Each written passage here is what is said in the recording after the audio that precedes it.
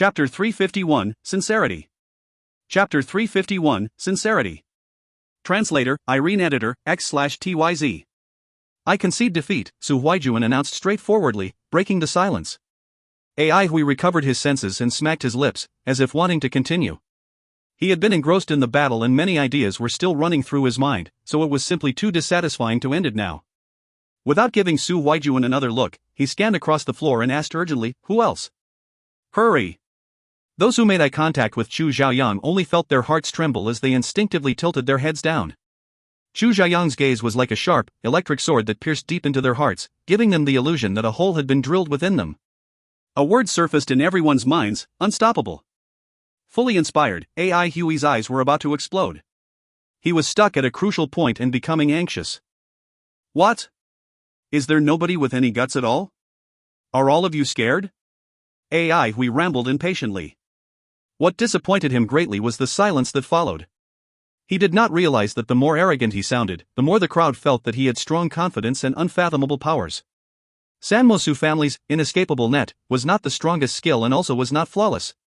There was a decisive opening if one was able to utilize the interval just before the net deployed. Shattering the inescapable net into pieces after it had deployed and trapped its target was unheard of. The spectators believed that they did not have such capabilities. Chu Xiaoyang's strange sword techniques really opened their eyes and even excited them. Could this be the real abilities of a swordsman? Su Huaijuan realized that she had been disregarded and felt displeased, but at the same time, she embraced her defeat. She was just about to ask what exactly Chu Xiaoyang meant by the number of tears when she heard his shady, malicious voice. "Since you guys are not coming to me, I'll come to you guys." Su Huaijuan's face froze. Chu Xiaoyang soared with his long sword. Like a tiger pouncing on a flock of sheep, he broke his way into the crowd with an evil grin. She was dumbstruck and flabbergasted. "Ow, stop hitting, teacher. Stop. You're unmatched. Respect." Xiao Shuren was in shock too. She had seen countless of matches, but none were as preposterous as the spectacle before her eyes. Just as the old woman beside Madame Yi was about to make a move, Madame Yi smiled and said, "You need not stop him." Ai Hui became angrier the more he fought. There had been contenders who retaliated initially, but none resisted now. They either slipped away or merely howled in grief upon getting attacked. The girls looked at him with teary eyes, as if offering themselves to him willingly. Was there any fellow who was not a troublemaker? With his body built like an iron tower, Gue who wrapped his head with his hands and crouched down on the ground like a squirrel. Looking at Chu Xiaoyang's death godlike appearance and sensing his murderous spirit through his piercing gaze, the people were scared witless.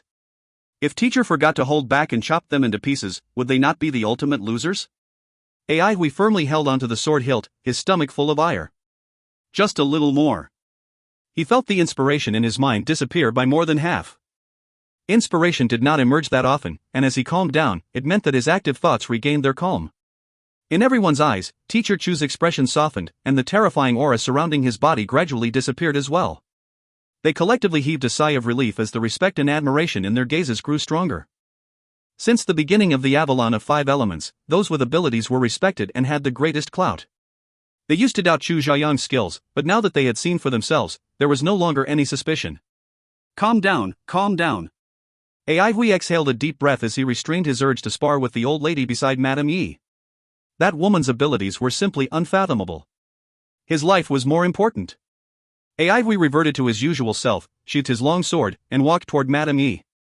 The old lady beside Madame Yi appeared vigilant. Chu Xiaoyang's earlier performance had already made him a threatening target in her eyes. Amid the old lady's cautious gaze, Ai Hui took large strides and stopped in front of the tea table that was beside her. He held the teapot to his mouth and gulped the tea straight down without a word. No one mocked his boorishness and poor etiquette. The noble sons and daughters sincerely stood on either side. Clap, clap, clap. Madame Yi applauded once again. Mr. Chu's performance was really amazing and an eye-opener. It is your good fortune to be able to learn from Teacher Chu. I hope you guys will put in the effort and not waste such a good opportunity. The youths called out in unison, "Yes, madam." Madame Yi nodded her head in satisfaction. "Teacher Chu, I'll leave them to you. Please give the housekeeper the names of those who try to goof off or resort to tricks." The students trembled in fear. They clearly knew that Madame's words were directed at them. Ai Hui bowed slightly. "All right, madam." The students were startled. Teacher's temper was not too good either. If he did give their names to the housekeeper, they would completely lose their qualifications. Madame Yi smiled sweet-temperedly. Thank you for your trouble, Teacher Chu. She then turned to face Xiao Shuren, stopped smiling, and said, it's peaceful, quiet, and also the safest place here. Feel free to move about within the compound, but please avoid leaving to prevent unnecessary misunderstandings. Xiao Shuren responded respectfully, I will never forget your kindness for providing me shelter. Please do not worry, madam. I will not take a step beyond this property. Madame Yi looked pleased. That's good. Do not worry, you will naturally regain your freedom when the storm passes. Just be patient. Xiao Shuren bowed. I understand. Thank you, madam. Madame Yi bade her goodbye and left with Xiao Bao. Ai Hui looked at Xiao Shuren. Xiao Shuren combed her fringe and remarked tartly, long time no see, Mr. Chu. Ai Hui looked at her and could not help but feel sorrowful. I did not expect to meet you here, madam. The ancient treasure became such a hot topic that Ai Hui had even heard about the Great Way Enterprise's pitiful state. How could one not sigh over the fact that Xiao Shuren, who recently had a retinue following her around, was now reduced to this solitary, prisoner-like state? Xiao Shuren could tell that Chu Xiaoyang sympathized with her and felt regretful. While she felt as though her heart was being pricked, she kept a straight face and bowed deeply. Please accept my bow as an apology for causing you trouble and offending you. Ai Hui did not dodge, accepting her apology instead. I accept it, so let's forget about past grievances. The road in front is going to be difficult. Please take good care of yourself, madam.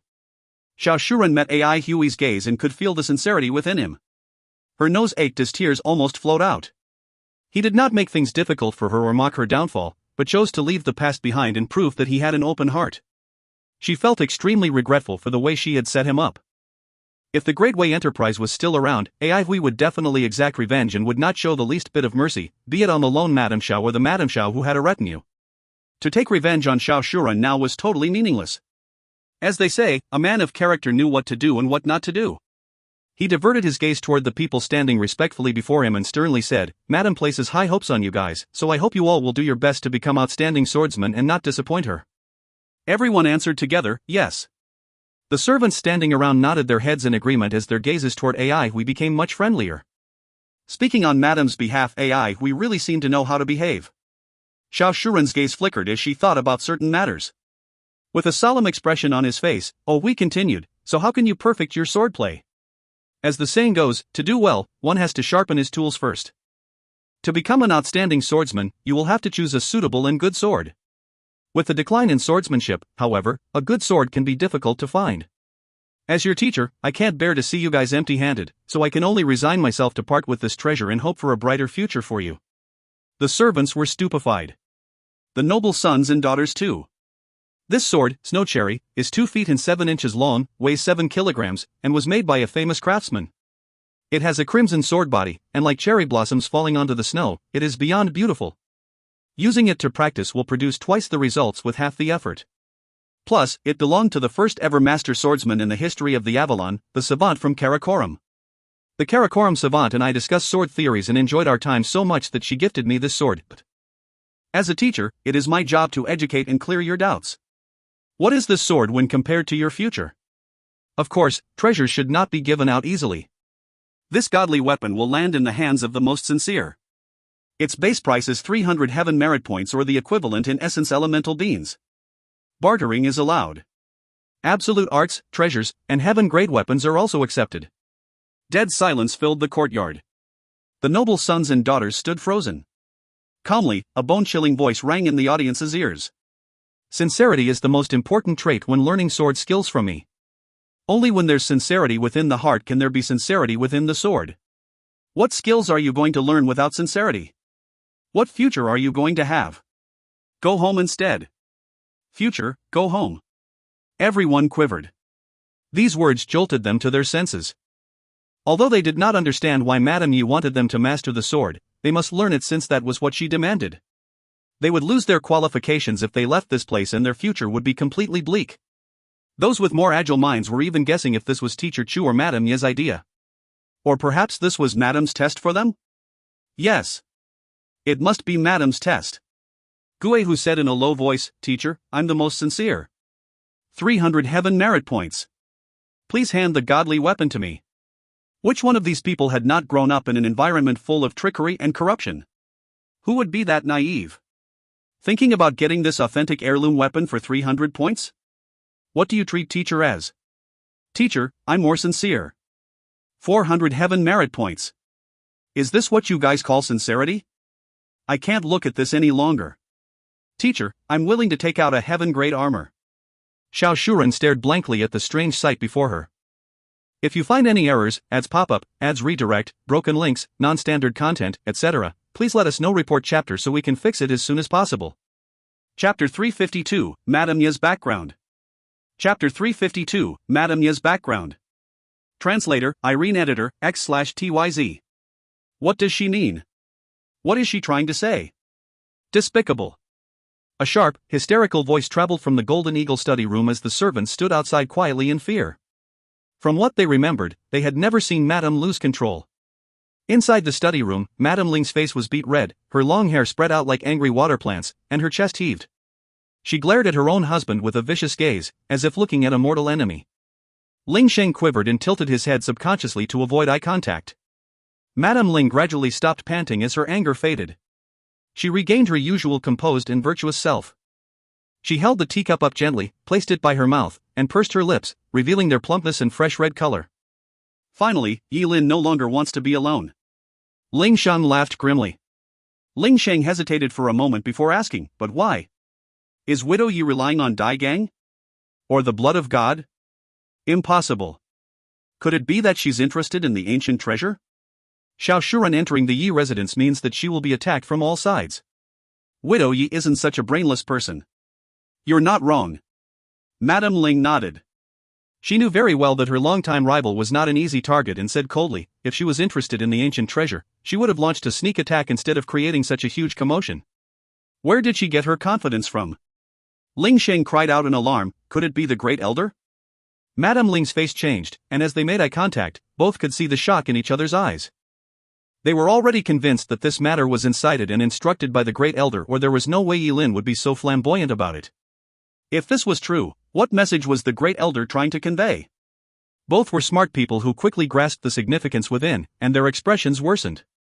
Grass Hall, 7th floor. Ai Hui diligently thumbed through note after note. While he was still unable to find the notebook the old man was talking about, he had gained a lot. In fear of missing something, he chose to flip through the books one by one. All kinds of strange notes and bizarre personal letters expanded his horizons, and he often read them with keen interest and pleasure. For example, he saw many kinds of travel notes written by seniors who had stayed many years in the wilderness to seek their fortunes. Some spent more than 10 years going to the deepest part of the wilderness and even found antique relics. These relics were very similar in composition to those from the Avalon of 5 Elements, so these seniors made a bold guess that the Avalon had its origins in this place. There were all sorts of similar speculations, which made Ai Hui feel that the seniors from the Assembly of Patriarchs were not as reliable in the past. Of course, these were just interesting topics to talk about. Ai Hui also saw some notes regarding fusion elemental energy. These notes recorded some initial thoughts on it as well as all sorts of conjectures. He could tell that fusion elemental energy definitely was not studied by one person, but by many researchers. Only through a significantly long period of analyzing had fusion elemental energy become what it was known as today. The more Ai Hui thought about it, the more apprehensive he became toward the Assembly of Patriarchs. They were not as simple as he had thought. The words on the notes he was holding started becoming blurry. Ai Hui knew that his fusion elemental energy was nearly exhausted. Although he wanted to continue reading, he had no choice but to exit the grass hall. The scene before him vanished in a puff of smoke, while the green and the tender patriarch grass sprouted up, full of vitality. Still not enough fusion elemental energy, Ai Hui thought as he shook his head and walked out of the room. The sun shone brightly outside. Ai Hui squinted his eyes and saw a group of people practicing hard in the training grounds. A few fellows with sharp eyes immediately adopted a more focused look during training upon seeing Teacher Chu's appearance. They had never seen a teacher like him. Teacher was strong, irritable, and wild, especially when he charged toward them during the match. If he was merely this, he would just be a weedy man. Such weedy people were all cannon fodder, fated to die by the hands of others. Yet, Teacher Chu absolutely was not a weedy person. He was completely despicable and treacherous, seeking and prioritizing nothing but personal profit. Among the students, even the stingiest fellow had already spent over 100 heaven merit points on Teacher Chu. Teacher Chu charged fees for all kinds of made-up things like sincerity. Just hearing this word made everyone ache. Ever since the collapse of the Avalon's currency, it had quickly been replaced by Essence elemental beans. Other than that, the deal allowing heaven merit points to be used instantly turned it into the highest-end currency, causing a rapid circulation. As the highest-end currency, its value was extremely high. Most of the students had never spent so many heaven merit points, so the ache they felt was beyond piercing. What angered them more was the fact that Teacher Chu was incomparably lazy. He often arranged a big bunch of training content and made them self-practice while he, himself, would go back to his room to sleep. He even encouraged them to snitch on anyone that goofed off. Such a contemptible and crafty trick was as disgusting as the fake smile on his face. Ai Hui was strolling leisurely along the sides of the training arena. He felt that the life he was leading now was really good. With only 2 days of effort, he had already received 1,400 heaven merit points, an amount that would cause many to be envious. Plus, he could be idle and did not need to watch them all day long. Such good days were simply too comfortable. These rich and hard-working students were the best. As he scanned across the training ground, his gaze finally landed on Xiaobao. Xiaobao surprised him the most. He had wisdom like that of a child, but was gifted and matchless in swordsmanship. He was naturally very sensitive to swords, and the level of his swordplay was already rather solid. Only after asking Xiaobao did Ai Hui find out that he had been taught by a lady. Despite Ai Hui's continuous questioning, Xiaobao was not able to share her name. Ai Hui guessed she was the Karakoram Sword League's chief. It seemed that chief was related to Madame Yi, so she probably visited frequently. It would not be a surprise, then, that she imparted skills to Xiaobao. Ai Hui spent the most effort guiding Xiaobao. Xiaobao had the heart of a young child and was kind and naive, traits that Ai Hui liked the most. Ai Hui glanced across the field and his gaze landed on the Fu family's oldest daughter. No, Fu was a false surname. Her real surname was Fu, note, written differently in Chinese, Fu Sisi. Fu Sisi was the complete opposite of Xiaobao when it came to talent. Her talent in swordplay was incomparably lacking. While she was exceptionally diligent, she improved the slowest among all students. Previously, Ai Hui was worried that Fu Sisi would be able to recognize him, but now, he realized that he had been worrying pointlessly, so he laid his worried heart to rest. He had heard some rumors about Fu Sisi these past 2 days. The Fu family's position was way above the aristocratic families that other students came from. No one could compare. She was always the most eye-catching person around and always attracted the most discussion. Sanmosu family, where Su Huijuan was from, was either declining daily or simply not as good it used to be. To her family, the opportunity to participate in the Master's Glory program was extremely precious. Madame Ye's capabilities shocked Ai Hui. Of course, he knew about the Master's Glory program. It was Elders Guild's most spirit-raising project. He had not expected Madame Yi to control an admission slot in Master's Glory. More than one it seemed. With the Fu family standing, receiving an entry slot was like hammering a nail into an iron panel, but their entry was for Fu Yonghao, Ai Hui's former student, not Fu Sisi. A marriage had been arranged for Fu Sisi, and it was rumored that she was unwilling, so the Master's Glory became her only chance to escape. Even those superior to the Fu family would not be able to overlook the existence of a master. In other words, a master's worth far exceeded the value that Fu Sisi's arranged marriage would bring. Such a pitiful girl. Ai Hui looked at her sympathetically before turning his head. Just then, there was a disturbance among the diligently training noble sons and daughters. Great Elder! It's the Great Elder! Suppressed cries could be heard since they were too excited. They had not expected to see the Great Elder in the Yi residence. It gave them full confidence in this training session. Ai Hui was stunned. He shifted his gaze and saw Madame Yi standing beside an old man with snow-white hair and a stern face. He was surrounded and well protected by guards. This was the Great Elder? The Great Elder of the Avalon of 5 Elements? Ai Hui had speculated a lot about Madame Yi's background, but being related to the Great Elder was simply beyond his imagination. Who had the most authority in the Avalon? The Great Elder. The Great Elder was no mere elder. He became a master at the age of 28 and was regarded as one of the candidates who had the highest chance of becoming a grandmaster. He then joined the Elders Guild and was the only elder who never assumed a commanding role. When he turned 40, he started wielding power and became the head of the Elders Guild. Ever since then, his position had never been threatened. Since all of his heart was placed on government affairs, he had yet to enter a higher realm. His senior, on the other hand, fulfilled his long-cherished wish by becoming a grandmaster during the Great Elder's second year of leading the guild. This senior was one of the strongest grandmasters around, and Muda. The great elder had the most power in all of the Avalon of 5 elements, period. Grandfather. Upon seeing the old man from afar, Xiaobao shouted cheerfully before dashing over. Ai Hui jolted. He finally understood why these youngsters would come over here to join in the training. It was not the great elder's first time in the Yi residence, so he was very familiar with this place. Feeling the bright and beautiful sunlight, he was in a good mood. He strolled along while saying in a warm voice, "It's been hard on you to ask you to step in personally." "Don't say that." Madame Yi responded respectfully yet amiably, "It's no trouble.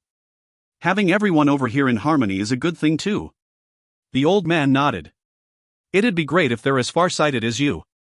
"Haha, I'm not dead yet, but they already can't wait to collude with Dai Gang. If it had been 5 years back." There was a murderous tone in his voice. Madame Yi quickly soothed the situation. "Why bother with people like them? Yeah, there's no way." Great elder sighed. "I'm old, the Avalon can no longer rise, and this is it. Don't count on them. They have no minds of their own. We will still have to rely on the young generation, so guide them and don't hold back." His gaze fell on the youngsters. "Grandfather." When he saw Xiaobao, who was covered in sweat, running over, his stern gaze immediately softened and turned friendly. Slow down, slow down. What are you running so fast for? If you find any errors, ads pop up, ads redirect, broken links, non-standard content, etc., please let us know. Report chapter so we can fix it as soon as possible. Chapter 353, The Yi Residence Origin. Chapter 353, The Yi Residence's Origin.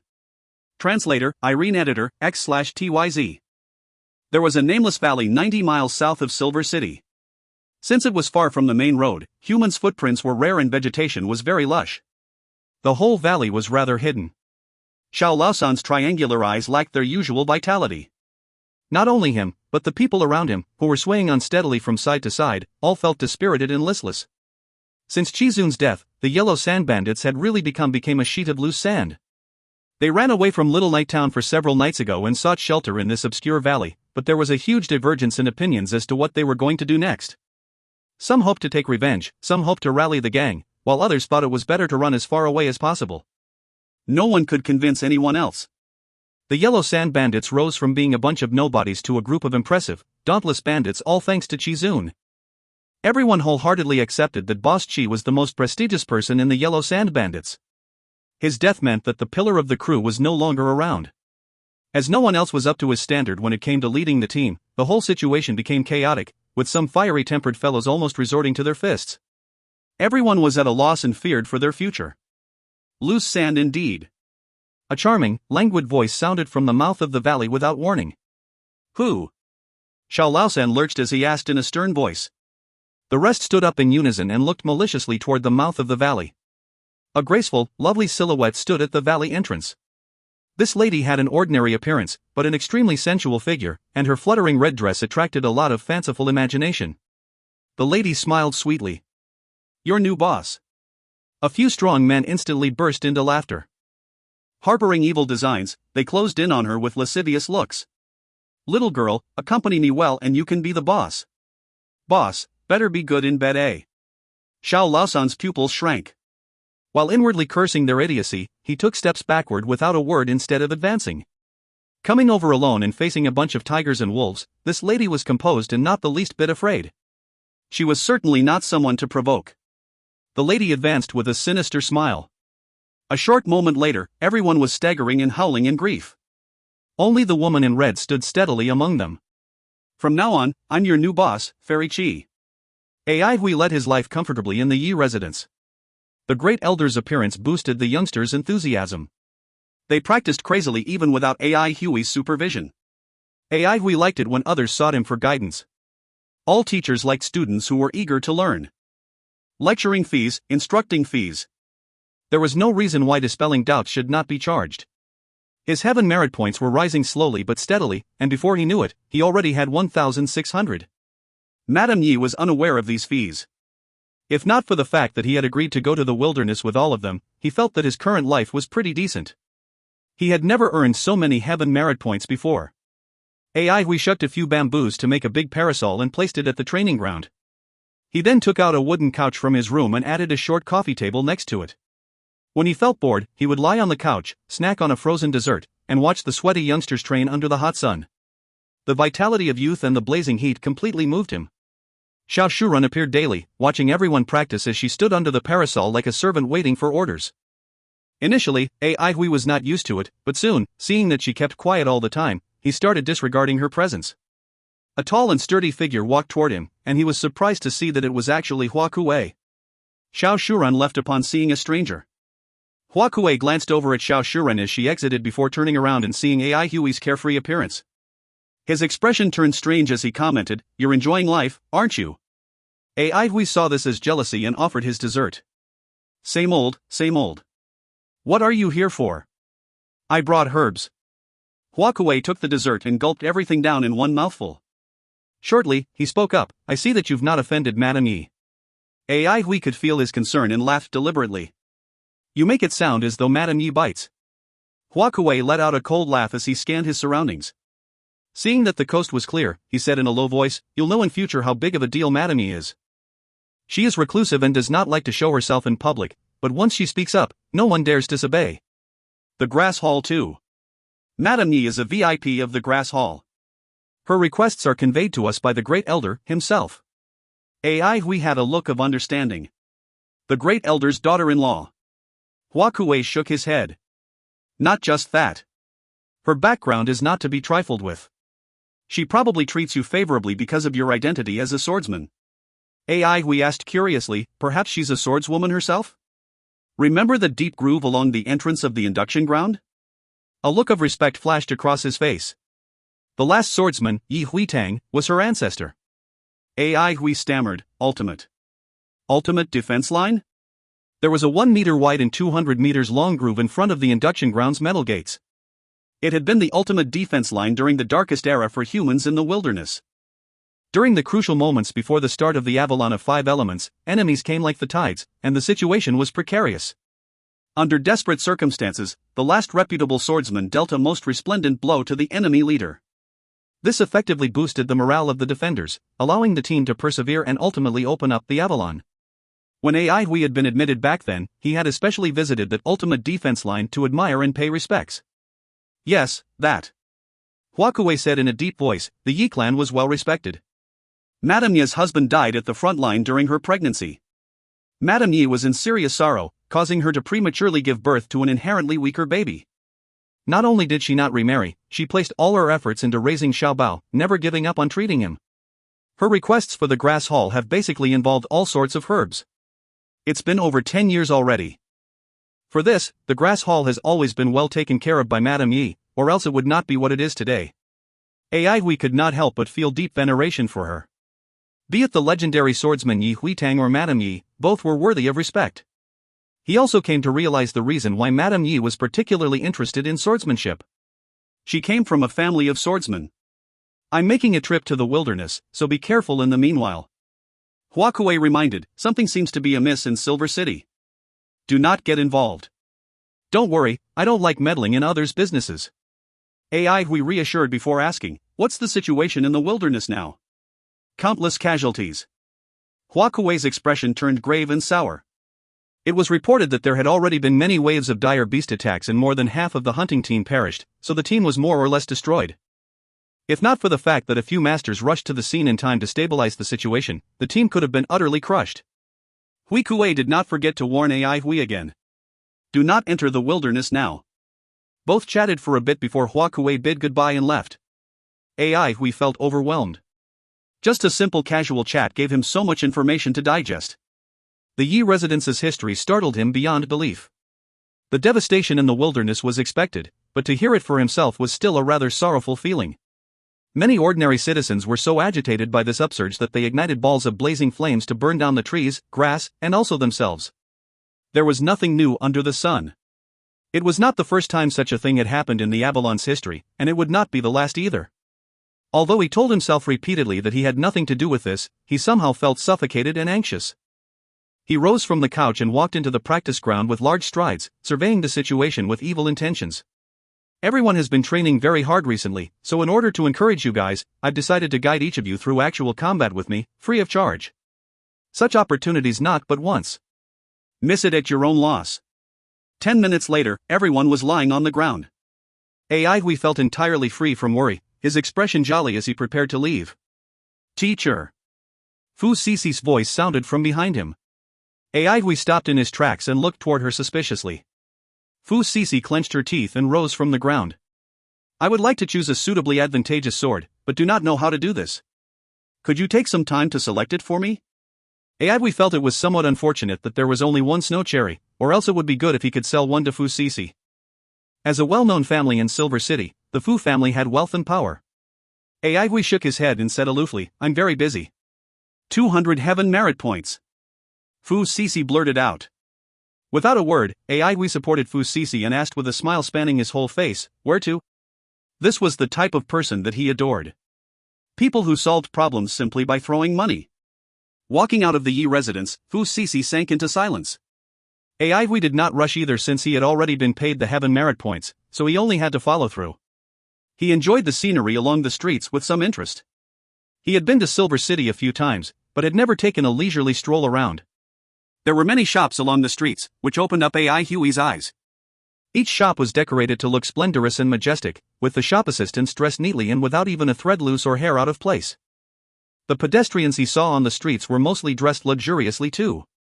Indeed, this was the biggest city in Silver Mist City. He followed Fu Sisi into a weapon shop. Due to the bedazzling jewels that covered the weapons on display, Aigui never would have thought that this exceptionally exquisite shop actually sold weapons. Every weapon was exhibited in a fine crystal display case. The perfectly adjusted lighting brought out and accentuated the brilliance and vibrant details of each weapon.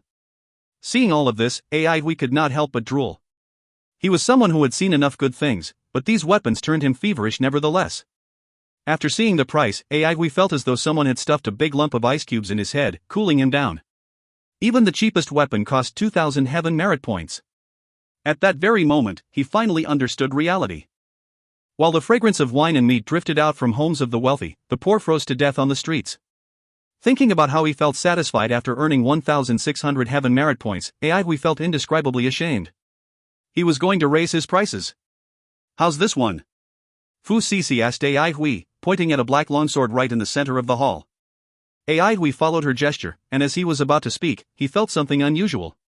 If you find any errors, ads pop up, ads redirect, broken links, non-standard content, etc., please let us know. Report chapter so we can fix it as soon as possible. Chapter 354, Life is a Performance. Chapter 354, Life is a Performance. Translator, Irene Editor, X/TYZ. Footsteps could be heard as a group of people entered the shop. Aigui was about to turn around when Fu Sisi continued asking, You haven't told me how this sword is? Since he had taken her money, he should do what he was supposed to. Instead of turning around, he inspected the black sword and commented a second later without hesitation, Decent sword. Could he be wrong? 2,500 heaven merit points. How could he be wrong? Aigui had initially thought that the silverfold plum in his hands was an extremely good sword, but in front of this black sword, it was not even comparable. It would already be pretty good if the silverfold plum could be sold for 1,500 heaven merit points, but in front of this valuable sword priced at 2,500 points, it still paled in comparison by quite a bit. You have such a good eye, the manager quickly praised. This was made by a weapon master, he tis, and is a heaven-grade weapon.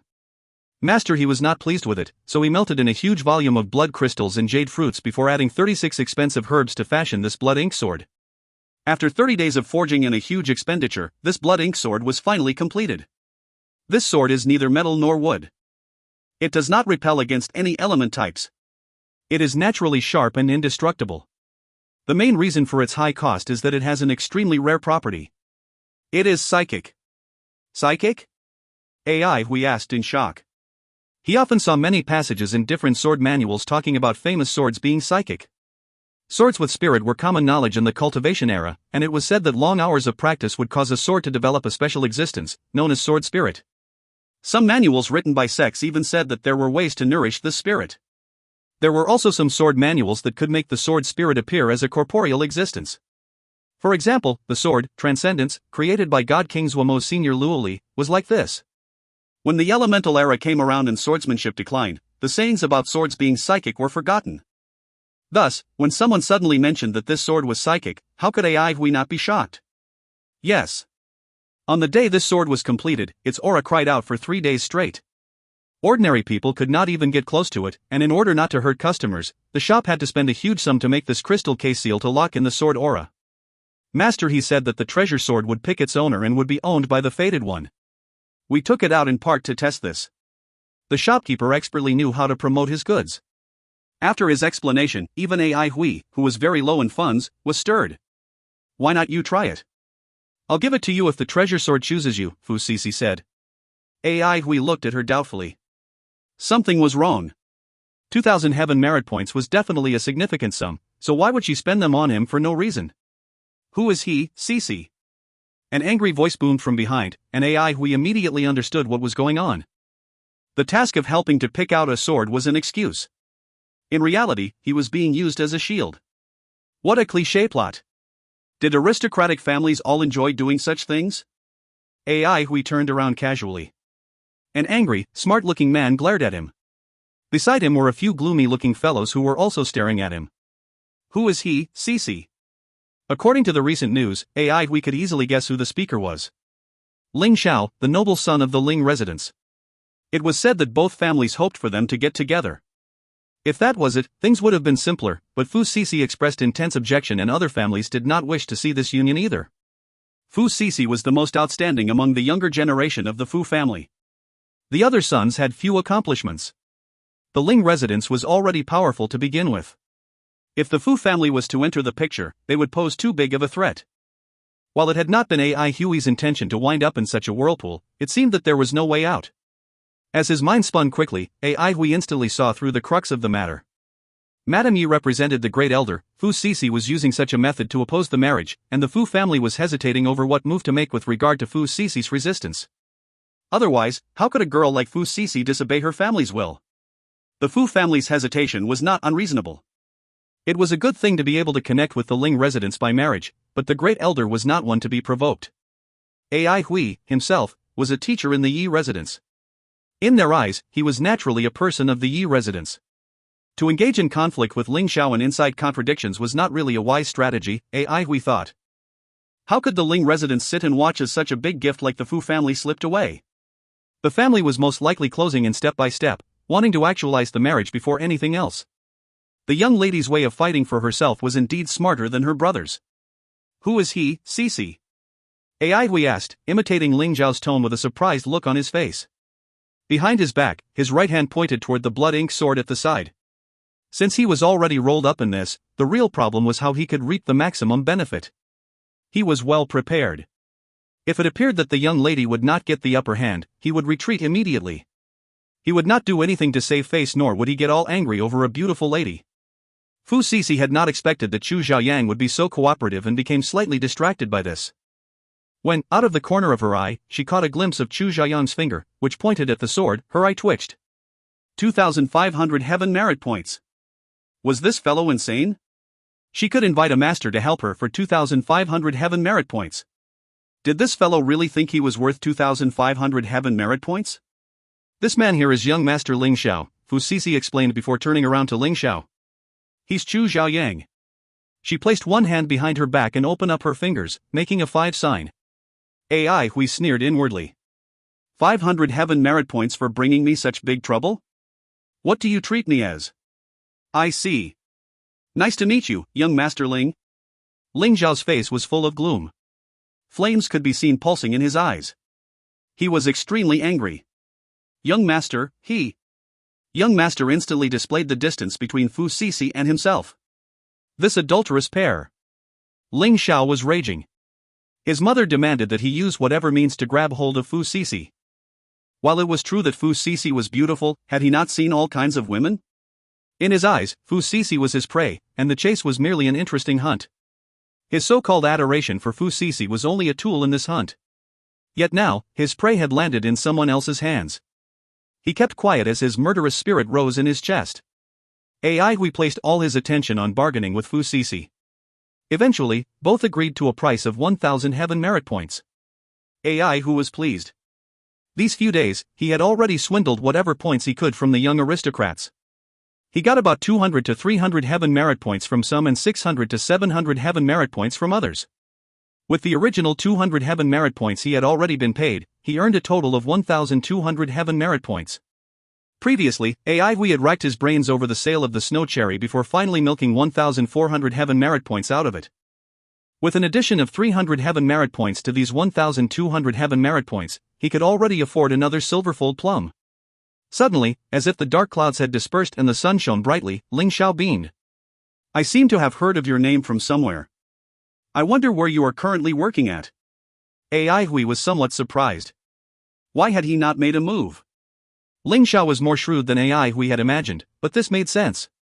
He could not be a simple person since he was able to force Fu Sisi into such a pitiful state. Life was a performance. Ever since AI Hui took on the identity of Chu Xiaoyang, his stature rose greatly day by day. Full of shame, AI Hui said, I have accomplished nothing.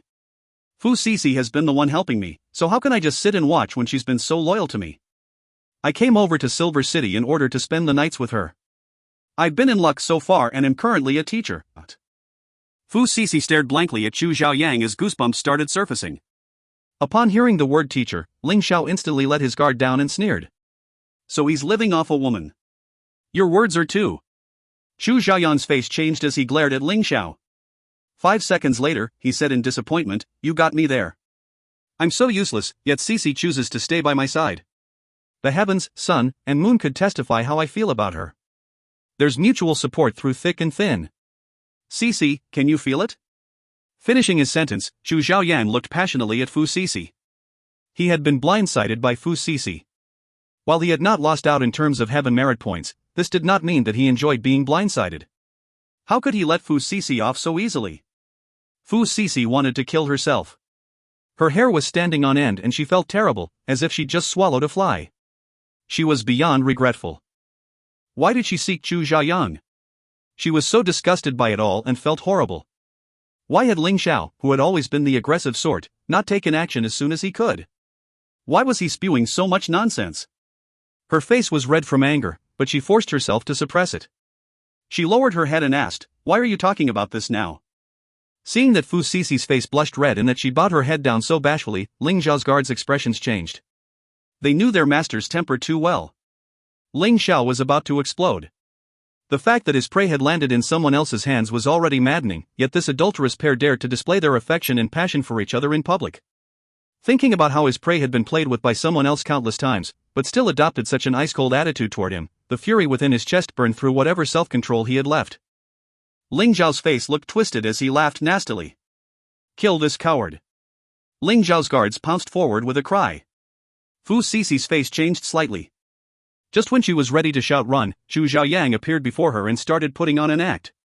He shouted passionately, run, Sisi. The guards surrounded and closed in on them. Run? None of you shall run. Ling Xiao was pleased with this cat and mouse game. Fu Sisi's face paled a little, but she forced herself to remain composed. She asked coldly, Ling Xiao, do you dare to attack me? Ling Xiao responded warmly, Sisi, don't worry, I'm not going to touch you. I'm still waiting to marry you. I won't kill your little boyfriend either. I will soak him in a salt jug and make sure he witnesses our marriage. Fu Sisi's expression worsened, fear evident in her eyes. You're utterly heartless and inhumane.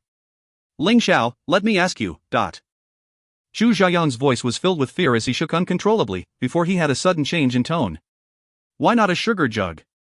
Everyone was stunned. Splendid and dazzling sword rays erupted swiftly.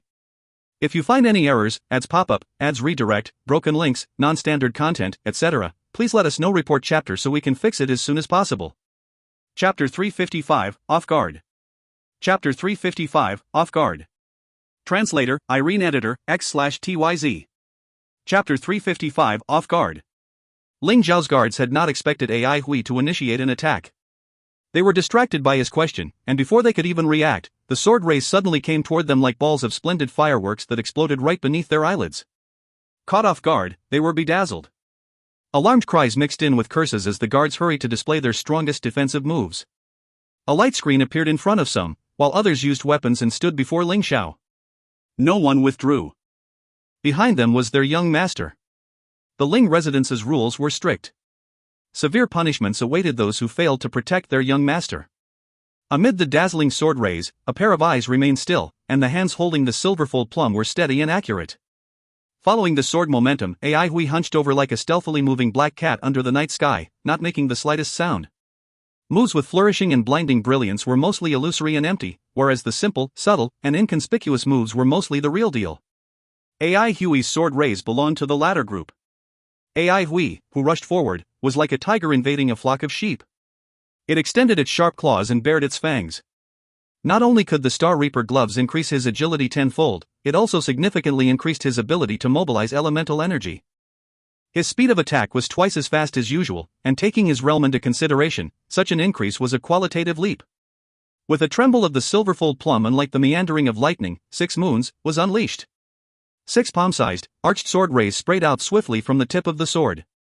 With a turn of his wrist, the sword hilt rotated. The silverfold plum rotated like a clock hand as the 6 arched sword rays seemed to be pulled in circles by an invisible thread. Ai Hui's new understanding of the Big Dipper. The guards felt a cooling sensation behind their necks as the sharp sword consciousness penetrated their skin, causing their bodies to turn rigid. There was a palm-sized sword ray sticking behind every guard's neck. Their faces were ashen as they stood motionless. The piercing sword consciousness made their hair stand on end. They had no doubt that with any slight movement on their part, the sword rays would slice and separate their necks from their heads. No one had clearly seen what just happened. Circumstances were reversed in the blink of an eye. Ling Xiao was dumbstruck and had not regained his senses. Fu Sisi, too, was still in a daze. Her mouth was slightly open, and she had on a look of disbelief.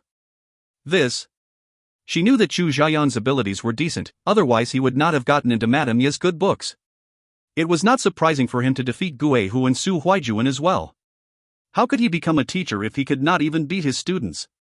Those without outstanding abilities would never have the right to teach in aristocratic families. Yet, she never would have thought that the conflict would come to an end this quickly. The guards by Ling Xiao's side were not nobodies. Since young, Ling Xiao had been arrogant and despotic, often causing trouble. Afraid for his safety, Madame Ling assigned guards to protect him. While they were not masters, they were extremely capable. Ling Xiao, who finally regained his senses, turned pale. The Chu Xiaoyang in front of him was like a completely different person. There was even a faint smile hanging by his lips, but there was no warmth in that smile. What gave him palpitations was the fact that Chu Xiaoyang emitted a dangerous aura. This was an extremely dangerous fellow. Composing himself, Ling Xiao spoke up, "Who exactly are you?" Chu Xiaoyang, Ai Hui answered with his usual expression. What Ling Xiao saw, however, was sarcasm and mockery. Being rather shrewd, he calmed down, saying, "Such good skills." Unlike a teacher. Ai Hui removed his sword and the arched rays behind the guard's necks dissipated into the air. He said with all smiles, "I teach swordsmanship in the Yi residence." Yi residence. Ling Xiao's pupils shrank and many things started to add up. He gave Fu Sisi a look before saying, "No wonder she's always going to the Yi residence. It's because of you. But even the Yi residence won't be able to defend you for starting a fight with me." Ai Hui was not mad. He replied without thinking, "Perhaps I will become a master swordsman someday?" Hey, you got to think about it. I must have something in me, or why would Sisi follow me around so loyally? Ling Zhao's facial expression turned slightly sour. What Chu Xiaoyang had just said hit him right where it counted. According to his understanding of Fu Sisi, she definitely would not fall for an incapable person. If Chu Xiaoyan really was gifted, things would be different. A young, talented, and loyal man marrying into the Fu family would give the weakening family a new lease on hope. Plus, he was a teacher in the Yi residence and had Madame Yi and the Great Elder's support. While Ling Xiao had always been proud of his own family, he had nothing to boast about in front of the Great Elder. Similarly, even a master would not count for anything in front of the Ling residence. The most important thing was to figure out if this was the Great Elder's intention. If so, he would have to re-evaluate everything. Otherwise, he would just have to get rid of Chu Xiaoyang and the problem would easily be solved. He had to find out who the Ling residence was really facing in order to take decisive action. Dragging this matter any longer might lead to more unpredictable changes. If that's the case, we have to fight fair. Ling Xiao smiled generously. My love for Fu Sisi is genuine, so how can I give up halfway? I believe she will make the right decision. Finishing his words with a smile on his face, he gave them a slight bow before leading his guards away. About 20 meters away from the shop, Ling Zhao's smile vanished as he ordered his guards coldly, "Go find out everything about Chu Xiaoyang." Yes. On the way back to the Yi residence, Ai Hui counted his heaven merit points joyfully. Goods delivered, bill settled. He had a huge sum of 2,600 heaven merit points on him in total. Putting things into perspective, the blueprint for an elemental energy pool cost 1,000 heaven merit points, and AI Hui could now afford that blood ink sword. But AI Hui could not bear to do so. He was going to the wilderness soon, and there were many other things which required heaven merit points. Relishing his riches, AI Hui's footsteps were significantly lighter. Fu Cece, who was walking beside him, held her head down silently as she was deep in thought. As the Yi residence's gates came into sight, Fu Cece asked suddenly, "Are you interested in becoming the Fu family's son-in-law?" AI Hui was stunned. He turned around and looked at her as if he was looking at a fool. "Do you think I'm stupid?" Fu Cece continued, 10,000 heaven merit points. AI Hui looked at her in disdain. "Who are you trying to scare? I can't even sell you for 10,000 heaven merit points." Fu Cece responded calmly, "Although the Fu family is not as capable as the Ling residence, it is still not an ordinary family without any foundation. If not heaven merit points, there will always be treasures suitable for you. If you don't like me, you can still seek outside pleasures after marriage. All I need is a status." Chu Xiaoyang's earlier display had shocked her. She realized that everyone had been underestimating his abilities. The Fu family lacked a pillar of support right now. And she saw huge potential in Chu Xiaoyang. Chu Xiaoyang had innate sword skills that exceeded her imagination. Coupled with the Fu family's financial resources, he could become a master within a short period of time. Most importantly, she could use this reason to convince her family. This ends now. It's been purely business between us. I have no interest in a flat-figure girl like you. Plus, am I so free as to provoke the Ling residents? Are you taking advantage of the fact that I'm new to Silver City? I've already helped you once for the sake of heaven merit points. We will announce our breakup when we get back. I do not want to be assassinated in the middle of the night." He felt pleased that his words had Fu Cece speechless. He shot a glance back out of the corner of his eyes. He'd long noticed that there were people following them from afar. AI Hui inhaled deeply before putting a grieved look on his face. He pointed at Fu Cece with a trembling hand and turned his pitch up a notch, saying, "Marry into your family? I've said it before. Do not mention such things to me. I, Chu Xiaoyang, am a capable man. How can I marry into your family? Blame it on my ignorance for misjudging you. From today onward, let us not cross paths. All ties shall be broken. Go on your way, while I go on mine." Fu Cece fell into a daze, but reacted shortly after. She looked at him with a bitter smile. He noticed those following them had become restless, excited, and evidently relieved. He could tell that Ling Xiao was absolutely not going to let the matter rest. The Ling residence was practically a tyrant in this city. Offending them meant the end of peaceful nights. Money-making was important, but he had no plans to get into trouble over it. He had limited time. Other than practicing, he had been searching for that notebook in the grass hall, so where would he find the time to play house with these young aristocrats? His acting had improved though. AI Hui winked at Fu Cece, glad that he had gained the upper hand once again. This woman was very scheming, and he had almost been made a fool. If he had not put an end to this affair, he would most definitely be expecting a visit from an assassin tonight.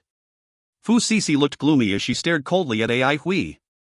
Just then, a gentle voice sounded from close by, "You guys." At a cross street not far away, a person could be seen on her way back to the residence. Madame Ni looked at the both of them with suspicion.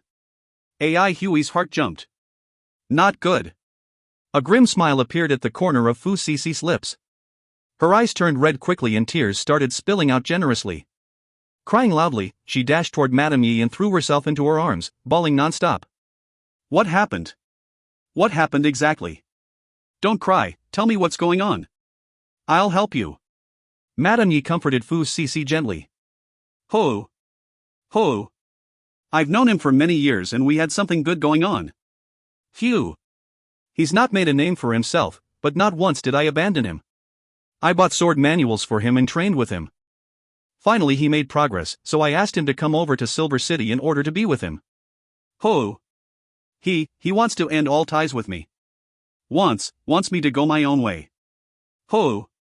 A murderous glint flashed across her face as she threw piercing glances at AI Hui. AI Hui was speechless this time. His body stiffened up like a statue. If you find any errors, ads pop-up, ads redirect, broken links, non-standard content, etc., please let us know. Report chapter so we can fix it as soon as possible. Chapter 356, Gift Him a Blow. Chapter 356, Gift Him a Blow. Translator, Irene Editor, X/TYZ. The atmosphere was grave and suffocating. There was a very stern expression on everybody's faces.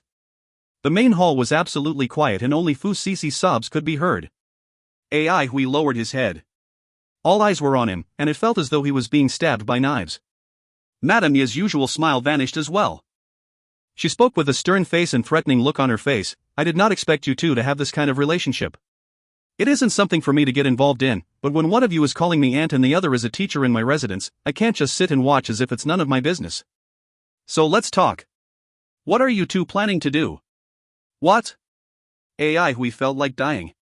If he'd known that this 1,200 heaven merit points was going to be so troublesome, he absolutely wouldn't have accepted it.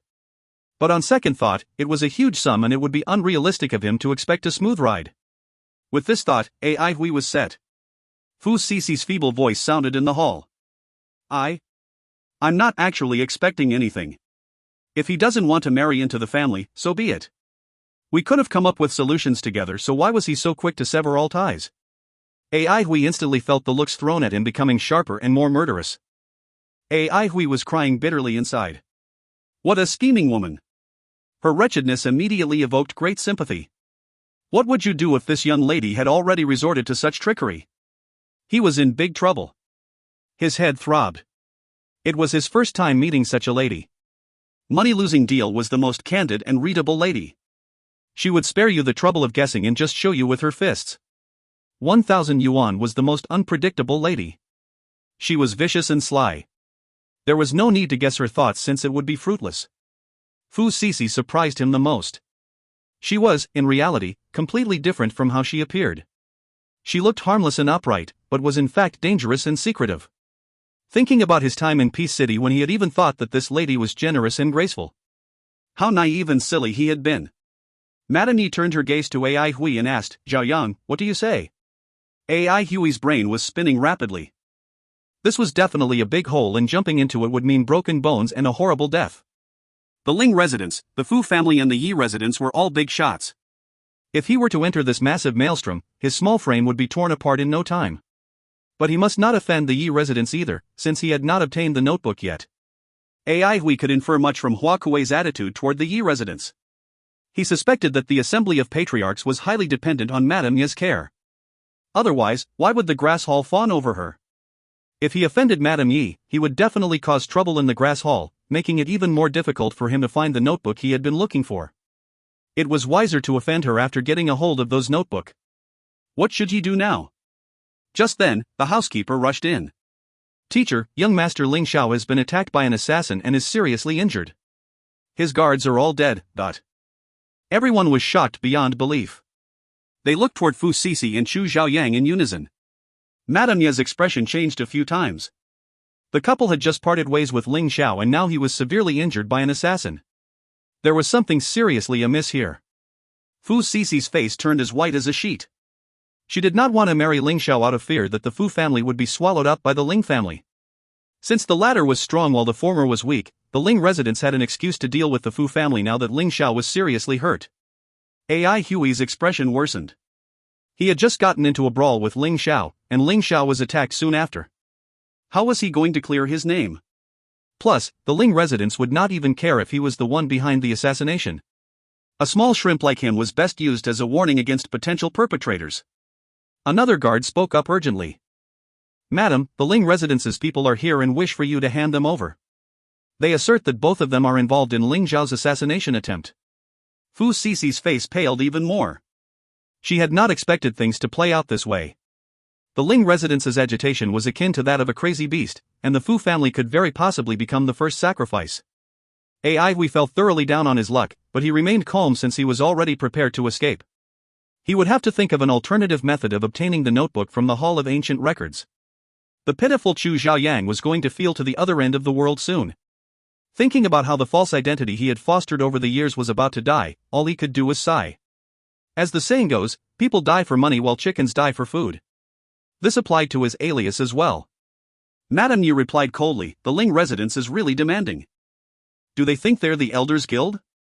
Or do they see me as a widow who can be trampled on? Tell their people to get an order from the Elders Guild before coming over. Ai Hui gave Madame Yi an astonished look. She was usually soft and gentle, but right now, she sounded extremely domineering. It all made sense now since he was a teacher in the Yi residence. In front of the Ling residence, the Yi residence would definitely not appear weak.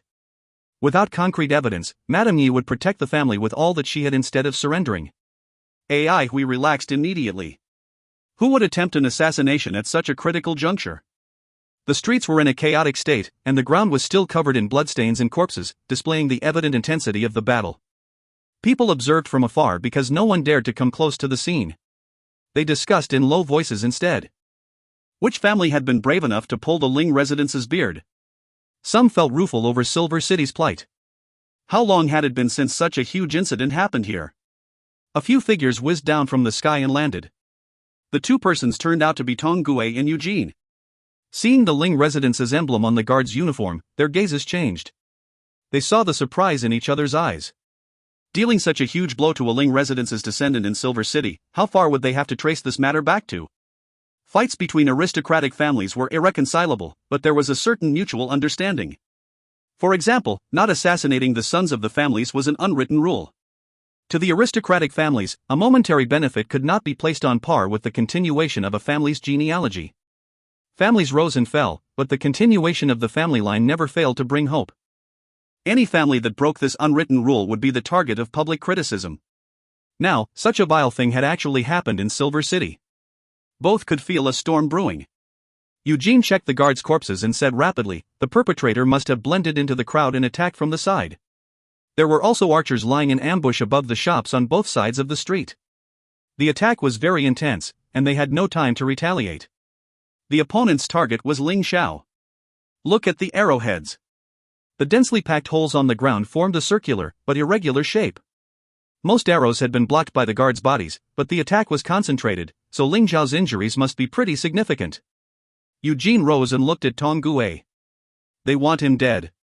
Tong Gue muttered to himself, who would want his life? Eugene gave no answer, but continued, the perpetrator is very experienced. The arrows he used are ordinary and without any symbols, but... Just then, a subordinate came forward to give his report. Sir, after checking with those nearby, they mentioned that there were numerous perpetrators. Upon completing their task, they escaped through the underground canal. Tong Gue immediately ordered, form a group to check on each and every exit of the underground canal. Take suspicious characters down. Send another group to search within the canal. Yes. The subordinate flew off immediately. Eugene gave Tong Gue a look. Only local families would be familiar with such a canal. Immediately upon completing his sentence, a bunch of aggressive fellows, led by Ling Shang, dashed over. Without even looking at the both of them, Ling Shang walked toward the corpses with an ashen face and started examining them. Shortly after, he stood up and looked at them coldly. If I recall correctly, the Sky Edge Division has recently been in charge of Silver City's defense. The Sky Edge Division has evidently been neglecting its duty for such a nasty thing to happen here. The division must take responsibility. You guys wait. Tong Gue responded lazily, as you wish. Ling Shang was furious. His eyes spat fire, but he said nothing and led his team away instead. Seeing Ling Shang's disappearing figure, both also started to realize the severity of this matter.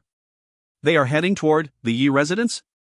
It's been rumored that a swordsmanship instructor got involved with Fu Sisi and both had just been in conflict with Ling Xiao before he was attacked.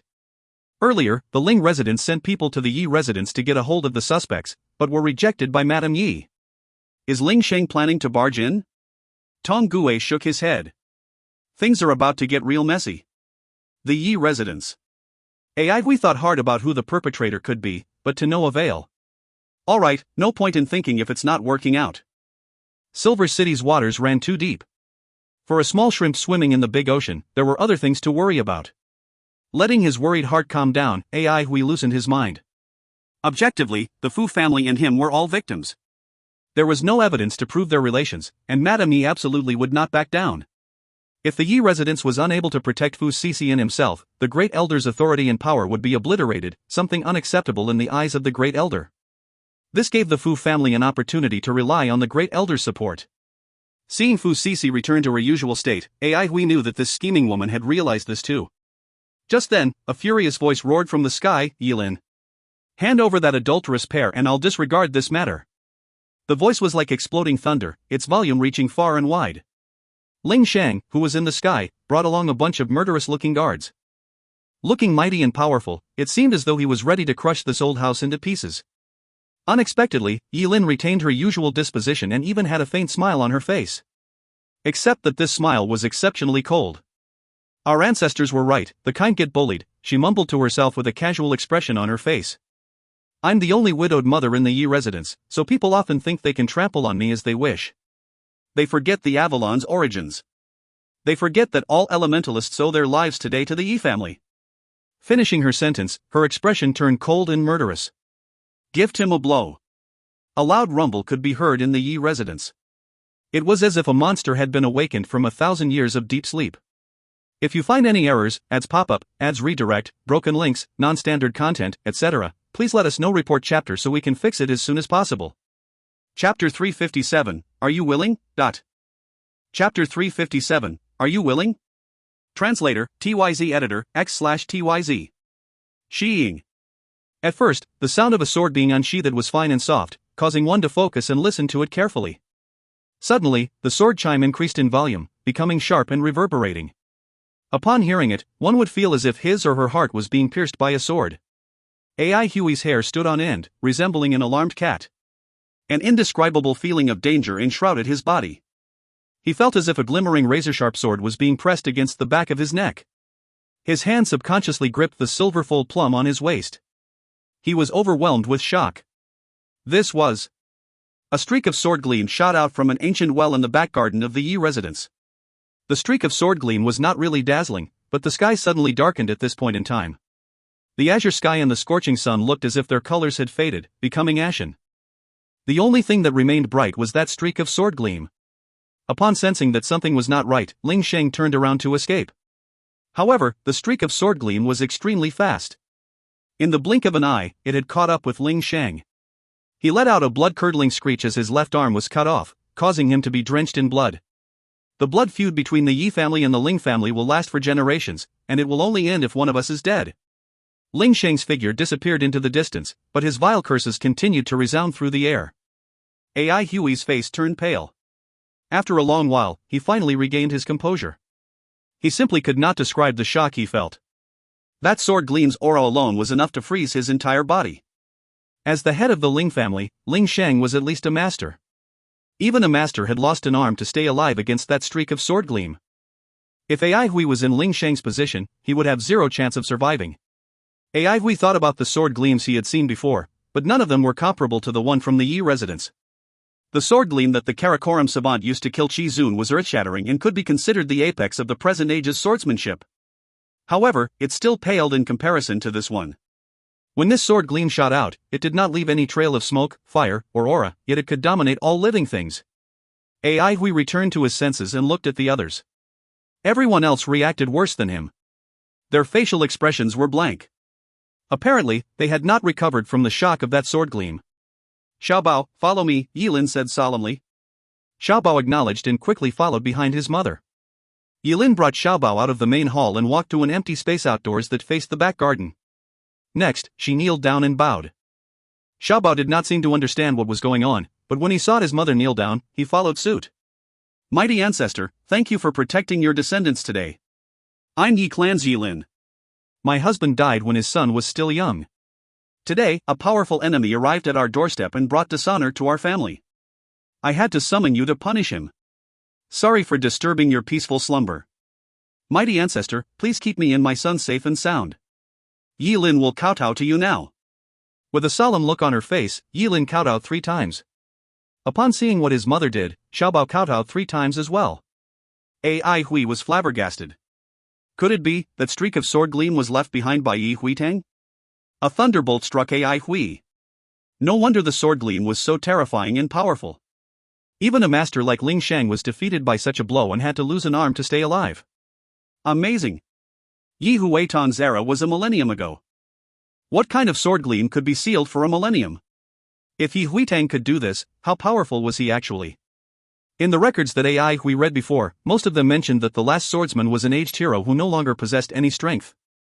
Having no options left, he had to use the last bit of his vitality to unleash the ultimate sword move. However, it was at this moment that AI Hui realized that what was written in those records might be inaccurate. The depths of Yi Huitong's strength were more unfathomable than he expected. Suddenly, Ai Hui returned to his senses. No, it was he who had misinterpreted those records.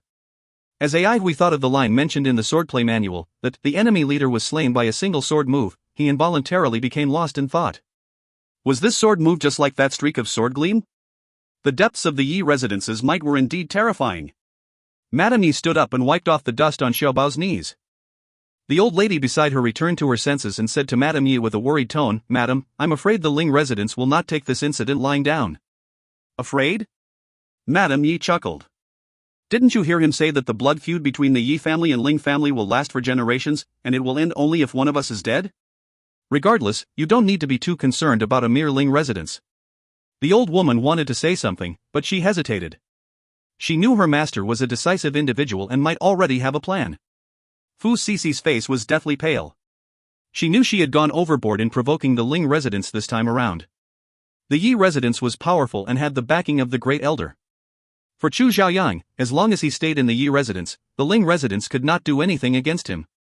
Therefore, the enraged Ling residence would go after the Fu family first. At its peak, the Fu family could not contend with the Ling residence, let alone a Fu family that was now on the decline. Trembling in fear, she kneeled down and begged Madame Yi, "Madam, please save the Fu family." Madame Yi sighed deeply without saying anything. Ai Hui could see that Fu Sisi was truly scared now. Her entire body shivered in fear, looking like quail that was crouching on the ground. When Ai Hui saw the scene, he could not help but feel sad for her. Fu Sisi had always been a shrewd and confident individual. Since when had he seen her in such a panicked and fearful state? The fighting and plotting between aristocratic families were indeed dangerous. Even though Ai Hui felt sad for Fu Sisi, he still had no intention of speaking up for her. Right now, he was having a headache over how to break free from this maelstrom.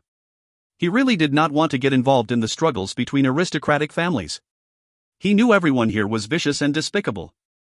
For the sake of their families, they would not even mind getting married to a stranger. This must be the price of enjoying the benefits of being in an aristocratic family. Suddenly, Ai Hui thought of Shi Shueman. Shi Shueman did not seem to have these characteristics. Oh? How did Iron Lady survive all these years?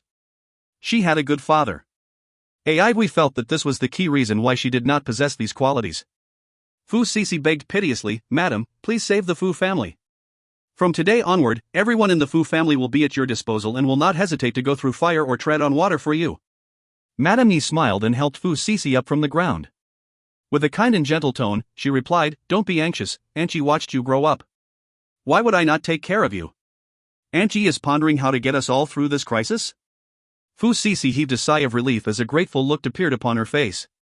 "Thank you, Aunt Yi." From Ai Hui's perspective, Madame Yi was not pondering at all. Obviously, she was waiting for Fu Sisi to state where her family's loyalty lay. It appeared that Madame Yi was trying to absorb the Fu family. Fu Sisi was an intelligent girl and knew what Madame Yi was trying to do. There were no other options for the Fu family except to hug the Yi residence's legs. At this point of time, which family dared to provoke the Ling residence by protecting the Fu family? In the end, whether it was the Yi residence or the Fu family, it had nothing to do with me. Ai Hui thought to himself. Just as Fu Sisi began to feel nervous, Madame Yi continued, "It has been a while since I last visited your residence.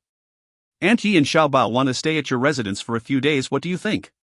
"Thank you, Aunt Yi. The entire Fu family will put up grand preparations for your arrival." Fu Sisi replied with great respect. Madame Yi turned around and said to Ai Hui, "Teacher Chu, you will follow us as well." "Me?" Ai Hui was stunned. Madame Yi smiled to Fu Sisi. "You see how happy he is. I think he still cares about you. We will discuss your issue when we are at your residence." Fu Sisi lowered her head, looking extremely shy. "I will let Madame make all the decisions." Ai Hui was startled. This girl's acting skills were terrifying. However, he currently had no time to care about Fu Sisi's acting skills and was racking his brain to find a method to reject Madame Yi. If he was to go to the Fu family, would he not become a lamb in a tiger's den? How would he find a wife in the future?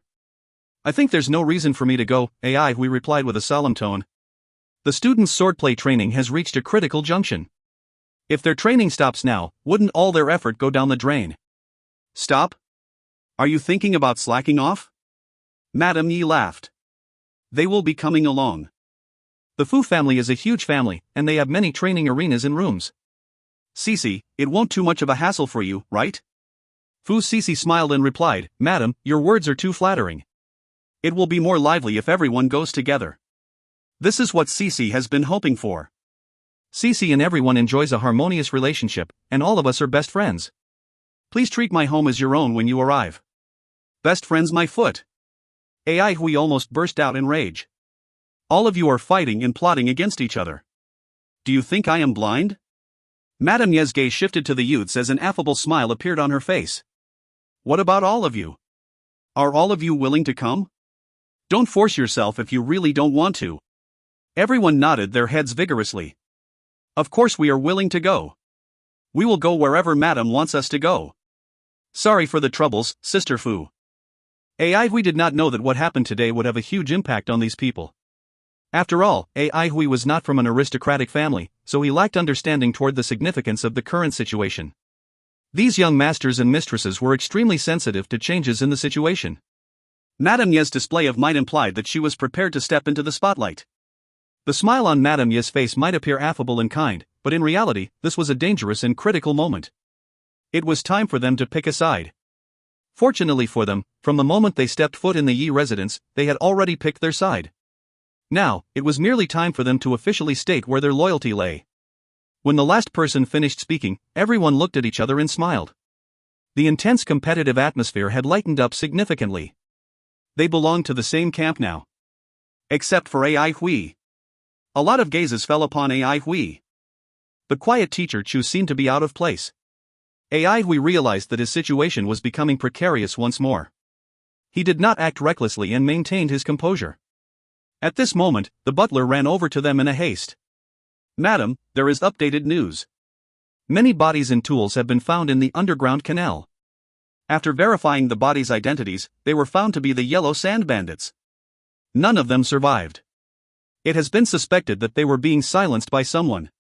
You reap what you sow, who can they blame? Madame Yi replied leisurely. Xia Shuren will be very happy when she hears this news. The old woman smiled. When she saw the puzzled look on Madame Yi's face, she quickly explained, the entire Great Way Enterprise was massacred by the Yellow Sand Bandits. I see. Madame Yi nodded her head.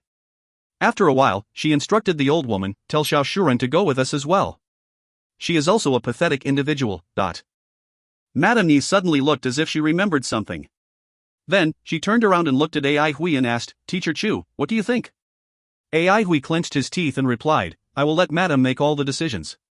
If you find any errors, ads pop-up, ads redirect, broken links, non-standard content, etc., please let us know. Report chapter so we can fix it as soon as possible. Chapter 358, Pear Blossom Pavilion.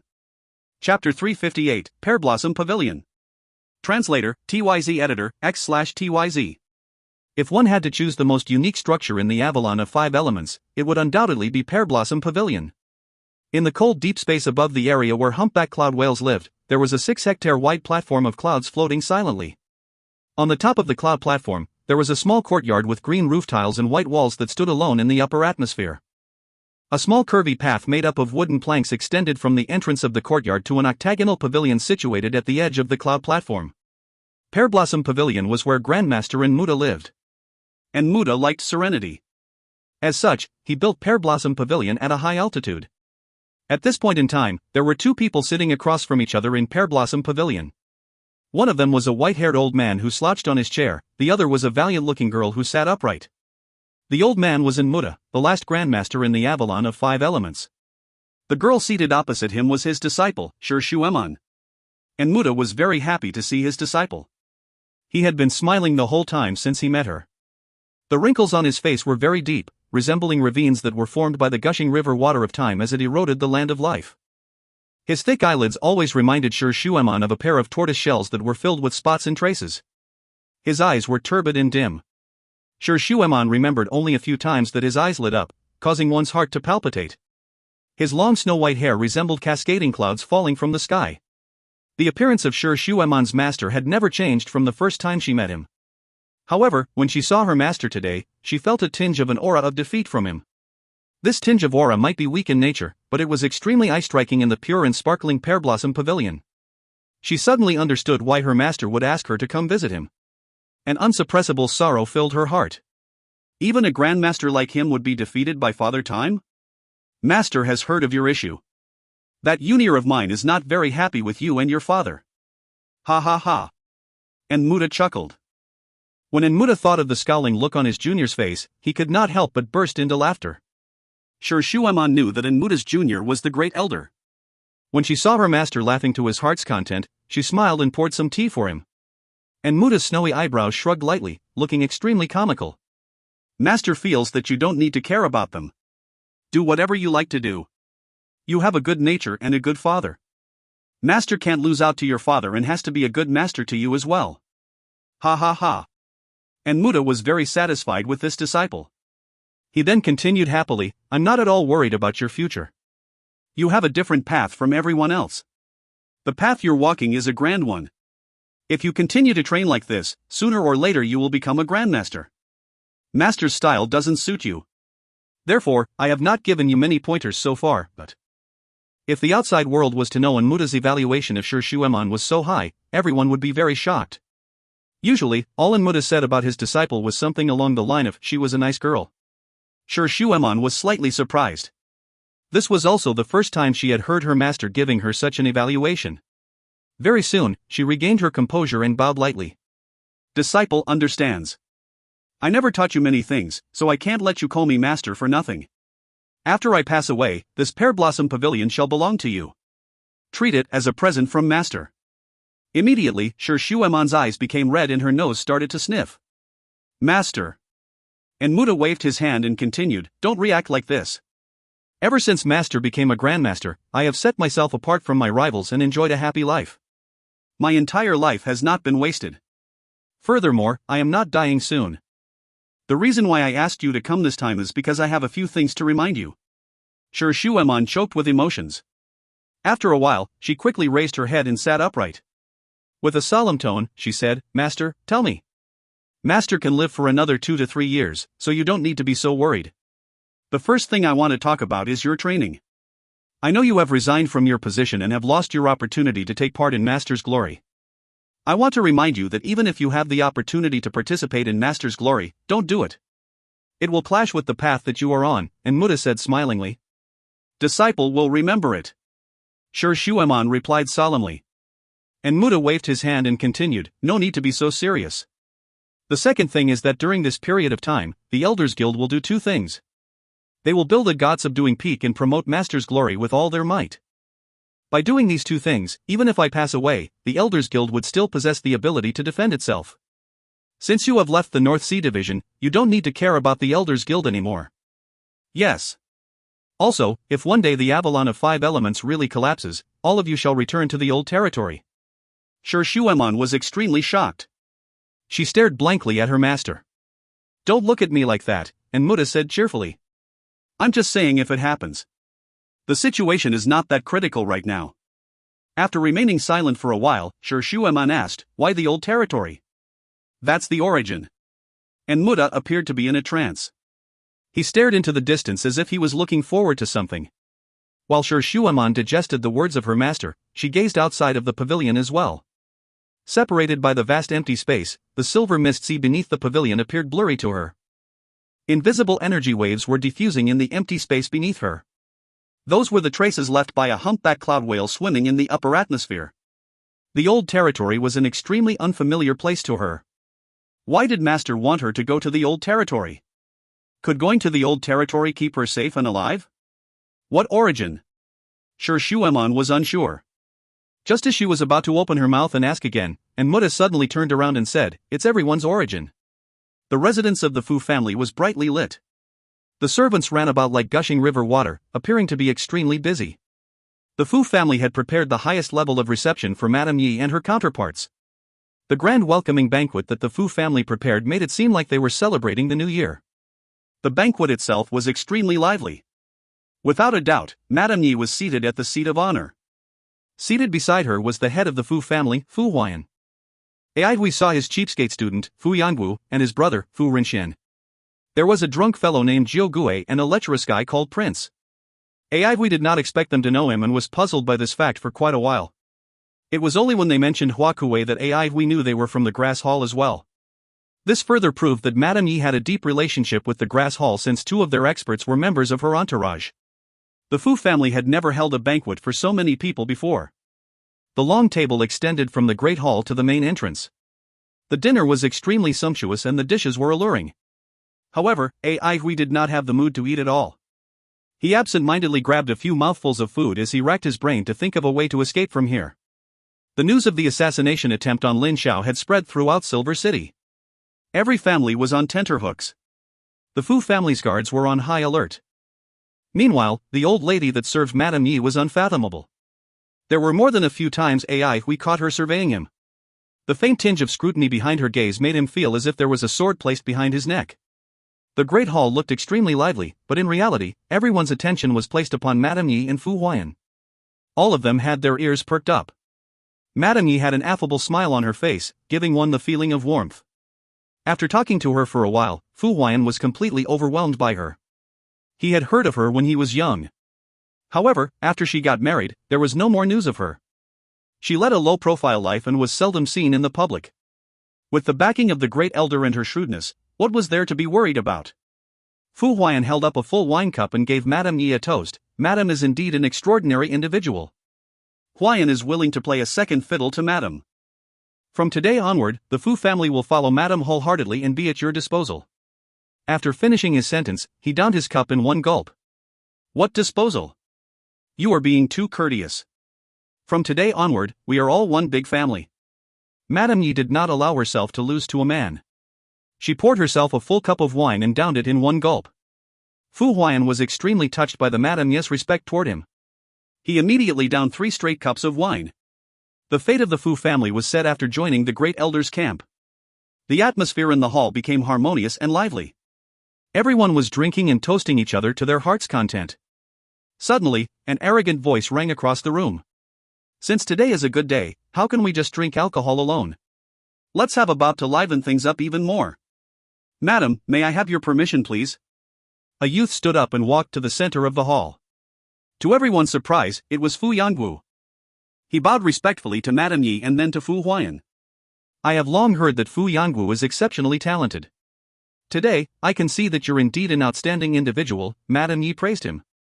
Fu Huaiyan was greatly consoled upon hearing Madame Yi's praises for his son. Madame Yi held up her wine cup and continued loudly, Yangwu was right. First, there was the blood catastrophe. Then, there was the mutiny of the jadeite forest. The Avalon of 5 elements has never been in such a perilous situation for the past millennia.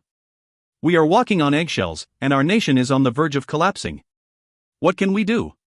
Only by being brave, only by taking up arms, and only by having a positive attitude can we save ourselves from this crisis and have a clear conscience. Cheers! She raised her head and downed her drink in one gulp. Everyone was fired up as their emotions went out of control. All of them stood up and yelled together, cheers, dot. Even Ai Hui felt a sense of respect toward Madame Yi. He silently praised Madame Yi in his heart. She was able to boost everyone's morale with just words alone, bringing a brand new attitude to them. Upon seeing the reverence and zealotry in the surrounding people's eyes, Ai Hui simultaneously developed a sense of admiration and vigilance regarding Madame Yi. The atmosphere was extremely lively. Everyone's gaze was directed at Madame Yi at the same time. With a smile on her face, Madame Yi continued with an attractive tone, of course, the Avalon of 5 elements cannot just depend on the old fellows like us. It needs the younger generation as well. All of you are the pillars, the future, and the hope of the Avalon of 5 elements. Since you want to liven things up, there has to be rewards. For the previous competition, I took out the Star Reaper. This time around, the reward is an elemental elixir. The entire hall burst into an uproar. Ai Hui's face froze. He was shocked by Madame Yi's generosity. Elemental elixir. It's an elemental elixir. A so-called elemental elixir was an elixir that was made from the essence of a high-grade dire beast. After refining and processing it, the elemental energy within the elemental elixir could be directly absorbed by an elementalist. This was also the only use for elemental elixirs. The old lady walked into the hall holding a plate in her hand. On the plate, there were 5 elemental elixirs that were of completely different colors and gave off 5 different lusters. The noisy hall became quiet in an instant. Everyone's face was filled with incredulity. Metal, wood, water, fire, and earth. 5 types of elemental elixirs. The ultimate victor can choose one of these 5 elemental elixirs. Madame Ya's words were like adding fuel to flames, causing the hall to burst into an uproar again. Everyone's gaze was filled with frenzy. Should he do it?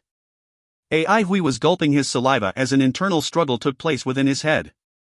I challenged Chu Xiaoyang. Ai Hui was stunned and raised his head subconsciously. With an arrogant look on his face, his cheapskate disciple was pointing his sword at him. Ai Hui was instantly overjoyed. If you find any errors, ads pop-up, ads redirect, broken links, non-standard content, etc., please let us know. Report chapter so we can fix it as soon as possible. Chapter 359, A Renowned Master, A Brilliant Disciple. Chapter 359, A Renowned Master, A Brilliant Disciple. Translator, TYZ Editor, X/TYZ. The atmosphere in the Ling residence was extremely depressing. Everyone felt tense. Madame Ling stroked Ling Shang's face lightly as her tears continuously flowed down her cheeks. Earlier today, there was an assassination attempt on her son, causing him to be severely injured and falling into a coma from which he had yet to wake. Subsequently, on the same day, her husband's right arm was chopped off, similarly rendering him in a comatose state. Her world collapsed just like this. She heard footsteps behind her. The butler stood at the doorstep with a worried look on his face. He was about to say something, but then hesitated. Spit it out, what more bad news do you have for me? Madame Ling regained her composure.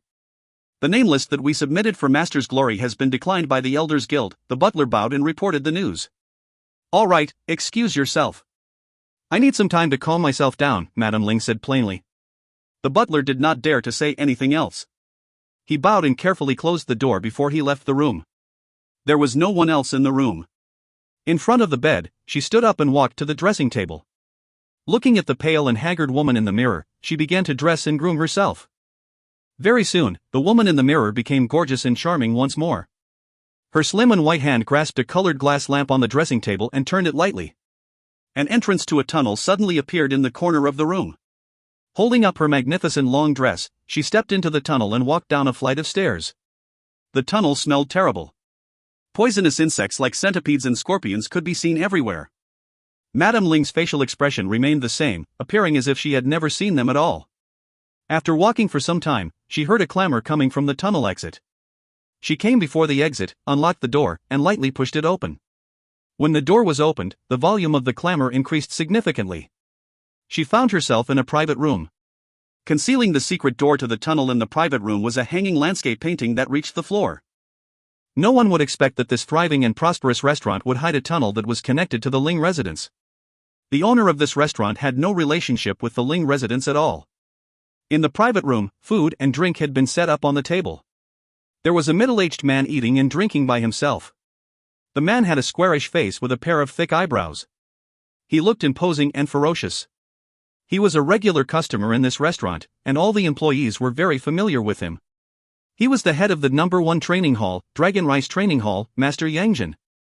Upon seeing Madame Ling, the man sighed, "It has been hard on you." Madame Ling walked to the seat opposite Yangjin and sat. With an indifferent voice, she replied, "This is life." Yangjin put down his wine cup and asked, "What do you want me to do? Assassinate Yilin? I'm afraid that is very difficult to achieve. The old servant by her side is as powerful as me, but..." A sneer appeared on Madame Ling's face. The bitter resentment in her eyes was intense and distinct. She replied, "Can you make someone regret by killing him or her?" "No. The only way to make her regret is to make her lose everything she has now." Yangjin looked slightly doubtful. He picked up his wine cup, took a sip, and tasted it slowly in his mouth. Then, he replied, "I can't think of any ways to make Yilin lose everything she has. Who has never done anything stupid when they were young?" Madame Ling passed Yangjin a piece of paper. Yangjin took over the piece of paper and looked at it. Immediately, he was overwhelmed with shock. Is this true? What do you think?" Madame Ling retorted. Yangjin became silent and drank his wine. After a long while, he raised his head and asked, "What do you want me to do?" "Spread this out." Madame Ling fumed with rage between gritted teeth. "I want everyone in the world to know the true colors of this SL*T, but..." The hand that Yangjin used to hold the piece of paper trembled lightly. The residence of the Fu family. Fu Yang's sudden challenge to Chu Xiaoyang shocked everyone, while Madame Ya's encouragement and generosity completely lit up the atmosphere of the hall. Everyone's gaze fell on Chu Xiaoyang. Zhou Gui, who was drinking by himself, and Prince, who was hitting on the girls around him, stopped what they were doing at the same time. Prince asked curiously, "What do you think of this young fellow's strength?" Zhou Gui's hazy and intoxicated eyes opened up slightly. With a drunken voice, he replied, "Hua Kui is such a picky fellow. Anyone that he chooses is more or less capable. It's a pity that this fellow never fought the previous time," Prince said with regret in his voice. Zhou Gui heaved a deep sigh of intoxicated air. "We will get to see later. It's an elemental elixir. If not for the fact that I am too embarrassed to fight for it with these youngsters, I would have gone for it. I, myself, want to go for it too." Prince sighed as well. The depth of the Yi residence's might is really unfathomable. I heard that the reward last time was a pair of Star Reaper gloves. This time around, she actually took out elemental elixirs as a reward. When we were young, did we ever encounter such good stuff? The two of them were filled with envy. Under everyone's gaze, Hui stood up unhurriedly, walked to the center of the hall, and asked, "You want to challenge me?" Fu Yangwu stared fiercely at Hui. He could tell that this cold and gloomy middle-aged man, who could not even stand up straight, was not a person of good character. How was he compatible with his elder sister? "So you're the one who has been bugging my elder sister?" Fu Yangwu asked coldly. Hui was stunned. He pointed his finger at his own face and asked with incredulity, "Me? Bugging your elder sister?" He almost spat out a mouthful of blood. He finally understood how it felt to be called a thief by a thief. He wished he could hug his cheapskate disciple's legs and beg him to let him off. "Good disciple, I beg you to ask your elder sister to let master off. If your big sister let master off, master will leave without even wanting the elemental elixir." It's a pity Hui could not. Hui flicked the silver-fold plum in his hand and looked at his cheapskate disciple with a regretful gaze. Life was always filled with so many moments of helplessness. When Fu Yangwu saw Chu Xiaoyang's gaze, he was stunned. He felt that Chu Xiaoyang's gaze looked somewhat familiar. Suddenly, he realized why this was so. Did Chu Xiaoyang's gaze not look somewhat similar to his teacher, Hui's? Fu Yangwu became enraged all of a sudden. If it was teacher Hui that looked at him like this, he would not mind. Even though he was gradually set apart from teacher Hui due to family reasons, his respect toward him had not decreased the slightest bit. Teacher Hui had accomplished so many extraordinary feats. The moment he saw that teacher Hui could rally multitudes with a single call, he knew of his importance in everyone's heart. Coincidentally, Chu Xiaoyang was also a teacher that taught swordsmanship. "Don't think you can look at me like this just because you're a teacher." Fu Yangwu stared ferociously at Chu Xiaoyang. "Not backing off," he said, "I advise you to give up on my elder sister." "Humph, you're a toad that's lusting after a swan's flesh. Look at yourself. Do you think you're compatible with my elder sister?" Chu Xiaoyang suddenly became furious. "Hey, can you then tell me how am I not compatible with her, but..." With a disdainful look on his face, Fu Yangwu replied, "Do you still need me to tell you? Look at how beautiful my sister is and then look at how ugly you are." Since the ancient times, married couples' families were always well matched in terms of social status. "Let me ask you, are you from a prestigious family?" "No." Hui shook his head. Fu Yangwu continued, "Since your family background doesn't match her, how can I watch her jump into a living hell with you? I heard that you're a swordplay teacher. I myself have practiced swordsmanship for some time as well. Let's have a bout." He stepped into his fighting stance and drew his sword and pointed it at Hui. "Come." Hui examined his stance and felt slightly surprised. Fu Yangwu's stance was well guarded and balanced. It seemed that he had been practicing hard every day. "Not bad," Hui nodded his head. "My master is the renowned Hui, the lightning blade. I heard that your swordsmanship is very powerful, but in my heart, my master is the best." "His name is Hui?" Chu Xiaoyang's face turned pale with fright. "That's right." Fu Yangwu replied proudly. "I have heard of Lightning Blade Hui's superb and outstanding swordsmanship." Chu Xiaoyang's face was filled with adoration. Following which, the look of adoration on his face became a regretful one. "It's a pity he is not in Silver City. Otherwise, I would want to have a drink with him and discuss swordsmanship." Fine. Since you're the Lightning Blade's disciple, you must be rather outstanding as well. A renowned master, a brilliant disciple." "I shall concede defeat then." A dead silence swept across the hall abruptly. Prince's facial expression and movements froze. The meat that was wedged between his chopsticks fell on the table, but he was completely oblivious to it. Beside him, Zhou Hui choked on his wine, and his entire face turned red. Everyone else was caught off guard and became dumbfounded. Fu Cici's facial expression turned ugly. However, she regained her composure very soon. Currently, the Fu family had already succeeded in hugging Madame Ye's legs and formed a feud with the Ling residents. Given the current situation, she did not need to use Chu Xiaoyang's status as the Yi residence's swordplay teacher to protect her family. Chu Xiaoyang had a mysterious background. His methods of doing things were cunning and unpredictable. Did he not know what Madame would think of him? Right now, the Fu family was hugging Madame Ye's legs tightly. What mattered the most was Madame Ye's attitude toward them. Fu Cici glanced at Madame Yi. Upon seeing that Madame Yi was smiling cheerfully and in good mood, Fu Cici felt relieved. Fu Yangwu had not expected Chu Xiaoyang to admit defeat as well. He could not help but feel shocked. However, very soon, he returned to his senses. Could it be that his persuasive power had increased? He was overjoyed. His gaze toward Chu Xiaoyang immediately became much friendlier. Other than being ugly, poor, and having a lousy family background, Chu Xiaoyang was a rather good guy. He coughed softly to break the silence. Then, he spoke with a dignified voice, "It's a good thing for everyone that you can come to your senses. Even though you can't be my brother-in-law, we still can be brothers. Your problems shall be my problems as well. Whoever finds trouble with you is equivalent to finding trouble with me. You will be a loyal friend. Brother, you are indeed very kind. In the future, if I encounter any problems, I shall find you for help." Chu Xiaoyang gave him a thumbs up. "No problem." Fu Yangwu smacked his own chest. Fu Cici's gaze was fixated on Chu Xiaoyang. She felt puzzled and mindful at the same time. What was Chu Xiaoyang up to this time around? She knew how avaricious Chu Xiaoyang was. There was no reason for him to be enticed by 1,000 heaven merit points, but not by the precious elemental elixir. Was he worried about the Ling residents? The Yi residents and Ling residents had completely fallen out with each other. There would be a series of confrontations between these two families.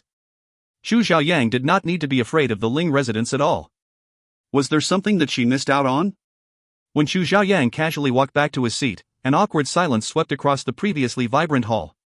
No one knew how to react to this surprising outcome.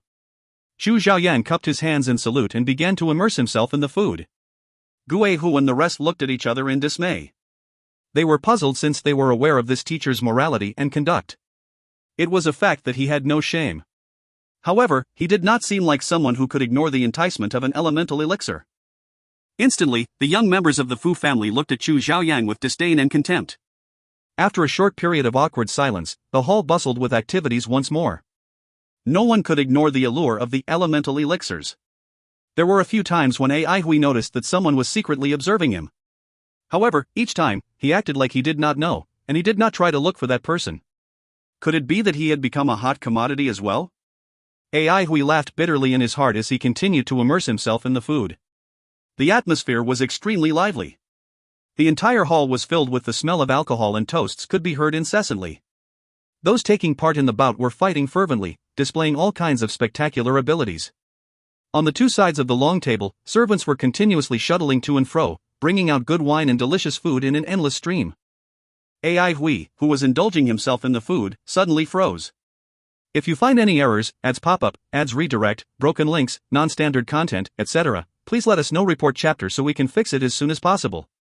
Chapter 360 Reunion. Chapter 360 Reunion. Translator, TYZ Editor, X/TYZ. Silver City was really not a good place to be. This was not the first time Ai Hui had such a feeling. It was as if he was born to loathe this place. At this point in time, the dining hall was like a boiling cauldron of voices. Faces were intoxicated. Anything that was put into one's mouth was either delicious food or fine wine. Anybody that one saw with his eyes was a beauty. In this place, other than getting drunk and making a ruckus with everyone, there was nothing else one could do. Everyone's face brimmed with joy, completely lacking in vigilance. Everyone knew what distance to maintain from each other to make sure they, themselves, were safe and that the other party was comfortable. Just like the fine wine and delicious food, exquisite lies and fake smiles could be found everywhere. As compared to tonight's banquet, the last party Ai Hui had in the swordsman training hall was simple and crude. A party that was specially for savage people, to be exact. Everyone had had their arms around each other's shoulders while eating, drinking, babbling nonsense. There had been no elegance to speak of. No one had to worry about bragging and talking about their troubles. If one wanted to cry, then he or she would cry. If one wanted to laugh, then he or she would laugh. Everyone had acted like an idiot. AI Hui had never missed that moment more than now. In this place, everyone put on a mask and tried their best to outperform each other. An exquisite crystal chandelier hung high above their heads, looking grand and resplendent. Even though there were so many people around AI Hui, he still felt lonely. Silver City was like an exceptionally beautiful lake. The surface of the lake was like a mirror, reflecting the image of the sky perfectly.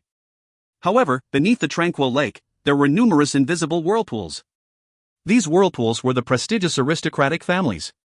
The aristocratic family's influence could be found everywhere in Silver City. Their tentacles had extended to every nook and cranny of Silver City.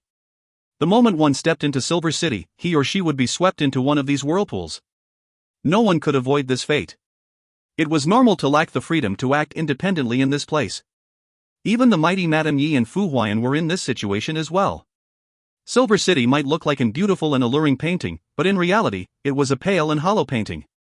Just like how the beautiful and visionary speech that Madame Yi previously gave had already been forgotten by everyone. Everyone looked to the two individuals battling in the arena with their bloodshot, intoxicated eyes. Other than immersing himself in the food, what else could AI Hui do? He wished he could leave this place now. He was not someone who would back away from any problem or danger he encountered. However, for some unknown reason, in this brightly lit, fully packed, and bustling dining hall, his urge to run away and leave this place became even stronger. Unfortunately, he had not found the notebook yet. He continued to gobble up the food. Only by doing this could he get rid of the bad feeling within him. At this moment, a feeling of extreme danger suddenly arose in AI Hui's heart, freezing his body momentarily. After 1 second, his body loosened up. He pretended to drink water and raised his head, slowly scanning his surrounding. The feeling of danger was extremely strong. The premonition in AI Hui's heart did not disappear and became stronger instead. AI Hui appeared no different from the rest. However, he was extremely focused, and his body was preparing itself for something to happen. If anything bad was to happen, he would be ready to strike. The feeling of danger became faintly discernible. AI Hui, an experienced individual, knew that the danger was not targeting him. The weird thing was that he indistinctly sensed a familiar aura. If the danger was not targeting him, then who was it targeting? AI Hui's brain began to operate rapidly as his gaze continued sweeping across his surroundings. Suddenly, a thought flashed across his mind. Who was the one that was most likely to be assassinated? AI Hui turned his head around abruptly and looked at Madame Yi, who was seated at the seat of honor. If a crisis occurred, the one who was most likely to be targeted must be Madame Yi, but Madame Yi was chatting happily with Fu Huayan. The unfathomable old woman guarded her from behind. Her vigilant gaze scanned through her surroundings every now and then. AI Hui's eyes were extremely sharp. He immediately noticed a servant that was getting closer to Madame Yi. The servant was holding a plate of piping hot food, appearing as if nothing was out of the ordinary. Was he being too paranoid? At this moment, the servant happened to turn around and face AI Hui. AI Hui's eye pupils shrunk. The servant's eyes contained a tinge of blood-red demonic glow. The blood of God. Horrified, AI Hui stood up abruptly and yelled, "Be careful." He finally understood why he sensed danger. He was extremely sensitive to blood's spiritual force. His instinctive hatred for the blood of God was embedded within his body. The old woman reacted the fastest. Just as AI Hui stood up, she was already protecting Madame Yi. When the servant saw that his surprise attack had failed, a look of determination appeared on his face. His body inflated rapidly like a balloon, and his face became distorted, appearing extremely hideous. What is that? Oh my God! The old woman's facial expression changed drastically. 10 meters away from her, the inflated servant exploded with a loud boom. A glaring red light momentarily blinded everyone. A terrifying aura engulfed the entire dining hall. Blood-curdling screams and cries of alarm could be heard incessantly. AI Hui reacted extremely fast. Immediately, he flipped up the ironwood table in front of him with his foot and crouched down. The table acted like a big shield in front of him. Thud, thud, thud. The sound of densely packed collisions fell non-stop on his ears. Numerous bumps began to appear on the bottom of the sturdy table. Pieces of torn flesh rapidly flew by him like arrows that were launched from a bow. The people surrounding AI Hui collapsed in an instant. The air in the dining hall was pervaded with the uniquely sweet smell of blood poison. AI Hui's eyes suddenly reddened. His inner hatred for the blood of God caused him to involuntarily tremble. The entire hall seemed to be shrouded in a red blood mist. At this moment, the blood plum blossom on AI Huey's chest trembled, freezing his body. This was... AI Huey widened his eyes. He suddenly realized that 1,000 yuan was nearby. The old woman received the most damage from the servant's explosion. She had endured more than half of the impact from the blast.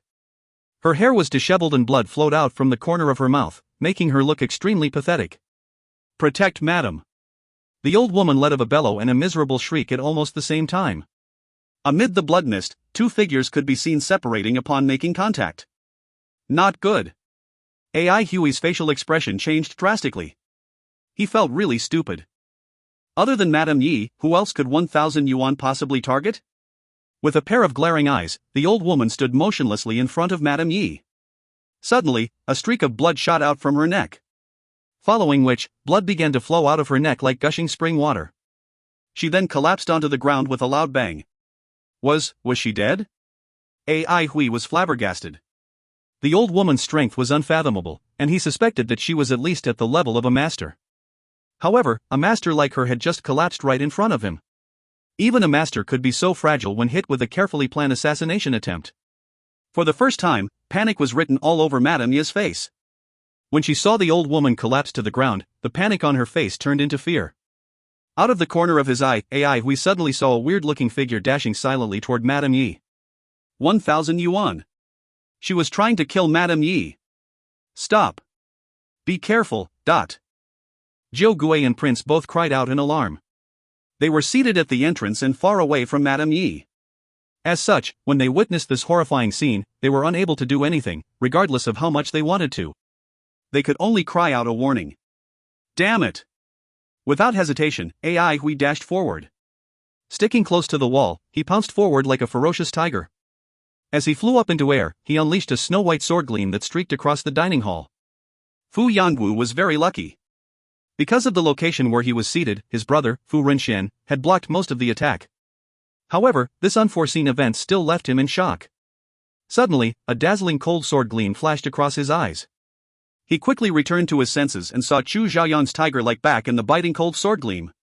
The image of the silvery light expanded rapidly in Madame Yi's vision. A terrifying killing intent overwhelmed her, causing her brain and body to freeze. Chu Xiaoyan's cold-scarred face suddenly increased in size from her perspective. His pair of eyes were filled with a deep-rooted hatred and the viciousness of a predator. The dazzling sword gleam was so cold that it did not contain a single tinge of warmth. Is he trying to kill me? The fear on Madame Yi's face grew at a visible speed, resembling the expanding ripples on a pond after a rock had been thrown into it. The figure that silently dashed toward Madame Yi flicked her hand. Clink.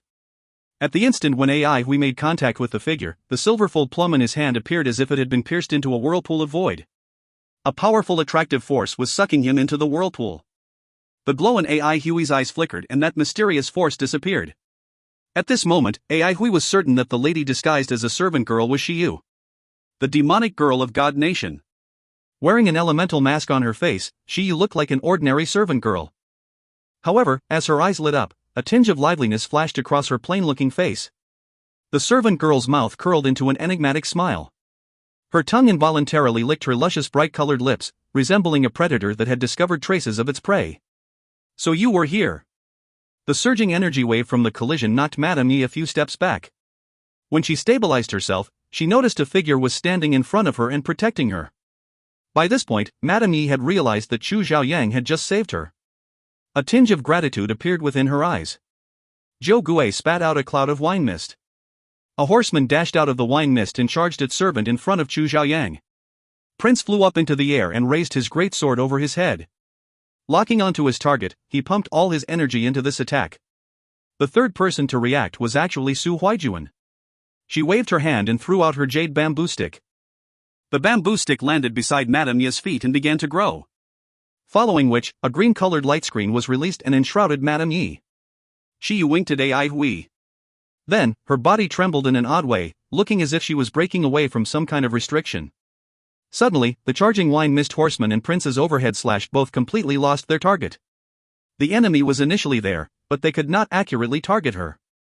The empty space in front of Chu Xiaoyan pissed off Prince so much that he almost vomited blood.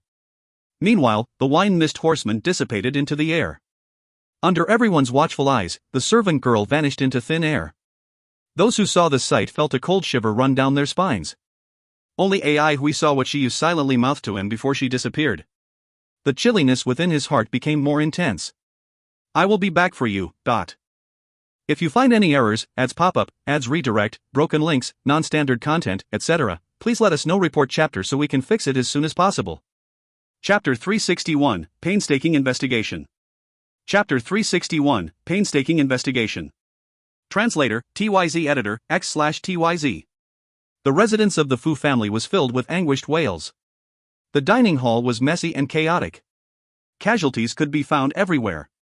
The impact of the servant's self-destruction was not that large, but the incident had happened too suddenly. Being caught off guard caused devastating losses. It merely took tens of seconds for merriment to turn into bereavement. The one who suffered the greatest loss was Madame Yi. With a sorrowful pale white face, she kneeled beside the body of the old woman. She used trembling fingers to close the old woman's wide glaring eyes. This was the first time Madame Yi had come so close to death. She was literally a few steps away from death. If not for her loyal old servant using her body to protect her, Madame Yi would also be lying in a pool of blood right now. She stared at the body of the old woman as her eyes filled with intense grief. The old woman had followed Madame Yi for many years and had gained her trust. Madame Yi treated her as part of her family. The death of a master dealt a huge blow to Madame Yi's strength. Give her an honorable burial, Madame Yi said to a servant in a low voice. Madame Yi stood up from the ground. There were a lot of things that she needed to do. The Fu family had just pledged their allegiance to her and immediately received such a huge blow. The Fu family's confidence was definitely wavering. Madame Yi was sure that the Fu family did not know anything about the surprise attack on their residence. This was because most of the casualties were members of the Fu family. Even Fu Huayan, who had been near Madame Yi, was severely injured by the impact of the explosion. The Fu family had suffered a crippling loss and might not be able to recover from this setback. She could not let the Fu family collapse just like this. The quest for talent needed a vast amount of effort and resources. If the first family to pledge allegiance to her collapsed just like this, how would the other families still dare to join her? Madame Yi shuttled to and fro among the casualties. She arranged medical treatment for them and maintained order in the hall. Very quickly, even though the number of casualties did not decrease, everyone's morale had soon been elevated. Fear and panic had been subdued. Prince walked over and patted Ai Hui's shoulder. Good job. Ai Hui returned to his senses and understood that Prince was referring to blocking the recent assassination attempt. It's nothing. It's my duty to do so, Ai Hui replied. Zhou Gui nodded his head in approval at Ai Hui as well. If anything was to happen to Madame Yi, both of them would be severely punished. Madame Yi and the Grass Hall had a deep relationship. Since they had been in the Grass Hall for a much longer period than Ai Hui, they naturally knew more things. Ai Hui scanned his surroundings as his mind filled with suspicion and doubt. Why was 1,000 yuan in Silver City? What exactly did 1,000 yuan want? To assassinate Madame Yi? Ai Hui did not think so. The assassination attempt was abnormally brief and precise. No matter how one looked at it, it was meticulously planned. Not only did it cause Madame Yi to lose an expert, it almost ended her life as well. However, for some reason, Ai Hui felt that there was something wrong. He calmed himself down and slowly sorted out his thinking process. It was during the daytime that Madame decided to come to the Fu family's residence. The assassination attempt took place on the night of the same day. This meant that 1,000 yuan had approximately half a day's time to prepare for this assassination attempt, unless she had already been hiding in the Fu family and the assassination opportunity just happened to present itself. However, Ai Hui felt that the possibility of this happening was too low. If this was not the cause, then that meant 1,000 yuan had the support of a local family who was powerful and influential. Only a powerful and influential local family could obtain the news of Madame Yi's visit and infiltrate the Fu family in such a short period of time.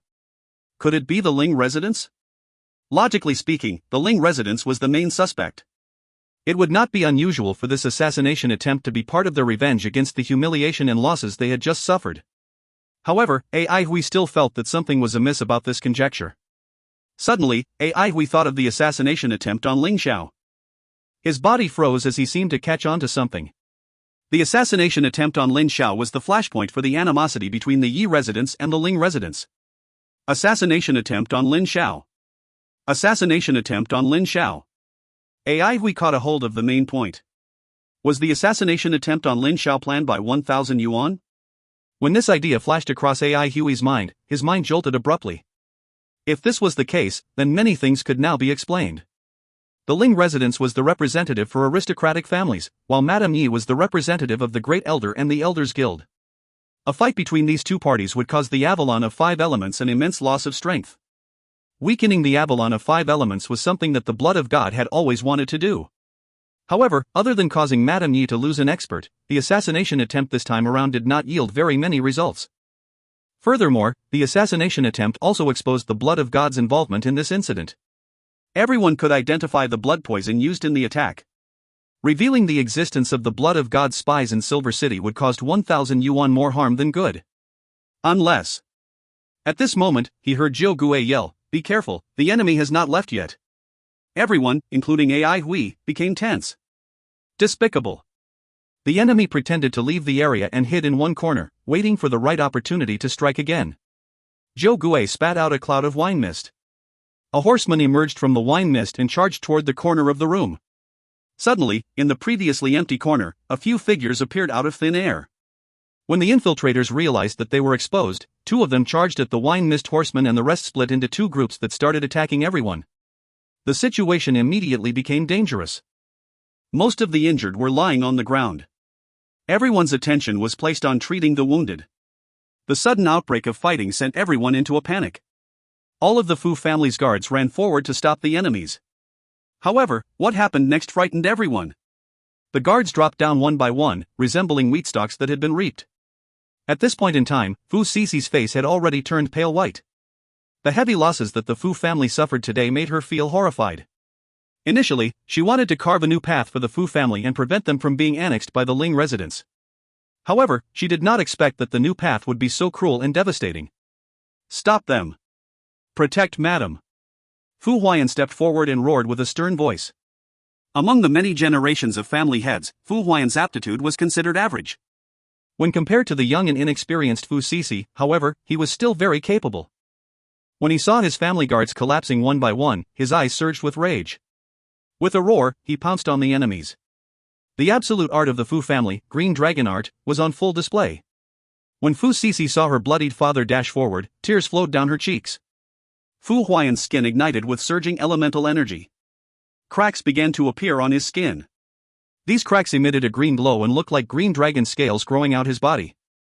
The scara of Fu Huaiyan's eyes turned green as his eye pupils disappeared. A terrifying aura shot into the sky. When Fu Huaiyan entered the battle, the collapsing defensive line was immediately strengthened. In a single breath, Fu Huaiyan killed 6 enemies. The whole process resembled a fruit-cutting process, shocking everyone in the hall. Could Fu Huaiyan be a master? AI Hui looked at Fu Huaiyan in shock. He had fought against these enemies before and knew how powerful and vicious they were. Just 3 of these enemies were enough to tie him up and make him feel immense pressure. Where did 1,000 yuan find these powerful and vicious experts? By this point, Fu Huaiyan had entered a zone. There was a vast difference in his strength before and after his transformation. Zhou Gui and Prince were amazed. They were now certain that Fu Huaiyan had reached the level of master. Defend! His transformation won't last long. An indifferent voice could be heard from the enemy line. The enemies' faces remained gloomy. Apparently, when they heard that Fu Huaiyan's transformation would not last long, they heaved a sigh of relief. Within a short period of time, Fu Huaiyan had slain 7 of their comrades. Fu Huaiyan detested these people. These people almost caused the Fu family to be consigned to eternal damnation. As such, he was very ruthless to them. Both Zhou Gui and Prince were engaged in hard battles as well. Their opponents were specialized in mounting joint attacks in groups of 5, causing the 2 of them to be in deep trouble. Fine, fine. Standing on the flight of steps, Madame Ye's face was gloomy. Saying fine 2 times in a row clearly showed that she was enraged. The Ling residence is indeed evil. How dare they use sacrificial guards against me? Madame Ye hit the nail on the head about these people's background. When everyone heard the term sacrificial guards, their facial expressions changed drastically. Sacrificial guards were the elite units of the Ling residence. Every one of them was specially chosen after layers of trials. They were trained together from young, hence, they were well coordinated. At this point in time, Zhou Gui and Prince realized what was going on. Their opponents were not powerful, but they could pester the 2 of them and tangle them up. A cold-looking man yelled indifferently, "So the Yi residence has pride and honor, but my Ling residence doesn't?" Today, I want one of your arms to seek vengeance for my brother. We did not know of the background of these sacrificial guards, but when he heard the words Ling residence, he was startled. He finally knew what 1,000 Yuan was trying to do. She framed the Ling residence and the Yi residence for her plot. By framing the Ling residence with the crime of colluding with the blood of God, it would deepen the enmity between the Ling residence and Yi residence. The death battle between the Ling residence, which was a powerful representative of the aristocratic families, and the Yi residence, which was a representative of the Great Elder and the Elders Guild, would cause internal disorder and devastation in the Avalon of 5 elements. Colluding with the blood of God to kill Madame Yi would result in zero chance for both sides to reach a compromise. Vicious. We broke out in cold sweat as he trembled with fear. A mere scheme like this could cause a huge fissure in the seemingly grand and magnificent Avalon of 5 elements. Demonic girl. 1,000 Yuan's shrewdness far surpassed his. When we thought of her parting words to him, he felt a cold shiver down his spine. Should he leave Silver City as soon as possible? Silver City was a really dangerous place. A moment of carelessness would cause him to meet with a tragic end. Hui was prepared to make an escape. The sacrificial guards were gaining an advantageous position in the battle. If Madame Yi's old servant was still alive. Hui suddenly thought of something. What if 1,000 Yuan's target was never Madame Yi but the old servant with an unfathomable depth of strength? The more Hui thought about it, the more he felt that it was possible. If Madame Yi died by the hands of the Ling residents, it would widen the rift between the aristocratic families and the Elders Guild and cause the Great Elder to lose his rationality. To ensure that the Ling residence was capable of hurting Madame Yi, the powerful and unfathomable old servant was killed. The demonic girl was too scary.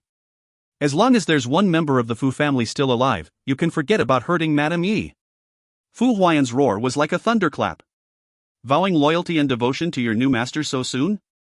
The cold-looking man sneered. The Fu family is like a dog. Are you even qualified to bark at me? Kill him. Suddenly, Fu Huayan said, from today onward, the head of the Fu family will be Fu Sisi. Madame Yi, Sisi is still young. Please guide her along. Afterward, Fu Huayan suddenly slapped the back of his head, and a green light erupted from the back of his head. The cold-looking man's facial expression changed drastically. If you find any errors, ads pop up, ads redirect, broken links, non-standard content, etc., please let us know. Report chapter so we can fix it as soon as possible. Chapter 362, finally, overflowing inspirations. Chapter 362, finally, overflowing inspirations. Translator, TYZ editor, X/TYZ. Surging green light flowed through Fu Huayan's body. He was rapidly losing his vitality, looking as if his soul had left his body. Green dragon scales grew on his body. His eye pupils became ice cold, completely devoid of emotions. When the dragon scales completely covered his body, an awe-inspiring aura engulfed the hall. The air seemed to freeze at this moment. Fu Huayan became like a monster that was fully covered with dragon scales. 2 short horns protruded out of his forehead. The cold-looking man's face changed drastically. He quickly roared, "Be careful!" What was this? The green dragon art had such a move? No one knew about it. The reason why the Ling residence racked its brain to annex the Fu family was to obtain this green dragon art. The cold-looking man looked slightly worried. The green dragon art was extremely powerful. Other than elemental energy, it also depleted blood and qi. The Ling residence had an absolute art called Swallow Moon. This absolute art happened to be a top-grade art that nourished blood and qi. It complemented well with the green dragon art. If one could fuse these two absolute arts together, the moon-swallowing green dragon art might be a transcendent absolute art. An absolute art and an heir were the keys to the perpetuation of a family. If these two keys could be preserved, then the family could be preserved. Even if a family did not have other resources, it could still survive with the birth of a genius. A transcendent absolute art was a deadly enticement for the Ling residents.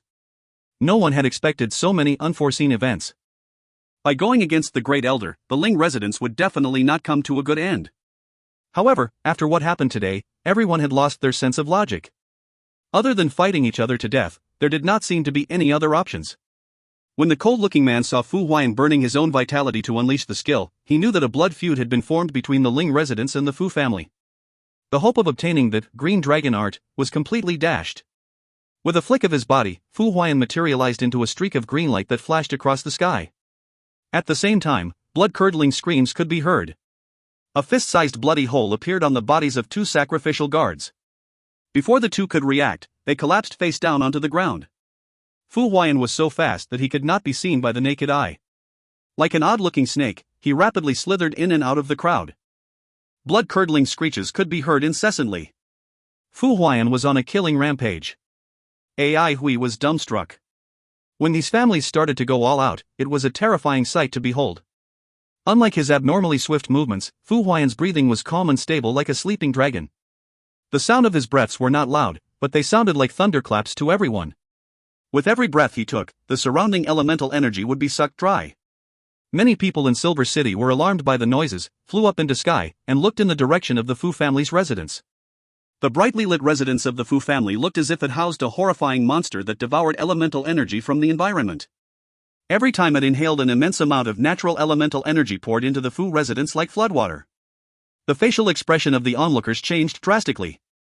Master! Only a master could cause such an astonishing phenomenon. Was that not the Fu family?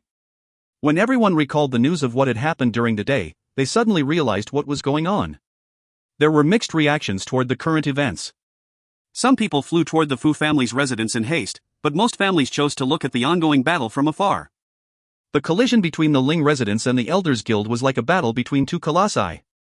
A direct confrontation between two powerful forces like this had rarely been seen in the history of the Avalon of Five Elements. If an ordinary individual was sucked into this maelstrom, he or she would be shredded to pieces in an instant. Many people were deeply worried. Could the Avalon of Five Elements withstand the battle between these two powerful families?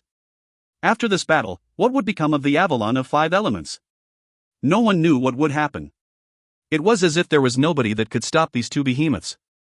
When the surrounding elemental energy was completely depleted, it became extremely miserable for the elementalists in the vicinity. To the sacrificial guards, not only was this torture, it was a nightmare as well. Every time the rhythmic breathing was heard, a body would collapse. Possessing a speed so fast that it sent despair into one's heart and completely dominating the surrounding elemental energy, Fu Huaiyan was definitely winning the battle right now. The sacrificial guards had been through extremely harsh training, and they had extreme willpower and fighting spirit.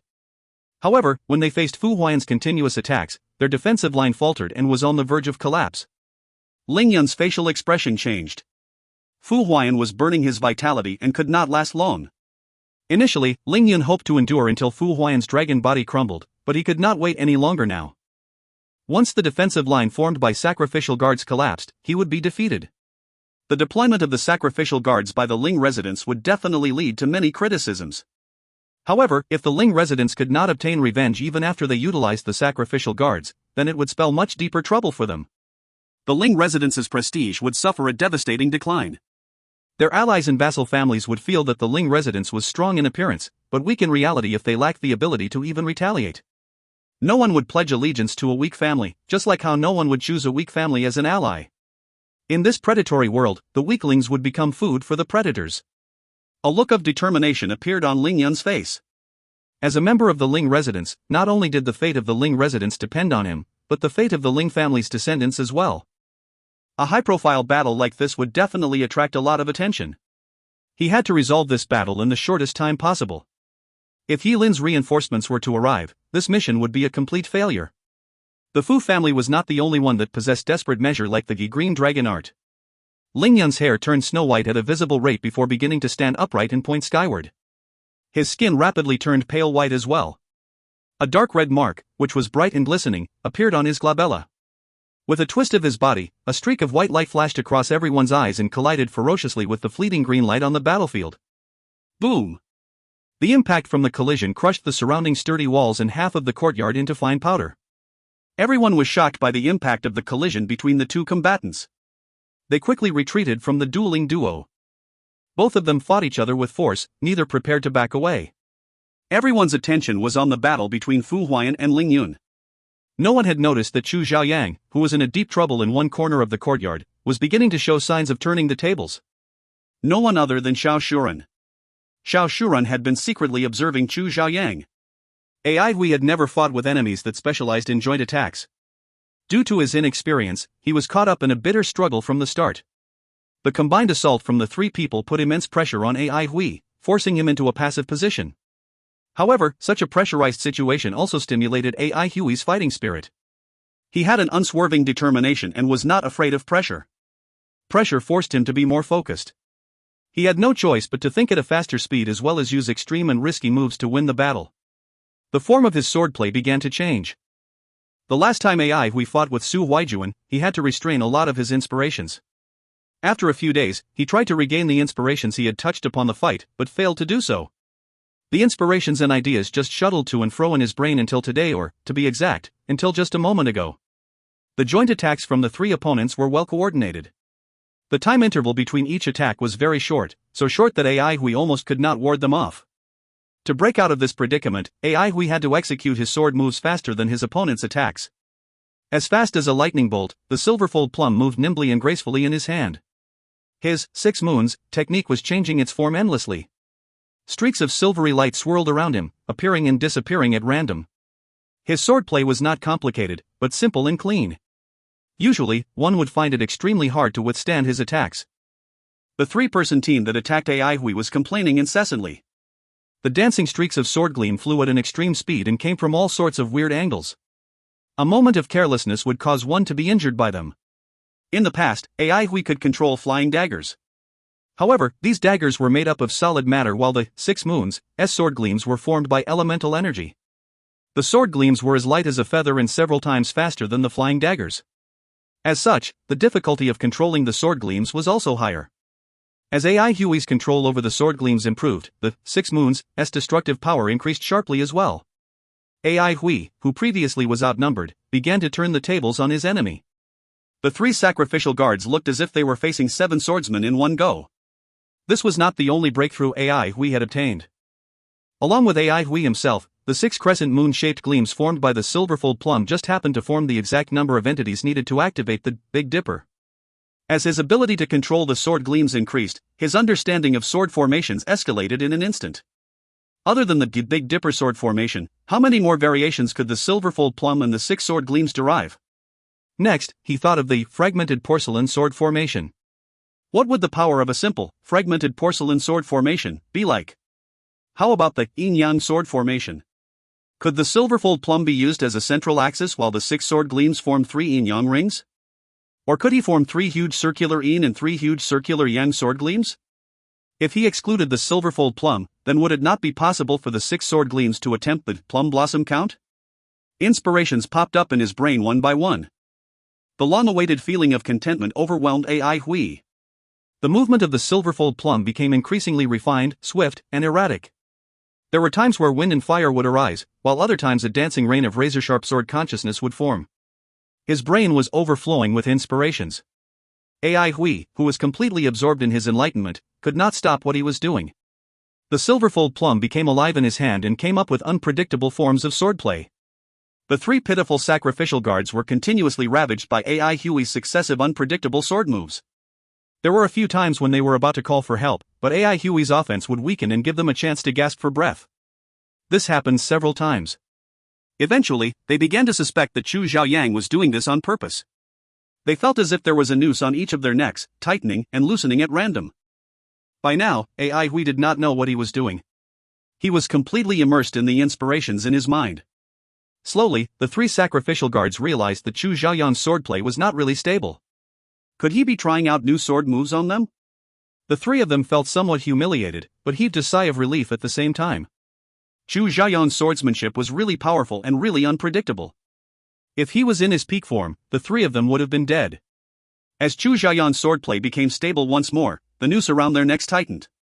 The 3 sacrificial guards clenched their teeth and endured the incoming attacks. From their experience, if they could endure a bit longer, Chu Xiaoyang's swordplay would slacken very soon. Clink, clink, clink. The densely packed sounds of the collisions between the sword gleams and their weapons was suffocating. The thing that struck terror in 3 of them was that Chu Xiaoyang's swordplay did not slacken. Instead, it became increasingly sharp and precise. Swish, swish, swish. 3 human heads flew up into the air at the same time. A terrified look still remained on their faces. A few streaks of white light intertwined in the air.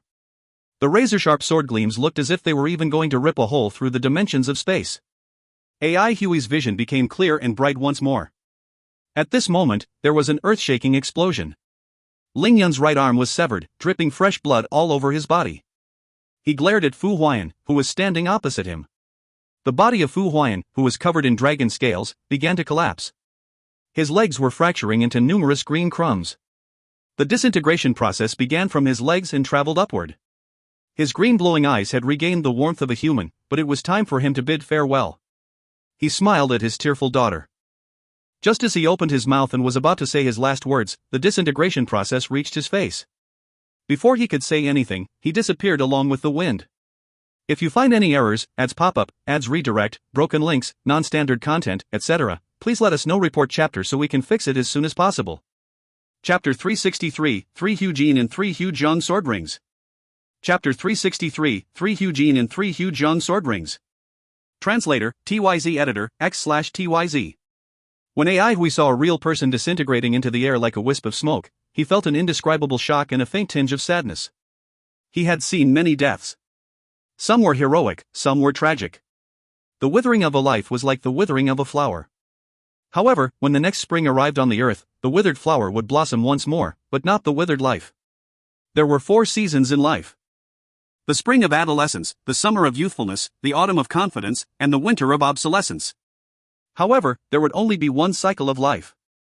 What kind of reason would make one's death justifiable? AI Hui's gaze was fixated on the completely empty sky. Suddenly, he laughed at himself. Since when did he become so melancholy? He did not know whether or not Fu Huayan vanishing into thin air had caused him to feel an indescribable calmness. As if he had sensed something, AI Hui turned around and noticed that Xiao Shuren was staring and smiling at him. AI Hui felt slightly puzzled. Ever since the last time this woman tried to plot against him, he had become wary of her. He had long since decided not to pay any attention to Xiao Shuren. He did not want to have anything to do with her. He had zero interest in the so-called ancient treasure. All he wanted to do was to find the God *MN notebook and leave this scary place as soon as possible. In this city, a master would pop out whenever a family fought for its survival. This reality was far too much for a bum like him to handle. In one day, he had witnessed a master-level family head's arm being chopped off, the assassination of a master-level bodyguard, the disintegration of another family head, and the severing of an arm of the leader of the sacrificial guards.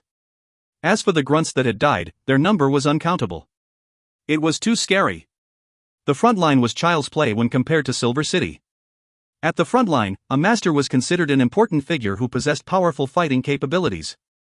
Every master had an impressive entourage of guards, and these guards were in charge of all the mundane tasks. The death of a master would be a devastating loss to an army. However, in Silver City, it looked as if there was an abundance of masters. If all the masters from these prestigious and powerful families were sent to the front line, the current situation of the Avalon of 5 Elements might have been different. AI Hui felt somewhat dejected. The blood of God was flourishing and full of vitality. On the contrary, the Avalon of 5 Elements was riddled with internal strife. All of its precious fighting capabilities were wasted on these internal disputes. The disparity between the two parties was clear and distinct. As such, how could AI Hui, an individual who had a deep hatred for the blood of God, not feel dejected? He forced himself to calm down and let out a deep breath. His vision had regained its clarity. This time around, what he saw and heard in Silver City had made him greatly disappointed in the Elders Guild. The disappointment reinforced the belief of depending on himself rather than depending on others. Right now, he wished he could leave Silver City and return to that small peaceful border city. He wanted to fight and seek success together with his friends. No one knew that AI Hui thought of so many things in such a short period of time. Even if they knew, would they care about him? From their perspective, AI Hui was being sour grapes for having such thoughts. Now that Fu Huayan had perished, the opponent's next move would be. Without hesitation, AI Hui dashed toward Madame Yi. Before the notebook was found, Madame Yi could not die yet. When Ling Yun saw Fu Huayan dissipating into the air, a tinge of respect arose in his heart. However, he still heaved a sigh of relief. Before he arrived, he never expected for Fu Huayan to put up any resistance against him. When he scanned the entire area and did not find the old servant of Madame Yi, he felt slightly puzzled. It was no secret among the aristocratic families in Silver City that the old servant was a master. Suddenly, his gaze landed upon a body on the floor.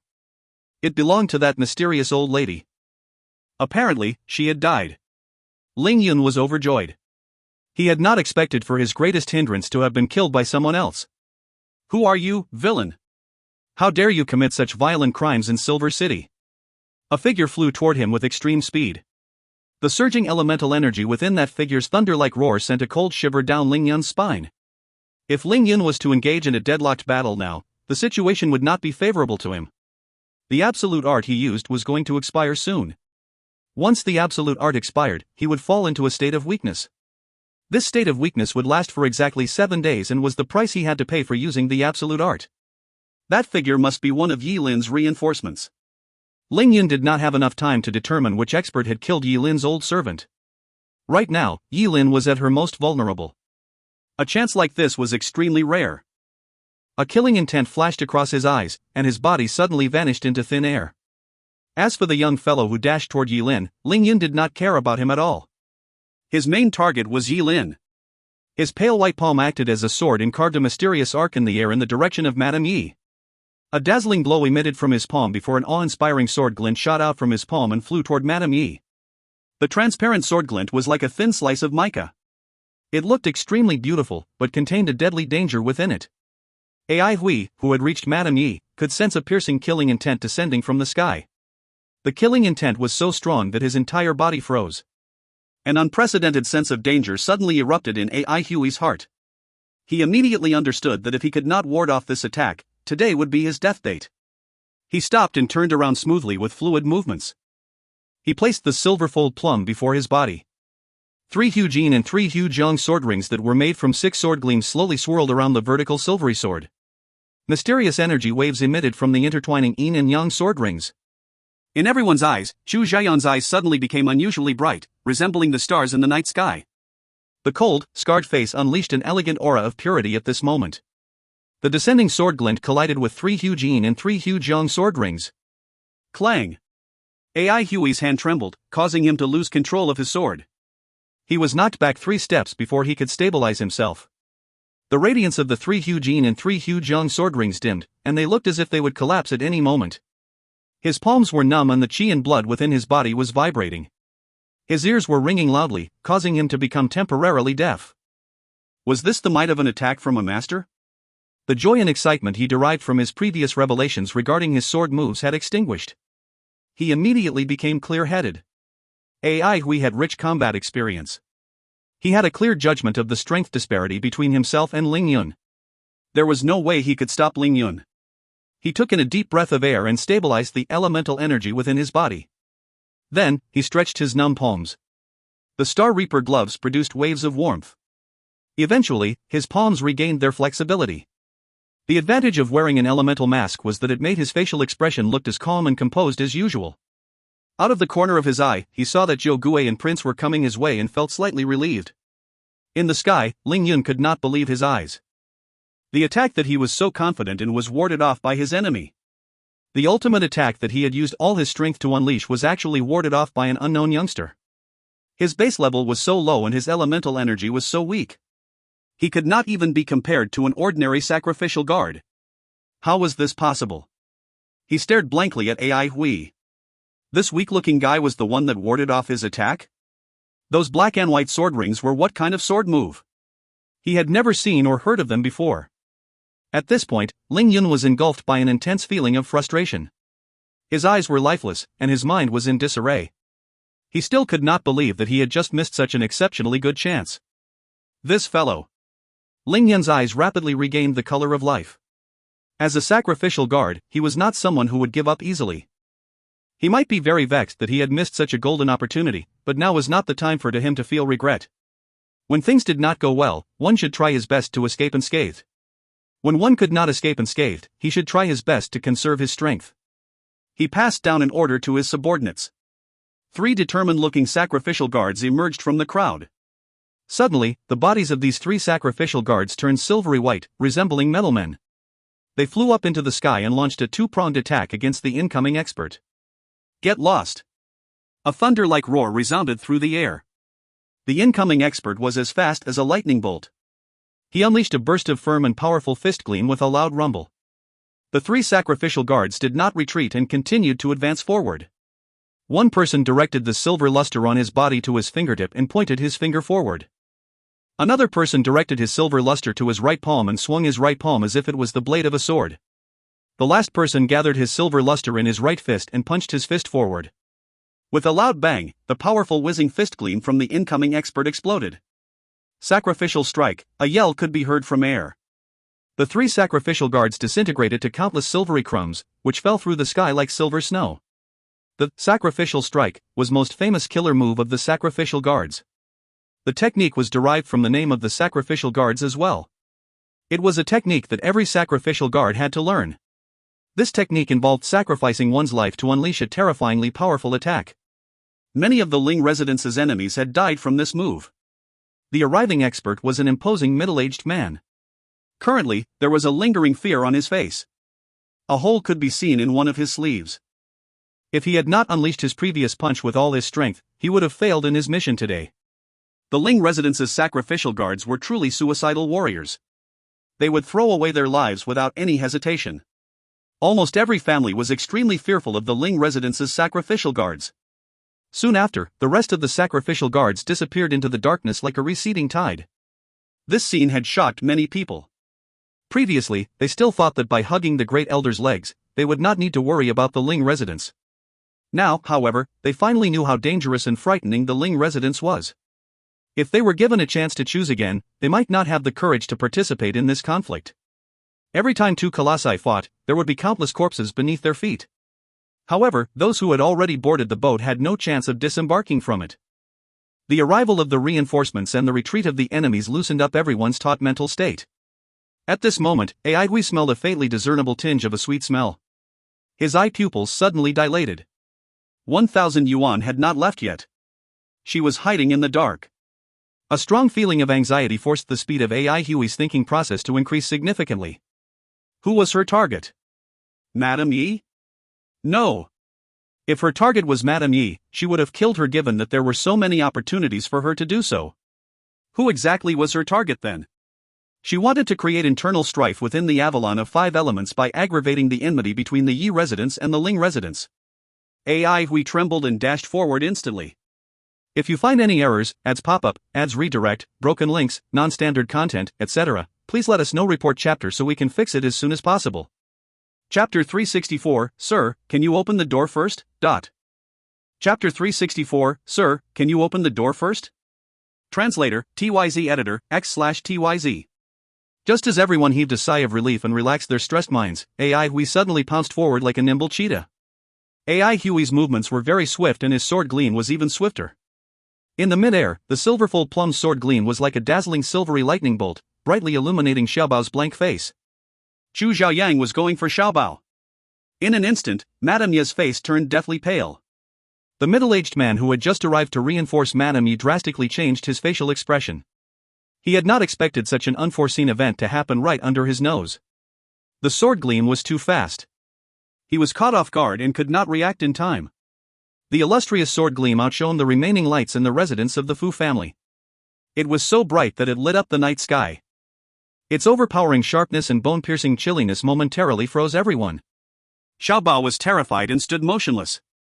The sword gleam brushed past Xiaobao's face. A few strands of his hair were shredded to smithereens by the slipstream spiraling around the sword gleam. Did the attack miss? Everyone widened their eyes as they did not know what was going on. Chu Xiaoyang's swordsmanship was legitimately powerful. There was no reason for him to miss such a short-ranged attack. 40 centimeters behind Xiaobao, a brightly colored mini vortex suddenly appeared out of thin air without any warning. The sword gleam brushed past Xiaobao's face and collided heavily against the brightly colored mini vortex. Boom! Like a balloon that popped, a crisp and clear sonic boom resounded through the air. The shock wave from the collision erupted in all directions. Xiaobao let out a blood-curdling scream as his body rocketed up into the air. The middle-aged man in the sky flashed across the air and caught the flying Xiaobao. Following which, he landed beside Madame Yi and quickly examined Xiaobao's body. When he saw that Xiaobao was merely bruised by the shock wave, he felt relieved. The middle-aged man was enraged. The person who launched the sneak attack was vile. How dare this person do such a thing under his nose? Xiyu, who was so confident in her attack, had not expected it to fail. Furthermore, the one who warded off her attack was Aihui. A bitter sigh spiraled in the air like a wisp of smoke. Destined nemesis, destined nemesis. Before the voice completely disappeared, Xiyu had already vanished into thin air. It was as if she had never even been here at all. Everyone felt a cold shiver down their spines. The other party was able to appear and disappear unpredictably, and her methods were unforeseeable and unguardable. Even now, they did not know who the other party was. "She's gone," the middle-aged man standing beside Madame Yi said in a deep voice. Then, he turned around to face Madame Yi and bowed his head. "Is Madame injured?" "Yuqi Qingshan has arrived late." The man had a dignified look on his face and the hair at his temples was snow-white.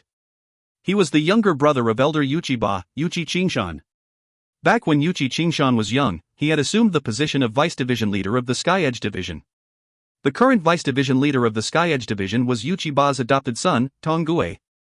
Meanwhile, Yulin was Yuqi Qingshan's adopted daughter. "Thank you for the assistance, Mr. Qingshan. Otherwise, my son and I would have reunited with my dead husband today," Madame Yi thanked Yuqi Qingshan with a mournful look on her face. Yuqi Qingshan had a headache. Initially, he had not wanted to take part in the strife between the Ling residents and the Yi residents. If not for the fact that the Sky Edge Division was stationed in Silver City and was responsible for Silver City's public order, he would not have come. If anything was to happen to Madame Yi in Silver City, the Sky Edge Division would not be let off. Tong Gue and Yulin would have been punished as well. "I am glad you're safe and sound." Yuqi Qingshan then changed the topic. "The person who just mounted that sneak attack has a weird attacking method and does not emit any elemental energy undulations. He might be a blood elementalist. The incident happened so fast that I couldn't even clearly see what was going on." Madame Yi was choked with sobs. "Granny, she has been taking care of me since I was a child. Today, she died by the hands of an evil scheme. If it was done by a blood elementalist, there will definitely be leftover traces of blood poison. Can I implore Mr. Qingshan to check if there are any traces of blood poison on the body of Granny Shi?" Yuqi Qingshan was shocked. The old servant who attended Madame Yi had an unfathomable depth of strength. She was just as powerful as him. Even so, she was murdered. With a solemn look on his face, Yuqi Qingshan walked to Granny Shi's body and squatted down to examine it. Soon, he nodded his head and said, "There are indeed traces of blood poison." At the end of day, the fight between the Ling residents and the Yi residents is like a mere family tiff. When a family has many members, it is unavoidable to have occasional disagreements. After all, we are one big family. Our enmity will eventually be resolved as time goes by.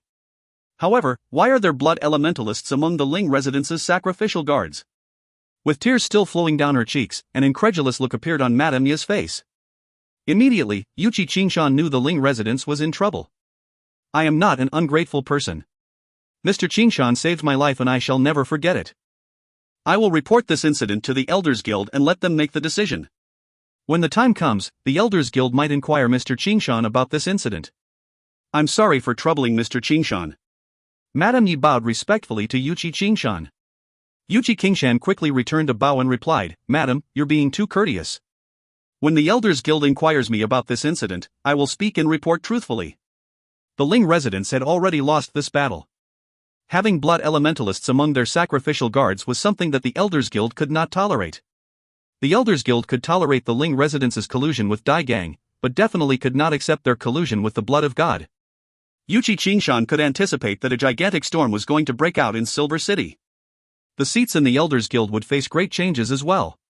He was thinking that he needed to immediately discuss this issue with his elder brother. It might be an opportunity for them. The elders might be very divisive on other issues, but all of them were unanimous in their attitudes toward the blood of God. They would never ever tolerate or appease the blood of God. Yuqi Qingshan shifted his gaze to Ai Hui and asked curiously, "Sir, your swordsmanship is indeed terrifying. May I know your distinguished name?" Filled with gratitude, Madame Yi introduced Ai Hui. "Mr. Chu Zhaoyang is my family's swordplay teacher.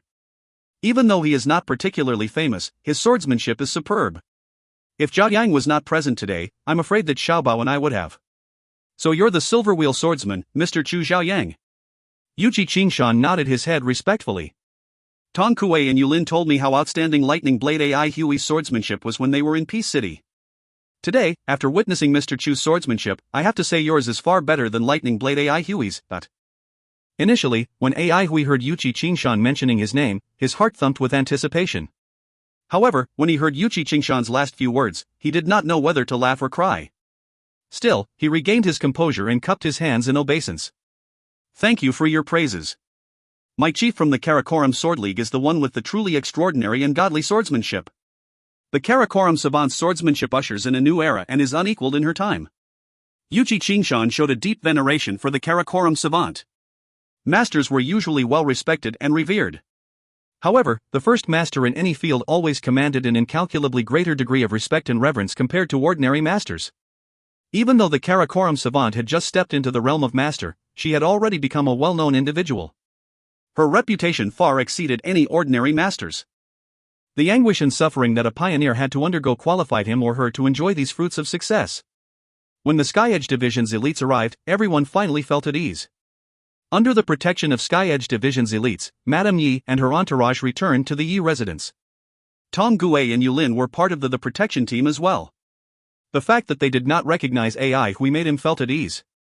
Fu Sisi rejected Madame Yi's invitation to follow her back to the Yi residence.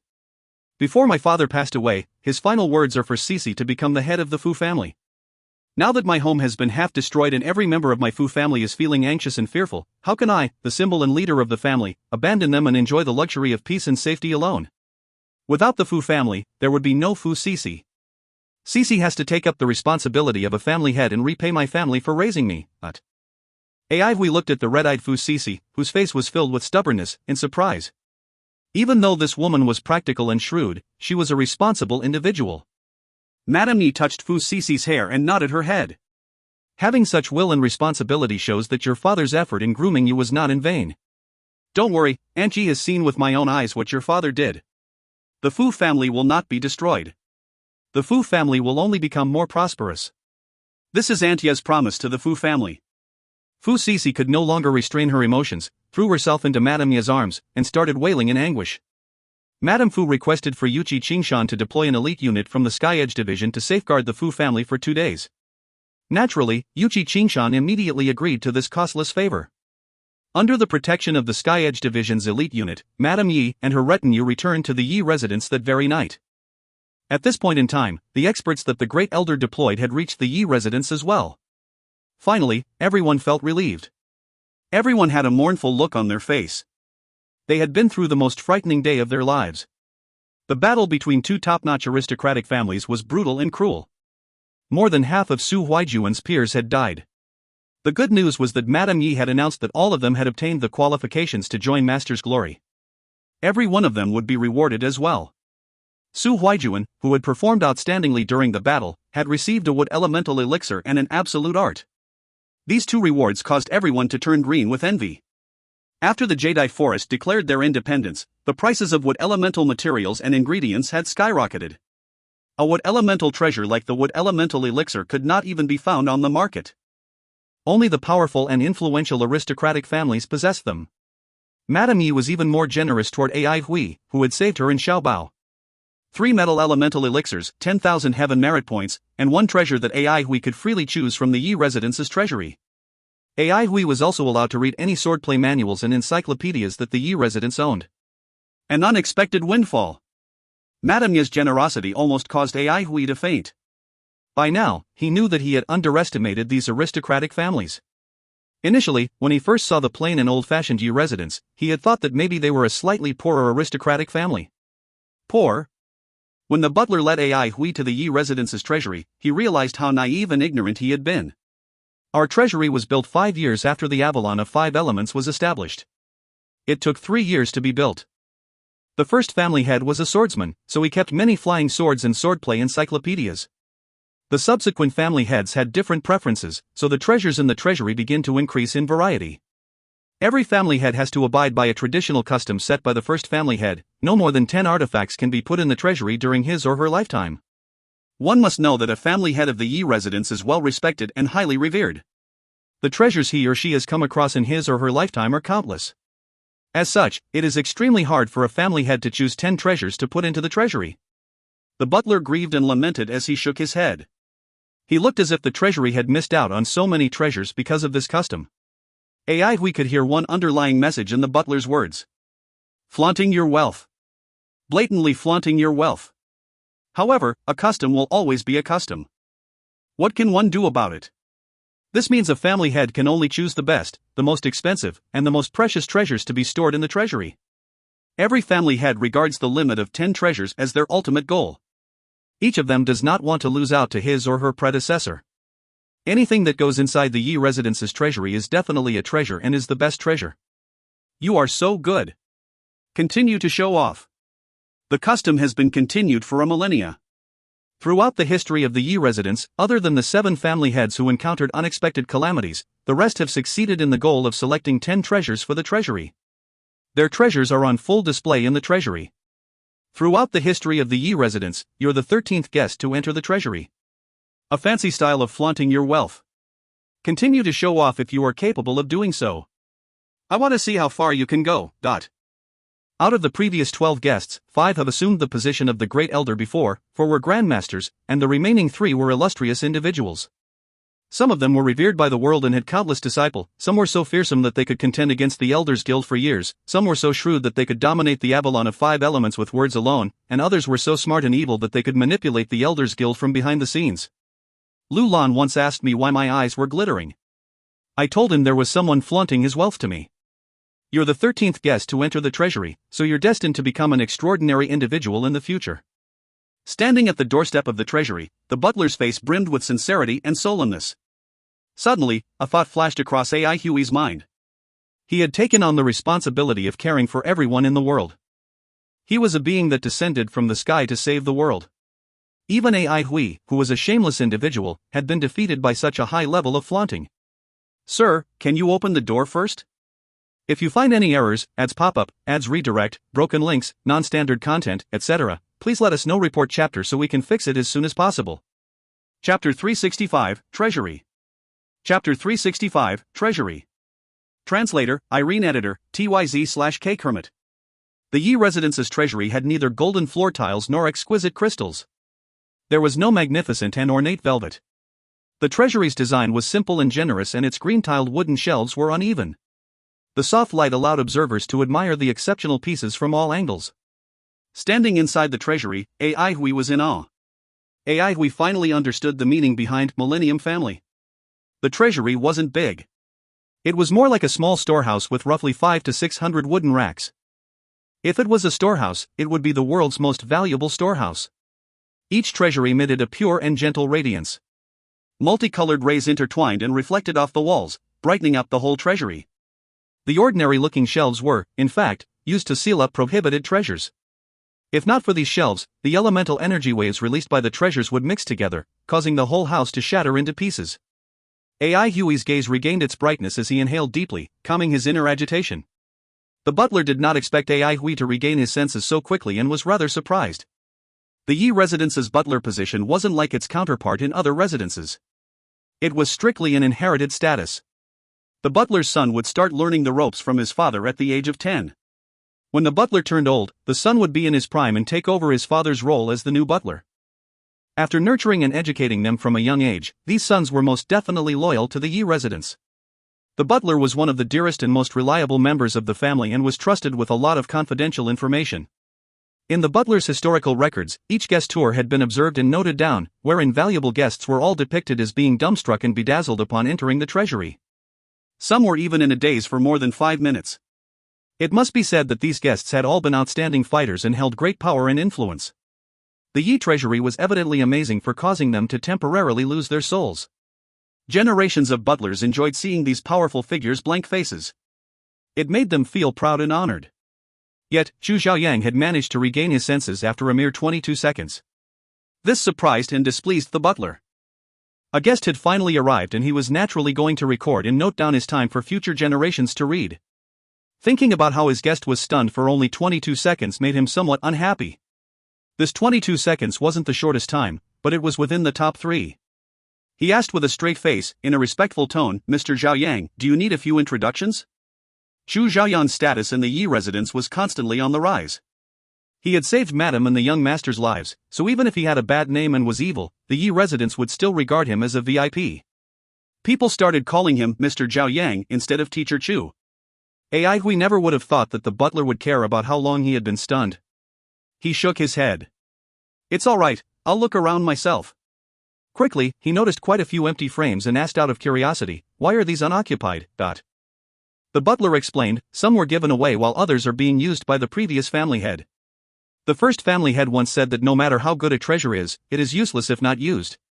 It is good to like and cherish treasures, but using them when necessary is a bliss for the future generations." Apart from the first family head, there have been no more grandmasters.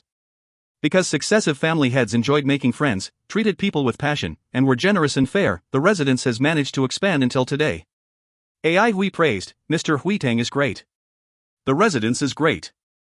The Yi residence's first family head, Yi Huitang, was also the last swordsman.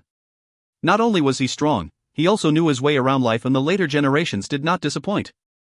The ancestors were well celebrated while the descendants were humble and kept a low profile. Successive family heads were good at networking, straightforward, fair, kind, and charitable. For a family with such a rich history, there must be something unique about it.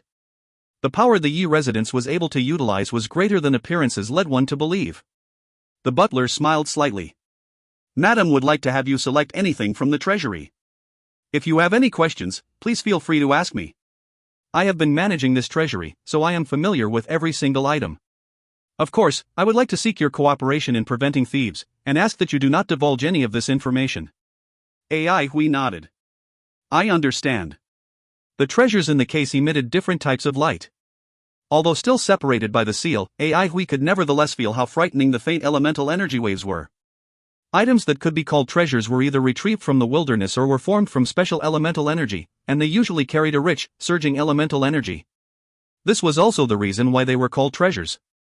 Just like the treasures from the cultivation era, they were usually filled with spiritual force. On the contrary, there were few treasures without many elemental energy waves. These treasures were inherently unique. Some had special characteristics, like a blue wisp of flame that Ai Hui noticed. There was a clear shadow flickering within the flame. This blue wisp did not have any elemental energy waves, but it made Ai Hui's hair stand on end. He couldn't help but inquire, what flame is that? The butler looked at it before answering, blue soul fire. Legend has it that a human soul is trapped within it. It is a piece that belongs to the seventh family head, who found it among historic relics when he was out exploring the world at a young age. The successive family heads became really interested in it, but no one has managed to unfold its secrets. Ai Hui felt that the figure inside the flame was watching him, and while he was a gutsy person, it sent a chill through his bones. Suddenly, Ai Hui stopped in front of a big tree and asked in shock, is this a message tree? It seemed as though the butler was very pleased by Ai Hui's surprised look. He replied in a mild manner, yes, this is a message tree. To be precise, it is the first message tree. Ai Hui opened his eyes wide. The first? Yes. The butler tried to sound composed, but his pride couldn't be concealed. Its advent greatly changed the Avalon while also significantly altering our lifestyles. The family head at that time saw the revolution coming, so he spent a huge fortune to purchase it. While its practical value isn't as high as other treasures, it has witnessed the change of an era, and so is extremely precious. Ai Hui stared blankly at the message tree. His heart swelled with the realization that this message tree was exactly the same as the one he'd taken away from Vanguard Training Hall. Pride quickly turned into relief, as it was apparent that Madame Yi and the Assembly of Patriarchs shared a deep relationship. According to the Yi residence's style of handling affairs, it wasn't at all strange that she had such a good relationship with the Assembly. It was even possible that this tree was brought over from the Assembly. Perhaps the elementalist who had invented this tree was from the Assembly?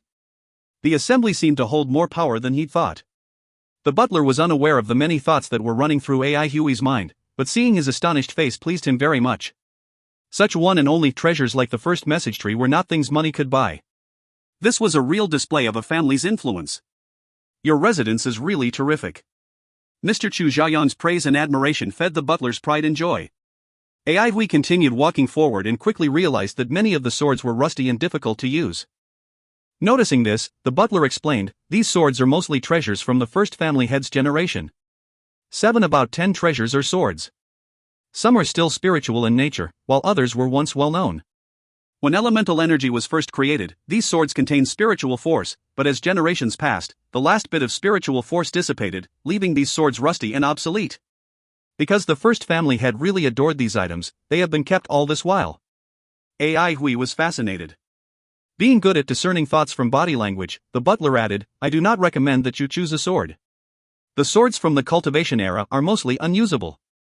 Swordsmanship has resurfaced these 2 years, so the contemporary master craftsmen are only just starting to attempt building treasure swords. Treasure swords from the past, no matter their significant history or how exquisite they are of no practical use in battles. Ai Hui was slightly disappointed, but very grateful. Thank you. What the butler said made a lot of sense. Swordsmanship had declined over a long period of time and sword users were pathetically few in number. So far, no famous swords had been created by famous craftsmen either. Finishing his words, the butler gave Ai Hui time to look around. To any individual, choosing a treasure from such a dazzling lineup was extremely challenging. Each treasure had its own appeal and many contained intense elemental energy waves. Separated by the seal, Ai Hui could still feel the sharp consciousness of the elemental energy waves, as though they were about to pierce through the seal. A few times, Ai Hui palpitated with eagerness. Some ingredients were extremely valuable. If he could find a skilled workman to fashion a sword out of them, it would definitely become an exceptional sword. Ai Hui forced himself to hold back. He decided that no matter what he saw, he would first tour the whole treasury before making a decision. The butler nodded as he observed Ai Hui. Chu Xiaoyang was a man of extreme willpower. Each treasure was shockingly enticing and some could even aid elementalists to enter a higher realm. Few had been able to browse the whole gallery before selecting something. Madame had initiated this tour not only to repay his kindness for saving her life, but also to build a good rapport with him. The Yi residents often used this method to ensure its continued existence. Madame made such a decision because she really looked favorably upon Chu Xiaoyang. Experience had taught successive generations that they must not be petty when investing in a talented individual. They would reap exponential benefits if they invested at the right time, when the talent was still nameless. The butler did not know if Chu Xiaoyang had good prospects, but greatly admired his determination. Ai Hui stopped in his tracks. If you find any errors, ads pop up, ads redirect, broken links, non-standard content, etc., please let us know. Report chapter so we can fix it as soon as possible. Chapter 366, Selection. Chapter 366, Selection. Translator, Irene. Editor, TYZ/K Kermit. Mr. Chu Xiaoyang's sudden halt attracted the butler's attention. The butler was very curious as to which treasure Mr. Chu would pick. Although each and every item in the treasury was rare, they had their own merits and drawbacks.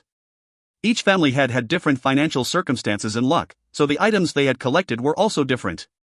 The butler, who was in charge of managing the treasure, knew every treasure inside out, but if Chu Xiaoyang did not ask him, he would not mention it. He knew very well that people like Chu Xiaoyang had their own views, and if he were to question them, it was best not to insinuate anything. Madame must have other reasons for taking such a big gamble, so it was wiser for him to observe more by himself. When faced with many choices, a person's final decision often said a lot about his or her personality. Especially when the choices were so expensive, personality traits often became magnified. What would he choose? The butler narrowed his eyes, his inquiring and deep gaze falling upon the figure that came to a halt. It appeared that Chu Xiaoyang had finally found his target, or something must have attracted his attention. The butler quickly realized that things were not as they seemed, because Chu Xiaoyang started looking everywhere, as if in search of something. Indeed, Ai Hui was searching. Earlier, the bandage that Ai Hui had completely forgotten about had reacted. It was a gift from Mistress and its history had always been a mystery. Until now, it had saved his life many times. Previously, it had revealed a tendency to devour blood, but following the emergence of the blood eye pattern, the bandage started to lose interest in blood. It was as if it had fallen into a deep slumber, with no signs of movements. It was still resistant to injuries. Ai Hui had tried to destroy it using all sorts of methods, but to no avail.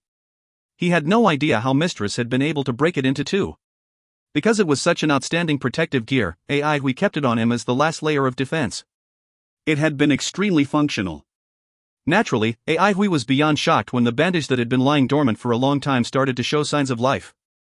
He kept a straight face, but was already in search of the treasure that had triggered the bandage's response. Ai Hui was very curious about the item that could provoke a reaction from it. Could it be an item that had been blood refined?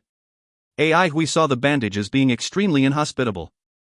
It even was particular about the quality of blood that it consumed. It had no interest in ordinary blood. Looking around, the glittery lights had him feeling dizzy. The bandage was still. Had he imagined it? Ai Hui tried taking 2 steps forward and the bandage moved a little. Ai Hui was startled.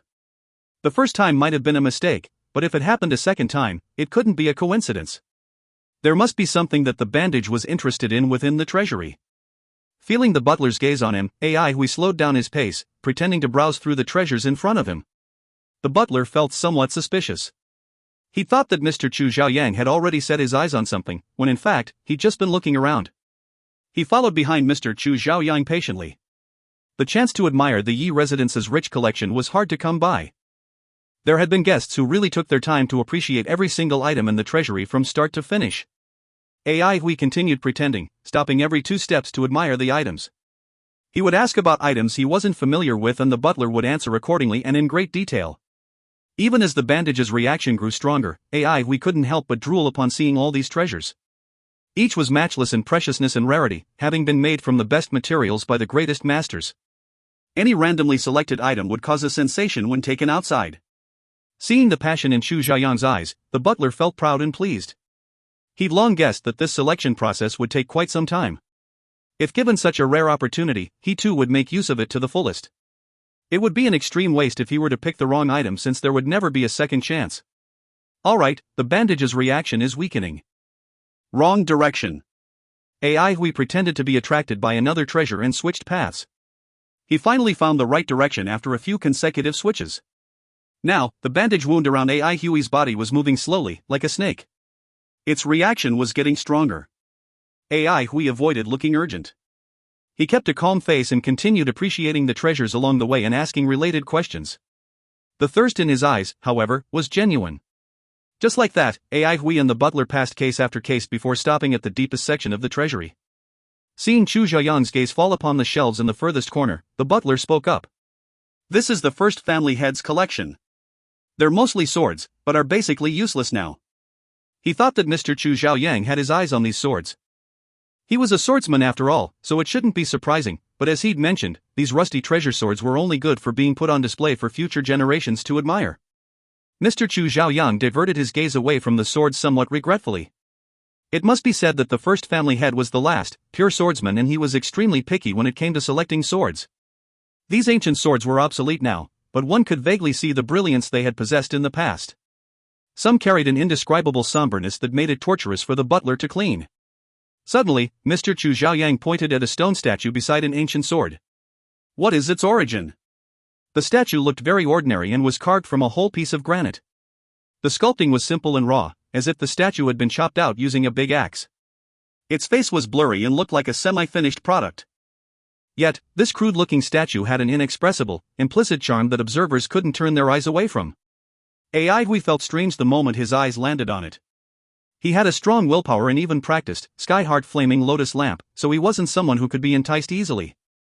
Despite this, his gaze and state of mind were still focused on this stone statue. The butler retracted his gaze immediately. This stone statue was obtained by the first family head in his early years, by chance. It isn't clear whether or not someone carved it out. It is an antique from the cultivation era. It has no name, but the first family head said that with its heavenly charm, it must be extraordinary and should be kept in the treasury. The bandage's reaction toward the statue was exceptionally intense, as if it wanted to pounce on it. The statue did not seem to be blood-refined, so AI Hui felt suspicious as to why the bandage was responding so strongly to it. There must be something strange about the stone statue. On second thought, if the statue wasn't at all magical, would Ji Huitang have placed it in the treasury? Without hesitation, AI Hui pointed to it and said, "I choose this." Giving Mr. Chu Xiaoyang a look, it seemed that the butler wanted to say something, but decided against it. Upon seeing that, AI Hui asked, "Is it not possible?" "Not that. Madam has already instructed that you can select any item." The butler shook his head. This stone statue, seemingly a gift from heaven, has been in the treasury for the longest time. The first family head would often be immersed in studying it, and successive family heads too, wanted to unlock the secret within it. Much time and energy had been employed, but there hasn't been any result so far. Thanks for your guidance. AI Hui cupped his hands and offered his thanks before continuing, "I'll choose it then.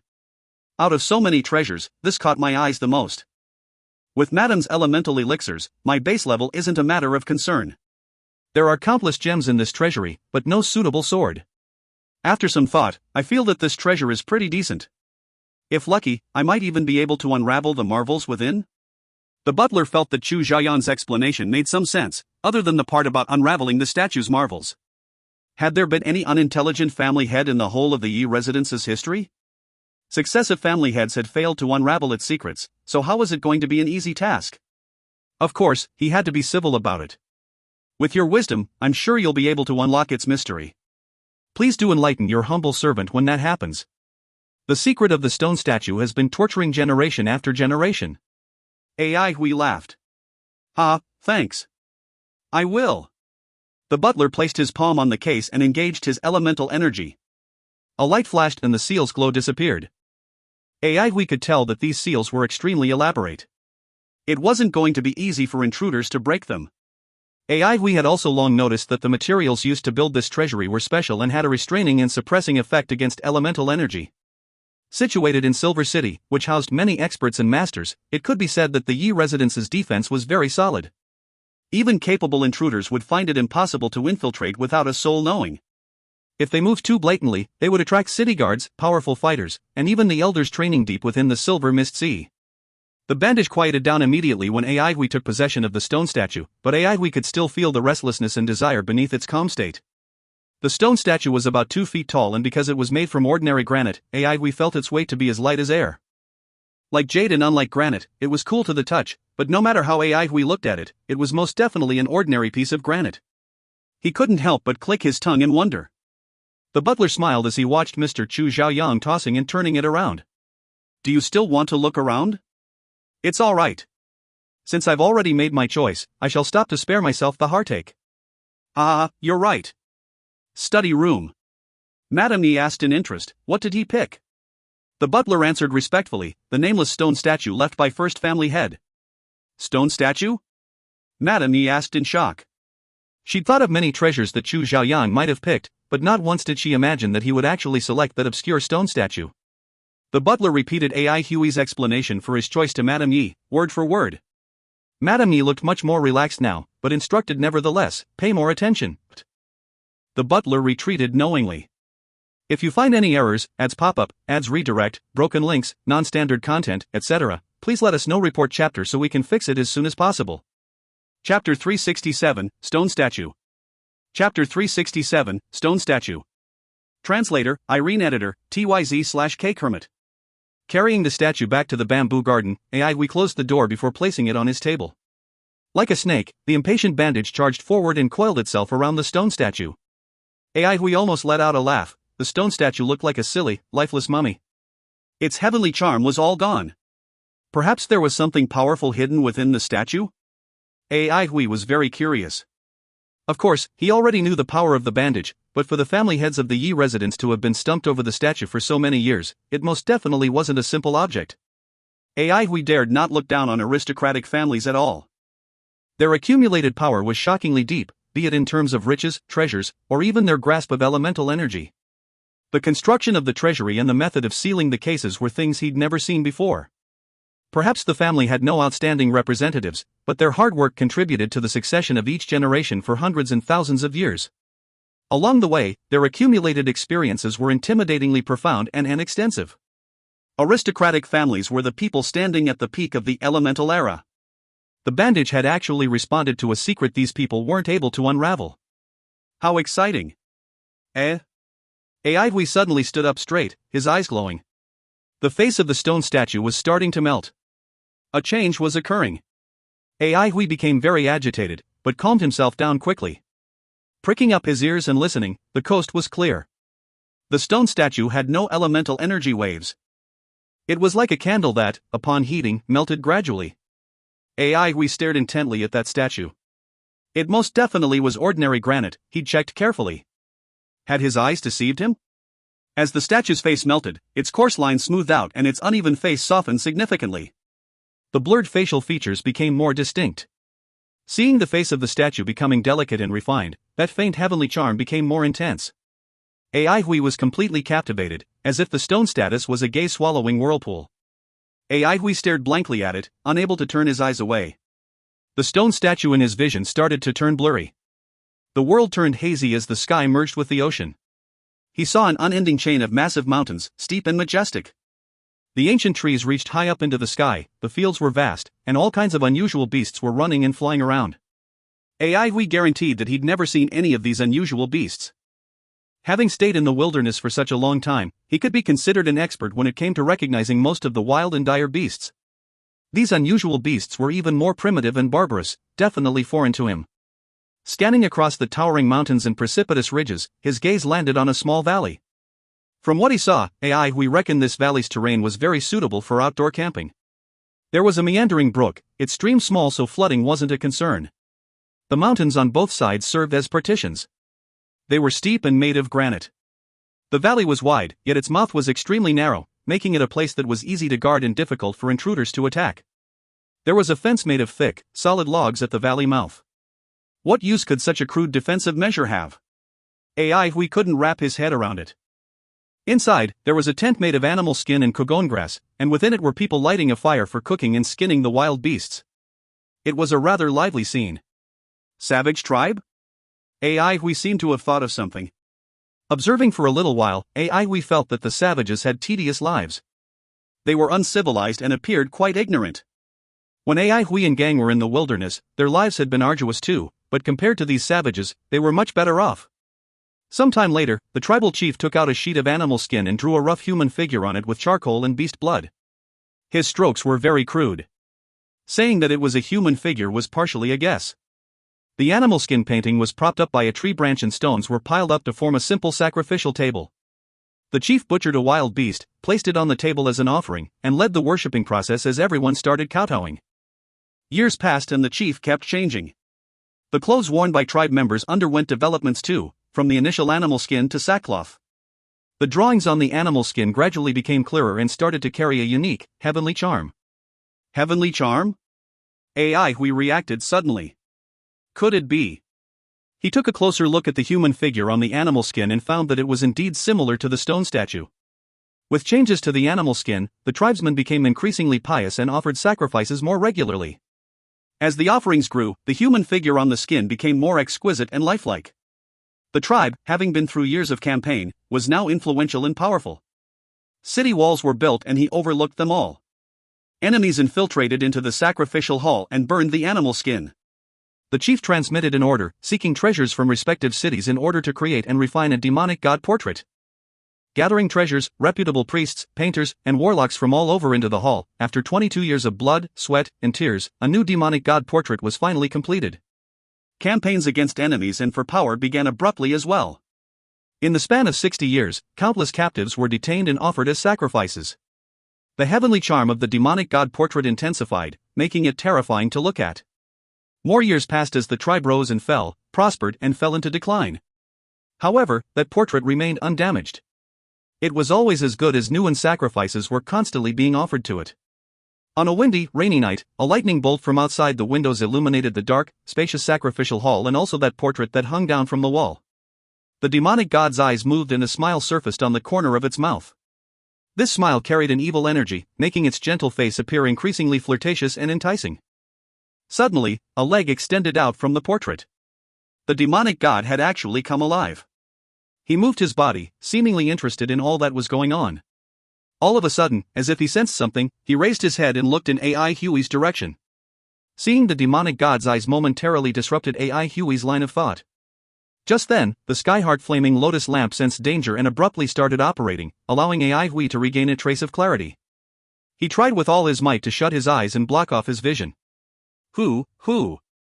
His rough breaths were like moving bellows, causing Hui to sweat profusely.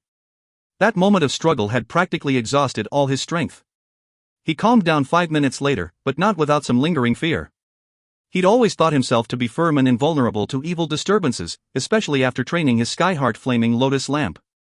He could remain unmoved even when facing 1,000 yuan. Just then, however, his mental state had been completely out of his control. He couldn't think at all. If not for the lamp, he wouldn't have even been able to shut his eyes. It was Hui's first time experiencing something so strange, terrifying, and dangerous. Unlike real combat, psychic attacks couldn't be warned against. Any slight inattentiveness would lead to an attack, causing one's body to lose all control. The mind would not be able to overpower the body to execute even the most basic resistance. The victim would be completely at the enemy's disposal. He never wanted to experience this ever again. Demonic god. Shortly after, Hui's body tensed up as the sky-heart flaming lotus lamp circulated unsteadily. He gathered all his focus so that whenever something felt amiss, he would shut his eyes again. He slitted his eyes and looked outside. He saw a stone statue. Where was the sacrificial hall? Demonic god? Hui was stunned. Had he been dreaming? Those scenes he'd just witnessed were too vivid. It felt as though he'd lived thousands of years alongside the tribe and demonic god. But at this moment, he was still in his room. Fantasy? Possibly. But such a lifelike fantasy. We looked at the time and realized that not even half an hour had passed. How mystical. That dreamlike sequence had simply been too real, and he could still recall all the fine details. The Mirage bean pods sold in markets couldn't be compared to what he'd just seen. He felt somewhat regretful, but also relieved. The scene in which the demonic god had walked out of the portrait left a deep impression on him. He still had some lingering fear. His gaze fell upon the stone statue and his pupils suddenly shrank. The stone statue on the table looked exactly like the demonic god. We remembered the demonic god's appearance clearly, there was no mistake. The statue was, at this moment, no longer that crude piece of stone but extremely refined and lifelike. It had a graceful figure, its waist appearing weak and delicate and its upper body masculine. It had an androgynous face with a soft outline, but a masculine nose and lips. Its eyes were cold, but the outer corners curved out beautifully. It was Huey's first time seeing such androgynous and conflicting features that somehow managed to fit nicely together, leaving a deep impression on him. Exactly the same. Was that vision the demonic god stone statue's doing? It was possible. Was that the origin of this stone statue? Huey was quite convinced, since there was no other possible explanation. He never imagined that there would be such a story behind the stone statue. Huey clicked his tongue in wonder and looked all over the statue. The statue was now exquisite and lifelike, but its heavenly charm was gone. It looked like an ordinary stone statue. So, the heavenly charm had contained the statue's history, Huey suddenly realized. No matter how he looked at it, however, the demonic god statue was still just the demonic god statue and the granite was still the granite. There were no changes. Had he just spent so much effort just to get a fine stone statue? Huey didn't know whether to laugh or cry. What he saw next, on his bandage, shocked him. Its blood eye was gone, it had regained its previous white color and was now empty. Seeing the two snow-white bandages on the table, a thought came to him as he unfolded them and laid them flat, then pieced them together. He remembered that they were originally one piece when he'd first seen them. When placed alongside each other, the middle sections started to fuse together, forming a piece of white cloth. This was actually possible? Huey opened his eyes wide, as he'd never thought they could be welded together. Wait a minute. Huey's body stiffened. He stared blankly at the white cloth on the table as an image of the demonic god portrait hanging in the sacrificial hall emerged in his mind. After the demonic god walked out of the portrait, it became a sheet of white, and its size was approximately the same size as the white cloth in front of him. The bandage was the canvas of the demonic god's portrait? If you find any errors, ads pop up, ads redirect, broken links, non-standard content, etc., please let us know. Report chapter so we can fix it as soon as possible. Chapter 368, Rumors. Chapter 368, Rumors. Translator, Irene. Editor, TYZ/K Kermit. Silver City was in an unstable state. Madame Yi and Sun were almost murdered, causing the Great Elder, who often concealed his feelings, to fly into a rage. Evidence of the Ling residents colluding with blood elementalists pushed them into a passive state. Ling residents denied it flatly, but the development of affairs went against their favor. Are you guys just going to sit and wait for death? The person who spoke wore a black cloak that covered his whole body. His voice was stiff and monotonous, awkward for the listeners. Ling Shang glared at the other party. Ling Xiao had just woken up and his face was pale. Although he had lost an arm and lost a lot of blood and energy, his elemental energy hadn't been affected. His injuries, however, were very severe. The 5 residences and 8 palaces were badly damaged and he would be unable to train from that day onwards. Even if he was Ling Xiao, the noble son of Master Ling, he would be useless if unable to train. Madame Ling appeared calm, but the white hair on her temples revealed her anxious and haggard heart. Does Grandmaster Dai have any solutions? As long as he doesn't die, Grandmaster Dai will be able to do something. The cloaked man trembled unpleasantly. Even if his whole body is damaged, he won't die as long as his brain is intact. The man lifted his cloak, revealing his body. Ling Sheng and Madame Ling looked at the man in shock, their eyes wide open. The man grinned at them, but their eyes were filled with fear. The man before them wasn't human-like. His body was made from a mix of grass cord and lotus, and only his brain was that of a human. I never thought that I'd be able to live until today. Although this doesn't feel like living, I feel pretty good. I forgot to tell you guys my name. I'm Ching Feng. Doesn't it sound like a servant's name? Ha, I'm actually a servant. Ching Feng laughed merrily, but his voice remained rigid and rough. His laughter was unpleasant to hear, blood-curdling, in fact. Madame Ling spoke up after a while. The two arts, grasscord and lotus chiropractic technique, that Grandmaster Dai founded are indeed freakish and brilliant. Cheng Feng shook with laughter. What are you two going to offer Grandmaster Dai for this, that? Madame Ling answered solemnly, we will not forget about him. Xiao Shuren is currently in the Yi residence, so the time is not yet right. Cheng Feng responded very directly. Then what are your plans? What happened is disadvantageous for your side. Don't worry, we've already taken action. Madame Ling's eyes were cold. Great Elder has already forgotten that he needs the support of the aristocratic families. They are the pillar of the Avalon of 5 elements. When the situation gets increasingly chaotic, who's going to be able to reinstate order? Cheng Feng trembled once again. I see that you guys are prepared. Madame Ling answered dully, an old tree's roots extend deep down. Silver City became chaotic very quickly. Battered corpses and blood filled the streets every morning. The situation became increasingly intense as attacks spread across the whole city. When night fell, fighting noises and flames could be heard and seen in every corner. A unit leader of the Sky Edge Division was attacked during his patrol and died from severe injuries. The family head of the slightly reputable Hua family died of sudden poisoning, and evidence found at the scene pointed toward the Gong residence. The Gong residence held an unyielding attitude towards accusations as a few families joined forces and reported the Gong residence to the Elders Guild. Accidents in the form of blatant attacks and poisonings occurred consecutively and increasingly within small families. While there wasn't any concrete evidence pointing toward the Gong residence this time, smaller families still cooperated and started pressuring the guild to investigate the matter. Disorder spread unceasingly, sending citizens into a state of panic. The situation reached its peak when the Zhang and Zhong residences fought.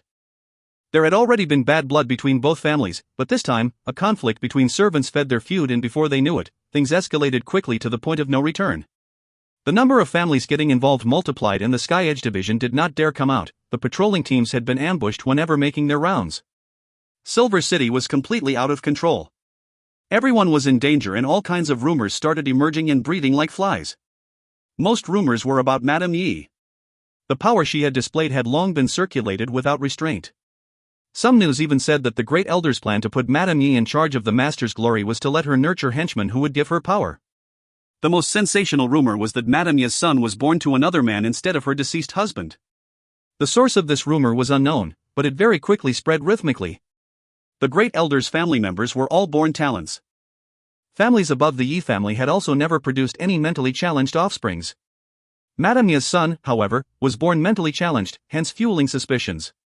Other rumors even said that before Madame Yi's marriage, she had lived in seclusion for more than a year, and that this was actually a ruse to fool people. Someone claimed to have seen her traveling in Jadeite Forest with a man.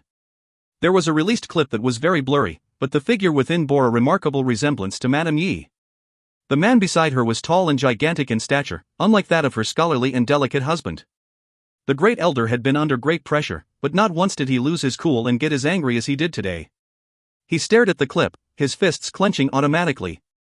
Initially, he had scoffed at the rumors, but upon viewing the clip, he started feeling suspicious.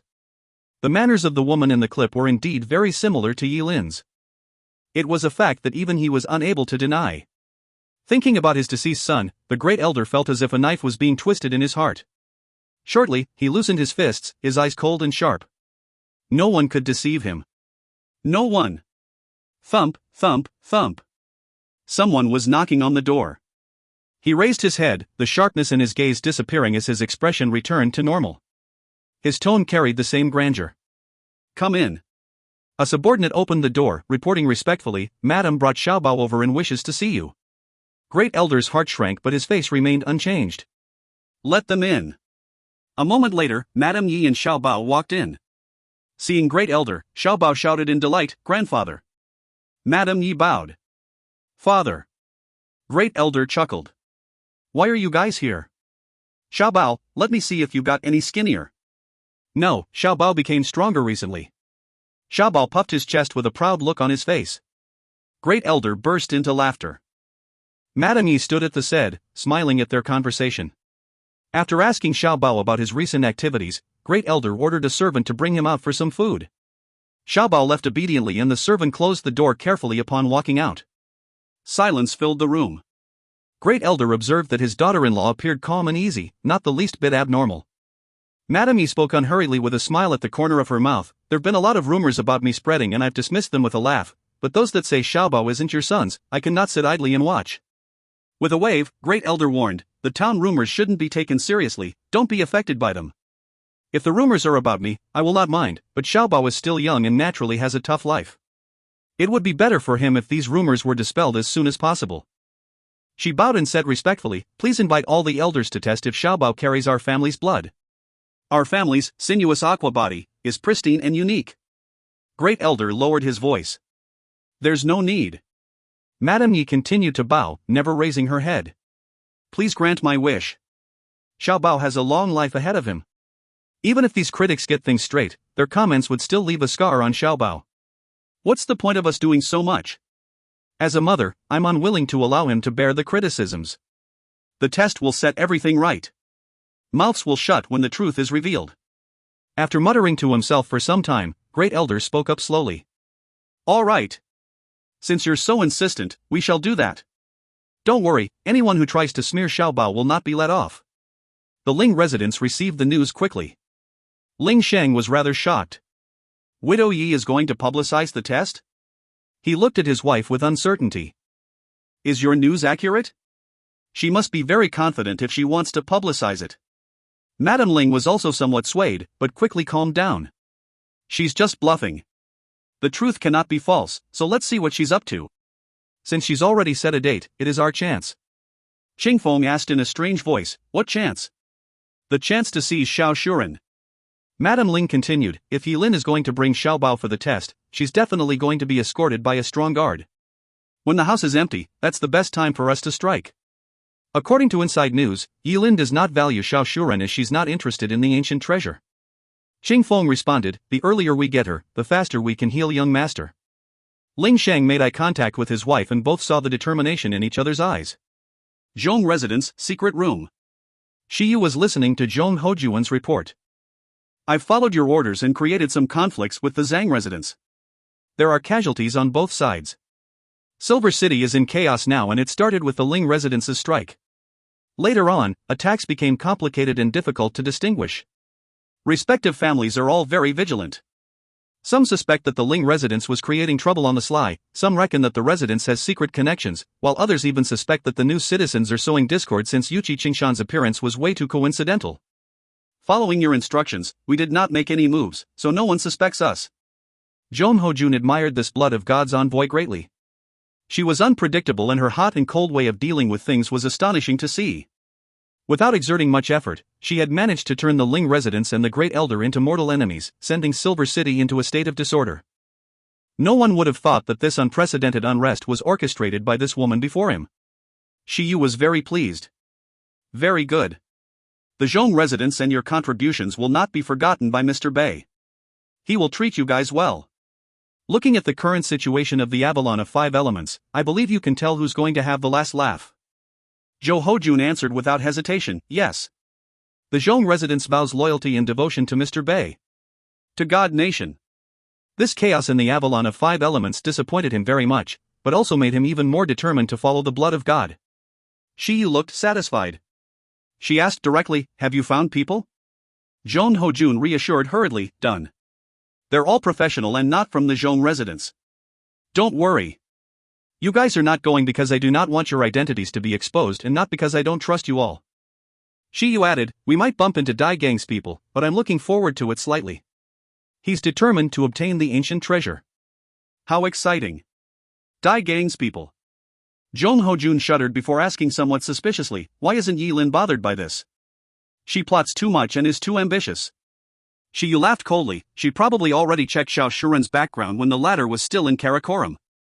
Not only that, but reunions with old friends and whatnot are the most exciting. Her radiant eyes flickered. If you find any errors, ads pop up, ads redirect, broken links, non-standard content, etc., please let us know. Report chapter so we can fix it as soon as possible. Chapter 369, Metal Elemental Elixir. Chapter 369, Metal Elemental Elixir. Translator, Irene Editor, TYZ/K Kermit. Compared to the turmoil outside, the Yi residence was much more peaceful. The current situation was messy. Students had been told to return home, so the Yi residence was empty. We could feel that the atmosphere in the house wasn't too good. He sensed that the servants were talking under the table, and since AI Hui had keen ears, it did not take much effort for him to figure that they were discussing the rumors revolving around Madame Yi and Xiaobao. Xiaobao wasn't the biological son of the deceased Master Yi?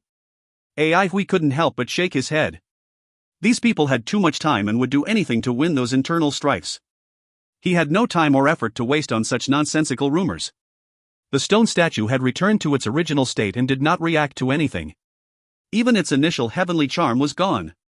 Are you going to give me just one episode after I've spent so much effort to get a hold of you? AI Hui stared at the bandage and stone statue unkindly. If they were alive, he would smash them against the brick wall. When the bandage had been removed from the stone statue, it split into two pieces again and they coiled themselves around AI Hui's body like a snake, even knotting themselves. Many a time AI Hui felt that the bandages were very spiritual and alive. The stone statue did look more exquisite, but was useless. To a practical snob like AI Hui, useless things were naturally treated as less. As such, the once mighty and impressive demonic god portrait was thrown aside by AI Hui. AI Hui placed his attention on the metal elemental elixir. He had received a total of 3 metal elemental elixirs from Madame Yi.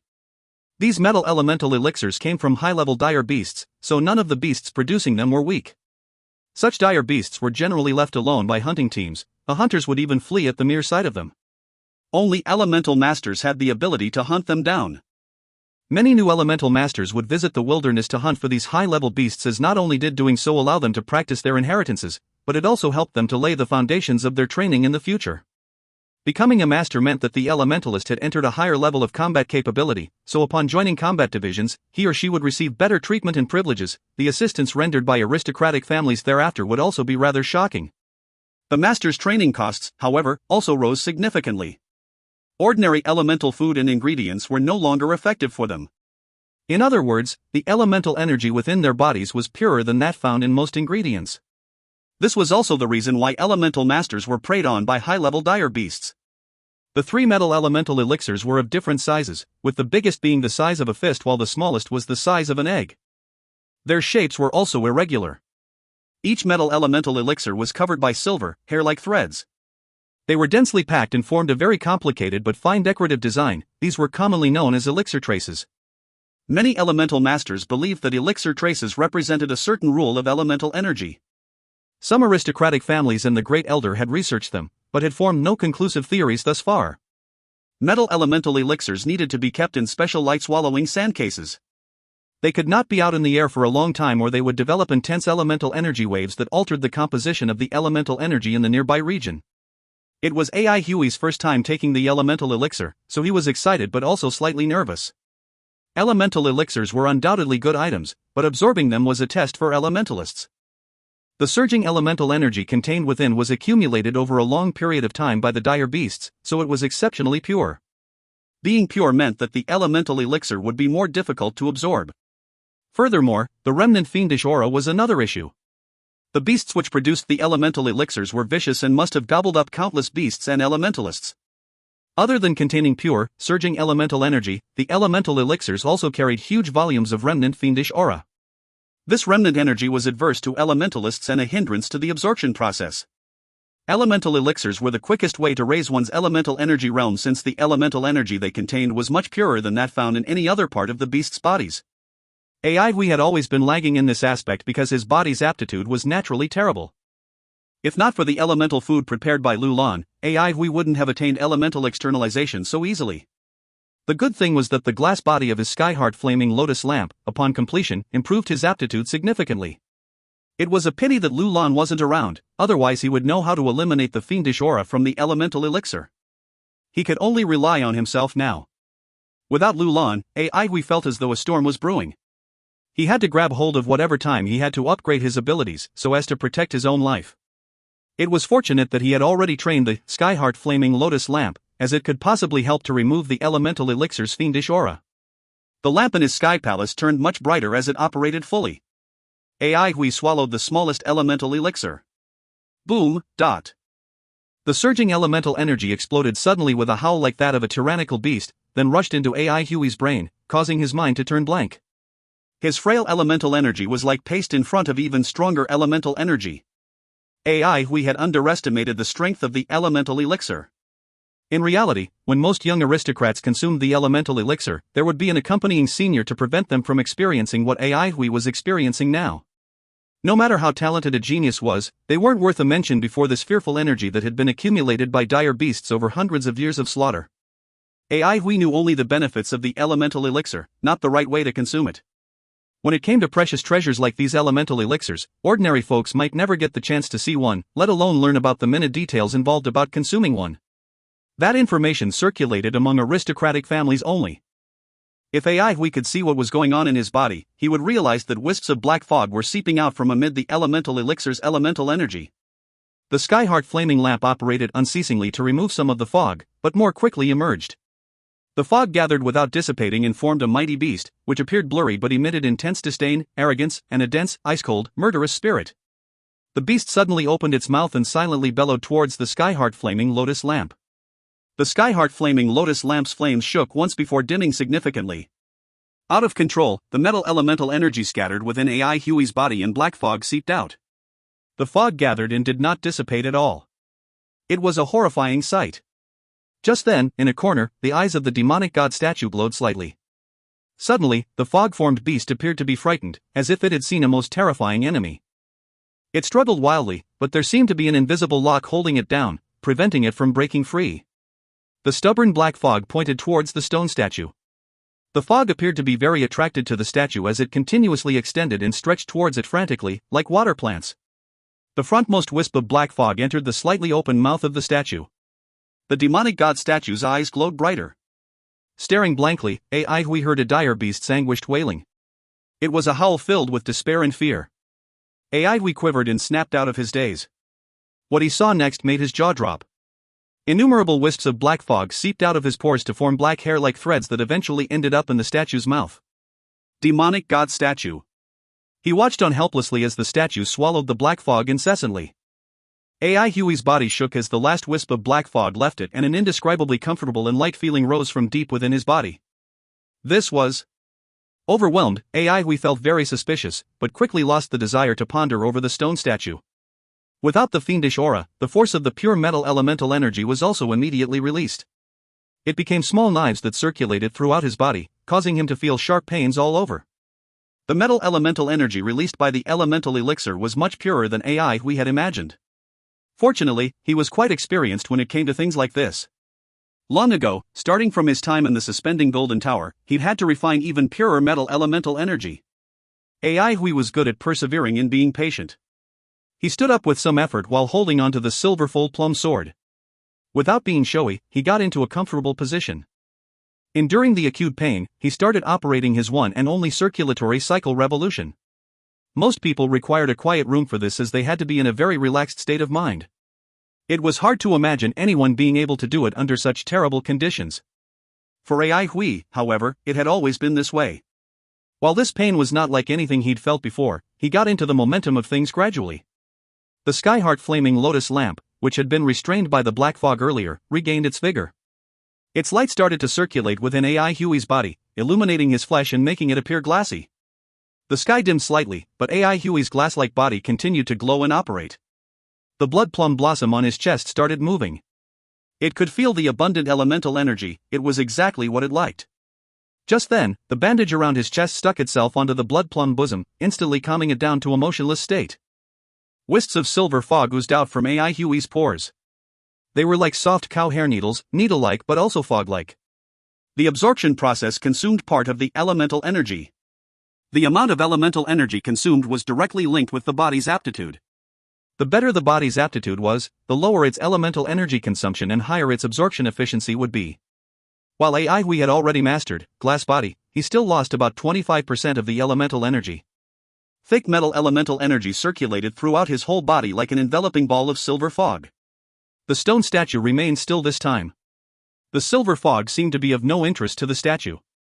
The glow in its eyes vanished and the statue returned back to its charmless, ordinary granite rock-like state.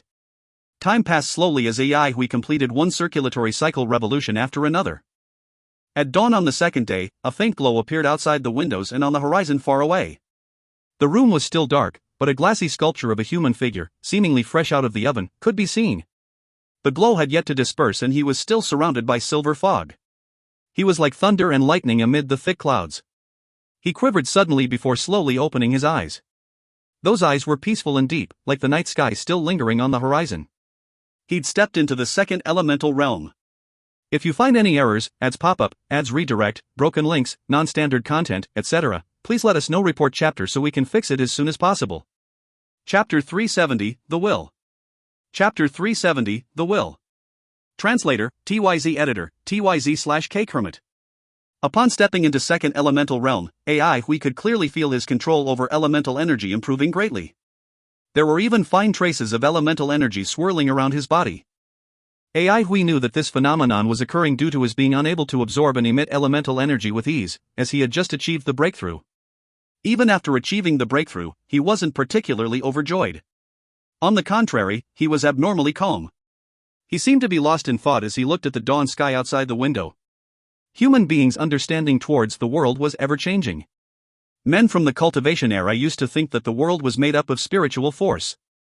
In the current elemental era, men felt that the world was made up of various elemental energies. From mankind's perspective, the world was ever-changing. Perhaps from the world's perspective, it was mankind that was ever-changing. AI Hui returned to his senses when the first trace of sunlight shone through the window and into his eyes. After stretching his arms and feet, the elemental energy within his body surged. The abundance of power within his body made him feel as if he could capture a tiger alive. Stepped into second elemental realm had also boosted his fusion elemental energy level. It was a happy surprise to him. Despite spending so many days in the grass hall, AI Hui still could not find the notebook. However, he did not become impatient and continued to look through the ancient records one by one. Now, even Grass Hall pretended that they didn't see him searching through the ancient records almost every day. As time went by, his fusion elemental energy depleted and was about to run out. AI Hui lifted his gaze from the book in his hands. Just as AI Hui left the ancient hall of records and was about to leave Grass Hall, manager called for him. Slightly surprised, AI Hui asked, "Is there anything that I can help you with?"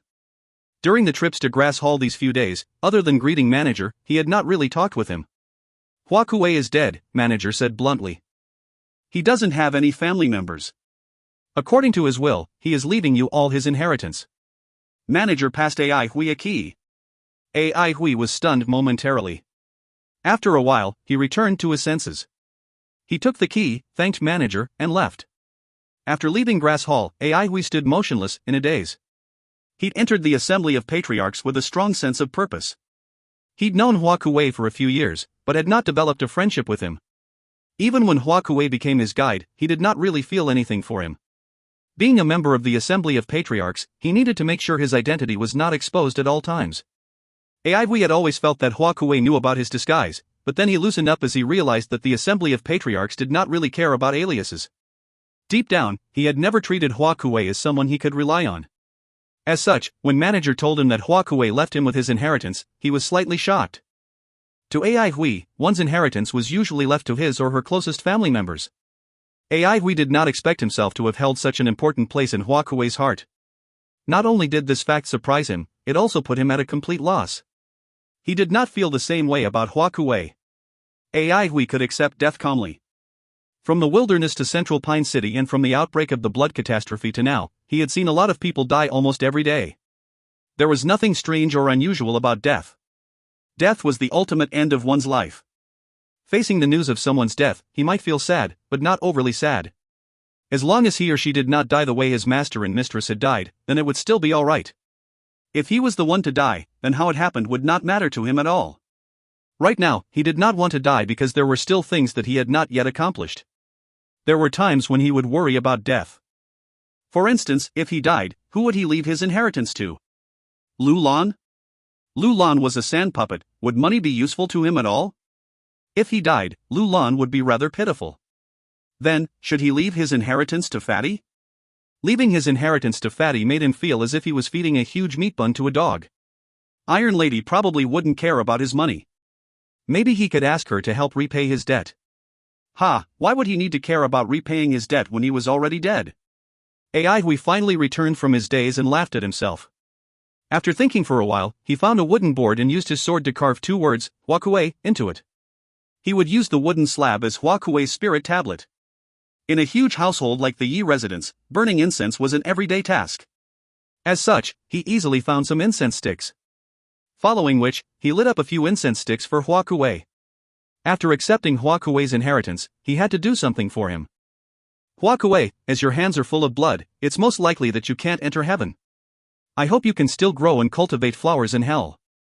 At least that way you can resume your old trade and live a happy life. After kowtowing to Hua Kuei's spirit tablet, Aihui walked out of his room and was sprinkled with sunshine. At this point of time, he did not want to do anything. He lay down on a rattan chair and basked in the sunshine. Without his students, the place was quieter. Even the servants became slightly slack. What happened recently had dealt a huge blow to them. The usual paradise-like residence suddenly became the center of a gigantic maelstrom. All of them felt extremely nervous and uneasy. The sunlight began to turn harsh, however, Aihui remained motionless. Relaxing completely was a type of pleasure for him. Suddenly, his hand grasped the silver-fold plum. All the influential figures had gathered at Silver City. From the Elders Guild alone, there were already 4 people in attendance. Great Elder, Yuchi-ba, Elder Son, and Elder Ling. Other than that, there were also Yuchi Qingshan, Zhong Hojun, Gong Residence's family head, Zheng Residence's family head, and Ling Sheng with his wife. Ling Sheng's gaze was bitter and enraged while Madame Ling's was as calm as usual. In front of the 4 elders, they were just insignificant individuals. Needless to say, Great Elder was the leader of the Elders Guild. Elder Ling was the leader of the aristocratic faction while Elder Song was the number 2 figure in the aristocratic faction. Both of them were bosom buddies. Meanwhile, Yuchi-ba was the leader of the New Citizens faction. All of them surrounded a gigantic pool. In the central of the pool, there was a platform on which only one person could stand. The pool's surroundings were fully carved with complicated and fine decorative designs that flickered with light. The water within the pool was multicolored and the colors were clearly distinctive, looking like strips of brightly colored ribbons. I am sorry for bringing inconvenience to everyone over such a small matter. Great Elder saluted and thanked all the people present. Everyone did not dare to hesitate and quickly stood up to return Great Elder's salute. However, Lindner said that gossip is a fearful thing. As a mother, she doesn't want Xiaobao to be disturbed by the rumor in the future. Therefore, I have to bring an end to this issue. Xiaobao is my only grandson. Ever since his birth, he has led troubled life. His father died young and I'm not frequently in Silver City to take care of him. As such, I feel extremely guilty and have to brazenly invite everyone here today. Yuchi-ba opened his mouth and spoke first. This rumor is mean and evil. Great Elder, don't take it to heart. All of us have watched Xiaobao growing up since he was a baby. He looks exactly like his father, how can he not be his own child? Yuchi-ba had a pair of naturally scowling eyebrows, resembling King Kong with glaring eyes. At this point of time, his face was brimming with resentment and anger. Elder Ling had a refined appearance. His eyebrows were drooping and his mustache was long. With a gentle voice, he advised, "That's right. When I heard this rumor, I immediately knew it was a lie. Don't we know Linner's character? Furthermore, the Yi Residence's family values are matchless." Everyone agreed with what he said. Yilin smiled and half rose from her chair to thank everyone. "Everyone, I believe there are a lot of people in this world that are capable of coming up with lies," said Great Elder. "That's true. You're right." All the elders nodded. With a deep and solemn tone, Great Elder continued, "If Xiaobao is not a member of the Gu family, then it would mean our family values have been corrupted and that we have humiliated the world. However, if it's proven that the rumor is a lie, I will not let Xiaobao receive injustice for nothing. My only grandson has been severely sick since he was born and has led a troubled life. I hereby swear that I will use whatever methods to seek revenge for him." A cold shiver went down everyone's spine. They knew that Great Elder was truly enraged this time around. Given his status, one could tell how angry he was to say such words. Elder Ling cast a glance at Ling Shang and the latter shook his head subtly to signal that the rumor was not his doing. Upon seeing that, Elder Ling felt slightly at ease. As long as the rumor had not been spread by members of his family, no one could blame it on the Ling residence. If it had been another family that had colluded with blood elementalists to attack the Fu family and Yi Lin and her son, then that family would definitely be destroyed. With the backing of Elder Ling, however, the Ling residence would not be affected by the so-called evidence. As long as this rumor had not been started by Ling Shang, Elder Ling could just wait and see a good show. If the rumor was a lie, then it would not affect them in any way. If the rumor was true, then things would get interesting. Elder Ling, who had been thinking of ways to neutralize Great Elder, realized that if the rumor was true, then it would create a good opportunity for him to do so. To everyone, the look of bitter resentment and hatred on Madame Ling's face was normal. Yi Lin had chopped off one of Ling Sheng's arms. The feud between them was unsolvable. Great Elder's prestige was matchless. Elder Ling was no pushover as well. With the addition of the new citizen faction's Yuchiba, the situation was extremely subtle. When Xiaobao saw that everyone's gaze was on him, he felt slightly afraid. He hid behind Yi Lin and said, "Mama." Xiaobao was scared. "Xiaobao, don't be scared, Mama is here." Yi Lin stroked Xiaobao's head gently. Xiaobao felt slightly more at ease, but he still clutched Yi Lin's clothes and was unwilling to let go. When Great Elder saw this scene, he felt as if his heart was pierced by a sword, but then he hardened his heart and said, "Let's begin. Xiaobao, stand on the platform in the center of the pool." Xiaobao continued to hide behind Madame Yi. "Xiaobao, be good. Listen to Grandpa and stand on the platform in the center of the pool." "It will not hurt at all," Yi Lin said with a gentle voice. Xiaobao turned his face and asked, "Really? It will not hurt? It's really not painful." The gentle smile on his mother's face calmed Xiaobao down, following which, he sobbed. "Xiaobao shall go then, Mama must wait for Xiaobao." "Mama will not go anywhere and wait here," Yi Lin reassured Xiaobao. "Xiaobao is the bravest. Xiaobao is scared of nothing." Xiaobao closed his eyes and encouraged himself loudly. Then, he opened his eyes and walked towards the platform. When everyone saw the scene, feelings of empathy rose in their hearts. Whether it was their Gu family or the Yi residents, they were all top aristocratic families. They did not expect their younger generation to be reduced to this. To an aristocratic family, nothing was more important than its heir and inheritance. How could a mentally challenged individual carry such an enormous family on his delicate shoulders? Some people could not help but harbor evil thoughts. Even though Great Elder was powerful and influential, he still did not have a qualified successor to carry on his undertakings at this old age. This was Great Elder's deadliest weakness. Great Elder looked deeply at Xiaobao. He opened his mouth to say something, but nothing came out. Following which, he cut his finger and let his blood drip into the pool. If you find any errors, ads pop up, ads redirect, broken links, non-standard content, etc., please let us know. Report chapter so we can fix it as soon as possible. Chapter 371, Powerful Enemies. Chapter 371, Powerful Enemies. Translator, TYZ Editor, TYZ/KLKL. Ai Hui sat up from the rattan chair. He could sense someone was nearby. A faint, seductive voice suddenly rang across his ears. "You're truly worthy of being my chosen one. The last time I left in a rush, but today we shall have a good, intimate time together." "Long time no see," Ai Hui grinned, appearing rather fearless. A lightning-fast silvery sword gleam erupted without any warning. "I've been expecting you to do this. I know how ruthless you are. If you can even kill your own master, why wouldn't you kill me now?" Like a ghost, Shiyu was maneuvering and dodging Ai Hui's sword gleam with ease. Ai Hui turned a deaf ear to Shiyu. His facial expression did not change, but his sword gleam became increasingly intense. Having just achieved a breakthrough, his essence breath spirit was at its peak. 1,000 Yuan was trying to use her words to disrupt his mental state, but her words actually made him even more powerful. He had never regretted killing his master with his sword 3 years ago. He would be sad, he would grieve, but he would never regret it. 6 crescent moons were dancing in the sky and they were accompanied by streaks of odd-looking sword gleams. Meanwhile, the buzzing sound of silver-fold plum rang incessantly through the air. Even though it was not loud, it would still cause one to tremble in fear.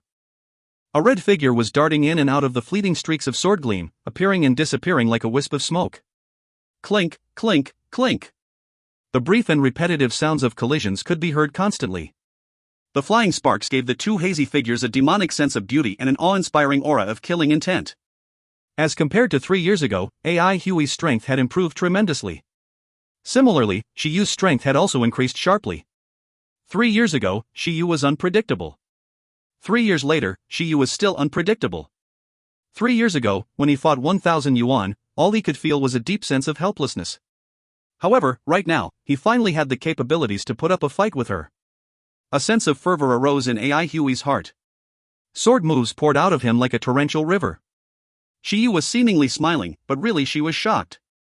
When they were still in Central Pine City, she'd already thought highly of Ai Hui's future, even though his aptitude was not really outstanding. However, now that she looked at Ai Hui again, she knew that he definitely would have a great future given his outstanding mind, cool-headed mentality, and diligence. She was still shocked by Ai Hui's improvements. Even though his sword gleams were not fast, they came out in huge numbers. Furthermore, his sword gleams intertwined among each other, seemingly containing a mysterious force within them. Shiyu tried to block a few streaks of sword gleams and noticed that her palms went numb, sending a cold shiver down her spine. As the seed of blood of God and a rare god priest, the god nation had spared no effort in cultivating her. She learned the most profound and high-level techniques and spells in Blood of God. Star Divine Hallucination was the most profound and the most difficult spell to learn in God Nation. Up till now, she was only the second person to master it. The first person who'd mastered this spell was Holy Emperor. Phantom and Smoke Saunter were two completely different spells. She combined these two spells and granted herself the ability to become half phantom, half smoke. By combining these two spells, her attacks were unpredictable and impossible to defend against. Not only that, she'd also mastered a spell that only a god shaman could practice, Demonic 9-Step Dance. By combining this spell with Phantom and Smoke Saunter, she created the unique Phantom Smoke Dance. Every movement she made would create distortion in the space surrounding her, making her almost omnipotent. She had fought with many elementalists and had seen many absolute arts before. However, AI Huey's sword gleam was completely different from the others' absolute arts. When the attacks from the usual absolute arts entered the distorted space surrounding her, most of them would be displaced. However, Shiyu discovered her Phantom Smoke Dance had very little effect on AI Huey's sword gleam. AI Huey's dazzling sword gleam contained a mysterious force that rendered her Phantom Smoke Dance ineffective. The sword gleam had another characteristic that was trouble for Shiyu. The sharpness of the sword gleam. This was absolutely something that Shiyu had not expected. Fundamentally, blood spiritual force was spiritual force. Even though blood spiritual force could not be compared to the pure spiritual force of the cultivation era, it was still more powerful and of a higher level than elemental energy. When blood spiritual force collided with elemental energy, the former had an extremely huge advantage over the latter. This was also the main reason why blood elementalists could maintain superiority over elementalists during battles. The only time where elemental energy was more powerful than blood spiritual force was when an elementalist became a master, and the structure of his elemental energy was enhanced greatly. Shiyu discovered that AI Huey's sword gleam remained abnormally firm and strong, even when it collided with blood spiritual force. So this was swordsmanship? Shiyu clearly knew that AI Huey wasn't at the level of a master yet. She immediately came to realize that swordsmen might become the biggest threat to Blood of God in the future. There was a high possibility that Blood of God's superiority in fighting capabilities might come to an end. Now, she slightly regretted that she'd planted Life and Death Flower Sacrificial Art on AI Hui. Otherwise, she would have killed AI Hui at all costs. Swordsmanship, which had been obsolete for so many years, should continue to stay obsolete. By staying obsolete, it would benefit Blood of God in the long run. However, Life and Death Flower Sacrificial Art. She was having a headache. This time around, she had to capture AI Hui alive and bring him back to Blood of God at all costs. AI Hui had become her greatest weakness. Luckily, she was the only one who knew this. If Shiyu knew that AI Hui had already found out about Life and Death Flower Sacrificial Art, she would die of pure regret. Go and find Xiao Shuren. When Shiyu finished her sentence, a few figures appeared on top of the surrounding walls. AI Huey's facial expression changed. The aura of these people was powerful and fierce. Their strength was comparable to Jiu Gui's and Prince's, however, Jiu Gui and Prince had followed Madame Yi on her trip. At this point in time, Yi residents had almost zero defenses. Following which, those figures flew towards the court that Xiao Shuren was staying in. Suddenly, an extremely awful voice resounded through the air, "Kiki, all of you get lost," but a wall of vines suddenly blocked their path. Numerous streaks of green light shot out from the wall. These streaks of green light were actually straight and sharp rattans. A faint and sweet aroma was emitted from them, proving that they were highly toxic. The elementalists that were flying towards Xiao Shuren's court changed their facial expressions drastically, and they quickly dodged out of the rattan's way. Shiyu had just struggled free of AI Huey's sword gleam, when her eyes froze momentarily. Grass puppet. I don't like that name, Xingfeng shook his head. His torso was made up of thick, solid grass tendons and white-colored lotus roots. Atop that torso was a human head, making him look extremely creepy. I am Chengfeng, he grinned. AI Hui was dumbstruck. This was the first time he saw such a monster. Suddenly, he thought of Shi Guan. Actually, this grass lotus puppet was no different from a transfigured earth elementalist's. One was from an earth elementalist, the other a wood elementalist. Now that he thought of it this way, he felt relieved. Body transfiguration was a forbidden art. Its process was complicated and high-leveled. AI Hui did not favor this method of increasing one's strength as well. Such an interesting thing, Shiyu's eyes flickered. The Beast Venom Temple would be very happy if she could capture and bring this thing back. Beast Venom Temple loved all kinds of weird stuffs. Furthermore, it seemed like Dai Gang was determined in obtaining the ancient treasure. Shiyu felt more and more curious. What exactly was the ancient treasure? A grandmaster actually wanted it so bad that he was willing to obtain it at all costs. Interesting thing? Xingfeng shook his head. Today, you're going to die here. At this moment, a cold sneer resounded through the air. Even though it was just a sneer, it felt as though the surrounding elemental energy was being stirred by a pair of invisible hands. Shiyu's facial expression changed drastically. A master. Her gaze was locked on the old man beside Xingfeng. That old man was actually a master. There's trouble this time around. Very soon, she understood what was going on. After she forced them into dire straits, the Ling residents had no choice but to hug Dai Gang's legs. Since they wanted to hug Dai Gang's legs, they had to get Xiao Shuren for him. Upon seeing what was going on, the elementalists that Shiyu had hired started to feel the urge to retreat. They did not expect to encounter a master in the mission this time around. One of them opened his mouth and said to Shiyu, "This mission is too dangerous, pardon me for being powerless. Goodbye." The others retreated without any hesitation. The old man ignored those elementalists who had just retreated. He knew that his main target was Xiao Shuren. As long as he could get Xiao Shuren, he wouldn't care about other small matters. As long as he got Xiao Shuren, it would be alright, even if the Ling residents fell out with Elders Guild. If Dai Gang personally invited Ling residents to join him, what could Elders Guild do? And Muda was old and dying, while Dai Gang was at his peak. Would Elders Guild be so stupid as to fall out with Dai Gang over the Ling residents? Elders Guild and Dai Gang were merely vying for power. Both parties were elementalists. Ultimately, there was nothing that could not be solved. From the perspective of aristocratic families, if they had served and worshipped Muda in the past, why couldn't they do the same to Dai Gang as well? If Muda passed away, other than Dai Gang, who was there to stop the Holy Emperor of God Nation? Even if Elders Guild didn't think for themselves, they would still think for their future generations, right? Just like Shiyu, AI Huey's facial expression changed drastically. The energy fluctuation from the metal elemental master had a huge impact on him. All the surrounding metal elemental energy was out of his control. He felt as if he was in a turbulent, stormy sea. So this was a master. Brother Chu, let us join hands. We can split the ancient treasure evenly. Goddamned demonic girl. AI Hui cursed Shiyu in his heart. When Xingfeng and the old man's gaze landed upon him, he knew something was wrong. He quickly explained, "All of you can continue what you're doing. I have zero interest in the so-called ancient treasure." After he finished his sentence, he wanted to make an escape. "So you're Chu Jiayang?" The old man squinted his eyes as his voice was filled with a killing intent. "So you're the one who fought with Shower over Fu Sisi, but it's a misunderstanding. It's definitely a misunderstanding. All along I felt that Brother Ling and Miss Fu were a match made in heaven." AI Hui laughed. "I heard that both of you were deeply in love, but it turns out that the two of you were just cowards." The old man had a disdainful look on his face. However, the killing intent within his eyes did not decrease in the slightest. "My poor Linger is still unconscious even now. How can the both of you still be alive? Today, I shall seek revenge for Linger." AI Hui sighed in his heart. Men died in the pursuit of wealth, and birds died in the pursuit of food. The price of avarice was death. These were truly words of wisdom. If he'd known at the time that the small amount of money he'd made would bring him so many troubles, he would have stayed away from Fu Sisi. "It seems like we will either live or die together." Shiyu chuckled. AI Hui knew what Shiyu's words actually implied, but he acted as if he did not know anything. Life and Death Flower sacrificial art had a lot of areas that could be exploited. If he could not escape, then he could only fight. AI Hui was not confident about facing a metal elementalist master. As such, he quickly yelled, "I will take on the grass lotus puppet and you will take on the old man. Deal."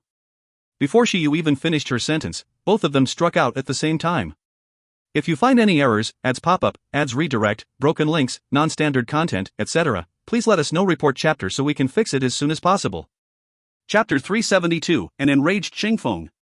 Chapter 372, An Enraged Xingfeng. Translator, TYZ Editor, TYZ/KLKL.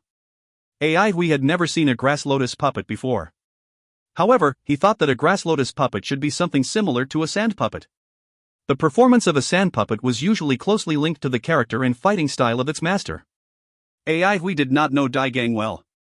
All he knew was that Dai Gang was Bangwan's master, but there was nothing very special about their relationship. However, AI Hui had a rich amount of experience in handling sand puppets. Lu Lan was his #1 training partner. Since a grass lotus puppet and a sand puppet were very similar, a grass lotus's mechanics should be similar to a sand puppet's as well. AI Hui's brain was working rapidly. For example, a sand puppet's body was usually quite big. Most of their bodies had a unique ability. Some could change their forms, some were very sturdy, some had numerous weapons within them, and so on. Qingfeng's body was made up of grass tendons and lotus roots.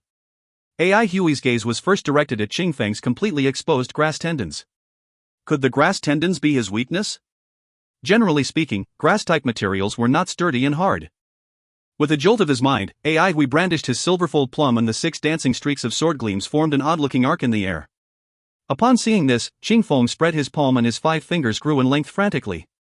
Eventually, his fingers became 5 thick rattans that shot towards the sword gleams in the sky. AI Hui was very familiar with this type of attack. Wasn't this attack something like Bangwan's viridescent flower? With a flick of his wrist, AI Hui slashed his silverfold plum downward. The 6 streaks of sword gleams shot towards Qingfeng. Suddenly, the sword gleams changed direction in the air and flew through the gaps in between Qingfeng's 5 rattan fingers. Qingfeng did not expect AI Hui to be able to control the flying sword gleams. The 6 streaks of sword gleams were like 6 nimble swallows, slicing Qingfeng's naked grass tendon joints. Clang, clang, clang. Sparks were flying everywhere. The grass tendons were much more tougher than AI Hui expected. When the sword gleams sliced them, it merely left a small and fine mark on them. However, AI Hui was not discouraged. If these grass tendons were exposed like this, that meant they had definitely been through some process and possessed excellent resistance. Furthermore, this was a grass lotus puppet that was produced by Dai Gang. AI Hui did not think that a grandmaster would make such an amateur mistake in his work. With a twist of his body, AI Hui flitted by Qingfeng in a slanted position. The movement of the silverfold plum in his hand was changing. The 6 crescent moons dispersed again and swirled toward Qingfeng. Once again, Qingfeng tried to block them, but failed. These palm-sized sword gleams were a lot faster and nimbler than he thought. Clang! The crisper and louder sound of AI Hui's attack hitting Qingfeng rang across the air. In fact, there was also a sound produced by the 6 streaks of sword gleams colliding together. However, due to the extremely short time interval between the 2 sounds, it sounded as if there was only one sound. The 6 streaks of sword gleams had sliced the same position on Qingfeng's grass tendons at the same time. This attack displayed AI Hui's brilliant and outstanding control over his sword gleams. The grass tendons were sliced off. AI Hui was overjoyed. However, when he saw the severed grass tendons begin to wiggle and connect back together with the wound starting to heal, the joyful look on his face disappeared completely. So this is swordsmanship? Interesting. Qingfeng shook his head. He did not seem to care about his grass tendons being sliced off. AI Hui's brain was working speedily. Grass tendons had regenerative powers. Alright, that was nothing unusual. A lot of wood elementalists possessed this type of inheritance. A war of attrition was something that wood elementalists specialized in. The good news was that his sword gleam was able to deal damage to Qingfeng's grass tendons. What about the lotus roots? AI Hui tried to attack Qingfeng's lotus roots, but soon realized that the lotus roots were harder and sturdier than the grass tendons. His sword gleam could not even leave a single mark on them. He decided that he shall attack the grass tendons then. AI Hui kept on brandishing his silverfold plum. Every now and then, there would be 6 streaks of sword gleams shooting towards Qingfeng. The number of sword gleams surrounding Qingfeng was increasing gradually. Seen from a distance, it looked as if there was a gigantic school of fish swimming and dancing around Qingfeng. Qingfeng tried to use his grass rattans to whip the sword gleams, but they were too fast and nimble for him to hit them. Very soon, Qingfeng realized that something was not right. These sword gleams were flying faster and faster, and he felt like he was trapped in a tornado. Whoosh! A streak of flames suddenly ignited within the tornado. Very soon, the tornado became brighter and brighter and the sword gleams flew faster and faster. Flaming wind sword formation. When the swishing sound of the sword gleams and the whooshing sound of the flames merged together, they created a sound that struck fear into one's heart. A flaming tornado shot into the sky and engulfed Qingfeng. Phew, AI Hui heaved a sigh of relief. This sword formation should be able to deal some damage to Qingfeng. At this moment, the flaming wind sword formation suddenly exploded with a loud bang, revealing the figure within it. Very interesting. An awful voice echoed through the air. AI Hui was stupefied. Qing Feng's head, limbs and all his grass tendons had withdrawn into his lotus root body's torso. The flaming wind sword formation did not do any damage to him other than leaving traces of burn marks on his white-colored lotus root torso. Qing Feng was like a man made of rubber bands. His head, limbs and grass tendons extended out of his lotus root torso in a grotesquely weird way. He could do this? Qing Feng stretched his body and shook his head, saying, "If your capabilities are only this much, you won't survive today." After finishing his sentence, Qing Feng crouched his body slightly. His thick and strong grass tendons resembled a bunch of compressed springs. Ai Hui widened his eyes abruptly. Swoosh! Qing Feng became a blur and appeared before Ai Hui. Like a bunch of vipers, 10 grass rattans attacked Ai Hui from different directions. Ai Hui's reaction was extremely fast. Instead of retreating, he moved forward and attacked. He crouched his body slightly and then dashed forward like a cheetah. The elemental energy within his body had been channeled to its maximum level. The silver full plum in his hand went for Qing Feng's head directly. He did not integrate any complicated techniques for this attack. This attack was a simple, piercing strike. When he was trying to survive, he would go all out. This simple-looking piercing strike was actually extremely powerful and vicious. Qing Feng felt a strong sense of danger when he saw a cold glint flashed across Ai Hui's eyes. He did not expect Ai Hui to go all out on his offense. As such, he was caught off guard and landed himself in a dangerous situation. Upon seeing that he could not avoid Ai Hui's attack, Qing Feng suddenly opened his mouth to reveal 2 rows of shiny saw teeth. That 2 rows of saw teeth were flickering with a horrifying cold glint. Clang! 2 rows of dazzling saw teeth bit on the silver-fold plum tightly. The powerful force from the inertia caused Ai Hui to lose control of his body and he swung up into the air like a ragdoll. Ai Hui did not expect Qing Feng to modify his teeth. Apparently, the 2 rows of shiny saw teeth were a sharp weapon made up of precious materials. Crack, crack, crack. Cracks began to appear on the 2 rows of saw teeth. However, at this point of time, Ai Hui had already used up his momentum. A premonition arose in his heart and he quickly withdrew his sword and retreated. Clang, clang, clang. A few spear-like grass rattans pierced the position that he was previously at. Crash! As Ai Hui withdrew his sword, countless fragments of Qing Feng's saw teeth flew out from his mouth and scattered in the air. Ai Hui pulled away, distancing himself from Qing Feng. He was panting heavily. Even though the exchange was short, it was extremely dangerous. A moment of hesitation would have cost him his life. Such a short and intense exchange depleted his physical energy and strained his mind greatly. At this point of time, he could only feel numbness in his limbs. Qing Feng was a powerful grass puppet. His defensive capabilities were very powerful and he could heal himself. His thick and strong grass tendons were like a bunch of springs. His lotus root torso was extremely light, making him as fast as a gust of wind. Even the teeth in his mouth were a weapon. Damn it! He was truly a fully weaponized creature. Ai Hui's plan on defeating Qing Feng through elemental energy fell through as well. Metal overcame wood. This was a natural interaction. The reason why he'd chosen Qing Feng as his opponent was because he wanted to make use of this natural interaction. The relationships among the 5 elements could be very effective against an opponent that had not reached the level of a master. Initially, Ai Hui still thought that he might have some advantage over Qing Feng. However, after that previous exchange, Ai Hui realized he was completely wrong. Qing Feng's wood elemental energy was extremely weird. Ai Hui's metal elemental energy could not restrain Qing Feng's wood elemental energy at all. Could Qing Feng be a master-level grass puppet? Don't tell me he is that powerful. Ai Hui groaned in his heart. He did not dare to get distracted and fixated his gaze on his opponent. Even though his previous attack had shattered Qing Feng's teeth, he did not do any practical damage to him. Such a pity. A chance like that would not occur again. Furthermore, that attack seemed to have infuriated Qing Feng. That's right, Qing Feng was indeed enraged. His gaze was cold as he spat out his shattered teeth. His metallic tooth fragments were mixed with traces of blood. The previous dangerous exchange had left a tinge of fear lingering in him. However, he still felt more anger than fear. Initially, he treated this battle as a cat-catch-mouse game. In the end, he almost got killed by the mouse. As such, why would he not be angry? I am going to Shri Yudu Pithes. Ai Hui, who was feeling tense and anxious, could not help but laugh. However, when he saw the killing intent in Qing Feng's eyes, he quickly explained, "I didn't laugh at you intentionally. Really, I didn't do it on purpose. It's not your fault that you don't have teeth. Come, follow after me, I'm going to shred you to pieces. Xing Feng's face swiftly became red with anger. He let out a beast-like roar, go and lie. AI Hui almost laughed until he collapsed. It was a surprise to him that he could infuriate Qing Feng. However, when AI Hui saw what Qing Feng did out of the corner of his eyes, he was so scared that he retreated in haste. Qing Feng withdrew his palms and grass tendons, leaving 2 holes at the end of his lotus root forearms. At this moment, he began to emit a green glow. A strong feeling of danger engulfed AI Hui. Pop, pop, pop, dot. The sound of beans exploding suddenly resounded through the air. Xing Feng's 2 arms were spinning frantically as numerous lotus seeds rained down on AI Hui. AI Hui brandished his silver-fold plum with all his might. The 6 crescent moons around him formed a protective screen for him. The impact of those lotus seeds was extremely terrifying.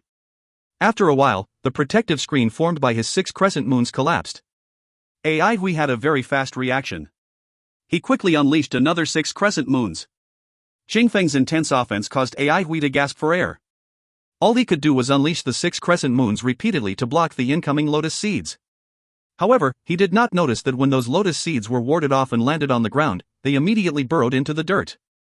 As for those lotus seeds that missed him, they burrowed straight into the ground. A lot of lotus seedlings emerged from the ground. They lay flat on the ground, resembling water lilies floating on a pond. The ground was becoming soft and transforming into a swamp rapidly. By the time AI Hui felt that something was not right beneath his feet, he realized that he was stepping on a lotus leaf. Lotus leaf? At this point of time, the torrential attacks had disappeared. AI Hui knew something was not right and raised his head. All he saw was boundless lotus leaves. 50 meters away, Xing Feng was standing on a single lotus leaf. He was chuckling as he withdrew his lotus root arms. Not good. AI Hui's facial expression suddenly changed drastically. If you find any errors, ads pop-up, ads redirect, broken links, non-standard content, etc., please let us know. Report chapter so we can fix it as soon as possible. Chapter 373, Lotus Leaf Made Mouths. Chapter 373, Lotus Leaf Made Mouths. Translator, TYZ Editor, TYZ/KLKL. AI Hui was groaning in his heart. Suddenly, the lotus leaves beneath his feet transformed into big, sinister, green-colored mouths. The inside of every mouth was a dark void, resembling a gateway to the netherworld. Even with scorching sunlight shining on him, AI Hui's hair still stood on end. A terrifying, attractive force erupted from the huge mouths. AI Hui's body trembled. He could feel the elemental energy in his body was out of his control and was flowing towards those mouths. AI Hui was flabbergasted. After he stepped into the 2 elemental realm, his control over his elemental energy had become very strong. Even though most of the time he could not control the elemental energy in his surroundings, he could still maintain a great control over the elemental energy within his body. A situation like this seldom happened to him. His surroundings rapidly became dark. Even the sunlight was being devoured by the huge lotus leaf-made mouths. What kind of weird technique was this? A cold shiver went down AI Hui's spine. He had to take off from the ground immediately. He spread the starry gem sword wings on his back and flew towards the sky. However, what happened next set him in fear and trepidation. The darkness beneath was rising and catching up to him swiftly. Like the darkness from the netherworld, the surrounding light was being devoured with a horrifying speed. The speed of the rising darkness was much faster than AI Hui's flying speed. In an instant, the darkness surpassed him, rising over him into the distance. AI Hui was in a void of darkness now. A beam of sunlight shone on his head from above him. Half of his body was being illuminated but no shadow was produced. The beam of light continued on its path towards the boundless void beneath his feet. The worst thing was the beam of light was shrinking rapidly. AI Hui felt as if he had fallen into a huge drawstring bag and the beam of light that was shining on his head was shrinking due to the drawstring being pulled and tightened. No matter how much effort he put in, he could not get closer to the mouth of the drawstring bag above him. The opening was becoming smaller and smaller. When the last trace of sunlight vanished, the sky above AI Hui's head had disappeared and his surroundings were engulfed by darkness. Only the huge lotus leaf-made mouths beneath his feet were still emitting a faint glow. However, very soon, the mouths started to close one by one. All of them had withdrawn back into the void of darkness like nimble jade snakes. When the last traces of faint light disappeared, there was nothing left except for the void in darkness. Dead silence. Absolute dead silence. AI Hui could hear his own heartbeat. The speed at which his elemental energy was depleting was becoming increasingly fast. Eventually, it was so fast that AI Hui became panicked. An unknown amount of time had passed. Aihui seemed to lose his gauge of time. He sensed something was amiss. To a veteran with rich combat experience like him, sensitivity towards time was an instinct to him. However, at this point of time, his instincts had failed him.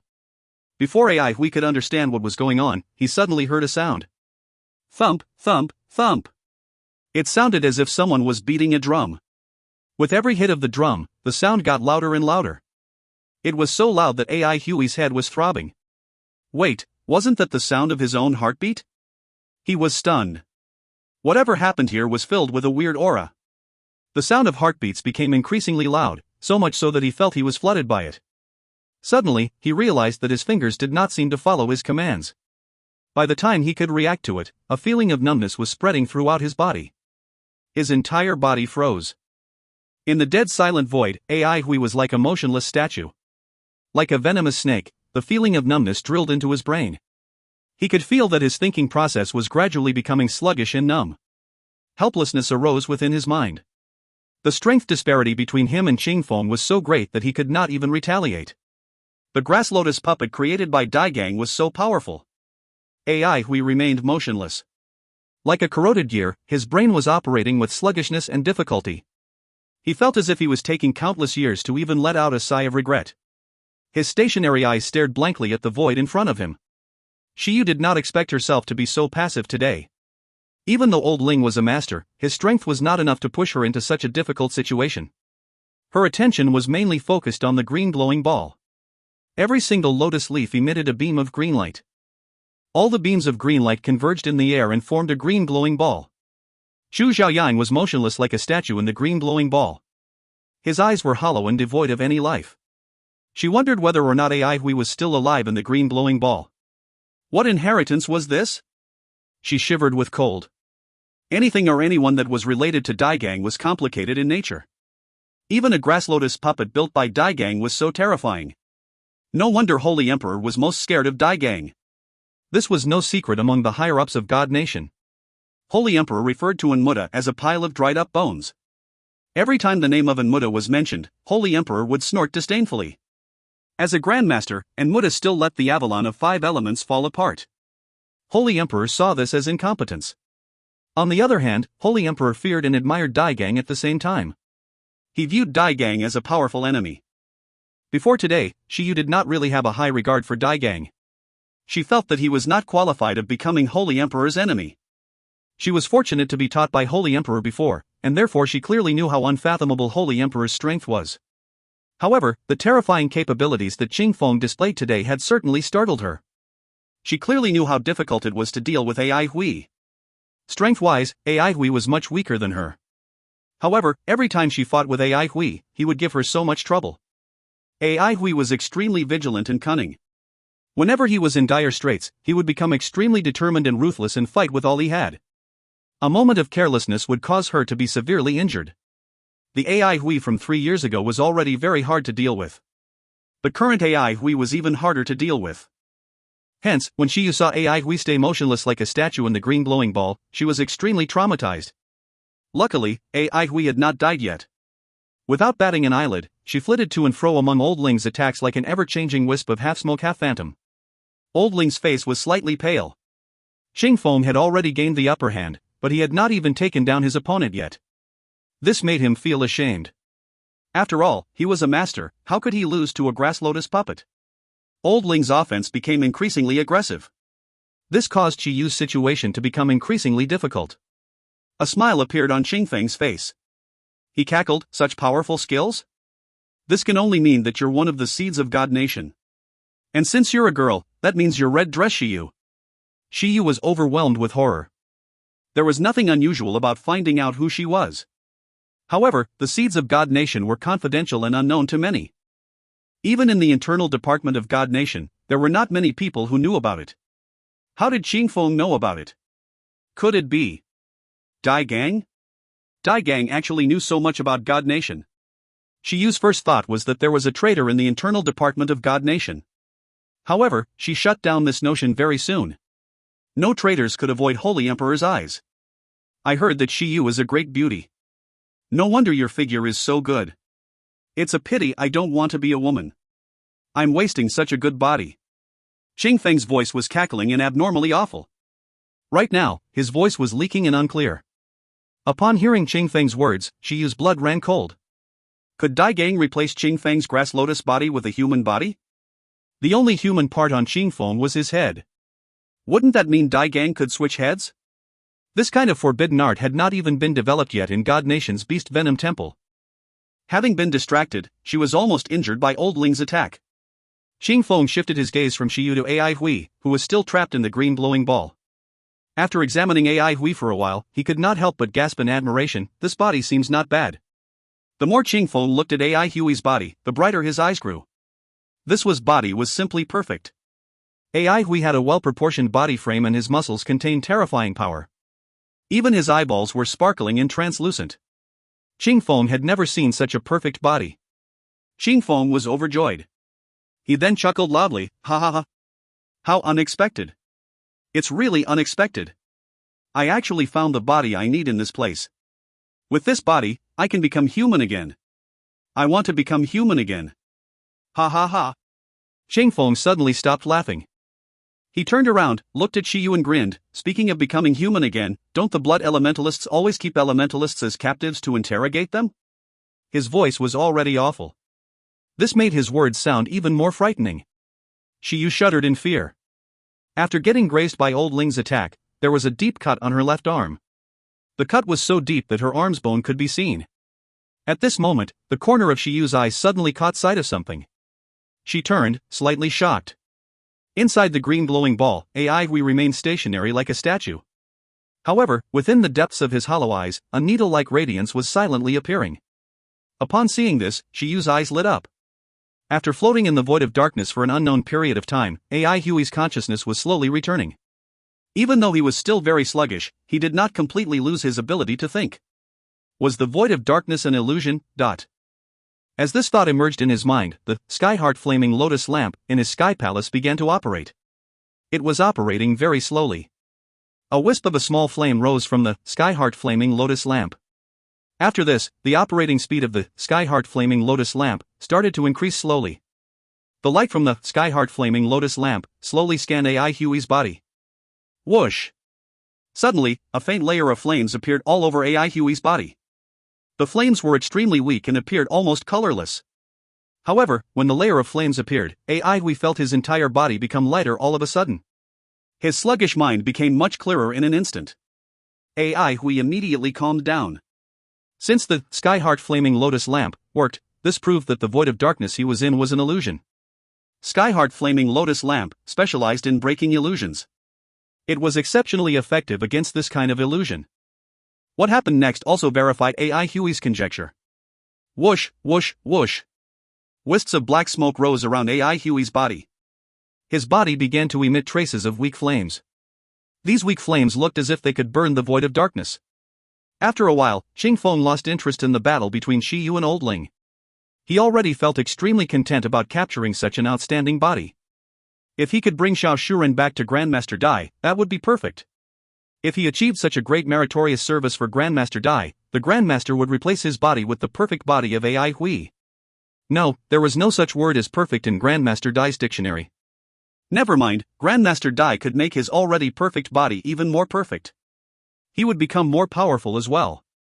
When Qing Feng thought of becoming more powerful and having a new body, an excitement swept across his mind.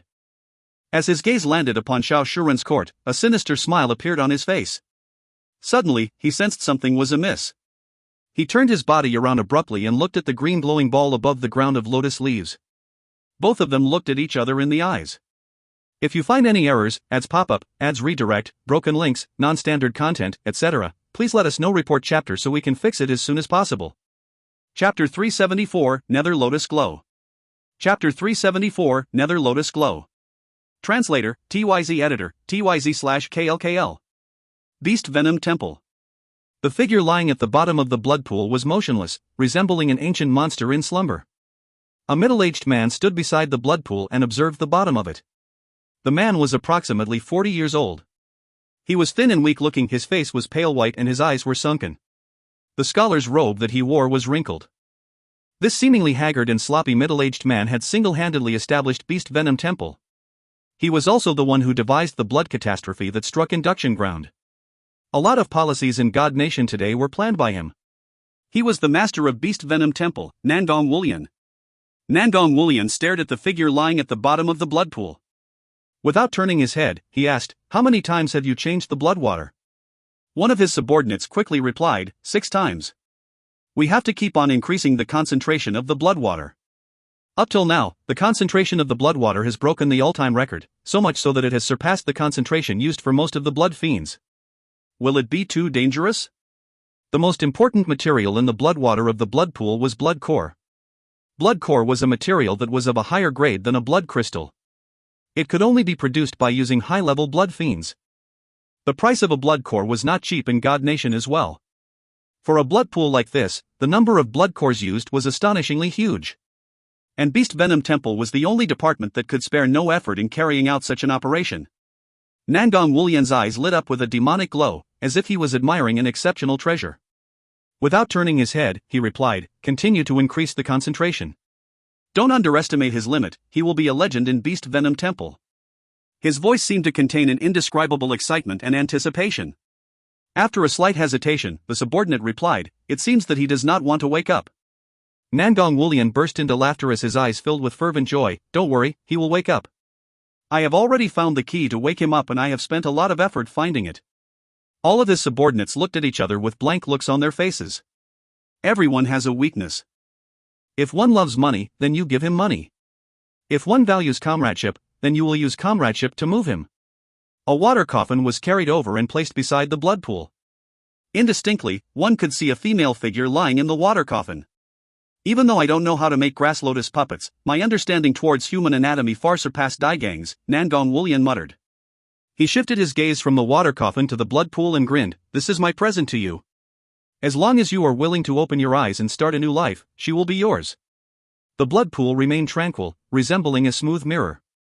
The figure lying at the bottom had no reaction. Nandong Wulyan chuckled and turned around to leave. After a few minutes, the peaceful blood pool suddenly tossed and turned frantically. An intense battle was a disaster for the ancient Yi residence. Its old structures had received irreversible damage and the fragments of its old, moss-covered walls could be seen everywhere. Upon sensing that Ai Hui had not completely lost the ability to retaliate, Shi Yu became energized and focused on fighting Old Ling. Gradually, she recovered from the difficult situation she was in previously. Xing Feng's awful voice could be heard incessantly, making one feel as if his or her head was going to explode. The beams of green light from the lotus leaves on the ground became thicker and stronger. These beams of green light converged at the body of Ai Hui. Faint flames were emitted from Ai Hui's body. When the beams of green light made contact with the flames, they immediately turned into wisps of black smoke. What kind of flame was this? Qing Feng widened his eyes. He could not believe what he had just seen. Since he was a grass lotus puppet, he naturally did not have the system of 5 residences and 8 palaces. However, his master was an exceptional genius. Using the technique of making elemental elixirs from dire beasts as a reference, his master produced a man-made elemental elixir for him.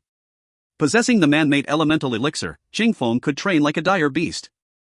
Furthermore, after his master made some modifications to him, his training efficiency was higher than the usual dire beasts. Elementalists had a wide variety of fighting styles and the system of 5 residences and 8 palaces was just a framework. Everyone used the framework differently and uniquely. The training method and fighting style of a dire beast was much more simpler. A dire beast usually had a few killing moves and these killing moves complemented their natural instincts. Daily training would make their strength terrifyingly powerful. Qing Feng, being a grass lotus puppet, had a human head. His killing moves were extremely powerful. With 3 ultimate killing moves and a unique and unmatched grass lotus body, he possessed the strength of a master. And, Nether Lotus Glow, was one of his 3 ultimate killing moves. These lotus seeds were not the usual lotus seeds. They were the lotus seeds of the extremely rare nether lotuses. Reportedly, the nether lotuses only grew in the yellow springs of Netherworld. They were exceptionally precious. Of course, no one knew where the yellow springs was. In reality, nether lotuses grew on deadlands that were completely devoid of life and vitality. For example, a necropolis. Daigang had obtained the nether lotus seeds in Qingfeng's body by chance when he was roaming across wilderness in the past. The nether lotus seeds might have come from Daigang, but Nether Lotus Glow was created by Qing Feng himself. Even Daigang marveled at this technique. After so many years, countless experts had been killed by this move. From Qing Feng's perspective, even though Chu Xiaoyan's swordsmanship was rather good, his base level was only its second elemental realm. The moment Nether Lotus Glow was unleashed, his hands would be tied and he would only wait to be captured. As such, when Qing Feng saw his time-tested ultimate killing move facing resistance from Chu Xiaoyang, he was startled. Skyheart Flaming Lotus Lamp was not a very well-known inheritance and not a lot of people practiced it. When Qing Feng saw the weak flames on Chu Xiaoyan's body, he did not recognize them. Luckily, he intensified the strength of Nether Lotus Glow, and the flames on Chu Xiaoyan's body became much weaker. Qing Feng heaved a sigh of relief. This was the first time he'd encountered such a situation. Qing Feng might appear muddle-headed and careless, but in reality, he was extremely cunning and paranoid. He did not like to fight with unknown enemies. Even though he was a grass lotus puppet that trained like dire beasts and had many marvelous tricks up his sleeves, he still had weaknesses. His body was not as strong and sturdy as a dire beast's. If he was struck by a brutal attack, his body could get damaged easily. Once his body was damaged, he had to return and stay in his master's lotus pond for a long time to recover fully. He did not like staying in the lotus pond at all. His entire body would be lodged under the sloshy mud with only his head left outside. That was a terrible experience. Usually, if he sensed something was not right, he would immediately retreat and wait for a new opportunity to strike again. Even though Qing Feng had loosened up, his gaze still did not leave the trapped Ai Hui. He did not go and capture Xiao Shuran immediately. Since the situation was well under his control, how was it even possible for her to run away? Ai Hui noticed that Skyheart Flaming Lotus Lamp was beginning to dim. The surrounding emptiness and darkness was boundless. Gradually, the Skyheart Flaming Lotus Lamp dimmed and its operating speed became very slow. The glimmer of hope he had just seen was being extinguished in an instant. However, Ai Hui's mind did not falter because of this. At this point in time, his mind had already returned to its normal state. What should he do? Ai Hui was exceptionally calm. His brain was operating very fast as he thought of ways to break out of the green glowing ball. Skyheart Flaming Lotus Lamp suppressed illusions and psychic attacks. Since it worked against the void of darkness, this meant that the surrounding emptiness and darkness was some kind of illusion. This illusion was so real that Ai Hui could not even budge the slightest bit when he tried to move his body. The Skyheart Flaming Lotus Lamp's operating speed decreased. This showed that the other party's psychic attack was very strong and the Skyheart Flaming Lotus Lamp was being suppressed. His body was imprisoned but his mind was free. What else could he do? Ai Hui suddenly realized that the elemental energy in his body could still flow. Previously, he felt that his elemental energy was being devoured. Apparently, that was also an illusion. It was incredible to see an illusion being so real. Ai Hui's eyes lit up when he knew he could still channel his elemental energy. But every time his elemental energy reached the periphery of his body, the elemental energy could not proceed on. This applied to his palms as well. When the elemental energy reached his palm, it could not escape his palm and entered the silverfold plum. His elemental energy could only flow within his body. Ai Hui was slightly disappointed. If his elemental energy could not enter silverfold plum, he could not utilize his swordsmanship. Almost all of his fighting capabilities were based on his swordsmanship. The inability to utilize his swordsmanship was equivalent to him losing more than half of his strength. Furthermore, with the Skyheart Flaming Lotus Lamp being suppressed, he lost the tiny bit of strength that he was left with. The situation was becoming worse. However, Ai Hui did not intend to give up just like this. He kept on channeling the elemental energy within his body and the elemental energy flowed faster and faster. Ai Hui wanted to see if the elemental energy could break through the confinement of the illusion. An illusion spell that could confine elemental energy had surpassed the usual illusion spells in terms of strength and level. Ai Hui's movements immediately caught Qing Feng's attention. When Qing Feng saw what Ai Hui was doing, he could not help but laugh. He was very proud of himself. He stepped on the lotus leaves and walked nearer to the green glowing ball. He widened his eyes and admired his masterpiece. The fact that Ai Hui could still channel his elemental energy was a trap set up by Qing Feng on purpose. Just as Ai Hui had expected, the illusion wasn't any ordinary illusion. He certainly did not expect that what he had encountered was a type of illusion poison. Nether lotus seeds grew in places which had the highest concentration of aura of death. These places were also known as gateways to the netherworld. The green light emitted by the lotus leaves was actually a bizarre mixture of light and smoke. The light could imprison Ai Hui and create illusions, but it was not deadly. The deadly thing was the smoke. The smoke was a formless and invisible poisonous smoke. It could seep into an elementalist's body without him knowing. The faster the elementalist channeled his elemental energy, the faster the poisonous smoke would seep into his body and the stronger its toxicity would get. It would draw the elementalist nearer and nearer to his death. Qingfeng purposely designed the green light to only imprison an elementalist's body and not the elemental energy within his body. By designing the green light this way, an imprisoned elementalist would see this as his only chance to escape and keep on channeling his elemental energy. Doing this would only give the poisonous smoke the chance to strike. Therefore, when Qingfeng saw that AI Hui kept channeling his elemental energy, he broke into laughter. It was a pity that his smile was extremely ugly and weird-looking. The numbness caused by the poisonous smoke was very subtle, making it difficult for one to sense it. However, AI Hui could immediately sense something was wrong. When AI Hui was in wilderness in the past, other than the sword embryo, poison was the greatest helper. He had spent a lot of time and effort studying and using poison. As such, he was extremely sensitive to the presence of poison. When the first trace of poisonous smoke entered his body, he could already sense it. Poisonous. The first thing he did was to stop channeling the elemental energy in his body. He knew of a lot of poisons that could use elemental energy as a medium of travel to spread throughout a body. At this moment, a trace of weird energy suddenly emerged from his body. AI Hui was stunned. Wasn't this fusion elemental energy? In order to spend a longer time in the Hall of Ancient Records, AI Hui trained diligently to develop his fusion elemental energy. His training progress in fusion elemental energy had improved extremely fast. The trace of fusion elemental energy pounced towards the trace of poisonous smoke, like a predator that spotted its prey. If you find any errors, ads pop up, ads redirect, broken links, non-standard content, etc., please let us know. Report chapter so we can fix it as soon as possible. Chapter 375, The Opportunity to Live. Chapter 375, The Opportunity to Live. Translator, TYZ Editor, TYZ/KLKL. The reason why AI Hui had developed his fusion elemental energy was so he could enter the grass hall to find that notebook. In his eyes, the person who created fusion elemental energy was a genius. Developing fusion elemental energy was equivalent to developing 5 elemental energies at once. This defied the current system of developing only one elemental energy at a time. A lot of theories and designs related to fusion elemental energy were eye-opening and marvelous.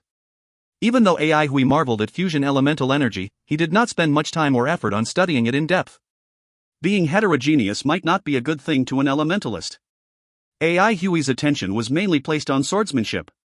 There was no limit to what he could learn from swordsmanship, and he was just getting started on this path. The swordsmanship of today was not as prosperous and flourishing as it was in the past. As such, there were not many references or teachers that he could learn from, and he had to learn a lot of things by himself. This required a lot more energy than for other more prominent fields, where one could just learn and copy slavishly. As for masters, treating the city as a piece of cloth, how could he lose it? Treating the city as a piece of cloth, a powerful weapon in God's subduing peak had been created. Similarly, the treating the city as a piece of cloth was deep and profound, and there were a lot of areas that AI Hui had yet to understand. AI Hui was fully aware that a person's energy was limited.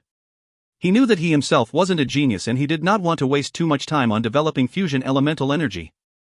Fusion elemental energy might be powerful, but it was not what he wanted to develop. Hence, when a trace of fusion elemental energy suddenly appeared and pounced towards the trace of poisonous smoke, AI Hui was shocked. As the fusion elemental energy wrapped around the poisonous smoke, the latter, which was previously invisible, suddenly emitted a strong decaying aura of death. AI Hui seemed to have seen countless white skeletons rise from the decaying mud. Any living beings nearby lost their vitality rapidly and were reduced to gray ashes. What kind of poison was this? AI Hui, who was very knowledgeable on the topic of poison, had his facial expression change drastically. He could immediately sense how dangerous and frightening this unknown poison was. The trace of fusion elemental energy that wrapped around the poisonous smoke swiftly transformed into a cloud of bright, multicolored mist. After this, the multicolored mist engulfed the poisonous smoke. Like a chameleon, the cloud of mist kept on changing its color, and was extremely beautiful. The aura of death suddenly reduced sharply. The multicolored mist was like the natural enemy of the poisonous smoke. AI Hui widened his eyes and focused his attention completely. After a while, he seemed to come to a revelation. The fusion elemental energy contained all 5 elements. It happened to form a cycle of 5 elements that grew and multiplied without an end. Even though the mysterious poisonous smoke's toxicity was overpowering, it was still part of the 5 elements. As long as it was part of the 5 elements, it would be affected by the fusion elemental energy cycle of 5 elements. When it entered the cycle of 5 elements, its elemental nature would be evoked and it would be broken down by whichever element it was typically restrained by. No matter how deadly a poison was, once its elemental nature underwent changes, its physical nature would undergo changes too. When this happened, the poison's toxicity would be removed. Did that imply fusion elemental energy was the bane of all poisons? Theoretically, this was true. Once something's elemental nature underwent changes, its physical nature would undergo changes as well. AI Huey's brain was operating vigorously. Without any hesitation, he quickly channeled his fusion elemental energy. Suddenly, the amount of fusion elemental energy in his body increased sharply. AI Huey felt his body become lighter. His previously unmovable body regained its mobility. AI Huey's mind jolted. This method was effective. The changes taking place within the lotus glow could not slip past Qingfeng's eyes unnoticed. He saw Chu Xiaoyang's body suddenly light up with a dazzling, multicolored glow.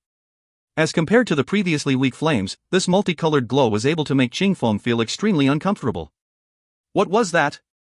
Qingfeng felt bewildered and nervous. This was the first time that he'd felt this way. His instincts told him that this multicolored glow might cause harm to him. Clink, clink, clink, dot. It sounded as if an ice chunk was being hit by numerous needles, striking fear into one's heart. Qingfeng's eyelids twitched as he stared at the green glowing ball. Densely packed light spots suddenly appeared on the surface of the green glowing ball. That was... The needlehead-sized light spots began to inflate and become coin-sized, multicolored spots in an indescribably weird way. The multicolored spots were expanding at a visible speed. In the blink of an eye, the green glowing ball transformed into a multicolor spotted glowing ball, resembling a huge soap bubble that was under the sun. Pop! The bubble popped and revealed an uninjured Chu Xiaoyang. They made eye contact. Qingfeng's facial expression changed drastically. He suddenly realized that the distance between him and Chu Xiaoyang was too close. Damn it! Previously, Chu Xiaoyang's swordsmanship had left a deep impression on him. As such, he knew how dangerous it was to be so close to Chu Xiaoyang. Without any hesitation, Qingfeng made a hasty retreat. A streak of sword gleam lit up. When the retreating Qingfeng saw that the sword gleam was only palm-sized, he heaved a sigh of relief. There was one more streak of sword gleam. No, there were 2 more.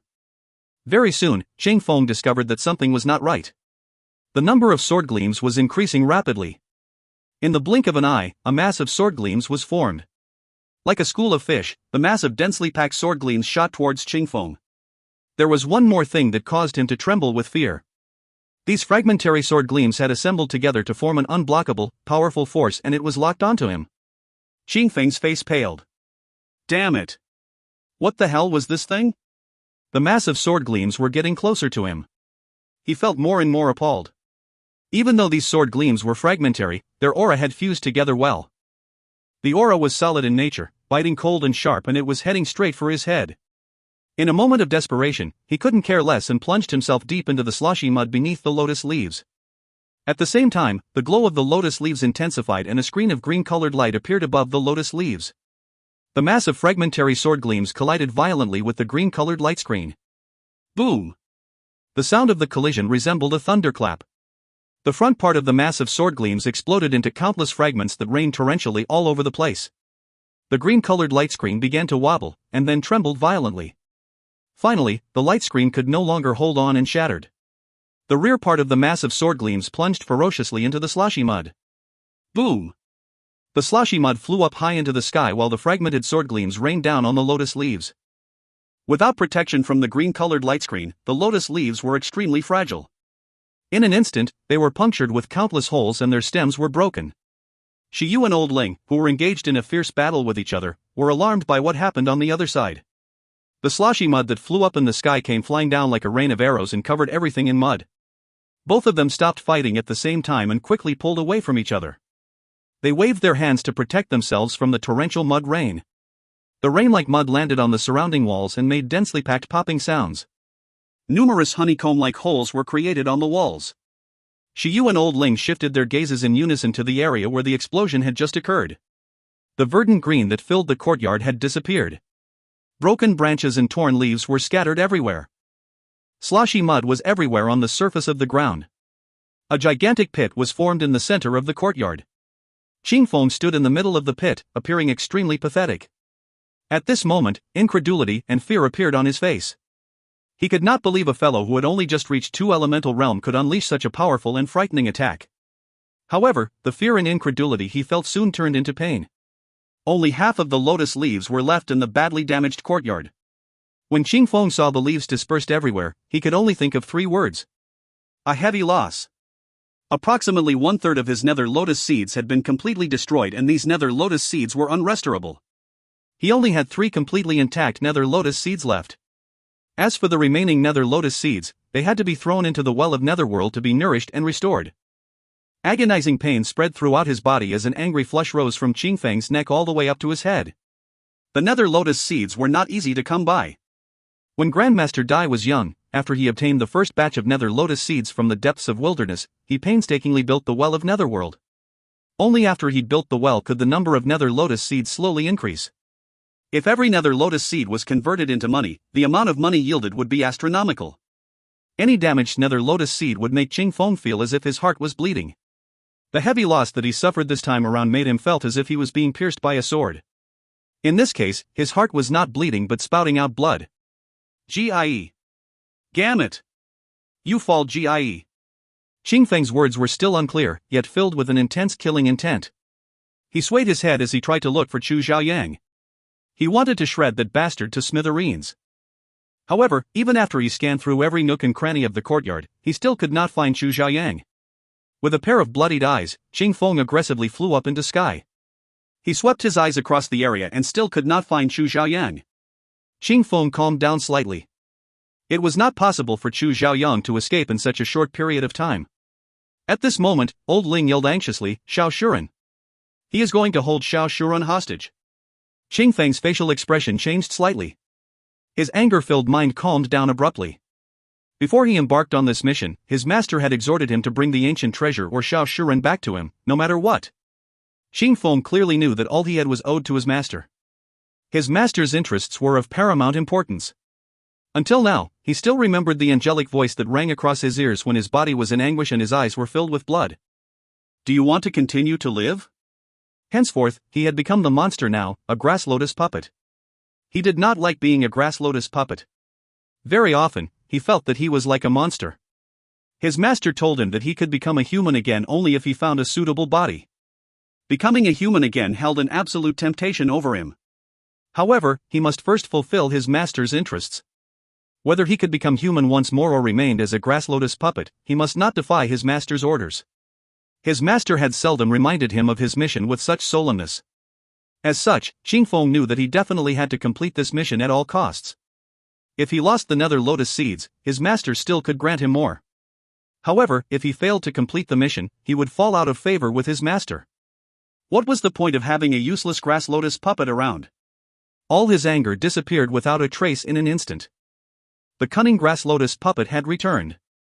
This time around, he had encountered a troublesome opponent. After Ai Hui had unleashed the fragmentary sword gleams, his elemental energy was almost depleted completely. Therefore, he turned and ran without any hesitation. He did not even have the time to see what his attack had done. He was completely uncertain about the power of fragmented sword.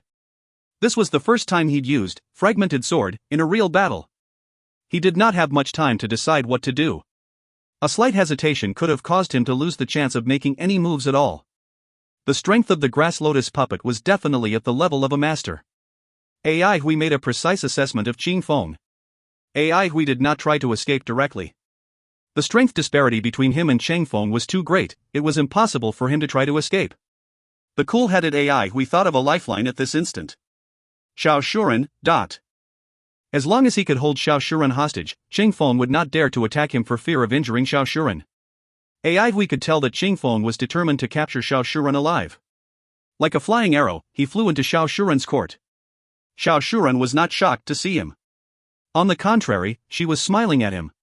Ai Hui was startled. However, there was no time for him to hesitate at this moment. He could hear Cheng Feng's roar coming from outside. Like a lithe bat, he landed behind Xiao Shuren and placed his silver-fold plum on her throat. Xiao Shuren did not resist him and looked smilingly at him. Upon seeing this, a cold shiver went down Ai Hui's spine. Step by step, Ching Feng moved closer to the court. With a chilling voice, he said, "Let go of her and I shall spare your life." Just as Ai Hui was about to open his mouth to speak, he suddenly sensed something and raised his head to look at the sky. If you find any errors, ads pop up, ads redirect, broken links, non-standard content, etc., please let us know. Report chapter so we can fix it as soon as possible. Chapter 376, Destiny.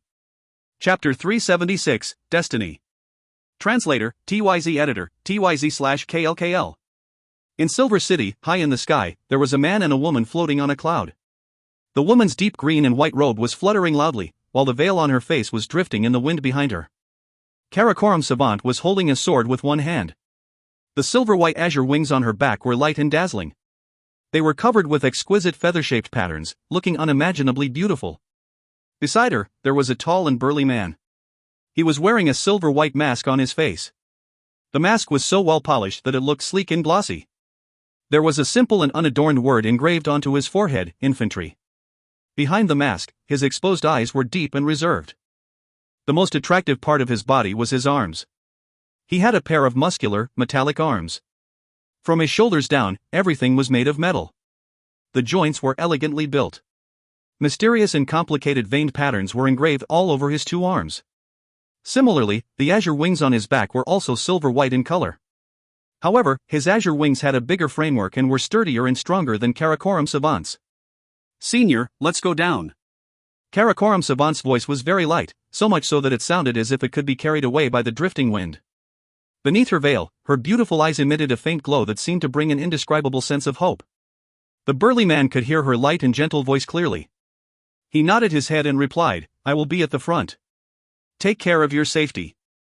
"Okay," Karakoram Savant replied. The burly man spread the azure wings on his back. Like a vigorous winged dragon, he swooped down from the sky.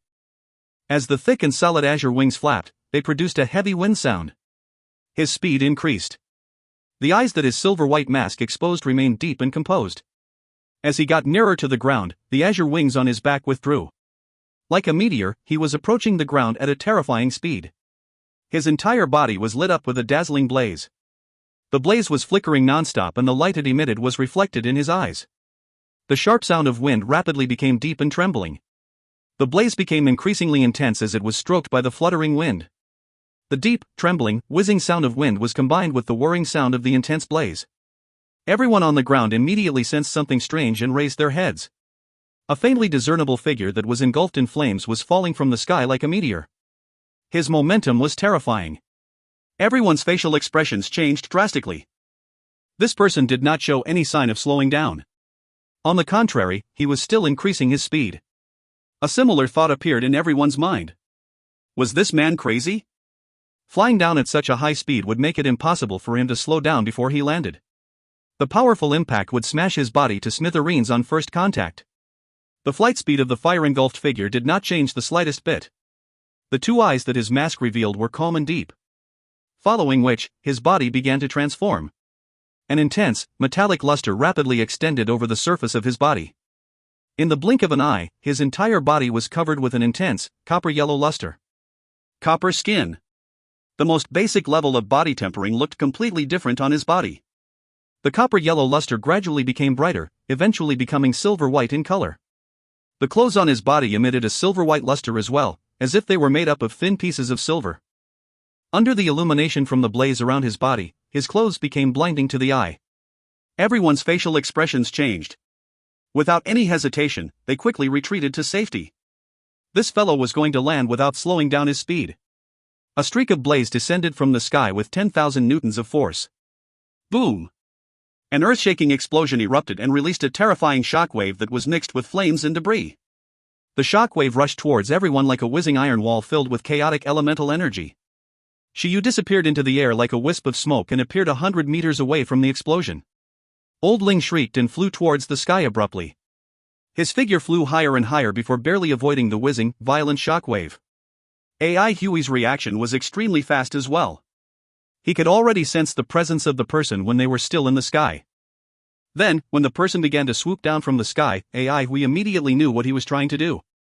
Ai Hui knew because he had used a similar type of move before.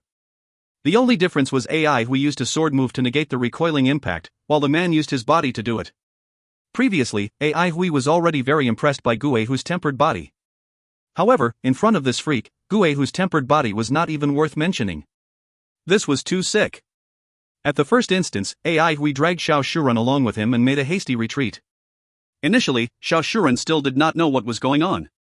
However, when she saw the descending streak of blaze in the sky, her facial expression changed. As she retreated with Chu Xiaoyang, she saw the surrounding walls in the courtyard being destroyed by the shockwave. The walls collapsed and a wave of debris flew towards her like a gray-colored monster that was baring its fangs and brandishing its claws at her. In an instant, her face turned deathly pale. At the most critical moment, her vision went dark. She had been dragged into a tall drain by Chu Xiaoyang. The whizzing shockwave blew over the top of her head while the ground trembled. Xiao Shuren's mind went blank as her body shivered with cold involuntarily. The one who suffered the most was Qing Feng. He had just sustained huge losses after being severely injured by Chu Xiaoyang. Hence, when such a powerful attack suddenly came, he could not react in time.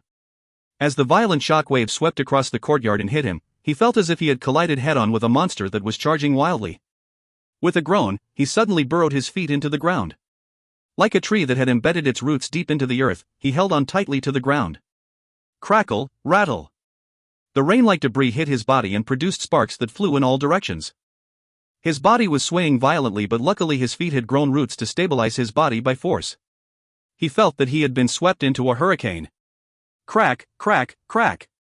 Every second felt like forever. Huff, puff, huff. Qing Feng was panting heavily as he held on tightly to the ground. At this moment, he looked extremely pathetic. The previously bright and clean surface of his lotus roots was covered with cracks now. When he raised his head, the cracks on the surface of his lotus roots disappeared and became as good as new. However, Qing Feng knew that it was only the surface that had recovered. In reality, his body was severely damaged. After he returned home, he would have to stay in the lotus pond for a period of time to have his body completely healed. However, now was not the time to think about that. His gaze was fixated on the half-crouching, silver-colored, burly man in the middle of the courtyard. The entire body of that man emitted an intense, metallic luster. He looked like a metal man that was cast out of silver. His sturdy muscles resembled the most perfect masterpiece of a classical sculptor. Any pose he made was filled with the beauty of power. The most attractive part of his body was his silver-colored metallic arms. The exquisite veined patterns on his arms exuded an indescribable surrealness. By taking a single glance at them, Qing Feng could tell that they had been made by a master. When the silver-colored burly man stood up straight, Qing Feng could see the simple and unadorned word carved on his forehead. Infantry. Qing Feng's pupils dilated. Infantry division was one of the 13 divisions. Was the word infantry engraved on his forehead referring to infantry division? What unique meaning did it convey? Suddenly, a phantom appeared behind the silver-colored burly man. It was Shi Yu and her eyes were filled with killing intent. Similarly, when she saw the word infantry on the man's forehead, her heart skipped a beat.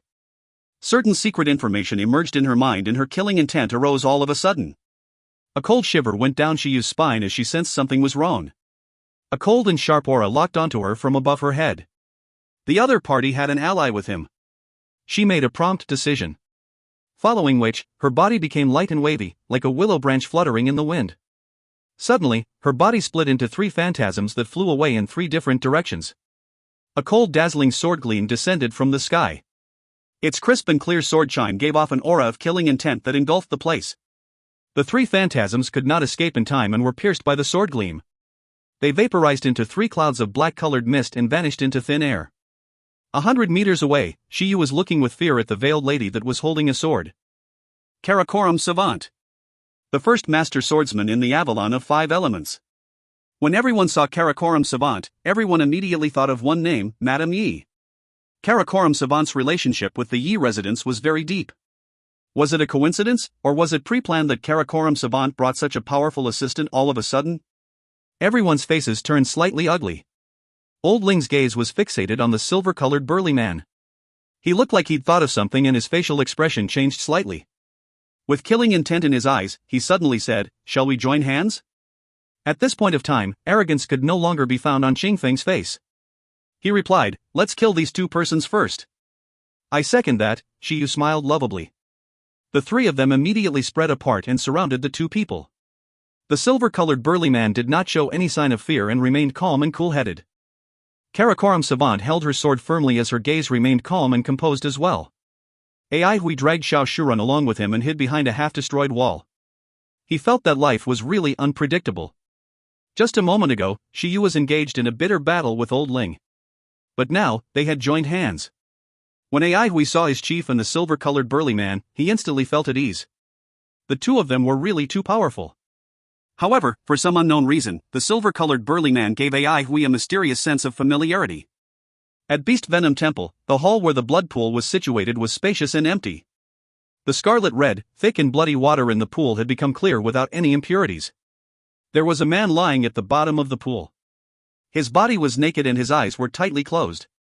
His long black hair was scattered and wavy, resembling graceful seaweed at the bottom of a sea. He slowly opened his eyes.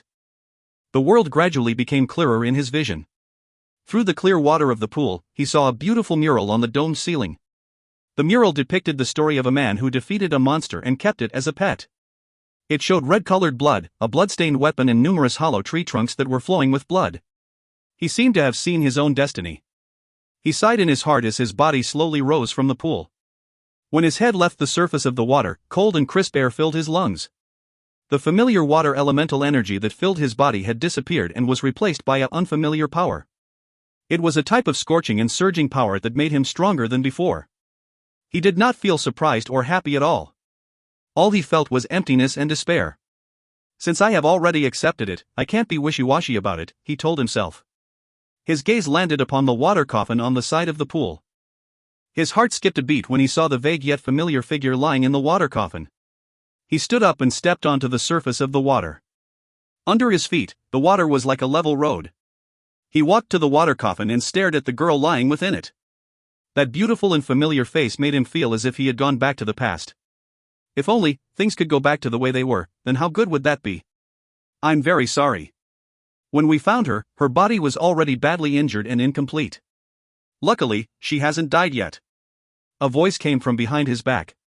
The voice belonged to a shabby-looking scholar. It was the master of Beast Venom Temple, Nangong Wulian. The man did not turn his head and asked, "Have you healed her?" Nangong Wulian smiled, "It's very difficult, I can only try my best." "What do you need me to do?" the man asked plainly.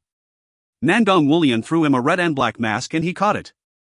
The color of the black was deep and dark like the night sky, while the color of the red was blazing like scorching flames. "From today onwards, you are the Red Devil."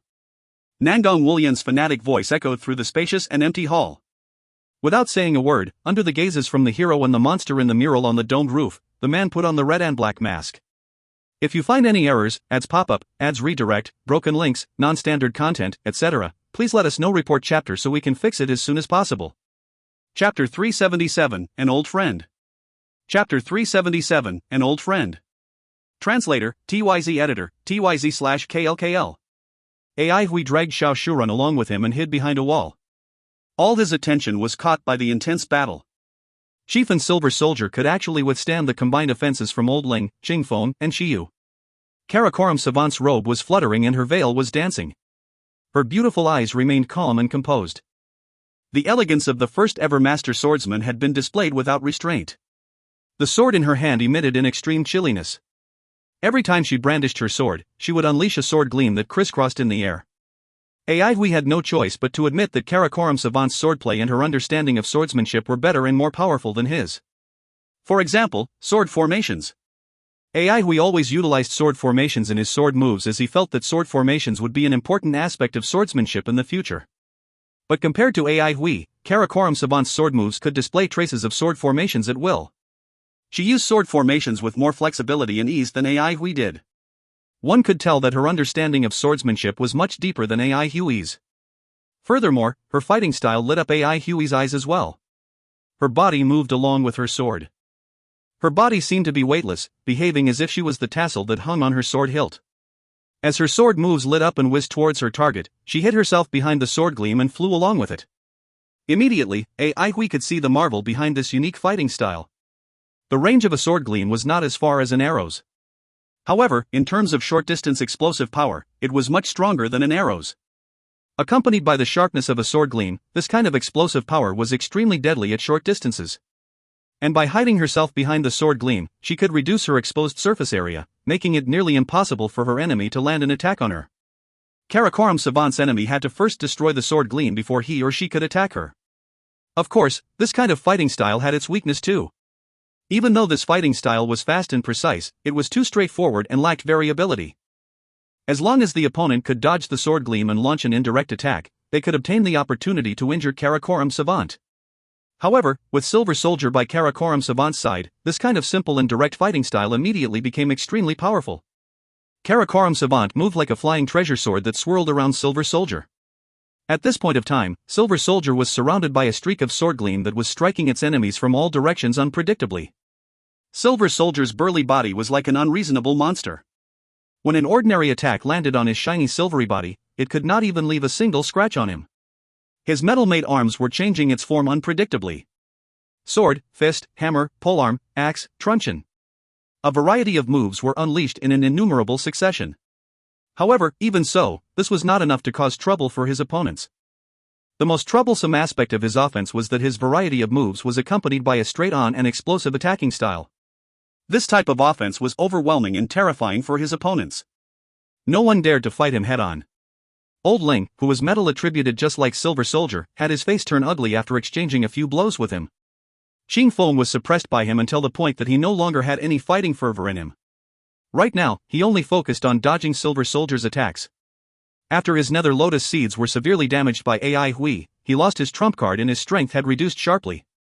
This put him in an extremely pathetic state.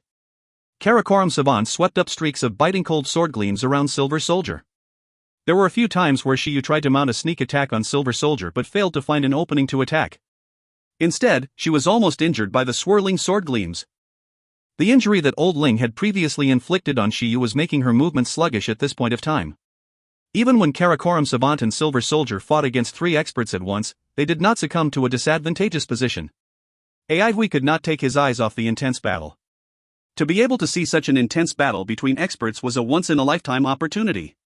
It was highly beneficial for AI Hui to be able to observe and learn from the battle while on the sideline. AI Hui was not surprised at Karakoram Savant's superb swordsmanship. However, he was slightly shocked at how powerful Silver Soldier was. From what he knew of Infantry Division, they were not really popular among the public. Even though Infantry Division was part of 13 divisions and was one of the 2 major metal elemental divisions, their status differed greatly from Sky Edge Division, the other metal elemental division. Sky Edge Division's fighting capabilities were more outstanding and their inheritances were more formidable than Infantry Division's. There were a lot of areas in which Sky Edge Division was better than Infantry Division. Honestly speaking, Infantry Division was a laborer's division. The missions and things they did were strenuous and unrewarding. There were many reasons why Infantry Division was not popular. However, the main reason was their choice of training specialization. Infantry Division specialized in body tempering. Out of so many specializations, body tempering was the most challenging and arduous. At the initial stage, practicing body tempering was relatively less difficult. However, as one progressed along this path, the difficulty of practicing body tempering increased sharply. Furthermore, when it came to battles, the elementalists from Infantry Division would usually play the role of meat shields in the front line. This caused their casualty rate to be extremely high. The tasks they did were difficult and tiring. It was no wonder that they were so unpopular. And because of all these reasons, Infantry Division was the lowest ranking division among the 13 divisions. AI Hui knew little about Infantry Division. The only person he knew from Infantry Division was Brother Li Wei, whom he'd first met in Central City. As this thought emerged in his mind, AI Hui was suddenly stunned. He raised his head abruptly and started at the view of Silver Soldier's back. Countless fragmented memories appeared in his mind. These blurred fragmented memories began to stack on top of the silver figure. AI Hui stared blankly at the silver, burly figure and found him to be more and more familiar. Brother Li Wei. He did not. AI Hui's mind went blank upon realizing that Li Wei did not die. 3 years ago, when the blood catastrophe had just broken out, there were only 2 elites from 13 divisions. They were Li Wei and Zhou Xiaoxi. Zhou Xiaoxi was the one that accompanied AI Hui and the other students to Garden of Life. After the blood catastrophe broke out, Zhou Xiaoxi, who was then infected with blood poison, had to seek reinforcements for the students by himself. Eventually, he met with a mishap and died. As for Brother Li Wei, he disappeared without a trace after taking part in an operation. Senior Mingxiu had grieved over Li Wei's death for a long time. He did not expect Brother Li Wei to still be alive. AI Hui's gaze landed upon Li Wei's metallic arms. It was then he remembered that Brother Li Wei lost his arms during the fight with Tian Quan 3 years ago. Eventually, AI Hui calmed himself down from the excitement. The silvery figure looked more unfamiliar than familiar. He was exuding such an invincible and overbearing aura. Brother Li Wei had changed completely. Brother Li Wei was not the only one who had changed completely. If the old Brother Li Wei saw what he had transformed into now, he would be surprised as well, right? In troubled times, everything was changing every day. Every life was as fragile as a blade of grass. If one did not want to die, he or she had to become stronger at all costs. Would Brother Li Wei still remember Senior Mingxiu? The excitement in AI Hui's heart had disappeared and was replaced by an indescribable tinge of sadness. He did not want to know the answer at all. Suddenly, Xiao Shuren, who was in his embrace, fidgeted and said, "You are hugging me too tight." AI Hui returned to his senses and warily tightened his sword against her neck. Previously, in a moment of desperation to avoid the impact from Li Wei's landing, he dragged Xiao Shuren with him and made a hasty retreat. At this point of time, both of them were in a rather dubious position. To restrain Xiao Shuren and prevent her from getting injured by the shockwave, AI Hui pressed her against his chest and placed his silver-fold plum on her neck. "Don't move about," AI Hui warned her coldly. He loosened his grip as he could hear Xiao Shuren had slight difficulty breathing properly. Xiao Shuren panted heavily. She looked extremely pathetic now. Her head and face were filthy with dirt and her fringe was messy. Even so, her beauty still could not be concealed. AI Hui was extremely wary of her. Every movement Xiao Shuren made, he would react to it. No matter what ancient treasure she had, he did not care about it at all. This woman was cunning and vile. A slight moment of carelessness would cause him to fall into her trap. "Let's make a deal," said Xiao Shuren calmly as she composed her breathing. "You better not play any tricks," AI Hui said coldly as doubt filled his mind. "A person who is about to die has no reason to do that." Xiao Shuren smiled sadly and continued, "Don't tell me, does Mr. Chu still think that I can continue to live?" AI Hui was stunned. On the platform at the center of the pool, Xiaobao had a blank look on his face. He did not know what was going on. Bendy strips of dazzling light appeared on his body. These translucent light strips swirled around his body like meandering roads on a mountain. Sinuous aqua body. This was a body constitution unique to the Gu family. Great Elder widened his eyes. One could see the excitement and happiness in his eyes. One by one, everyone on the side of the pool widened their eyes as well. 9 sinuous traces. It was the most outstanding level of body constitution in sinuous aqua body. Very soon, a look of marvel appeared on their faces. However, they also felt that it was a great pity for a mentally challenged boy to have such an excellent body constitution. The gods were really too cruel to the Gu family. However, even if Xiaobao wasn't too smart, as long as he was physically healthy and he could make use of his natural gift, his future would be limitless with the backing of Great Elder. The Gu family was unlikely to go so far as to go without having a qualified successor to carry on its undertaking. A look of disappointment flashed across Elder Ling's face. Great Elder was very emotional. Even though he tried to suppress his emotions, those who knew him well could still see how emotional he was. The malicious rumor that had been spreading the last few days had taken a toll on his mind. Even though he kept telling himself that it was only a plot set up by his enemies, he was still disturbed by it. His only son had died young and his grandson was born with a mental disability. These no doubt made him feel forlorn. However, no matter how big of a weakness Xiaobao had, he was still his only grandson in mental support. The vicious rumor found his weakness so easily. At this point of time, Great Elder looked at Xiaobao with a gaze which was filled with a mixture of love and guilt. When he shifted his gaze to Madame Yi, he felt even more guilty. All these years, his daughter-in-law had been taking care of Xiaobao by herself, and she still had to go through such unredressed injustice. However, he knew that he was mainly responsible for this incident as well. He had a lot of things that he wanted to say, but could not do so. Madame Yi understood how he felt and smiled gently. Even at this point of time, she was still composed and virtuous. Elder Ling cast a glance at Elder Song, who shook his head to imply that the result was real. Elder Ling was extremely disappointed. He thought he would obtain a good opportunity this time around. If Great Elder's family was involved in a scandal at this point of time, Great Elder would not be able to stay in his position for long. Even though Elder Ling was disappointed deep down, his face was brimming with joy. He said in a loud voice, "I told you so. We watched Linner grow up, how can we not know her character?" Yuchiba smiled, "That's right. Why would one doubt Yi Residence's family values? Their family values are matchless. I can't fathom how there are people who actually believe in such an absurd rumor. This time around, with everyone present as witness, no one can harass Xiaobao with such a rumor again. The speaker had no particular intention in saying this, but the listener read his own meaning into it. Great Elder felt more guilty upon hearing what Yuchi-ba said. However, he still felt more anger than guilt. With a cold voice, he said, "Everyone, please be my witness. If I find out who started the rumor, I will not hesitate to punish him ruthlessly." Indeed. That person has to be punished. A rumor like this is far too malicious. The person who started this rumor is too malicious. The person deserves to die. The rest agreed as well. Madame Ling's face turned deathly white. She stared at Xiaobao and could not believe her eyes. How could it be? How could it be? She definitely would not make a mistake. Madame Yi smiled as usual. Her gentleness could make one enchanted with her. At this moment, a scout from Sky Edge Division walked to Tong Kuei and whispered something in his ear. Tong Kuei's body froze momentarily. Then he walked silently to Yuchi-ba. Everyone present was an influential individual and all of them were shrewd and sharp. At once, they knew something was wrong. A premonition arose in Great Elder's mind. He withdrew his smile and asked, "What has happened?" Yuchi-ba nodded his head and told Tong Kuei, "Report everything to Great Elder." Tong Kuei bowed and replied, "Yes. Yi residence has been attacked." An absolute silence descended upon everyone. If you find any errors, ads pop-up, ads redirect, broken links, non-standard content, etc., please let us know. Report chapter so we can fix it as soon as possible.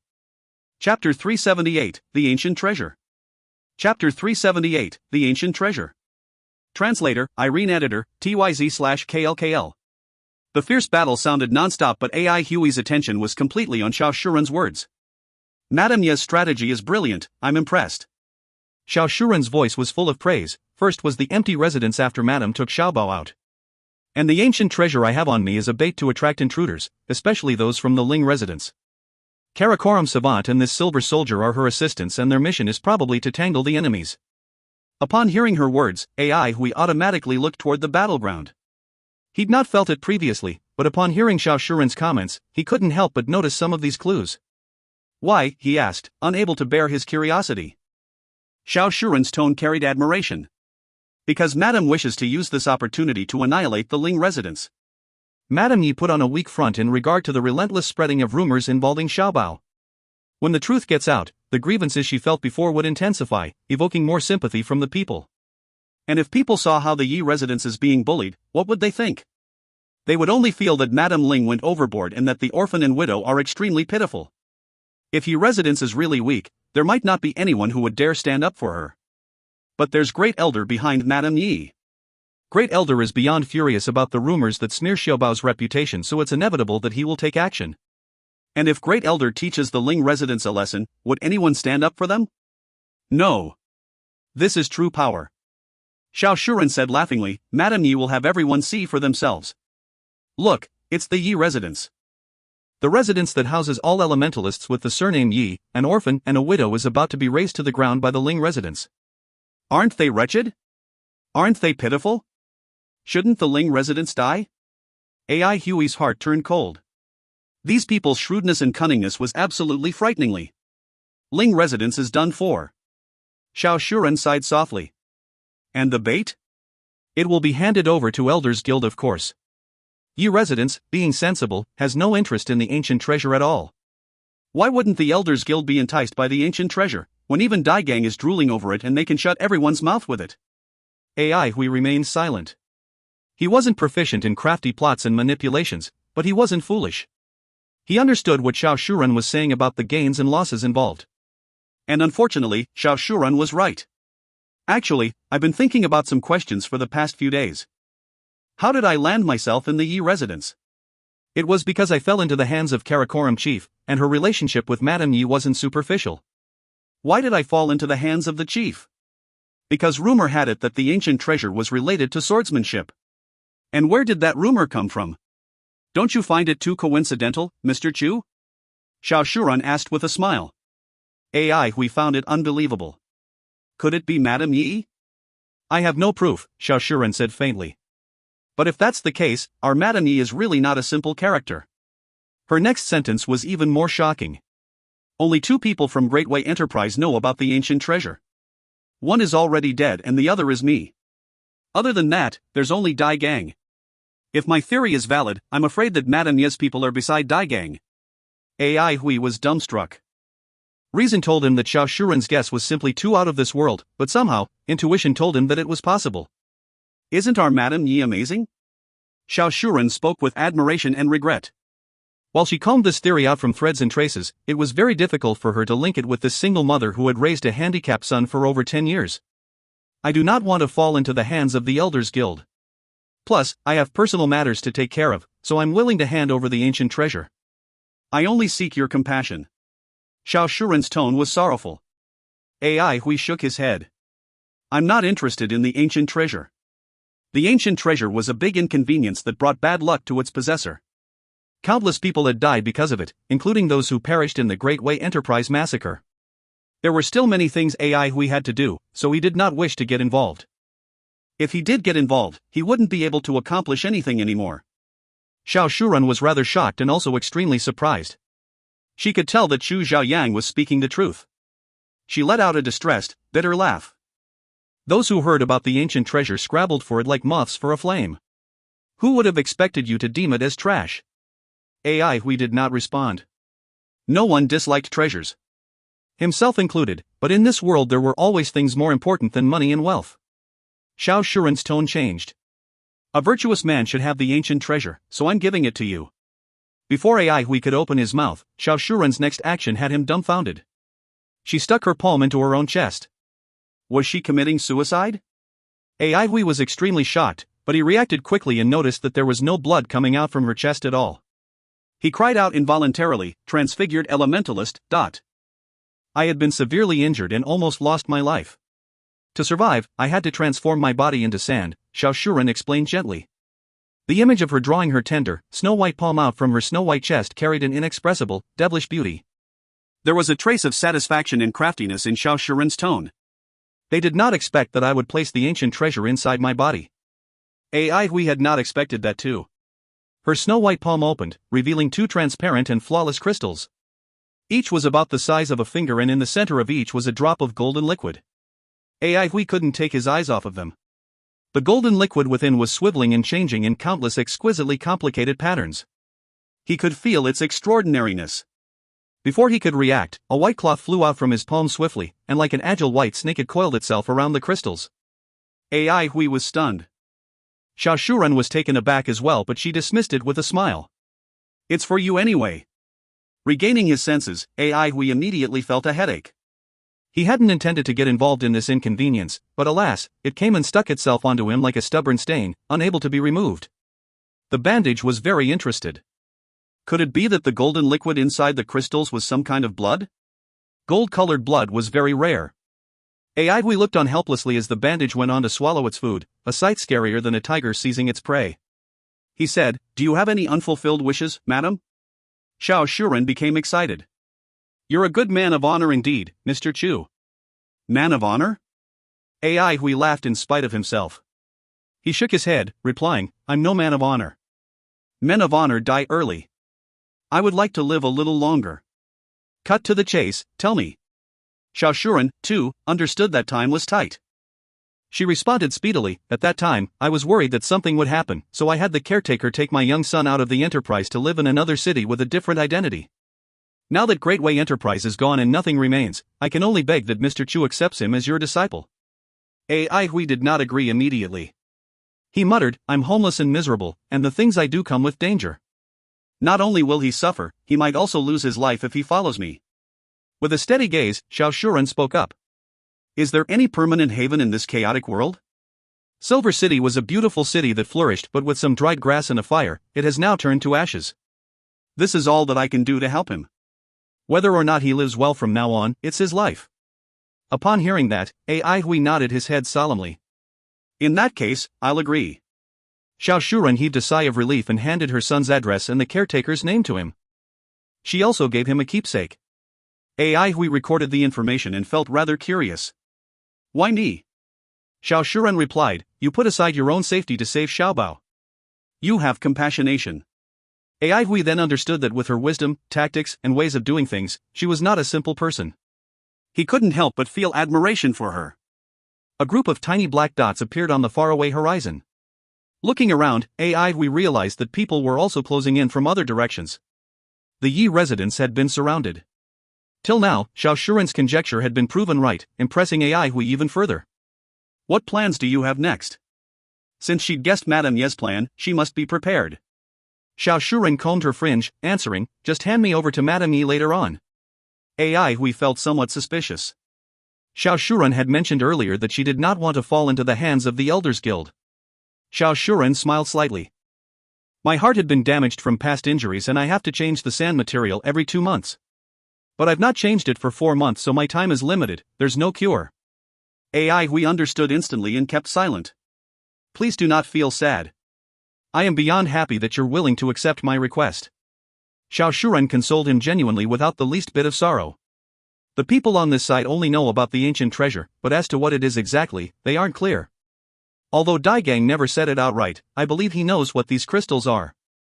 They are extremely important to him, so he will not step down. I'm afraid that as a grandmaster, he would have special means to get what he wants, so please be careful. Ai Hui nodded. "I will." As the crowd grew close, Madame Yi, Great Elder and some other silhouettes could be seen clearly. The dust has settled. Xiao Shuren seemed to be sighing and reminiscing at the same time. She smiled suddenly. "I'll not bid farewell. The bad thing about transfigured elementalists is that we die uglily." Before Ai Hui could respond, Madame Yi's voice sounded, "Mr. Chu, please release Madame Xiao." Ai Hui took away the sword on Xiao Shuren's neck. Many of them exhaled in relief. Immediately after, countless burning and avaricious gazes fell upon Xiao Shuren. The rumors about the ancient treasure had many palpitating. How could something that Daigang had spent so much effort and strength in obtaining be anything ordinary? Freed, Xiao Shuren looked ecstatic upon seeing Ling Shang and his wife. She cried out urgently, "Save me, Master Ling. Daigang said that you..." She caught herself in time and closed her mouth immediately. The expressions of those present changed instantly. They looked toward Ling Shang and a look of enlightenment flashed across their faces. The Ling family was here to see Xiao Shuren on Daigang's behalf. People from the Ling family turned pale. It was okay to have secret connections with Daigang, but they absolutely must not publicize it. Ling Shang glared at Xiao Shuren and saw the hatred and pleasure in her eyes. He then recalled how Great Wei Enterprise was destroyed with his own hands. This woman had finally found her chance for revenge. His expression worsened. It was his doomsday. "Elder Ling, anything else to say?" Great Elder's tone was flat, joy and anger absent. But everyone knew that he was seriously furious. If you find any errors, ads pop-up, ads redirect, broken links, non-standard content, etc., please let us know. Report chapter so we can fix it as soon as possible. Chapter 379, The Tide's Turn. Chapter 379, The Tide's Turn.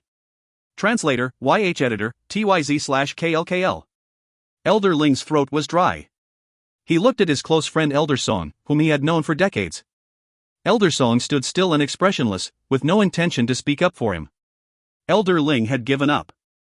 If even Elder Song would not help, the others definitely wouldn't as well. Yuchiba announced, "I think Elder Ling is no longer suitable for his role as an elder in the guild. As such, I propose to dismiss him from his formal duties." Yuchiba was the leader of the new citizen faction, while Elder Ling led the aristocratic faction. The two were rivals, so he didn't feel any guilt about adding insult to injury. Elder Song momentarily fell silent before suddenly speaking, "I second the motion." Elder Ling's face turned ashen. Any proposal required the support of 2 elders before it could be brought up for voting by the Elders Guild. Although he knew he had little chance of emerging unharmed this time, he didn't think that the fatal blow would be delivered by his most trusted friend, Elder Song. Elder Song sat quietly and averted his gaze, deliberately avoiding Elder Ling's eyes. The Great Elder said flatly, "We will vote during the next meeting. Elder Ling will have to wait to hear the verdict." Elder Ling did not resist, as resistance was futile. He and the Ling residents were finished. The aristocratic faction had always been behind him, and Elder Song was someone he trusted deeply. Now, he realized that they had switched sides long ago. His gaze fell on the dull and plain-looking Great Elder. He suddenly had suspicions that the Great Elder was the true mastermind, even though Yellen was the one who'd pulled the trigger. Only the Great Elder was capable of taking down the Ling residents without any bloodshed. Elder Ling trembled slightly when he looked upon the mountain peak floating in the sky. The majestic god-subduing peak seemed to sparkle brilliantly under the sunlight. This one had yet to have anything written on it, indicating that it had just been constructed. Beneath the god-subduing peak was the Ling residence. Such ruthlessness! Elder Ling felt as though he had been stabbed in the heart. He shut his eyes in despair, as all ideas of fighting to the death vanished from his mind. The god-subduing peak was like a guillotine hanging ominously over the Ling residence. If he were to have any thoughts of resistance, the entire Ling family and its legacy would be erased from the Avalon of 5 Elements forever. Elder Ling looked as though he had aged several decades. He said, Tianjiang is willing to accept whatever decision the guild makes. Considering our many years of working together, I hope that you'll spare my family. The other elders were too shocked to speak. They were taken aback by the Great Elder's ruthless moves. Nobody had expected the Great Elder to just simply deploy the newly constructed god-subduing peak like that. What was more frightening was that no one knew of the Great Elder's plans to make use of the god-subduing peak prior to this. They had spies stationed throughout Silver City, yet none of them were able to provide any information. The Great Elder had appeared to switch to a policy of non-interference over these past few years. He was hardly involved in any of the conflicts between the various factions. The other elders now realized that the Great Elder hadn't changed one bit. The tiger was merely taking a nap. The Great Elder said flatly, as long as the Ling residence is willing to cooperate with the Elders Guild's investigation, we will not treat them unfairly. The last shred of hope in Elder Ling's eyes dimmed as his final plea for mercy was turned down. Elder Song came forward and sealed Elder Ling's elemental energy. Elder Ling accepted his fate solemnly. Following Madame Ye's instructions, Hui stood beside her in Xiaobao. Having witnessed the cruel fights between the aristocratic families, Hui felt even more compelled to leave. The bright sunshine was unable to give him any warmth, making Silver City feel like an extremely depressing place to be in. The Avalon of 5 Elements only had Silver Mist Sea and Pallet Cloud Village left, yet these people were still involved in merciless internal fighting. Countless other families happily struck at those aristocratic families that had collapsed. Such disgusting and ridiculous behavior appeared to be driven purely by jealousy and competition. The Avalon of 5 Elements' precious remaining fighting power was constantly being wasted by internal conflicts. If these forces were instead channeled to the front lines, they'd probably be in a much better state. It didn't matter much to him. Hui was increasingly missing his companions in Peace City. He did not like Silver City one bit. Hui now understood how difficult it was to work with people who had different goals. Keeping his emotions in check, Hui secretly observed the audience. He was worried about Shiyu. The life and death flower sacrificial art was going to cause him trouble again. It would be problematic if Shiyu was caught by the Elders Guild. His head started to hurt. No!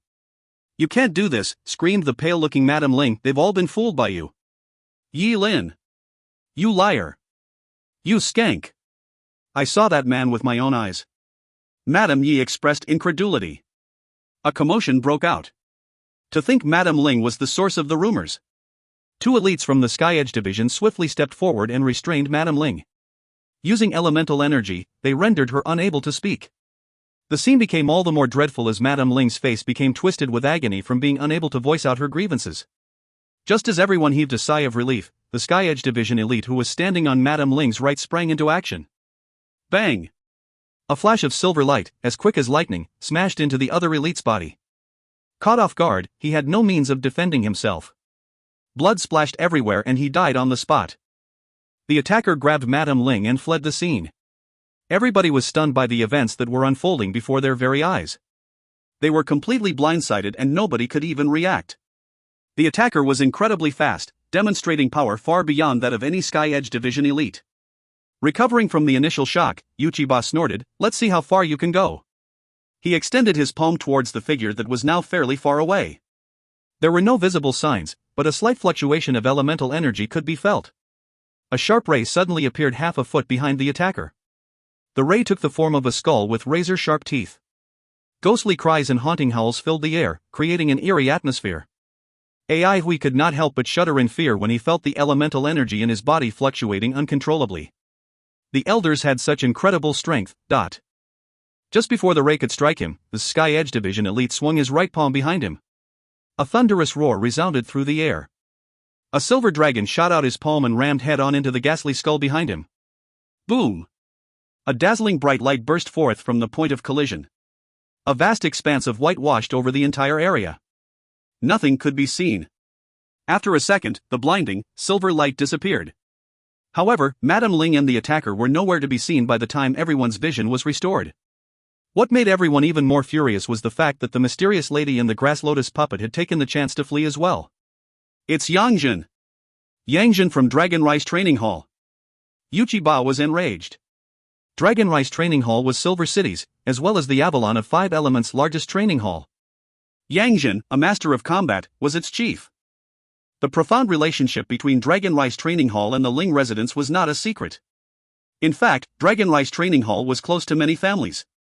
However, nobody expected that Yangjin would dare to risk universal condemnation just to rescue Madame Ling. Great Elder ordered in a grave tone, seal the entire Dragon Rice Training Hall and investigate the matter thoroughly. Since the rumors came from the Ling residence, Yangjin is likely to be the accomplice. Send out an order to arrest Yangjin and Madame Ling. Just as Tong Gue was about to execute the order, Yuchiba exclaimed, "You'll go personally." Ling Sheng's face was drained of all color. Earlier, Madame Ling's hysterical scream had exposed her as the source of the rumors. The Ling residence was doomed. Those who initially still had some compassion for the Ling residence no longer did. Such vicious rumors, and they turned out to have come from the Ling residence. Using unscrupulous means was not uncommon, but getting caught meant losing the trust of all others. The Ling residence was now facing such a situation. Nobody would be willing to lend them a helping hand. Upon seeing Shiyu escape, Zhong Hojun felt a burden lifted off his shoulders. However, as his gaze landed on Silver Soldier, his expression turned grave. The Zhong family had a long history, and Silver Soldier reminded him of some rumors he had gotten wind of. Zhong Hojun was slated to become the next division leader of the infantry division, but with the appearance of this guy, things were not looking good for him. The mysterious lady in the grass lotus puppet had fled. Old Ling had lost every bit of fight he had in him. He remained listless and passive as the guards led him away. The battle had ended, and the Yi residence lay in ruins. Everyone's attention was fixed on the Karakoram Savant and Silver Soldier. The Great Elder smiled. "I've seen the Karakoram Savant before, but it's my first time seeing this hero with such extraordinary skills. Yellen, would you please introduce him to us?" Madame Yi smiled in return and replied, "All of you must be making wild guesses right now. His mentor's family name is Hong, and the Hong family has many quirky rules. Silver Soldier has inherited the Hang's infantry bloodline. The Karakoram Savant is his junior. She has inherited the Hong family's Sky Edge bloodline. However, she has an innate passion for swordsmanship and is the first ever master swordsman." Silver Soldier and the Karakoram Savant bowed to the elders in respect. The elders quickly returned the gesture. Elder Song exclaimed, "Ah, disciples of a prestigious family. According to past records, the Sky Edge and infantry originate from the Hong family. Looks like this is indeed true. The preservation of the Hang's heritage deserves our utmost admiration. Looking at our young brother here with his infantry inheritances made me wonder if the infantry division actually produced a new talent. But no, his heritage is much purer than that." Both Yuchiba and Zhong Hojun did not look pleased. The Sky Edge Division's division leader had not recovered from his serious injury. At present, the division was led by the two vice division leaders Tong Gue and Eugene. As the first ever master swordsman and a disciple of Hong family, the Karakoram Savant was well qualified to be the head of the Sky Edge Division. The infantry division was in an even worse state. Zhong Hojun was the only one left to take over the division. After seeing Silver Soldier's strength, however, he no longer had the confidence to do so. Moreover, this name made Zhong Hojun feel like vomiting blood. According to their practices, only the division leader of the infantry division was qualified to be addressed as soldier. And here was this guy, calling himself Silver Soldier and possessing such a pure heritage. Zhong Hojun was simply not on par with him. The Great Elder was about to wrest control of two divisions, but nobody dared to say anything. The older, the wiser, it seemed. He was still the Great Elder after all. Aidwi looked at Silver Soldier up close and was 100% sure that the man hidden behind that mask was Brother Li Wei. He was very sure that Brother Li Wei and the Karakoram Savant's mentor was the long-lost Hong Bingfeng from the Vanguard Training Hall. He felt extremely vexed. It was as if the threads of fate were linking them all together. What lied ahead? Nobody knew. If you find any errors, ads pop-up, ads redirect, broken links, non-standard content, etc., please let us know. Report chapter so we can fix it as soon as possible. Chapter 380, Leaving. Chapter 380, Leaving. Translator, YH Editor, TYZ/KLKL. Aidwi observed Silver Soldier, his position beside the Karakoram Savant, the way he talked leisurely with the elders and saw a man born destined for great things. His mild sorrow began to fade and was soon replaced by a slight tinge of happiness. Regardless of how the lines of fate intertwined, regardless of what brotherly Wei had experienced during these tumultuous 3 years, being alive was a good reason to be happy. Ah, I should find a time to visit Senior Mingxiu. Ai Hui thought to himself. After talking to the elders, the two of them went back to see Madame Yi. The Karakoram savant respectfully addressed her, Aunt Yi. Silver Soldier bowed, Madam. Ai Hui noticed that they addressed Madame Yi differently. The way things looked, Hung Bingfeng appeared to be closely related to the Yi residents. Ai Hui guessed that Hung Bingfeng must have been a core member of the Assembly of Patriarchs, just like the old prisoner. No wonder Madame Yi seemed to be closely related to the Assembly of Patriarchs as well. Madame Yi beamed at the two of them and began to introduce Ai Hui. This is Mr. Chu Xiaoyang. He has exceptional swordsmanship and previously saved Xiaobao and I. We're all one big family and I'd like for the three of you to know each other better. Karakoram Savant said to Silver Soldier, Zhao Yang has excellent swordsmanship, and I hope that he can assist me in compiling a swordsmanship encyclopedia. Ai Hui humbly replied, my swordsmanship cannot be compared to that of Chief. My thanks to the two of you for saving my life in the nick of time. Brother Chu, you are too humble. We'd have been in deep trouble if you hadn't dealt such a heavy blow to the grass lotus puppet, replied Silver Soldier. Madame Yi laughed, all right, all this modesty is making me tired. Give me a moment, we'll speak again later. She turned toward Xiao Shuren and said, Madame Xiao, you must have been frightened. We still need you to cooperate with the Elders Guild in their investigation of the matter. I sincerely apologize. After hearing what Madame Yi said, Ai Hui couldn't help but glance at Xiao Shuren. She had completely preempted Madame Yi's actions. Xiao Shuren did not look at Ai Hui, her eyes were fixed on Madame Yi instead. The corner of her mouth curved up in contempt as she spoke, Madam, are you burning bridges now? Didn't you promise to ensure my safety when I disclosed the location of the treasures? Are you trying to go back on your words? All eyes were on Madame Yi. Suspicion filled the air. Ai Hui mused that she was really cunning. Xiao Shuren's move was truly brilliant. Madame Yi immediately stopped smiling and said in a serious manner, Madame Xiao, are you trying to mislead the public? Wrong move. Don't forget that there's still the Judgment Division, and you won't be able to fool them. I urge that you think before you speak. Her rebuttal greatly reduced the number of suspicious looks from the crowd. Surveillance, Judgment, and Dread were the ever-mysterious three central divisions.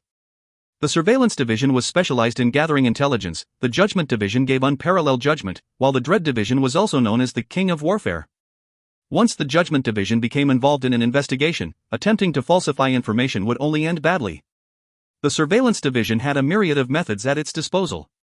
It was practically impossible for any criminal to evade their inquisition. Xiao Shuren became even more sarcastic. That's true, why should a high and mighty person like you keep your promise to a small fry like me? You used me as bait, and even used me as Chu Xiaoyang's shield. But a word of warning, Mr. Chu Xiaoyang, even though you've saved their lives before, she has never truly considered you as one of them. Why else would she leave you alone in Yi residence? Madame Yi furrowed her brows, what a load of nonsense. She felt an ominous premonition as she looked into the lucid eyes of this seemingly insane woman. Spouting rubbish like that, isn't she worried that I'll just finish her off right now? Unless. Madame Yi's heart was beating wildly. Ai Hui silently observed Xiao Shuren since he already knew what she was going to do. Xiao Shuren had not looked at Ai Hui the whole time, but Ai Hui knew that whatever she was doing was meant to remove all suspicions from him. After this, nobody would think that Ai Hui had the ancient treasure. Even though he already knew that Xiao Shuren didn't have long to live and was doing all these things for her son, Ai Hui invariably still felt sad about what was about to happen next. An ancient treasure that even Grandmaster Dai covets. It was first rumored to be related to the swordsmanship, and shortly after it landed in the hands of Karakoram. Next thing you know, I was sent to the Yi residence. Madame Yi, isn't this too much of a coincidence? Since you've spent so much effort obtaining it, I hope you managed to utilize it well. Her words immediately made everyone else suspect Madame Yi again. An eerie smile appeared on Xiao Shuren's face. Madame Yi suddenly shouted, stop her, she's going to commit suicide. Just as she finished her sentence, Xiao Shuren's body began to crumble into a pool of sand. The upper half of her body lay in the sand, her beautiful face was like that of a lifeless doll. Transfigured elementalist. The crowd was stunned by this sudden turn of events. Madame Yi stared blankly at the sand, recovering after a moment. She had a perplexed look on her face. Her plan had gone perfectly, and the Ling residence was finished. To think that this Xiao Shuren would give her a direct hit just as she was about to enjoy her sweet victory. Madame Yi knew she was in big trouble. It was going to be hard for her to maintain her innocence and prove that she didn't know anything about the ancient treasure. What's more, now that it was exposed, her relationship with Chu Xiaoyang was going to be equally difficult to explain. Xiao Shuren's last offensive was merciless. Since she was already dead, Madame Yi found it hard to get angry. She instead felt some admiration for the lady. The entire place was dead quiet. Xiao Shuren's last move had left everyone deeply shaken. Soon after, one of the many bodyguards beside the great elder walked towards the pool of sand. He crouched down and grabbed a handful of it. After examining it for a while, his face lit up in realization. The sand within her body hasn't been changed for quite some time. She was doomed anyway. Everyone now understood why Xiao Shuren had committed suicide. She had known that her time was almost up. Even though Madame Yi had already guessed the reason, she still felt extremely annoyed. Why didn't she examine Xiao Shuren earlier? She would definitely have been able to discover that she was a transfigured elementalist if she had done so. While her final frenzy managed to convince some people, it wasn't able to win over all of them. Despite that, the seeds of suspicion were now firmly planted and would be difficult to eliminate. Regardless, dead men tell no tales, and Xiao Shuren was no longer around for questioning. Madame Yi remained composed. To her, this was just another inconvenience. She wasn't some powerless civilian. Without solid evidence, who would dare to openly question her? Rumors and suspicions were only devastating against the weak. They were completely useless against those in power, just like sparrows chirping away in the darkness. A little noise could be heard every now and then, but they presented no harm whatsoever. Except for the great elder and her, the rest of them were sparrows. Today's drama had pried open everyone's eyes. They had just witnessed the collapse of a 1,000-year-old influential family, the appearance of descendants from the Hong family who had disappeared for many years, the chief of Dragon Rice Training Hall sacrificing everything to save Madame Ling, as well as the final, sorrowful, yet resolute, counterattack of Xiao Shuren. All of them were dazed, and the elders had a grim look on their faces. They knew that a storm was brewing. The Avalon of Five Elements power hierarchy would change dramatically. But all these things had nothing to do with Ai Hui, and he took the opportunity to leave the Yi residence. The recent spate of infighting was considerably disturbing to Ai Hui, who had not seen anything like that before. He had previously thought that Silver City would be an easy place to make money, but had since realized the true costs involved. The slightest mistakes could easily cost him his life. The Yi residence was severely damaged. Madame Yi had brought Xiaobao to stay at the great elder's other villa to avoid the chaotic situation. Madame Yi invited Ai Hui along, but he politely rejected. He claimed that he needed to further explore his recent breakthrough in base level. Madame Yi thought that Ai Hui was still brooding over Xiao Shuren's last words. She smiled faintly and didn't probe further. After all these days of contact, she understood that Mr. Zhao Yang was a pragmatic person. Who is able to offer a higher price than me? Who dares to offer a higher price than me? She would soon find out. Madame Yi gently told Chu Xiaoyang to train well since she might require his assistance in the future. Karakoram Savant invited Ai Hui to stay in Karakoram Sword League for a short while so that they could learn from each other and compile a swordsmanship encyclopedia. This suggestion tugged on Ai Hui's heartstrings, but he rejected the invitation. He did not like Silver City one bit and wanted to leave this place as soon as possible. He had been contemplating whether to catch up with Brother Li Wei, but after some deliberation, he decided that it wasn't a good time to do so. Chu Xiaoyang's identity was a complex matter. However, taking into consideration the relationship between Karakoram Sword League and the Assembly of Patriarchs, Ai Hui didn't say much else. He only mentioned his recent realizations and how he'd like to reflect deeper on them. Once the dust had settled, he'd come back to swap pointers. He wasn't going to get barred from entering the Hall of Ancient Records before he found those notes. Although Karakoram Savant felt slightly disappointed, she was still extremely understanding. However, she kept emphasizing repeatedly that Mr. Chu must eventually return to aid in the compilation of her swordsmanship encyclopedia. Ai Hui bade farewell to the crowd and ventured out of the city alone. Karakoram Savant noticed her senior looking at Chu Xiaoyang quizzically. Slightly worried, she asked, "What's wrong?"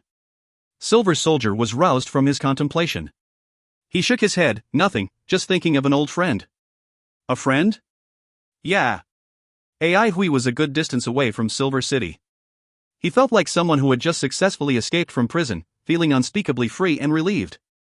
The treasures of Silver City weren't meant for him, and he no longer cared for them. Silver City may be a paradise for others, but it was a hell for him. The starry gem sword wings flapped powerfully against the strong winds, creating a trail of lightning as he flew through the clouds while the sun shone beautifully in the sky. AI Hui felt agitated. The suppressed emotions he had felt over the past few days were now gushing out like an exploding volcano. Amidst the strong gales, AI Hui screamed and howled at the top of his lungs. Awful singing? Who cares as long as I'm enjoying myself? No rhythm? Who cares as long as I'm happy? Singing loudly with sword in hand, AI Hui felt like he could go anywhere. He'd enjoy his time with the others, taking revenge, fighting and exploring with them. Before old age and death arrived. YOLO. If you find any errors, ads pop up, ads redirect, broken links, non-standard content, etc., please let us know. Report chapter so we can fix it as soon as possible.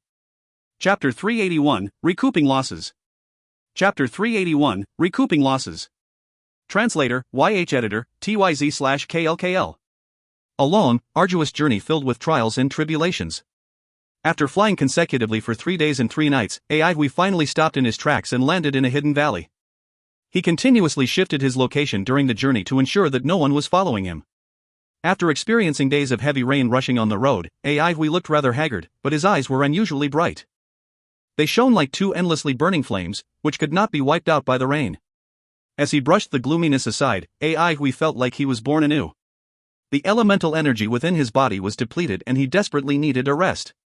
Silverfold plum in hand, he heaved a heavy sigh and started a circulatory cycle. A sharp hissing sound could be heard as AI Hui absorbed strand after strand of metal elemental energy. A spring of clear water began to gurgle out of the dried earth around him, shooting into the air and whirling around his body. The water condensed itself into balls of elemental energy sword pills which became a part of the circulatory cycle revolution. A white mist slowly creeped over AI Hui's body, shrouding him in a cloak of fog.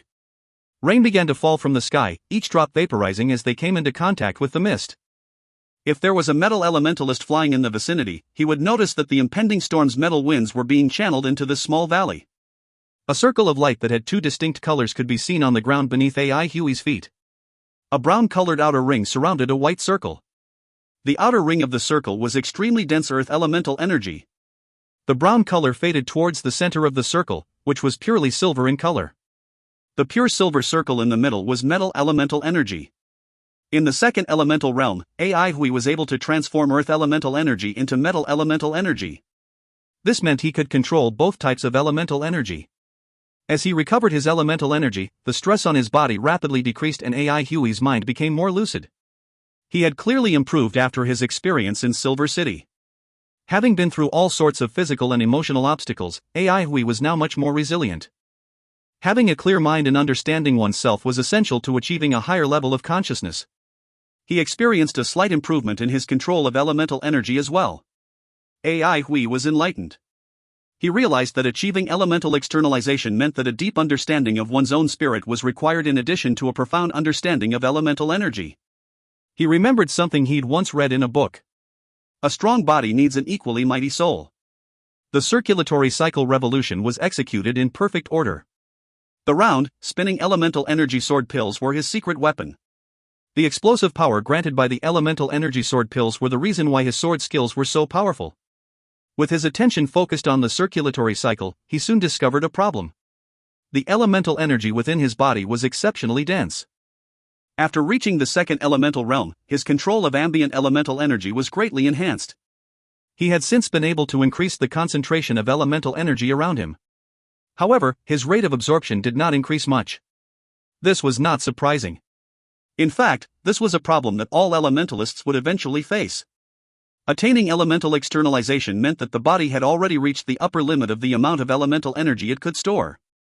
The rate of absorption would also be at its maximum. The body of an elementalist was like a valve, and by the time he achieved elemental externalization, this valve would have been open to its maximum capacity. Most people found this amount adequate, and instead focused on controlling elemental energy that was external to the body. AI Hui had a different perspective. During his battles, he noticed that the control of external elemental energy was directly affected by the elemental energy within the body.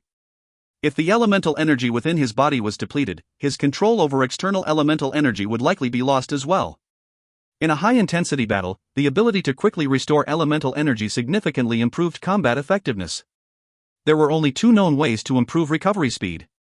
The first was to expand the valve, and the other was to increase the power of extraction. The power of extraction came from one circulatory cycle revolution. The faster the revolution of the cycle, the faster the rate of absorption of elemental energies. However, this speed could not simply be increased at will, since external elemental energies contained a large amount of impurities. Continuous, effortful refinement through the use of the circulatory cycle was necessary to properly purify external elemental energies. If the cycle was too fast, impurities might remain in the elemental energy during absorption. Elemental energy that was not pure enough could be extremely harmful to elementalists. Since increasing the speed of the circulatory cycle revolution wasn't possible, could the valve become larger? A bold idea suddenly sprang out of his mind. Was this possible? Ai Hui was captivated by his own idea and he promptly began to explore its intricacies. The circulatory cycle revolution largely involved the 5 residences and 8 palaces within the body. As such, elemental energy from the surroundings must go through the body before it could be fully incorporated into the circulatory cycle revolution. Hang on. Ai Hui remembered that his circulatory cycle revolution was different from others. In addition to the 5 residences and 8 palaces, his circulatory cycle revolution had an additional aspect, his sword. This was a practice he had continued with even after the sword embryo had shattered. Back when he still had the sword embryo, holding a sword had helped to improve his control of elemental energy. Absorbing elemental energy through the sword instead of his lungs and skin? Would it not greatly increase the circulatory cycle revolution's efficiency? Feeling motivated, Ai Hui began to test his hypothesis. He had tried to absorb elemental energy directly from his sword before, but it wasn't particularly effective. This time round, Ai Hui stopped all other parts of his body from absorbing elemental energy before attempting to directly absorb elemental energy via the silverfold plum. What happened next gave him a surprise. Metal elemental energy from his surroundings accumulated around him. The sheer amount of it gave him a shock. The silverfold plum was forged from metal and as such had an extremely high affinity for metal elemental energy. Metal elemental energy flowed easily into the sword, and not even the slightest resistance could be felt. Humans were creatures of flesh and blood. Even if their bodies was fully tempered, they were still made of flesh. As such, despite being stronger and having a higher affinity for metal elemental energy than usual, Ai Hui's tempered body would still never be able to match up to pure metal's affinity for metal elemental energy. However, Ai Hui soon ran into new problems. The amount of ambient elemental energy was too large, and the silverfold plum quickly became saturated with elemental energy. The excessive amount of elemental energy caused an obstruction in the circulatory cycle and the revolution ground to a halt. The silverfold plum appeared to encounter some issues as well. It exuded an intense, dazzling light, as if the entire blade was covered in a layer of mercury. A continuous buzzing sound could be heard. It was overburdened. Metal was the material that contained the greatest amount of metal elemental energy. Metal that was formed in areas rich in metal elemental energy would constantly be bathed in it. This process greatly increased the grade of the metal, and could even make it transform. However, all kinds of metal still had a limit on how much metal elemental energy they could withstand. A sudden influx of excessive metal elemental energy could cause it to blow up. Silverfold plum was a high-grade product from the assembly of patriarchs that was as powerful as heaven-grade weapons. This meant that it should be able to last till Ai Hui became a master. The stronger an elementalist, the purer and more explosive the elemental energy. Weapons made of ordinary materials were unable to withstand such pure and powerful elemental energy. Ai Hui wasn't expecting his idea to work this well, to the point where even the silverfold plum would become overloaded. He hurriedly forced the excess elemental energy out of the silverfold plum. Ai Hui then started his second attempt. This time, he tried to slow down the speed of his circulatory cycle revolution.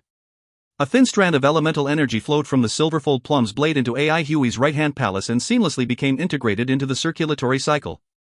As it flowed through the cycle, the thin strand of elemental energy was condensed into sword pills. After completing one revolution, the elemental energy sword pills were now flowing back into the silverfold plum. The first elemental energy sword pill to enter collided with the external elemental energy that was being absorbed through the silverfold plum. The strands of elemental energy began to wrap around the rapidly rotating elemental energy sword pill, increasing its size. The same thing happened to the subsequent elemental energy sword pills. These new elemental energy sword pills would then continue flowing within the circulatory cycle. As he continued with the process, Ai Hui soon discovered that he was unable to speed up the blade's absorption of elemental energy.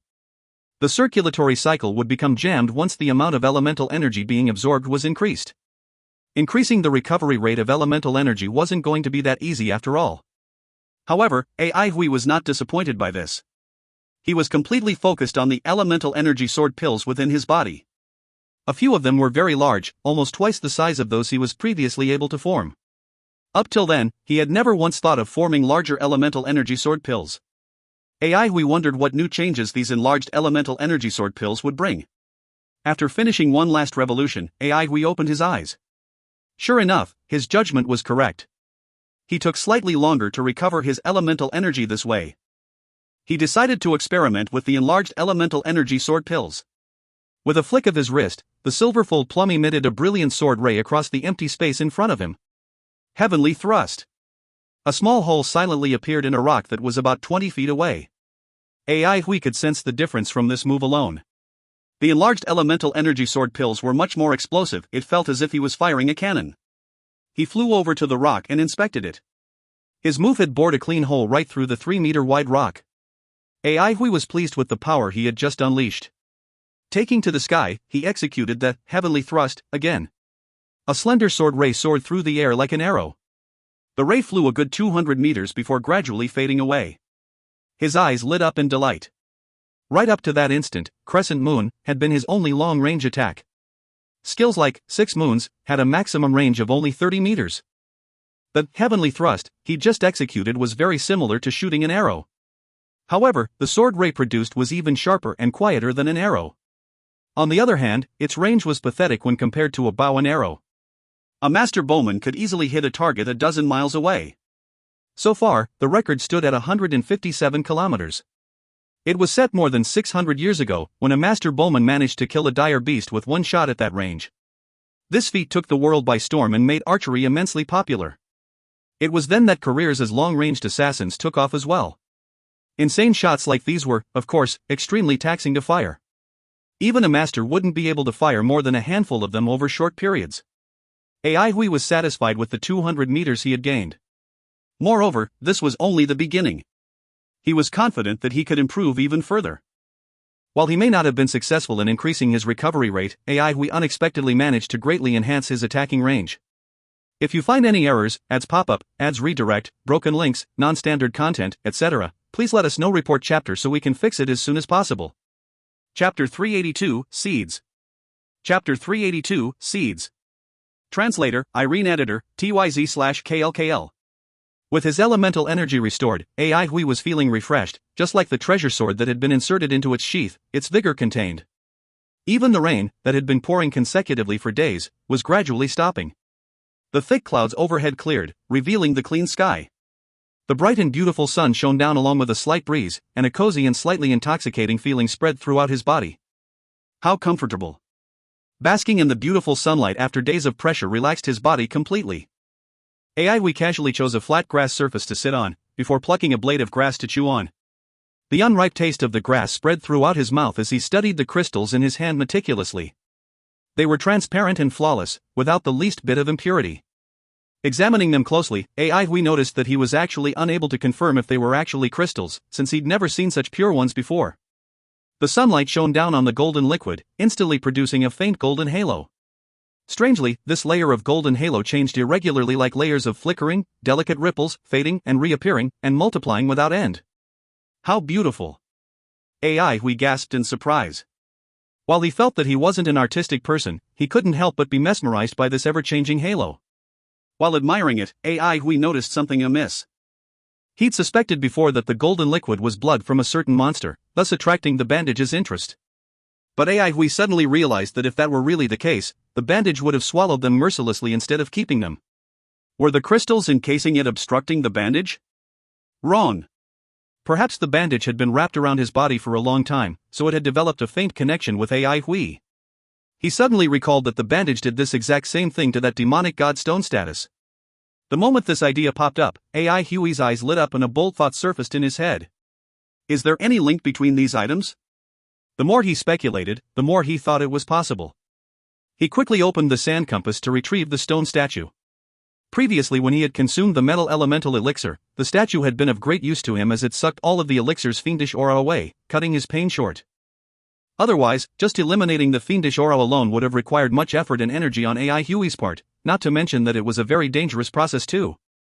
The moment Hui took the statue out, the bandage slithered, like two white snakes, down his body. 2 bandages joined together unhurriedly to become a big white cloth. It slid underneath the statue, as if worried that the statue would get dirty. AI Huey's heart turned cold from witnessing this strange sight. The statue and bandage carried a tinge of evilness. If not for the fact that the bandage was a gift from Mistress and had been with him for a long time, AI Hui most definitely would have been on guard. Seeing the bandage at work made him miss her again. Emotional people were like warmth that surrounded an ice-cold object, or a slight glimmer amid the lonely void. Even if the bandage was really evil, AI Hui would find it difficult to detest it, since to him, righteousness or evilness was insignificant. He'd never felt himself to be important. It made no difference whether there was another good or bad version of him in this world. However, to him, some feelings were more important than himself. He placed the 2 crystals on the white cloth. AI Hui felt that the sight before him was pretty interesting. It was as if he had just given the statue some offerings, and all that was left to do was pray. Yet, the statue did not seem the least bit grateful or appreciative. It gave the same, aloof look. Could he be wrong? AI Hui was having a headache. Guessing wasn't his forte. He picked up a crystal and placed it by the statue's mouth, mumbling, "Old demon, be sporting, give one a try." The stone statue remained unmoved, as if despising the food of mere mortals. Still wrong? Or was he supposed to crush the crystal? AI Hui was slightly spooked. He had a feeling that the golden liquid within the crystal was something extraordinary, and extraordinary objects usually meant money and risk. Good things were valuable, of course, but what if it was a potent poison? AI Hui knew himself well. His current abilities had given him a chance against the grass lotus puppet and Shiyu. But against ancient evil, he simply wasn't qualified enough. And of course, these crystals had to be the ancient treasure. All right, he thought. He would not achieve anything from inaction. He would smash one and see, since he'd gotten this ancient treasure by luck anyway. Considering that fact, he felt more calm instantly. Getting into the moment, AI Hui smashed the crystal hard. Crack! The crystal broke open immediately and the golden liquid seeped out. AI Hui carefully placed the liquid on the bandage. The bandage had always been extremely interested in, and thirsty for, fresh blood, especially stronger ones. What made AI Huey's eyes fall out was the fact that the bandage showed zero interest in the golden liquid. The golden liquid was like a dewdrop on a lotus leaf.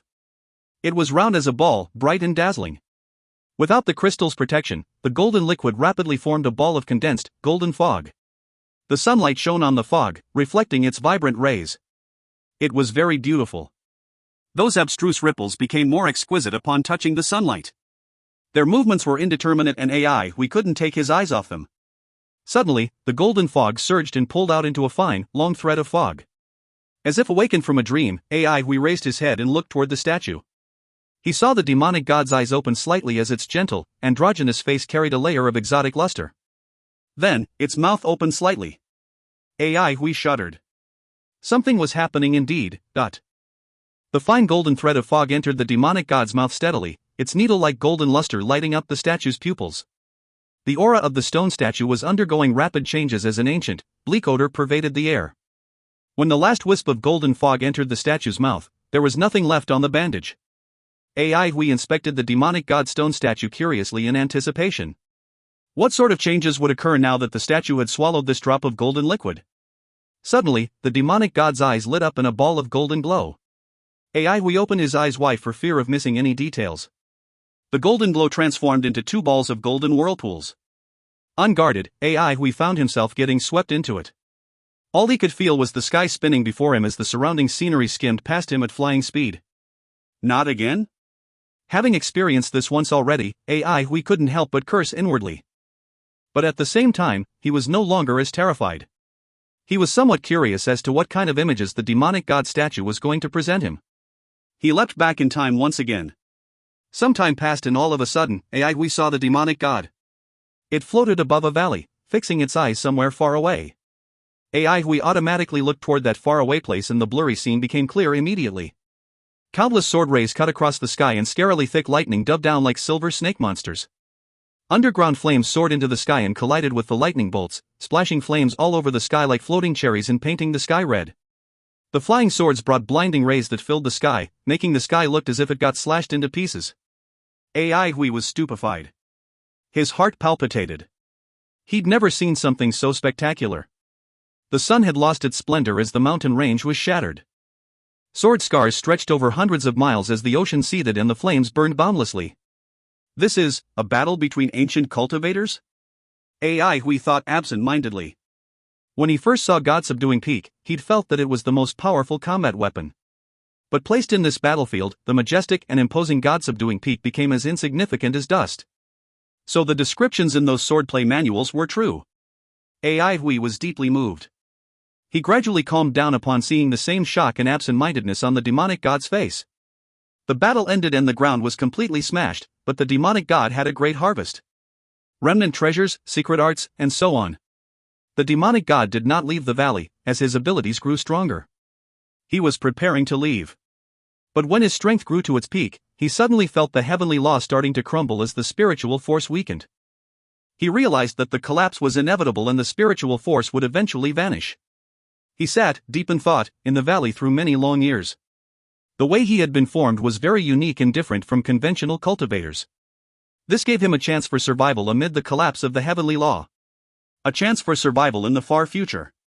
For someone who'd lived as long as he had, 1,000 years of waiting wasn't unacceptable. He gathered his essence, blood and soul and formed 10 drops of true blood of God, which were also known as the 10 seeds. During the afternoon of the seed's formation, the intense sun shone overhead, but the sky darkened momentarily and the sun was dull and lightless, like a blown-out candle in the wind. 10 drops of blood of God bore the weight of his resuscitated wish, and were sprinkled over different corners of the earth. And his body turned into a statue. AI Hui finally understood the history of the golden liquid. It was actually the genuine blood of God. Thinking about the blood of God made AI Hui feel suspicious. Could the origin of the blood of God be related to the demonic god? Alright, he was thinking too much. It had been over 1,000 years since mankind had stepped into the elemental era, and the demonic god was after something of the cultivation era.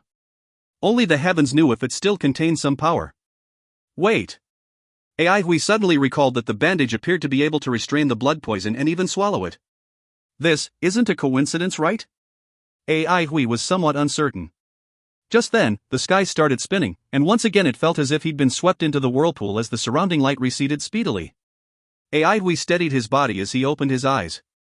Everything was back to normal and he was amazed to find out that he was still standing in the exact same spot, not even a step off.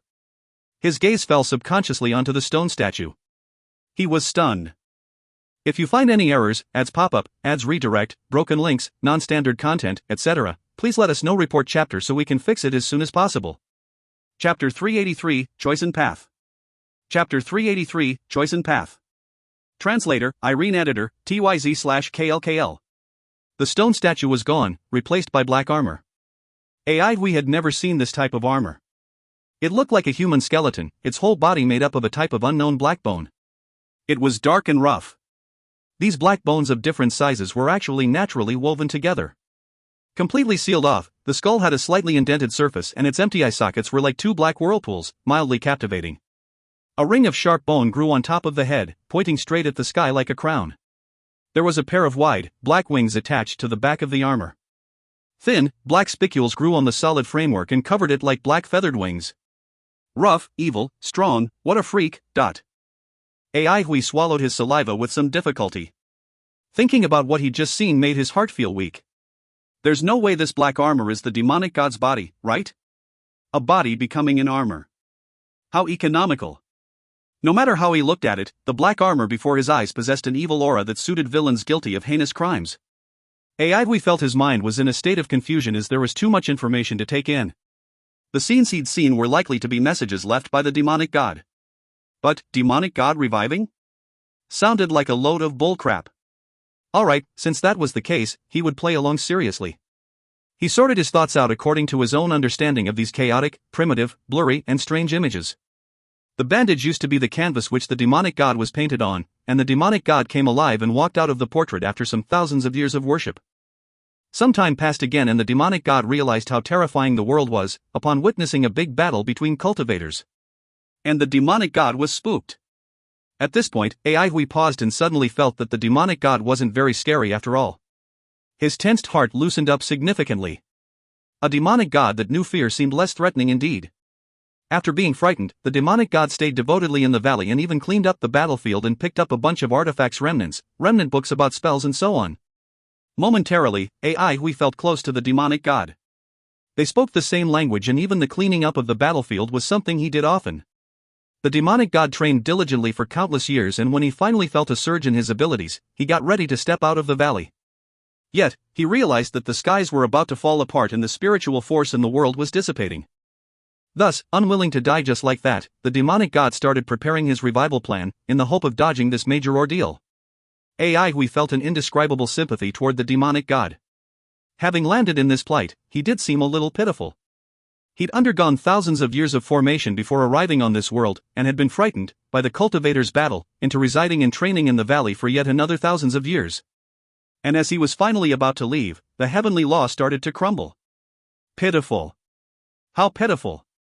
We looked at the black armor ruefully before placing it simply into the sand compass. He also placed the remaining drop of the demonic god's blood back into the sand compass. To feel sorrowful was one thing and to gloat was another. Had not lost his reason. He was dealing with a demonic god. It would be foolish of him to underestimate a demonic god. Was what he'd seen real? Debatable. It was certain, however, that regardless of authenticity, the images were what the demonic god wanted him to see. The demonic god could easily pull him into that fantasyland, so surely he could also easily create confusing scenarios. If those scenes were false, what would the demonic god's intentions be? We did not want to risk his life testing the demonic god's limits. Especially in regards to his revival plan, the demonic god would definitely achieve it by hook or by crook. The liquid sealed within the crystal was the demonic god's blood and also the seed for his revival. How would the demonic god be revived? We felt that the likeliest method was to seize another's body. Perhaps he was thinking too much, but we did not want to take the risk. Except, the bandage had been following him for a long time and had even saved his life, so it was definitely safe. However, be it the blood of the demonic god or the black armor, nothing was certain about them. Huey's abilities were going through a period of steady improvement. To be exact, it was currently in a skyrocketing phase, so it wasn't worth taking this risk. Choosing the demonic god's blood could either bring him instant success or leave him with no hope of reprieve. We hoped that he would never need to use them because that would mean that he was in a perilous situation, so precarious that he had to place his bets on them. Hui was delighted. It was as if he'd finished a film from the Mirage Beanpod, and the story within was a very memorable one which filled him with sorrow and tears. At least the scene was rather huge. The battle scene between the cultivators was really shocking. Seeing the sky-shattering rays produced by the swordsman really made Huey's own sword rays seem like tiny bean sprouts. The pleasure he'd felt from his recent breakthrough vanished in a puff of smoke. Shaking his head, Hui sat himself down again, activated the Patriarch Grass and entered Grass Hall. As usual, he stepped into the Hall of Ancient Records to look for information. The fusion elemental energy within his body was about to be used up, but he still wasn't able to find anything. He saw that there was still half a shelf left to look through, but this time he wasn't overly impatient. Instead, he felt hopeful. Having witnessed the cultivators' battle, Huey's restless heart regained its calm. Many things seemed insignificant when viewed from a historical perspective. How many people today would even remember the names of those cultivators who had the ability to destroy the world? Legends belonged to heroes, and he was just an ordinary man. He checked through the information steadily and trained steadily. He did his utmost best every single day, and left worrying about the outcome to the future. Feeling peaceful, Hui waited for his elemental energy to recover before starting his sword training. He'd read the swordplay manuals and had witnessed the swordsmanship of Karakoram Savant, the first ever master swordsman in the whole of the Avalon of 5 Elements' history. He had also seen the exceptional sword consciousness sealed within the Yi residents. He'd crashed his way through sword formations, fought with the Ling residents, Shiyu, and even the grass lotus puppet, Qingfeng. He had learned a lot and felt more appreciative. He needed time to confirm the swordsmanship insights he'd gained during this period. As such, Hui stayed in this nameless valley to search for the notebook, train, ponder and consume the elemental energy from the remaining elemental elixirs. His days were extremely packed, but he did not feel tired at all. In fact, he felt very enriched. His method of using his sword to absorb elemental energy had been perfected and named sword-style breathing technique. The elemental energy sword pills were strengthening nonstop, along with the range from which Huey's sword rays could attack. The range had increased from its initial 600 feet to over 900 feet. These few days, Hui had been using this move to hunt, and the nearby prey in flight had all been taken down. Swordsmanship wasn't like archery. Hui had no intention of blindly increasing his range of attack. The most unique aspect of swordsmanship was its variability. In the cultivation era, swordsmen produced the most variable kinds of systems. AI Hui had to find his own, and this was the greatest problem he was currently facing. His sword moves weren't weak. With the addition of sword-style breathing technique, his moves became even more outstanding. But his moves, from heavenly thrust to oblique slash crescent moon to 6 moons and dustfall, night epiphyllum, galebat slash red muslin, sword chime, fragmented sword, 3 yin-yang sword ring, and so on, did not form a system. Some were moves from the sword pill, while others were created in passing. They were all powerful moves but were very scattered and did not form a system. AI Hui tried to form his own system, a huge task to undertake. There wouldn't be any effect short term, but it was extremely important to him in the long run. Karakoram Savant served as the best example. Yet, his circumstances were more challenging than Karakoram Savant's. Her swordsmanship originated from the Yi residence, and Yilin had been perfecting this project unceasingly for generations. Thus, Karakoram Savant had been practicing the completed system of swordsmanship since young. She became the first ever master swordsman largely due to Yi residence's swordsmanship inheritances. The hard work of many generations finally bore fruits. AI Hui wasn't so lucky. From the time he stepped into the wilderness to the day he met Karakoram Savant, whatever insights he'd gained in regard to swordsmanship were obtained personally. He was walking a different path. AI Hui was very clear of the fact that his path was different from that of Karakoram Savant. He would read swordplay manuals and try to understand sword formations, but instead of imitating, he tried developing his own moves from his comprehension of things. This was an arduous, rugged path, but AI Hui did not hesitate at all. As AI Hui was training hard in the valley, the Avalon of 5 elements was experiencing raging turbulence. The series of changes dazzled everyone. The battle between the Ling and Yi families erupted and then ended abruptly. Great Elder's profound scheme and terrifying means of doing things intimidated numerous aristocratic families. Elder Ling resigned from his post in the Elders Guild and was dispatched to the front line. Such a huge residence disappeared just like that. Its sudden collapse had everyone sighing and feeling terrified. Were there aristocratic families who dared to believe they were stronger than the Ling family? But the elders in the Elders Guild were mostly reserved and dared not to act rashly. Madame Ye's prestige soared. Because of her splendid performance in this riot, she started moving to the foreground. She received her first mission to host Master's Glory. No one had objections. Great Elder was in his most powerful state now, so standing up to him now meant death. Many were guessing that Great Elder was laying a path for Madame Yi. As the host of Master's Glory, wouldn't she also become half a teacher of the Avalon of 5 Elements' future masters? Great Elder did not pull back. What he did next confirmed people's guess. Great Elder headed toward the pagoda of Hidden Edge, which was deep within Silver Mist Sea, to have a deep, overnight conversation with Uchiba before leaving the next morning. 3 days later, Karakoram Savant was appointed as the division leader of Sky Edge Division and she was renamed Karakoram Polaris. 2 more days passed and Silver Soldier became the division leader of Infantry Division. Fame followed merit and he started rebuilding his combat division. Within a short period of time, a small team that had surrounded Madame Yi appeared within the people's field of vision. The path laid down for her by Great Elder was a clear display of his intentions. Soon after the circulation of Madame Yi's brave speech, she became an overnight sensation, leaving many to look forward to her performance. Just as everyone was waiting for Madame Yi to take action, Madame Yi did something that shocked the world. If you find any errors, ads pop up, ads redirect, broken links, non-standard content, etc., please let us know. Report chapter so we can fix it as soon as possible. Chapter 384, Awkward Silence. Chapter 384, Awkward Silence. Translator, Irene Editor, TYZ/KLKL. Peace City, Swordsman Training Hall. Morning, has everyone seen the latest news through the Mirage Bean Pod? Fatty pulled a chair out and sat down before shouting, Lulan, a cup of tea, thanks. Morning Fatty, any sugar for you? Fatty smiled widely. More, please. Thanks, Lulan. Among these people, they had to fawn and favor Lulan the most, since he had control over their elemental food. Lulan poured a cup of tea and placed it in front of Fatty after adding some sugar. Fatty, your tea. Fatty, you have to cut down on sugar, sang Zijuan persuaded. You're severely overweight. Fatty took a big gulp without the least care in the world. Little sang, life is short, he cried, dragging out the last syllable. Jiang Wei sipped on his tea before commenting, what Madame Yi has done has probably made her rather popular, but at the same time she's probably offended all the other aristocratic families. His indifferent tone carried a trace of admiration. In these past 2 days, Madame Yi announced her plan of Master's Glory and opened it to the whole of the Avalon of 5 Elements. Anyone could enter Master's Glory regardless of their origin and background as long as they were gifted, capable, and passed the initial selection.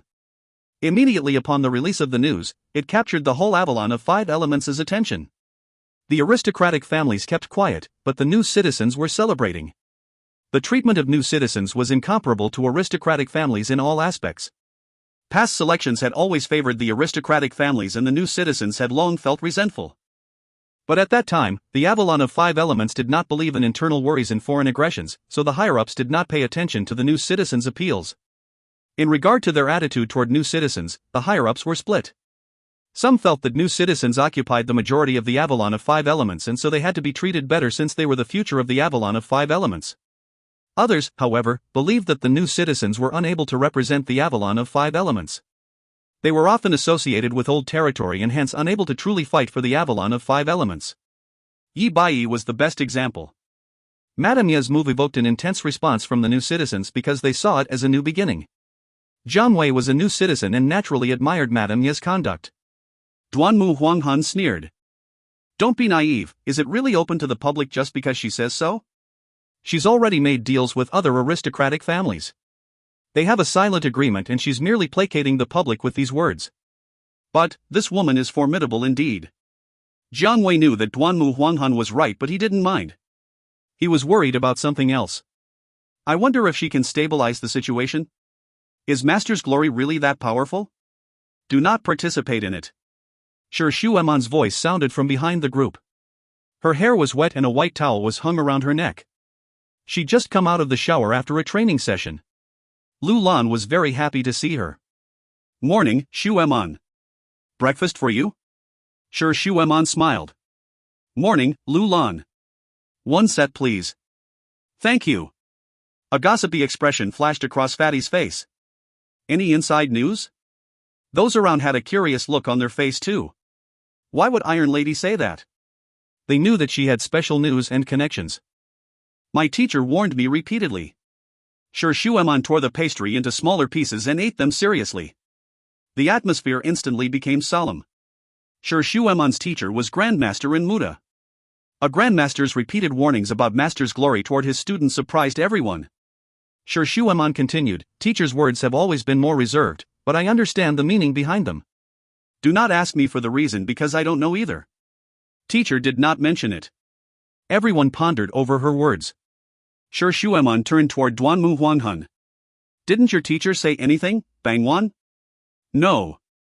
Duanmu Huanghan shook his head and said self-mockingly, my teacher. Ha, he's most probably forgotten about me already. But that's good too, or else I wouldn't be standing here. Ignore Master's Glory. Although I think Madame Yi is powerful, only time will show the results. Shi Shuemon added, the situation at the front line isn't too good. What happened? Everyone was more concerned about the front line than the complicated internal fightings and schemings that were going on in Silver City. Shi Shuemon ate her pastry seriously without even lifting her head. There's a powerful figure named Red Devil in Blood of God now. We've lost a lot because of him. Jiang Wei asked in shock, even Shi Beihai? Shi Shuemon placed her food down and answered gravely, it appears that he is avoiding a fight with Father by keeping away from Father's protection zone. Cloud Cicada Division sustained greater losses, with a few captains and a vice division leader injured, so Father suspects the opponent is an acquaintance. Everyone looked extremely solemn. The captains of the 13 divisions were all the cream of the crop. They were basically powerful players with excellent skills. As for the vice division leaders, they were either masters or pseudo-masters. Eugene and Tonggui, for example, were just a step away from becoming masters and could break through at any time. Duanmu Huanghan asked abruptly, are the combat masters activated yet? Shi Shuemon replied, yes, but the opponent is very sly and seems to be very familiar with our habits, hence they escaped a few times. Plus, the masters who have had a match with him are very worried as his skills are improving extremely quickly. The daily affairs of a combat division were mostly managed by 3 vice division leaders. When a vice division leader became a master, they could either choose to continue serving their role, or if they wished for more time to train, they would become combat masters. Combat masters had nothing much to take care of, so they had ample time to train, and adequate resources were provided as well. Only important missions would require them to step up. For those who were certain about going down the training path, becoming a combat master was a very decent choice. Even the division leaders had to show respect toward the combat masters. The former had no power to press the latter into service, and the number of combat masters in a combat division would depend on the capability of the division leader. North Sea Division used to have only one combat master, but after wielding power, Beihai managed to increase the count to 6. He quickly won the support of his troops and North Sea Division leapt to the top within a short period of time. Jiang Wei asked, "What about God Subduing Peak?" His experience on God Subduing Peak had left a deep impression. The opponents found its weakness and father is really worried about this. Shi Shueman added, God Subduing Peak is very powerful but isn't very effective when dealing with a single, small target. Duanmu Huanhan spoke up after some thinking. They might have been told by Yi Bai. No one would be more familiar with your father and his subordinates than him. The situation at the front line was what everyone was concerned about. Failing to keep hold meant a disaster for everyone. How could there be intact eggs when the whole nest had collapsed? An awkward silence filled the table. In response, Wang Xiaoshan hurriedly changed the topic. How's the wilderness expansion project coming along? Luckily we weren't the first batch to go, Fatty commented with an exaggerated look on his face. You don't know how many died there, it was disastrous. Dunmu Huanghan laughed grimly. The higher-ups meant for this to happen. It doesn't matter how many cannon fodders lose their lives. Another awkward silence took over as no one knew what to say. Shi Shueman finished her food, pulled out her chair and stood up. I've gathered some inheritances in absolute arts, so go choose from them yourselves. We have to use whatever time we have to train before Aihui comes back. Lu Lan, supervise Fatty. Lu Lan cheered, no problem. With a defeated look on his face, Fatty asked, why me again? Do you want to learn the absolute arts? Yeah. Then practice hard. Lu Lan, draw up a training plan. No problem. Duanmu Huanghan seemed to have realized something and started mumbling to himself, I know. The aristocratic families suffered great losses and are starting to face a manpower shortage. They would need to replenish themselves with new, fresh blood in order to live on. No wonder no one objected to Madame Ye's plan. Everyone looked at him before resuming their respective work. Awkward silence. Standing in the training hall's garden, everyone looked at the mountainous pile of books and was astonished. They looked at Shi Shueman somewhat suspiciously. To the aristocratic families, absolute arts were the real riches. They were the key to their continued existence. Most of these are from my family's collection. I took all of them out with the permission of father. They're yours to keep, so please treasure them and practice hard. Everyone looked at her but no one dared to make a move. Even Fatty, the money grubber, had a solemn look on his face. Shi Shueman looked carefree. This is all of the family's inheritance, but what would become of the family if the Avalon of 5 elements is destroyed? These books won't mean anything when that happens. They would be no different from the artifact remnants left over from the cultivation era. In that case, we might as well make use of them when they've still got value. There's nothing to lose. The doubt vanished from the faces of those who were listening, and was replaced by smiles and excitement. Everyone was looking forward to it. Ha, if only aristocratic families were as good as Iron Lady's family. That name is not for you to call. Kneel before your goddess. Long live the goddess. A faint smile appeared on Shi Shueman's face. She set the gaze far away, worry somewhat filling her heart. How was Aihui doing? He shouldn't be in trouble, right? At this point, she laughed involuntarily. Why was she even worried about that when she should be worrying about the trouble her people might cause him? She said, in all alertness, from today onwards, increase your training capacity by 30%. Cheers instantly turned into cries. New, goddess. You're asking us to die. Shi Shueman responded with a steady face, I will train with you guys and increase mine by 40%. Ah, let me die. I don't want the absolute arts anymore. Ah, my ideal goddess is gone just like that. Scary Iron Lady has returned. No one knew when, but Duanmu Huanhan was already squatting before the pile of books. I've seen this. Learned this. Seen it. Done it. This is new. Yes, I haven't seen it. Interesting. Oh, I've read it. Awkward silence. If you find any errors, ads pop up, ads redirect, broken links, non-standard content, etc., please let us know. Report chapter so we can fix it as soon as possible. Chapter 385, A Small World. Chapter 385, A Small World. Translator, Cynthia Editor, TYZ/KLKL. There was no ending in learning. Aihui rubbed his eyes. After reading for a long time, he felt exhausted. But about 1/4 of the books on this level were still left unread. It seemed that luck was not on his side this time. Now what worried him the most was that the reading note had disappeared. After all, so many years had passed, and anything could happen.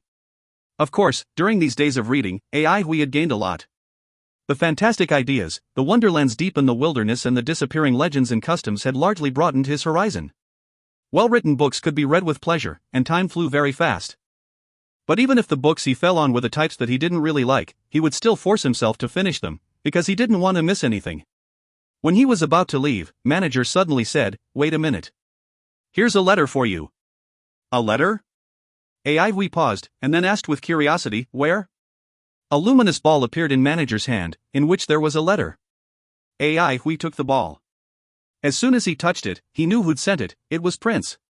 The luminous ball was created with elemental energy and had Prince's special mark. In the elemental era, it was easy to change one's appearance or name, but there was one thing that could not be forged, which was elemental energy. Each elementalist's elemental energy had unique features. Just as there were no two identical leaves in the world, there were no two elementalists with the same elemental energy. Even if there were two people who were of the same attribute, and who practiced the same inheritance, there would still be apparent differences between their elemental energies. Its uniqueness enabled identity authentication through elemental energy, which was a significant method of identity verification in the elemental era. The luminous ball was Prince's way of delivering letters. It was like the mud seal of a letter, which would no longer be intact when the letter was read. So the existence of the luminous ball indicated that no one had ever read the letter. There were also luminous balls that had certain passwords. If anyone who didn't know the password wanted to open it with force, the letter inside would explode or be devoured by fire. AI Hui reached out to the luminous ball, breaking the ball to get the letter. Then he began to read it carefully. In the letter, Prince said he was informed of Hua Kuei's death, and knew AI Hui must be very grieved. He also reminded AI Hui that the Assembly of Patriarchs would recruit many new members as it was expanding, and the competition would be more fierce.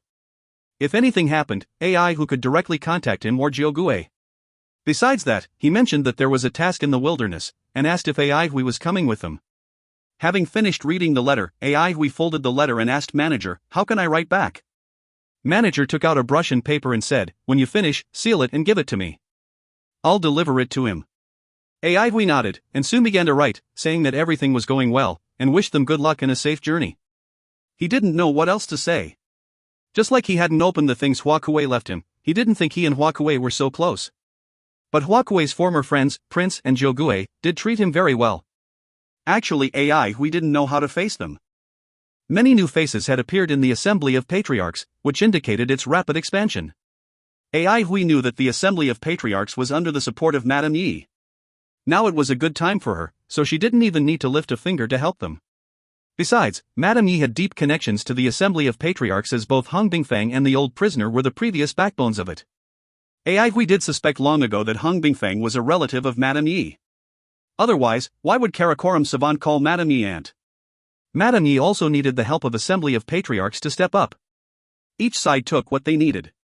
AI Hui was glad to see the smooth development of the Assembly of Patriarchs. Although the management of the Assembly of Patriarchs was still a secret, one thing was for sure: the Assembly of Patriarchs and the blood of God were sworn enemies. As the proverb goes, the enemy of one's enemy is his friend. The more powerful the Assembly of Patriarchs was, the more troubles the blood of God would face. AI Hui left the grass hall, and planned to get moving after a quick rest. He had been making progress in elemental energy level every day. Now that the two metal elemental elixirs had been fully absorbed, his level was further improved. He had the feeling that he would be able to reach second elemental realm very soon. These days his elemental energy had been growing extremely fast, like a jetpack. If the elemental elixirs could be made into elemental food by Lulan, it would be more fully usable. Besides, Lulan could remove the impurities of the elemental elixirs to reduce its potential risks. The way AI Hui used the elemental elixirs could be counted as extravagant. Fortunately, the demonic god statue, which was called demonic god armor now, could also absorb the fiendish aura of the elemental elixirs. It would be great if there was one more elemental elixir. If only he had elemental elixirs, he would be confident that he'd be able to make it to the third elemental realm. Then he shook his head and smiled. When did he become a discontent person? Elemental elixirs were priceless treasures that were hard to find. The fact that he had already taken 3 elemental elixirs was a rare opportunity. He shouldn't waste more time on such wishful thinking. He reminded himself not to indulge on improving his elemental energy level depending on external stimuli only. The process of training was boring and insipid, and the progress one could make every day was so little that it was almost unnoticeable. Therefore, training was also to hone one's heart and spirit. A person who was not steadfast and tough, but had only strong elemental energy could be defeated as easily as poking a soap bubble. We decided to leave the valley. Having flown for 5 to 6 hours, a village appeared in the wood. The village was small both in size and population, and looked destitute. There was only one inn with a few guests. The owner of the inn was taking a nap at the front desk. We woke up the owner. The owner opened his eyes blankly, but immediately became sober when he saw there was a guest. He smiled and asked, "You want to check in? Find a clean room for me." We threw an elemental energy beam to him. The owner caught the beam and smiled even kinder. "I'll get the best room for you." We waved his hand. "The room can be prepared later. Get me something to eat first." Having stayed in the mountains for such a long time, he was missing having delicious food very much. The elemental energy beans were well spent. The owner soon got him dishes that filled the whole table. We sat in the hall alone, glutting himself with the delicacies. Having dined to satiety, we chatted casually with the owner. "You don't have much business here, do you?" "What?" The owner sighed in despair. "This inn was started by my grandpa, and now it's been passed to me. I never thought that it would be closed by my hands. But there's nothing I can do in such troubled times. You see, there are hardly any people in the village." We asked in thought, "They've all gone to the wilderness?" "Yes." The owner was morose. "If I were younger, I would have gone with them. Before the blood catastrophe broke out, everything was fine. But the war lasted for several years, and business became worse and worse. Our village does not have any specialties. So there's no hope." We fell into silence. The war could make small cities like Peace City flourish, but it brought more destruction and ruins. The life of the residents of many cities and towns became hard. Without the Yellow Sand Corner, the Fire Prairie and the Jadeite Forest, they lost 3 material-producing places. This also implied that they lost 3 markets. Most of the industries were shrinking, and most of the elementalists had nothing to do. Now the destitution of all walks of life could be seen anywhere in the Avalon of 5 elements. The experience and progress he had achieved in these years had broadened Huey's horizon and strengthened his mind. He stayed in the inn for only one night, and he was the only guest. There was a message tree in the inn, through which Huey communicated with the swordsman training hall and informed them of his current situation. He also told them that it would take him a while to get back. Hearing the Iron L say that everyone was practicing hard, Huey was relieved. He left the village early the next morning. Having flown hundreds of miles away from the village, Huey suddenly changed his direction and rushed into a cloud. In the cloud, he took off his elemental mask, and his starry gem sword wings returned to black. Then, he changed from his Star Reaper gloves to a different pair and switched his silver-fold plum back for his dragon's pine. When Huey flew out of the clouds, his appearance had totally changed. Although he had detected and confirmed that no one was around, he still remained cautious. He decided to pay Senior Mingxiu a visit. He would be going to the wilderness later, and didn't know how long he would spend there.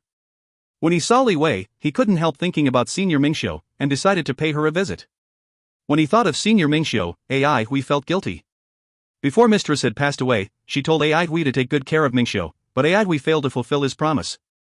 Huey didn't live close to Mingxiu. Many of the things he did were too dangerous, and he didn't want her to be involved. But he had been in contact with her. Mingxiu didn't go back to the Lu family, but was living in Asakusa City, a city that was not far away from the border of Jadeite Forest and Pallet Cloud Village. She was running an embroidery workshop there and the business was good. The Lu family was so powerful that Huey didn't worry about Mingxiu's safety in the Jadeite Forest at all. Stretching his starry gem sword wings in full, Huey flew to Asakusa City like a big bird. On his way, he witnessed many destitute cities. The once flourishing streets were now empty. The prosperity of the past was now gone, like yesterday. The most striking impression on Huey was the decrease in population. Now only the elderly and the children were left, and all the youngsters and adults had gone to the wilderness. They needed to create their homeland in the wilderness, which was a hard journey. In the process, many people would sacrifice their lives. They came one after another, like tides that aimed to wash the wilderness and turn it into a fertile plain. The issuance of the city expansion order meant that the management had abandoned the idea of rebuilding Avalon of 5 elements, and that Silver Mist Sea and Pallet Cloud Village were abandoned too. In their eyes, the wilderness was the only hope. Were the civilians thinking the same? No one knew. They had no choice. Well, he was not a hero anyway. He didn't have the power to save anyone from their sufferings. Suddenly he looked ahead, as he sensed a strong flow of elemental energy. There was a fight. We wanted to avoid whoever was there, since he was not interested in poking his nose into others' business. But suddenly his expression changed and he looked weird. It seemed that they were flying toward him now. Bad luck. After a few breaths, two figures appeared in front of him. The one who was running in the front was a young man. He was extremely panicky. And the one chasing after him looked fierce. But the moment he saw the chaser clearly, we laughed out loud. It was indeed a small world. If you find any errors, ads pop up, ads redirect, broken links, non-standard content, etc., please let us know. Report chapter so we can fix it as soon as possible. Chapter 386, A Free Gift. Chapter 386, A Free Gift. Translator, Cynthia. Editor, TYZ/KLKL. Zhao Bowen was fleeing for his life and his brain was completely blank. He had just witnessed his caravan being cleared up within a very short period of time. Yes, it was cleared up, as if the guards he'd hired with a large sum of money were nothing more than rubbish and were cleared up immediately by a broom. And his enemy was only one person. Zhao Bowen's heart was like dead ashes. He had spent all his savings and a huge loan he borrowed in order to knock together this caravan, which was fully loaded with wood elemental materials. If he'd managed to make it to the wilderness, he could have made at least 10 times profit. If he succeeded, he would become famous. But if he failed, he would be doomed eternally. The huge amount of debt would kill him. All the creditors would come to him and take away everything he had, including his life. He didn't want to die. He tried to negotiate with the looter and implored him to let him go. But the looter seemed to have heard nothing. All his guards had run for their lives, as life was the most critical thing at this critical moment. Zhao Bowen, however, could not escape. Without the goods, he was dead meat anyway. Pale-faced, he was shivering all over and was stammering to beg for mercy. But the next scene he saw made him desperate. The person removed his cloak, and it turned out to be a grass lotus puppet. It opened the carriage gates of the 3 leaves bamboo carts and poured all the materials into its mouth. Its grass and lotus body was not strong, but was like a bottomless pit that could never be filled. The grass lotus puppet poured the wood elemental materials from each cart, one by one, into his mouth. Zhao Bowen became more and more desperate. When half of the materials were gone, Zhao Bowen knew he was finished. But as soon as this idea occurred to him, he was no longer afraid, and suddenly broke out into curses. He was not good at cursing at all, but he racked his brains to collect all the curses in his mind and used them on the puppet. The grass lotus puppet was stunned, and came to his senses only after a while. He was irritated, and rushed towards Zhao Bowen furiously. Zhao Bowen thought he no longer cared about life or death, but when he was faced with the ferocious grass lotus puppet, his mind went blank and all his courage was gone. He howled in fear and turned to run at once. The instinct to survive didn't leave him any room to think further. Zhao Bowen never knew that he could run so fast, like a mad dog. Even the grass lotus puppet was left far behind him. Just at this moment, he noticed that someone was not far in front of him. Like a drowning man who grabbed a straw, he would not miss the chance and shouted loudly, "Help! Help!" Xingfeng also noticed the figure in the front, but he didn't intend to stop at all. He was also outraged. His mission had completely failed. The Ling residence collapsed, the ancient treasure was missing, Xiao Shuren committed suicide, Xingfeng himself was severely injured, and the nether lotus seed suffered a great loss. Xingfeng had been working for Grandmaster Dai and had accomplished numerous tasks. This was the first time that he had been so awkward. He was an arrogant guy, and the failures were a slap in the face. He was furious and resentful. If his opponent was Karakoram Savant, he would not be so furious.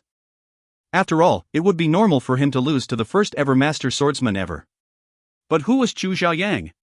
A nobody. He was wounded by a nobody's sword. Not only his body, but his mind and spirit had also been wounded by this accident. These days he always woke up with nightmares at midnight. Fragmentary mind and spirit were taboos for elementalists, because mental recovery was far more difficult than physical recovery. The Sky Palace had always been the most mysterious palace. Moreover, Xingfeng was a grass lotus puppet. His body was not his own, but consisted of grass and lotus, and therefore rejected his mind in many aspects. Many of his weird behaviors were due to such rejections. Usually he had to take medicine to restrain these adverse reactions. The medicine was prescribed by his master, who once told him frankly that so far he could not solve the problem of adverse reactions. After the injury, all the adverse reactions that had been restrained before immediately reappeared. Xing Feng realized that his body was like a broken machine that went out of control now and then. Sometimes his hands and feet came loose and became knotted grass ropes, or his body lost balance. Such incidents occurred endlessly. Otherwise he would have already killed this little bug. The wood elemental materials he had devoured had largely restored his elemental energy. Although not as effective as his master's mud pool, the wood elemental energy he extracted from the materials was nourishing for his body. This place was far away from the dangerous Silver City. So there was nothing to fear. Silver City was really horrible. It seemed to be a shabby house that might fall down at any moment, but once you stepped into it, you would find that crisis and traps were everywhere. Seeing the figure ahead, Xing Feng didn't pay much attention. He wouldn't bother to kill them both. It was a pity that eating human beings could not restore his elemental energy. Xing Feng licked his lips in disappointment. What elemental materials were hard to find, but elementalists were everywhere. Xing Feng was annoyed that Zhao Bowen cried for help and hid behind some passerby. Little bug, if you thought that anyone is competent to fight against me, then you're too naive. With a grim smile, Xing Feng said ambiguously, I didn't want to kill you. You asked for it. Xing Feng opened his palms and the grass cords stretched and almost covered Ai Hui like 5 whips. He was wounded by Chu Zhaoyang, which made him resentful towards all swordsmen. Now that he saw a bone sword in Ai Hui's hand, his killing intent was stronger than ever. Ai Hui was happy when he realized, after a glance, that Xing Feng hadn't recovered from his injuries. Ai Hui had absorbed 2 elemental elixirs in the last few days that greatly improved his elemental level. Moreover, he was devoted to and summarizing his understandings which largely improved his swordsmanship. So he shouted loudly, in a similar tone to Xing Feng, I didn't want to kill you. You asked for it. And the dragon's pine directly confronted the grass cords. Xing Feng was surprised by Ai Hui's shout, and became more furious. Their speeds were very fast. The 5 grass cords constituted a thick net and swept towards Ai Hui like a violent storm. But to his surprise, his enemy was not slower than him at all. The thick sounds of crashing was like rain rattling on banana leaves. Ripples of elemental energy appeared, spread and were smashed between them. At this moment, Xing Feng realized something weird. This guy's swordsmanship was good. He couldn't figure it out why so many strong swordsmen had emerged all of a sudden.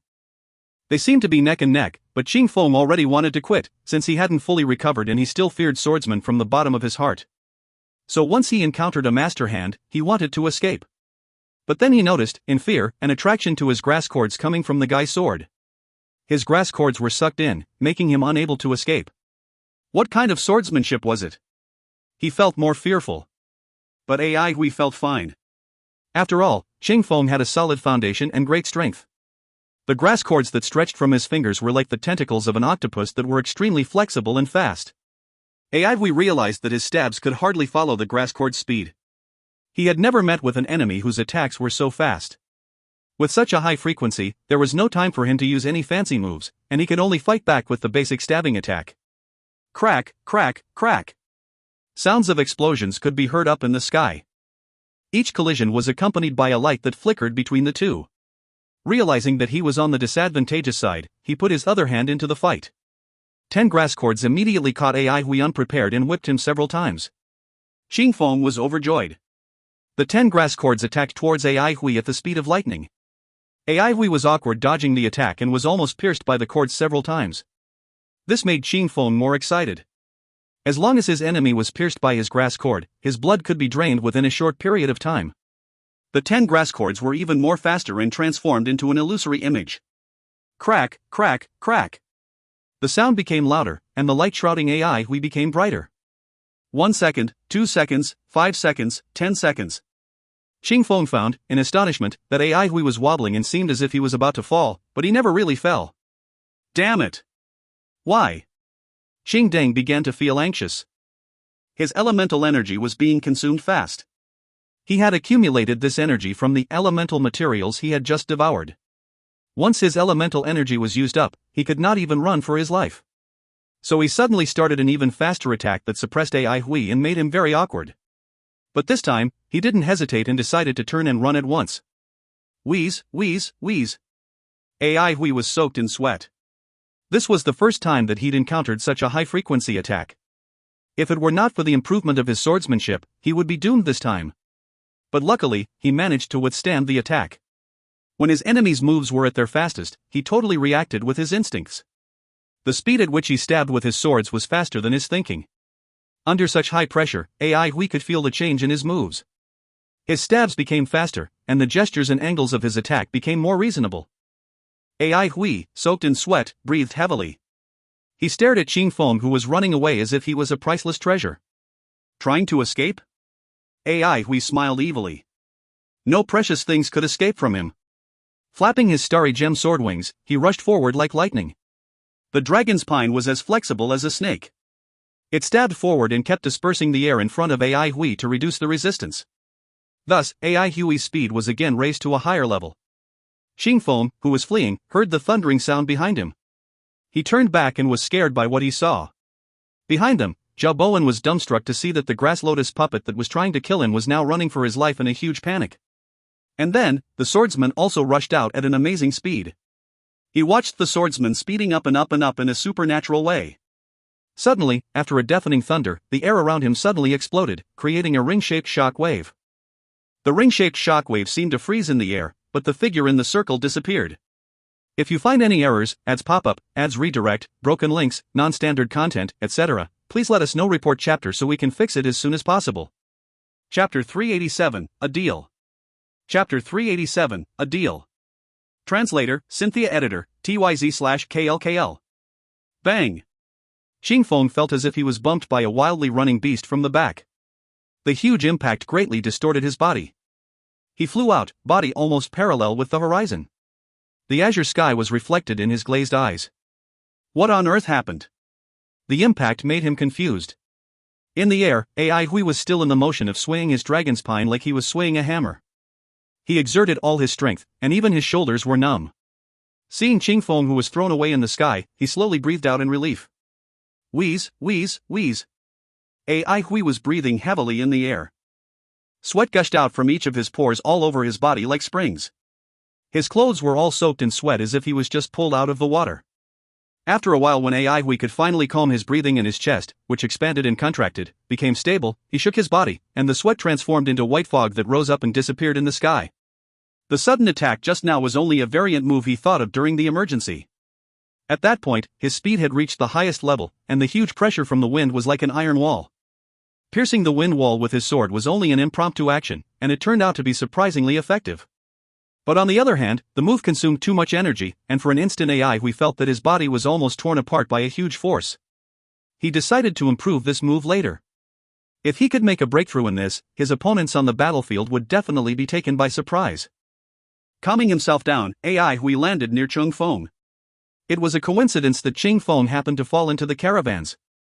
He was the one who was holding the power over Zhao Bowen's life just now, but he was likely to be killed at any minute. On this day, Qing Feng experienced the transience of life. His body was totally scattered by Ai Hui's attack.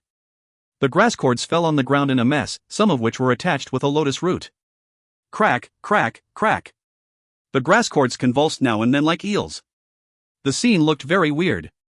Qing Feng had completely lost control of the grass cords. Now he was like an octopus with a human being's head. Qing Feng said with hatred, "Grandmaster Dai will not let you off." Ai Hui burst into laughter, and then managed to hold it back and said like a hooligan, "What can I do? I didn't want to kill you. You asked for it." Qing Feng didn't know what to say and his face flushed. He said with hatred, "Then kill me. I don't want your humiliation." Ai Hui seemed surprised. "Kill you? Why shall I kill you?" Hearing what he said, Qing Feng was a bit relieved. Although he was talking tough just now, deep in his heart he was really afraid to die. So he said at once, "Then let me go. I'll pay you back. How much do you want? Let you go?" Ai Hui shook his head. "What if you come back to take revenge on me? You work for Grandmaster Dai, whom I dare not provoke." Qing Feng's face became gloomy. "Then what do you want to do?" Zhao Bowen ran to them in gasps. He heard their conversation and said loudly, "Sir, don't listen to him. As long as he devours wood elemental materials, his elemental energy will be restored." Qing Feng's expression changed drastically. He intentionally chatted with Ai Hui to divert his attention, and meanwhile was stretching his grass cords to the goods in the caravan. But now his plan was revealed by Zhao Bowen. This made him very angry. "You are dead meat." A grass cord suddenly bounced and rushed straight towards Zhao Bowen like a flying arrow. Suddenly, with a cracking sound, the grass cord was again hit and thrown away by Ai Hui. What an arrogant captive. I like your temper. Ai Hui again landed near Ching Feng, and looked at him with a spurious smile. Ching Feng was frightened in his heart, but still said in a threatening manner, "What do you want to do?" "Let me tell you." Ai Hui interrupted him and said fluently, "Grandmaster Dai will not let me go." "I know." Being interrupted, Ching Feng was embarrassed and his face flushed. Then Ai Hui turned to Zhao Bowen. "You said his body can recover with the wood elemental materials?" Zhao Bowen said cautiously, "Yes, sir. You see, half of the goods on the caravan have been devoured by him." Ai Hui murmured, "I see." But his next move totally astounded Zhao Bowen. He lifted up Ching Feng with his sword and threw him into the 3 leaves bamboo cart. Smashing into the goods, Ching Feng felt dizzy, and it took him a long time to come to his senses. But the moment he realized that he was surrounded by wood elemental materials, he rejoiced with wild excitement and began to devour the materials crazily without saying anything. The scattered grass cords began to gather towards its body. Having devoured the materials in several carriages, Ching Feng returned to what he was like before. While he was eating busily, his eyeballs were rolling. Soon there were less than half of the goods left in the carriage, and Ching Feng, who was eating, suddenly turned to run. But this time he didn't fly up to the sky. Instead, he was running wildly towards the forest. The grass cords constituting his legs dispersed, and he was like a fast-moving spider. The moment he was about to rush into the wood, an expression of great joy appeared on his face. Suddenly, he was caught by a chill in the air. Ching Feng's body froze. The chilled air accompanying the sword almost made him frozen. Ai Hui's aura of killing intent covering him was so real that he knew if he dared to move, the killer move would immediately arrive. "You?" Ching Feng trembled in fright. "I know, Grandmaster Dai will not let me off," Ai Hui said lightly. The joke made Ching Feng feel as if he was in the ice house. He didn't understand why he always encountered swordsmen with strong fighting skills. This guy standing in front of him came out of nowhere, but was even stronger than Chu Xiaoyang. "Come here." His tone was relaxed but indubitable. Ching Feng stepped back tamely. He was dejected, but was also a bit relieved. He was sure now that the swordsman didn't want to kill him. Although he didn't know exactly why, he was sure it was not because of Grandmaster Dai. The killing intent totally disappeared as if it was just his imagination. The swordsman smiled like a friendly boy next door. But this made Ching Feng more scared. "Your move just now was good. Come on, let's try again." Ai Hui's tone was soft and even encouraging, which, however, made Ching Feng even more fearful and desperate. His enemy's face was so young, but was like a demon in his eyes. Ching Feng was trembling, and wondering why the guy who came out of nowhere could be so strong. Young and strong as he was, this guy was more sophisticated than people of his age. But even so, he would not obey any of his commands, Ching Feng thought. But the words on the tip of his tongue were swallowed back, and he blurted out, try what?" But as soon as the words were out of his mouth, Ching Feng felt extremely ashamed. After all, he was a follower of Grandmaster Dai. How could he be frightened by a young guy? Ai Hui didn't know what Ching Feng was thinking. He gesticulated with the stab move, "This one. You are my sparring partner now. If you can do a good job, I'll set you free." This was a great humiliation to him. My God! How could the dignified Ching Feng be some small potato sparring partner? Who was he? Ching Feng. A violent and wicked guy who held the power to take others' lives, and who had killed numerous people. Now a kid regarded him as a sparring partner? If this could be tolerated, what else couldn't? Better die standing than live kneeling. He was an outstanding person when alive. And he would be the hero of all the ghosts after he died. With an impulse, he blurted out, "Really?" After having said this, he couldn't wait to slap himself on the face. His face was now flushed as if a fire was burning beneath. Ai Hui blinked and said sincerely, "Of course. A gentleman always keeps his promises." Then he further lured him, "You see, I can provide you with enough wood elemental materials. Why do we have to fight against each other? There's no hatred or rancor between us, right? I need a sparring partner, and I'll pay you. This is a fair deal, or a business transaction, isn't it?" Ching Feng was kind of persuaded by him. His mission had completely failed this time. He didn't know what his master would do to him. This was a question he had not thought about before. Before he left, his master had told him again and again that they could afford no failure this time. Now he had to go back empty-handed, and his body was so broken, the nether lotus seeds were also destroyed, and it would take a long time and many precious materials to restore it to its previous status. Besides, his mind and spirit were also disturbed. Even if his body recovered, he could hardly recover to his best condition. His master would not waste so many precious materials on a useless puppet. This was the worst day of his life. And it came earlier than he thought. Cheng Feng felt dejected, but also a bit relieved. The destiny awaiting him made him quail. Therefore, the fact that he could not go back made him feel relieved, and a bit at a loss too. After all, it was his master that gave him this second life. He was grateful for his kindness, and was used to following the commands of his master to kill one after another. Actually, he didn't know what to do in the current situation. Being silent for a long time, he suddenly said, "If I want to leave one day, you cannot stop me." Ai Hui answered quickly, "No problem. Then let's make it a deal." "Okay," Cheng Feng said. Then he walked to the caravan and began to devour the goods left in the carriages. Ai Hui was satisfied. After all, it was difficult to find a good sparring partner. Those too weak could not improve his strength, but no strong fighters were willing to be a sparring partner. Then he looked at Zhao Bowen, who was standing aside in shock. "I'll buy all your goods."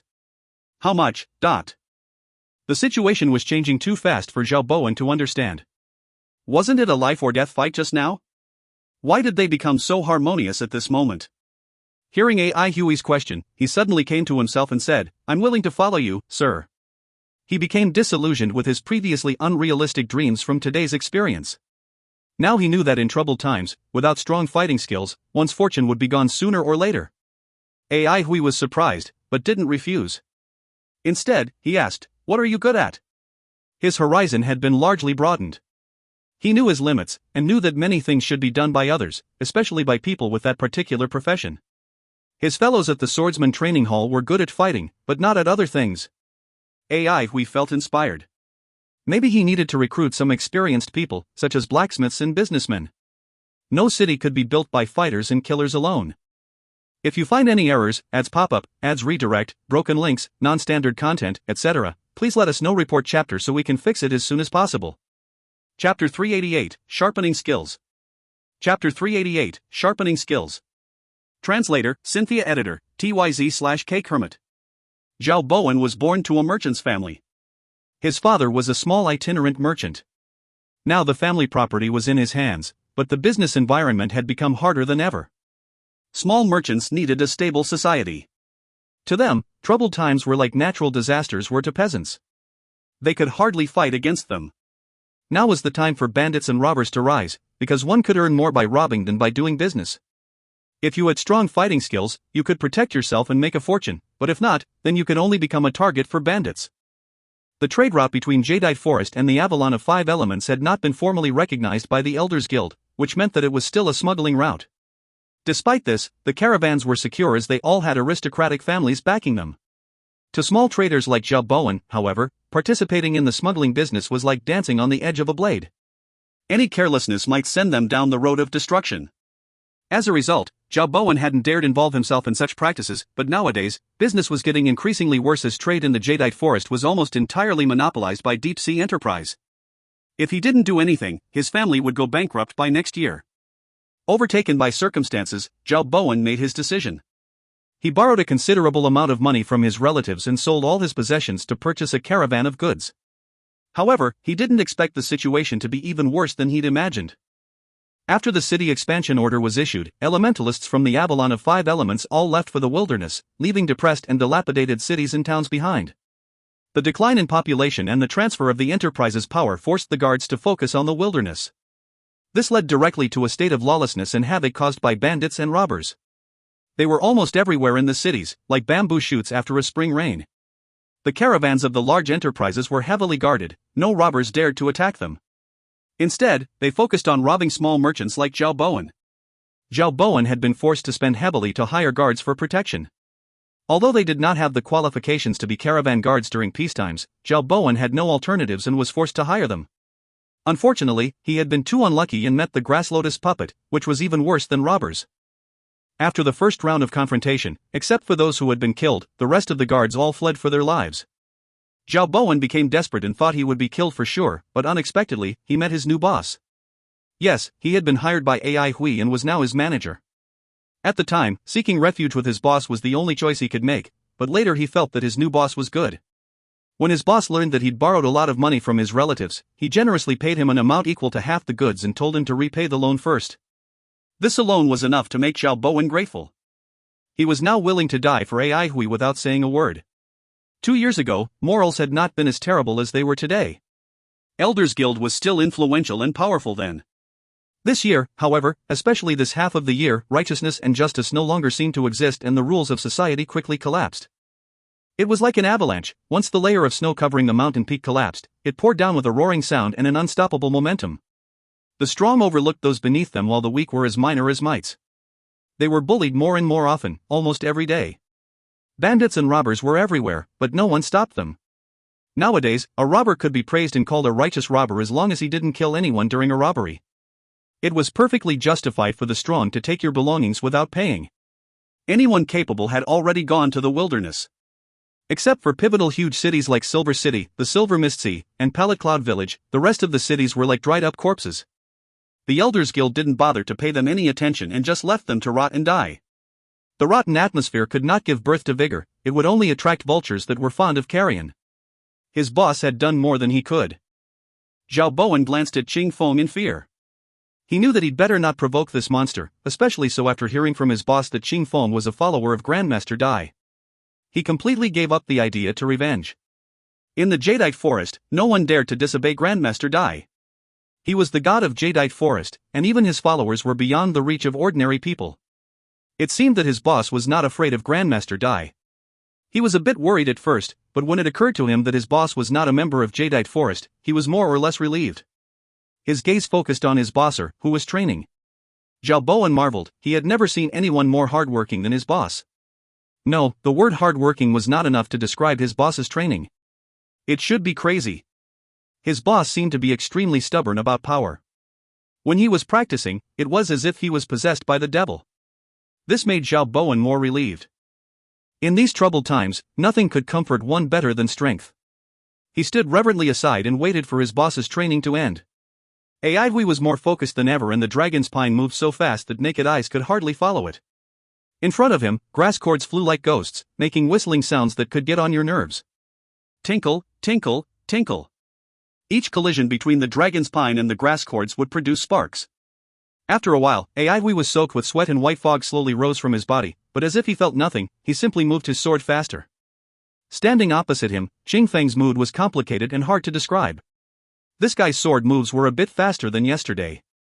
Although it was not readily apparent, Qing Feng was sensitive enough to feel it. Qing Feng had always been described as a monster by others, but now he felt that those people had just never met this guy here. This guy was the real monster. Since he'd agreed to be Ai Hui's sparring partner, only 1 hour had passed before he was made to work. Qing Feng was completely unprepared. Although they had made a deal, shouldn't they start the next day? An hour's training had drained every bit of his energy and his mind was totally blank. Fortunately, his boss was generous enough to supply him with food. After devouring all the materials, he more or less recovered. Coming back to his senses, Qing Feng realized that being a sparring partner was not an easy job. Unfortunately, it was too late. After only 2 hours, he realized that he had still underestimated the difficulty of this business. He was asked to spar with Ai Hui again. When he heard the guy call, his face almost froze and he wondered if he'd heard wrong. He clearly remembered how that guy had been lying on the ground as tired as a dog just now. When he blankly turned his face and saw the energetic Ai Hui, he thought he might have a problem with his eyes. Then Qing Feng finally learned what a nightmare was. Basically, he could only rest for 2 to 4 hours before being asked to train. The frequency was abnormally high. It went on like this for a consecutive 3 days. Qing Feng finally couldn't bear it. The training was driving him crazy. Even when he'd been training before, he'd never been so crazy. He didn't understand why his boss had so much energy and why he fought so hard. To Qing Feng's ears, Ai Hui's voice was like that of a demon. Moreover, he marveled at Ai Hui's progress. He improved at a speed Qing Feng had never seen before. As a sparring partner, he could sense more clearly than anyone else how horrifying it was every day. His pressure increased day by day. He was becoming more and more proficient in using grass cords each day, from using 1 at a time, to 5, 6, and 7. During the last fight, Ai Hui had been awkward when resisting Qing Feng's attacks using 10 grass cords, and was whipped several times. Now, however, Qing Feng knew he would no longer be able to whip Ai Hui at all, no matter how many grass cords he used. AI Huey's sword moves became more and more simple, but his speed became increasingly fast and fluent. Qing Feng was not stupid. He knew AI Hui wanted to sharpen his swordsmanship, but what surprised Qing Feng was that AI Hui thought of doing so at such a young age. Other people his age were all practicing inheritances or absolute arts. AI Hui was just a young man, but Qing Feng felt that he couldn't see him through it all. Stop! Hearing AI Hui's shout, Qing Feng came back to his senses and immediately stopped. AI Hui sat on the ground and his sweat flowed in a stream beneath him. His breath was so heavy that he sounded like bellows. Qing Feng was extremely tired as well. He lay on the ground without caring about his image at all. He did not even want to move his fingers, no, grass cords. AI Hui's heavy breathing finally died down and his blank eyes returned to normal. He struggled to stand up with the dragon's pine in his hand, then began his unique sword-style breathing technique. Fizz, fizz, fizz. The sound of inhalation could be heard around the sword, like a snake hissing, making people feel scared and nervous. The metal elemental energy around them converged from all directions and soon infused into the sword. AI Hui's face became ruddy again and his breathing became stable, until it was finally soundless. Time flew by quietly. When AI Hui opened his eyes again, he looked mild. He stretched his limbs and waved his sword. Seeing several sword rays flash in the air, AI Hui looked complacent. Qing Feng was indeed a good sparring partner. His grass cords gave him huge pressure. To block such intense attacks, AI Hui had to continuously revise how he attacked and the flow of his elemental energy. Previously, he had taught himself sword moves according to the ancient swordplay manuals using trial and error, but had never wondered if there was room for improvement. Some details were continuously adjusted and improved to make his moves faster and more accurate. That was why Qing Feng could feel AI Hui's progress every day. This was because AI Hui was indeed improving every day, which he himself could feel. Having tasted the benefits, AI Hui wondered if he could improve things other than swordsmanship in this way. He kept this idea in mind and decided to think about it further after the training for this period. Faster moves meant you could gain advantages faster in a fight. He glanced at Qing Feng, who was apparently too tired to stand up. He lay on the ground with his grass cords scattered around him, like he had just been ravaged. Qing Feng's elemental energy recovery was not as fast as AI Hui's. The sword-style breathing technique was AI Hui's exclusive secret and the reason why he could bear highly frequent practices like this. Although his sword breathing had not yet reached the efficiency level AI Hui expected, the elemental energy it absorbed was stable and placid enough. Seeing Zhao Bowen standing aside, he walked to him and asked, "How is it going? Any progress?" After days of interaction, AI Hui believed Zhao Bowen was a competent man, so he told him what he was thinking and asked him to look into it for him. It seemed that he had brought back some news. If you find any errors, ads pop up, ads redirect, broken links, non-standard content, etc., please let us know. Report chapter so we can fix it as soon as possible. Chapter 389, Inquiring Information. Chapter 389, Inquiring Information. Translator, Cynthia Editor, TYZ/K Kermit. Zhao Bowen said reverently, "Boss, we are close to Crooked River City, where craftsmen are the most reputable. I heard that the living conditions of the local craftsmen is not good, especially in recent days. One reason is that they are short of raw materials and it's hard to collect all the ingredients, among which the wood elemental materials are the easiest to find, but the earth and fire elemental materials have almost disappeared from the market. As a result, they cannot produce anything but simple and primary goods. The other reason is that the trade route is cut off now and the total population has dropped, so buyers are very few. Now, their incomes can barely support their families, which has driven many people to find opportunities in the wilderness, although the majority are still hesitating about it." Hearing what he said, AI Hui couldn't understand. What is holding them back? Zhao Bowen explained, the climate of the wilderness is unpredictable and there are no cities of a proper scale located there. Even if they go, they do not have the ability to build a workshop in those conditions. In addition, there have recently been many casualties in the wilderness. It will be extremely risky for them since they cannot protect themselves if they run into danger. That's why they are still hesitating. AI Hui said in a low voice, "We will be going to the wilderness in the near future. If anyone wants to go with us, we can guarantee his or her safety. In your opinion, what kind of craftsman do we need?" This answer excited Zhao Bowen.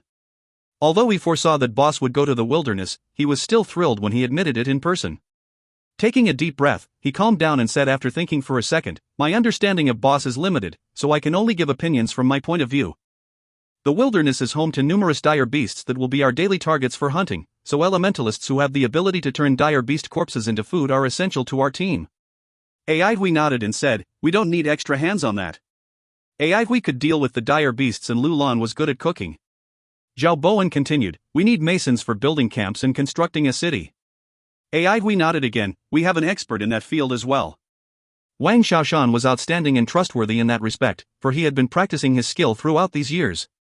That did not surprise Zhao Bowen. His boss seemed wealthy, so it was impossible that he was all alone.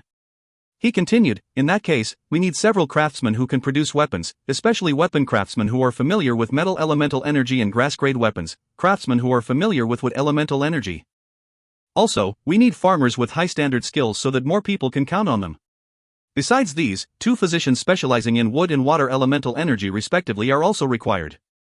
Herbalists are also essential to us, because the wilderness will be short of all kinds of herbs for a long period of time. AI Hui thought about it and asked, what is the current price for hiring these elementalists? Zhao Bowen had compiled a detailed and comprehensive report. Different prices for different professionals. The price for physicians is the highest, and the better physicians have already been employed by others.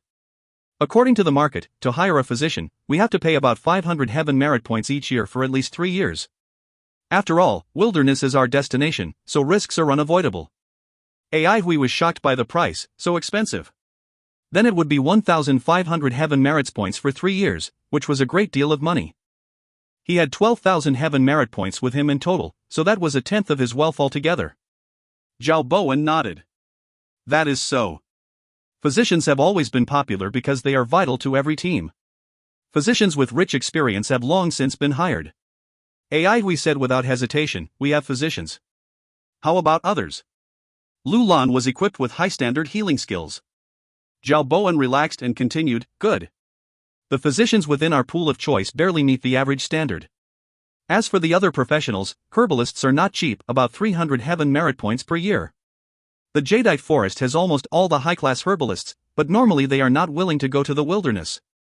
Farmers are easy to find, but the superior ones also live in the Jadeite forest. Their price is acceptable, which is 100 heaven merit points per year. We need at least 5. Those who can plant elemental energy beans will cost even more, at least 500 heaven merit points per year, and are hard to find. Grass-grade weapon craftsmen and weapon craftsmen can be hired at 200 heaven merit points per year. Their price is cheaper because grass-grade weapon craftsmen can only produce low-level weapons and weapon craftsmen lack the necessary materials. AI Hui did the math and said, we need an herbalist, 5 farmers, a grass-grade weapon craftsman and a weapon craftsman, which makes the price amount to 1,200 heaven merit points per year. AI Hui didn't bother to count in farmers who could plant elemental energy beans. Zhao Bowen reminded AI Hui, those prices are only for the average professionals. Superior ones would charge double or even higher. Besides, we'd better get a cook, because the wilderness is short on elemental energy beans. It will be more practical for us to take elemental energy food to support our practice. AI Hui smiled and said, we have an excellent cook. Who could be a better cook than Lu Lan? AI Hui thought for a second. You are from the Jadeite forest, so you should be familiar with Asakusa City. Zhao Bowen responded quickly, yes. AI Hui said, our destination is Asakusa City, so we will hire farmers and herbalists there. We can seek out weapon craftsmen and grass-grade weapon craftsmen in the cities we will pass by on our journey. If there are any proper ones, we can hire them. AI Hui and Lu Lan were capable of making weapons, but AI Hui couldn't spend much time on doing so. Producing weapons would cost too much time that could be used to practice, and Lu Lan was already overloaded. Zhao Bowen nodded and bore it in mind. Are you going to the Asakusa City? Qing Feng asked from behind AI Hui. AI Hui turned around and said, yes, do you have enemies there? Qing Feng didn't answer and was lost in his thought. Crooked River City was a small city located on the riverbank of the branch of the Silver Mist River. The city was surrounded by the river on 3 sides, it encircled the city in an N shape and the city had been named after it. This unique feature of the landscape infused Crooked River City with intensive metal elemental energy, which was beneficial to producing weapons. That was why the city was home to plenty of weapon craftsmen and grass-grade weapon craftsmen. The weapons of Crooked River City enjoyed a certain reputation in the Silver Mist Sea. Unfortunately, as a branch channel, the Crooked River's metal elemental energy was weaker than that of the trunk stream. Although the advantage of the landscape improved its metal elemental energy, it was hard for the city to further enhance its metal elemental energy. Workshops along the Crooked River were all closed except for a few. The whole place was desolate. In order to practice, AI Hui found an independent courtyard so that others would not be scared by Qing Feng's appearance. Zhao Bowen was sent to inquire about the market information and hire weapon craftsmen and grass-grade weapon craftsmen. Oddly enough, the Elders Guild had issued an order to arrest Xiyu, but there was no such thing for Ching Feng. Ai Hui was curious, so he led the topic to it. Those from the blood of God are under surveillance in the Avalon of 5 elements. Why can you be so free as a disciple of Grandmaster Dai? Ching Feng smirked. Who dares? Although Madame Yi has complained about Grandmaster Dai out loud, she still doesn't dare to make any trouble with him. Enmuta is about to die, so if Grandmaster Dai is offended and wants to strike the Avalon of 5 elements, no one would be safe. Ai Hui was shocked that Enmuta was about to die. This would trigger turmoil in the Avalon of 5 elements. The Avalon of 5 elements could stay peaceful not because of the Elders Guild or God subduing Peak, but because of Enmuta. What would it become if Enmuta died? This was beyond Ai Hui's imagination. Ai Hui was shocked by the news and his mind wandered the whole day because of it. He finally understood why the Elders Guild had issued the Master's Glory and the City Expansion Order. This was the reason. Without its patron saint, the Avalon of 5 elements would confront an even tougher situation. By nightfall, Zhao Bowen had not yet returned and Ai Hui returned to his senses. Ching Feng mocked, "Your subordinate must have fled." Ai Hui guessed that Zhao Bowen must have encountered some accident, because after getting along with him for several days, he believed that Zhao Bowen didn't intend to leave. Don't count on me. I'm your sparring partner, not your subordinate. Ching Feng was gloating obviously. Ai Hui glanced at him and said, "You'd better stay here. If you run away, I will report you to the Elders Guild. Let's see if they really are that scared of Grandmaster Dai." Hearing that, Ching Feng's face turned pale. Creating such a disturbance in Silver City, he had been worried all this time that the Elders Guild would hunt him down. Although he was not in the arrest order, he'd heard from the others that the Elders Guild was very likely to choose to arrest him as well. Ching Feng's power was largely reduced now. If he encountered any powerful elementalists, he would be defeated easily. The thought of running away had completely vanished from Ching Feng's mind. By staying with Ai Hui, he at least didn't need to worry about his safety. Ai Hui flew to the district where many weapon craftsmen lived and asked the shop owners about Zhao Bowen. It didn't take him too long to figure out what had happened. Zhao Bowen had been kidnapped. Ai Hui's face grew serious. Although Zhao Bowen was the newly hired manager, he'd already become a member of the team. A team member being kidnapped triggered Ai Hui's intent to kill, but he didn't show his anger. Instead, he focused on asking about the minute details of the situation. What a sad story. Many years ago, old he produced a heaven-grade weapon, but it led his whole family to ruin. Some members of the family died and others were severely injured. Only one blind son survived. The son, Blind He, is a brilliant guy. Although blind, he produced a heaven-grade weapon. Unfortunately, this news was discovered by the bandits of Sky Capital Peak, so they kidnapped him. Your manager unluckily happened to encounter the kidnapping and was also brought away. Don't bother to think about saving him. Those from Sky Capital Peak are all cruel killers. You will also be killed if you insist on going there. No one here would try to challenge them. Gosh, how can we survive in such troubled times? Blind He's workshop was in a total mess, almost ruined.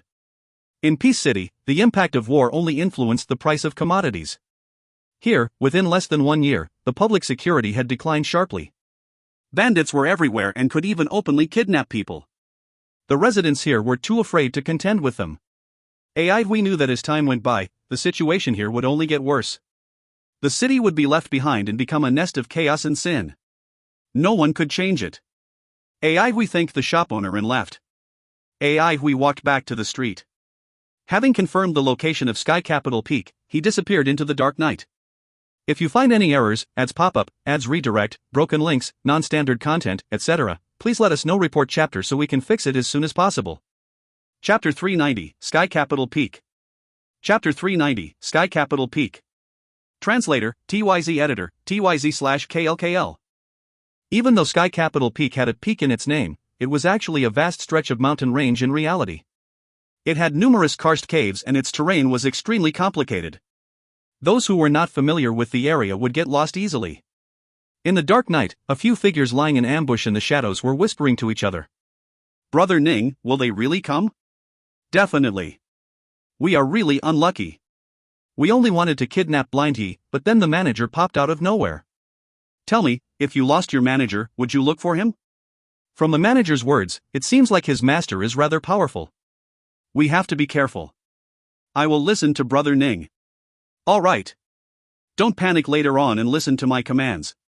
Don't be afraid. Brother Ning, don't worry, this is not our first time. Shoo, he is here. We flew one round around the sky above Sky Capital Peak.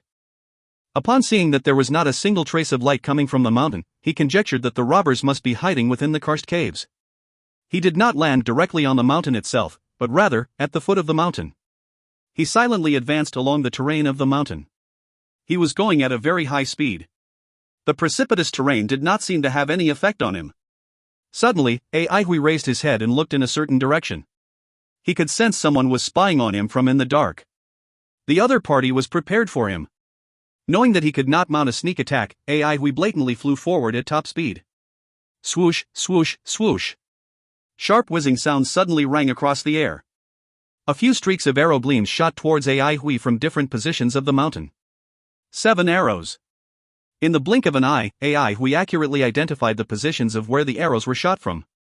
A cold shiver went down his spine. The positioning of the 7 arrows was ingenious. The 7 arrows were locked onto the areas that he would possibly try to move into. The other party was a veteran. Hui immediately made a judgment in his mind. His hand moved swiftly into action and a sword gleam streaked across the air. Training continuously for the past few days had sharply increased his attacking speed. This improvement was very obvious in such a sudden situation. The tip of his dragon's pine accurately struck the first arrow. Keeping his arm stationary, he flicked his wrist gently, drew a minute arc in the air with his dragon's pine and struck the second arrow. Making use of the force coming from the tip of his sword, he sprung dragon's pine upward and struck the third arrow from an oblique angle. Hui was 100% focused. Clink, clink, clink. Concentrated sounds of collision rang across night sky. The process was a feast for the eyes. Sword gleams were blossoming in the dark night. The sparks produced from the collisions between the sword gleams and the arrow gleams floated before Hui's eyes like a cloud of shining mist. Phew! Hui finally breathed out. His hand felt slightly numb. The force from the 7 arrows put together was not something to be reckoned with. The arrows would likely have been shot out from some kind of trap-like mechanism. He could not sense any elementalist's aura. He was very satisfied with the 7 strikes that he'd unleashed just now. This proved that his recent training was effective. In the past, he would have been able to ward off this type of attack as well, but he certainly could not have done it with such ease. In the past, he would strike 3 or 4 arrows and find an opening to escape. He definitely could not strike down all arrows. This scene left the robbers dumbstruck. Brother Ni. Ning, this guy is very powerful, said the robber, his voice trembling slightly. It sounded as if he was stuttering. The robber who was called Brother Ning was very shocked as well. After all, the traps were set up by him. He had meticulously set up the traps in such a way that they would attack the possible areas where the enemy would move to. No matter which direction his opponent moved to avoid an arrow, he or she would be hit by a follow-up arrow. He absolutely did not expect the other party to strike down the arrows instead of avoiding them. This caused his traps to fail. He's an expert. Brother Ning's voice was composed. This made the others felt a lot more at ease. Brother Ning was their backbone. As long as Brother Ning could hold his own, they felt they would have a chance at victory. However, this is only the beginning. A cold glint flashed across Brother Ning's eyes in the dark. His voice contained a strong sense of confidence. Everyone felt energized as Brother Ning's confidence motivated them. They had followed Brother Ning through countless battles, and they had obtained victory in every single battle. They respected and had absolute confidence in Brother Ning. Hui scanned his surroundings warily. The traps set up by the other party were well thought out. A moment of carelessness would cause him to fall for them. After waiting a while, there were no more arrows shooting at him. The precipitous Sky Capital Peak was like a gigantic monster hiding within the darkness, containing countless dangers and a murderous intent. Hui did not wait any longer and continued to advance. A weird feeling came from beneath his feet. Hui's facial expression changed slightly. Oh no! Before he could react in time, the seeds buried deep within the ground beneath his feet suddenly exploded. A few demonic-looking green vines erupted from the ground and wrapped themselves around Hui's feet. Beast-trapping grass seeds. This was a very useful type of grass seed. Once something made the slightest contact with the seed, its husk would break instantly and a grass vine would grow frantically out of it to wrap itself around the nearest living thing. In the hands of a powerful wood elementalist, the beast-trapping seeds could strangle a ferocious wild beast to death. The grass vines kept tightening their grip on Hui, slowly digging into his skin. AI Hui could not struggle at all. At this moment, a huge, dark green net came flying down on his head. Green Flame Spiderweb. Green Flame Spiderweb was produced by Green Flame Spiders. The spiderweb was dark green in color and more than 10 meters long. The dark green color flowing along the spiderweb came from a very deadly, poisonous fire. A tiny amount of it was enough to pose an extreme danger to an elementalist. It could seep under one's skin rapidly and infect his elemental energy, causing the nature of his elemental energy to change drastically. The poison fire was extremely dangerous to an elementalist. The probability of an elementalist getting killed by it was extremely high. Even if he did not die on the spot, the nature of the elemental energy within his body would change abruptly, causing him to be in anguish. For example, a metal elementalist's body was both filled with and made up of metal elemental energy. This way, his inner body and physical body complemented each other very well. However, if the metal elemental energy within his body suddenly became another type of elemental energy, his body would strongly reject the new elemental energy.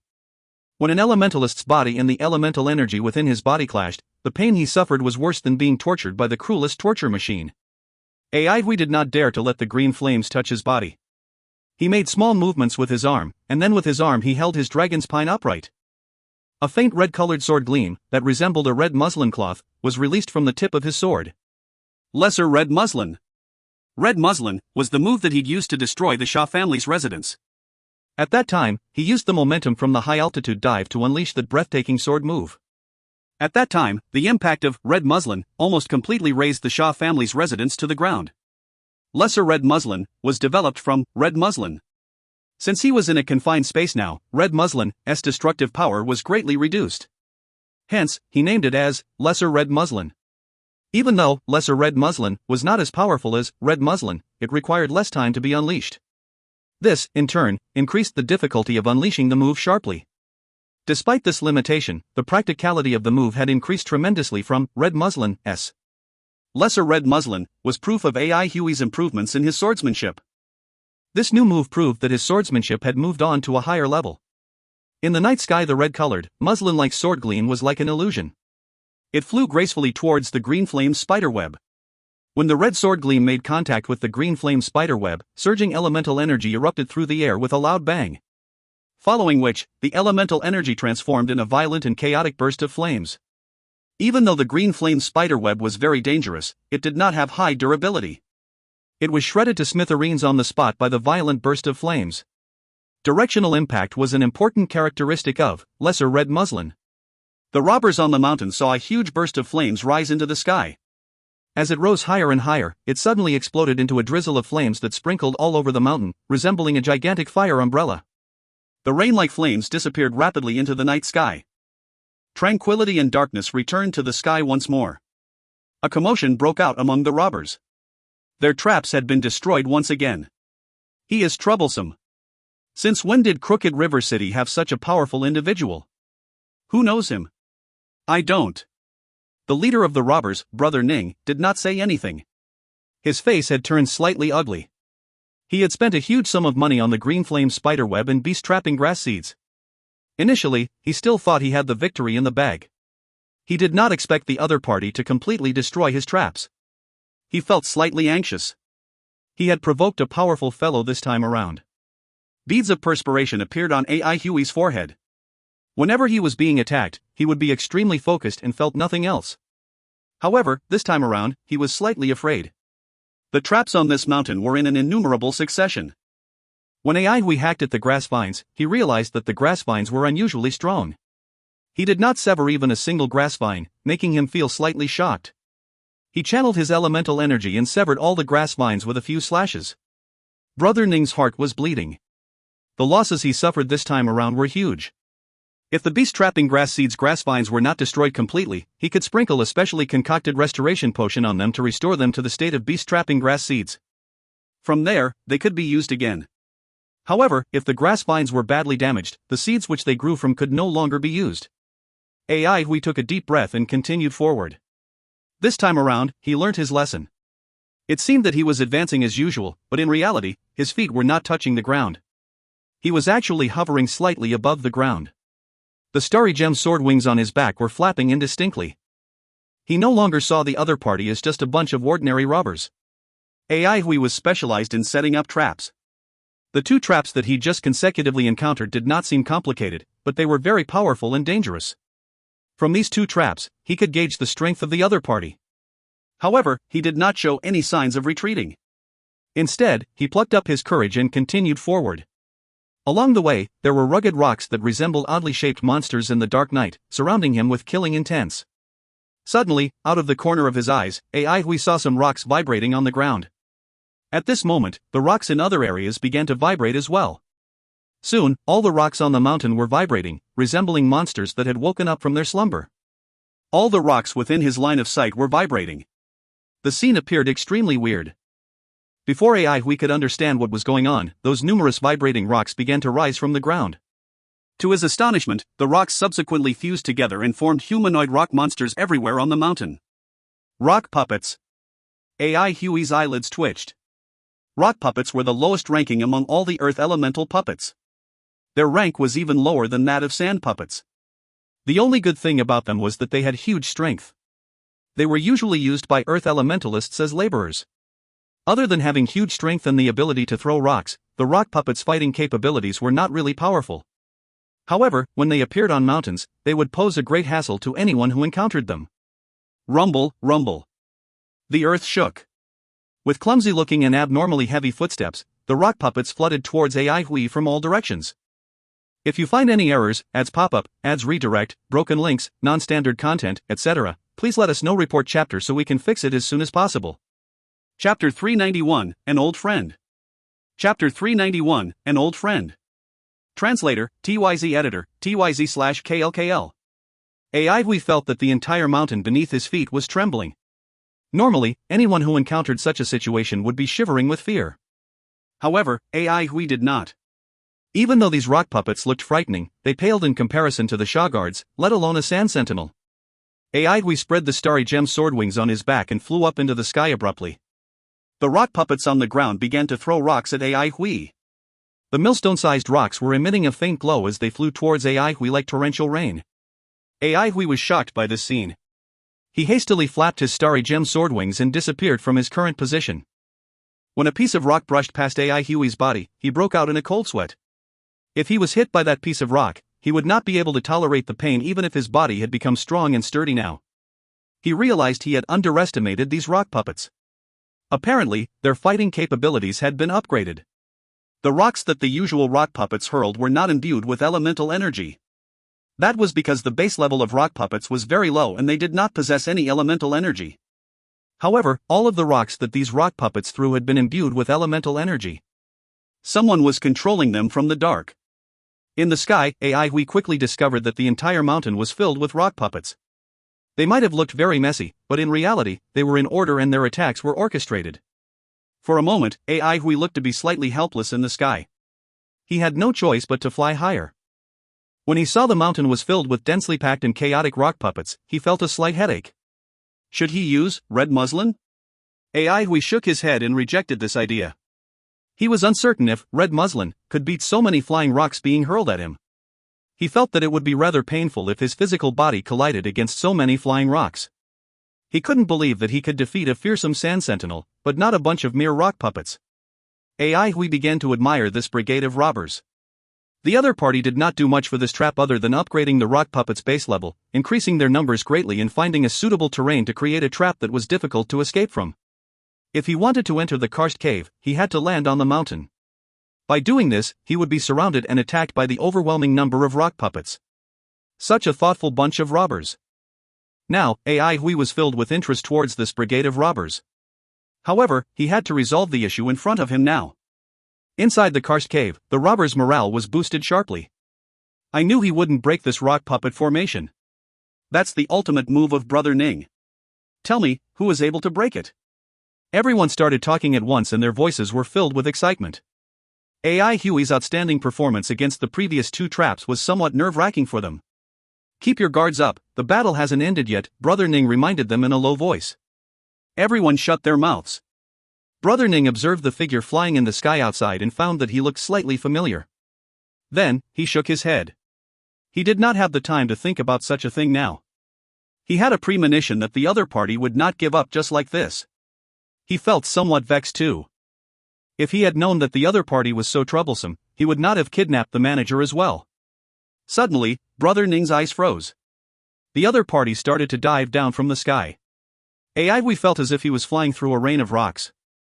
He kept on changing his flight path as he avoided those flying rocks narrowly every now and then. He was more and more sure that these rock puppets were indeed controlled by someone. There were a few times where the rocks appeared right in front of his flight path and he almost crashed into them. Rock puppets did not have the intelligence to predict his flight path. When the robbers saw Aihui fly aimlessly for a few rounds in the air, they heaved a sigh of relief. The enemies they encountered in the past were all the same. They would flew a few rounds in the sky, and if they still could not find any opening, they would take the initiative to leave. As long as they had no blood feud with them, why would anyone waste so much time on a bunch of robbers? The more powerful an elementalist was, the more precious his time was. Time was money. These words of wisdom were indeed true. For a small place like Crooked River City, there were very few experts. Occasionally when they encountered one, they would use this tactic to exhaust that expert's patience and force him or her to take the initiative to leave. After all, they were just a bunch of robbers. They did not care about their reputation. Brother Ning's gaze had not left the other party once. Even though the mountain was pitch black and they were separated by a huge distance, he could see the facial expression of the other party. The other party was grinning. Suddenly, Brother Ning's mind jolted as a strong sense of danger engulfed him. He yelled involuntarily, "Be careful!" At this moment, Aihui suddenly increased his speed and lowered his flying altitude. Everyone quivered and controlled the rock puppets, making them hurl rocks hastily at Aihui. However, Aihui made a turn toward an unexpected direction and increased his speed abruptly. All of a sudden, a thunderclap-like explosion resounded through the sky. Aihui's figure suddenly disappeared. The unforeseen event shocked all the robbers. Brother Ning's facial expression changed drastically. "Quickly retreat. He has discovered our position." Brother Ning turned around and dashed towards the depths of the karst cave. Now he realized that the other party had not been circling in the air aimlessly, but rather, he was searching for them. Boom! The concealed cave entrance suddenly exploded. Surging elemental energy gushed in like a torrential flood with a loud bang. All the robbers flew up in the air and slammed heavily against the cavern walls. They felt extremely dizzy and their visions blurred. After a long while, they still could not stand up straight. In the cave, there was a figure holding a sword. He looked extremely prominent among the swaying and wobbly robbers. "We surrender." A hoarse voice rang across the air. Brother Ning stood up from the ground. His face was brimming with agony.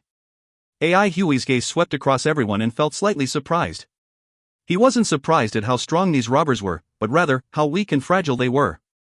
They had very little and shallow elemental energy in their bodies. The only strong one was the guy who had just initiated their surrender. He should be the leader of this brigade of robbers. However, even he had merely achieved elemental externalization. This bunch of low-leveled and weak robbers were able to give him so much trouble? The killing intent within Aihui's heart had disappeared. Not wanting to waste his breath on these people, he asked bluntly, "Where's my man?" The robber who was known as Brother Ning replied, "He's inside and he's all right. I will lead the way. If you want to kill someone, kill me. The only request I ask of you is to let them off. They have just arrived here from old territory and they didn't commit any heinous crimes. Brother Ning.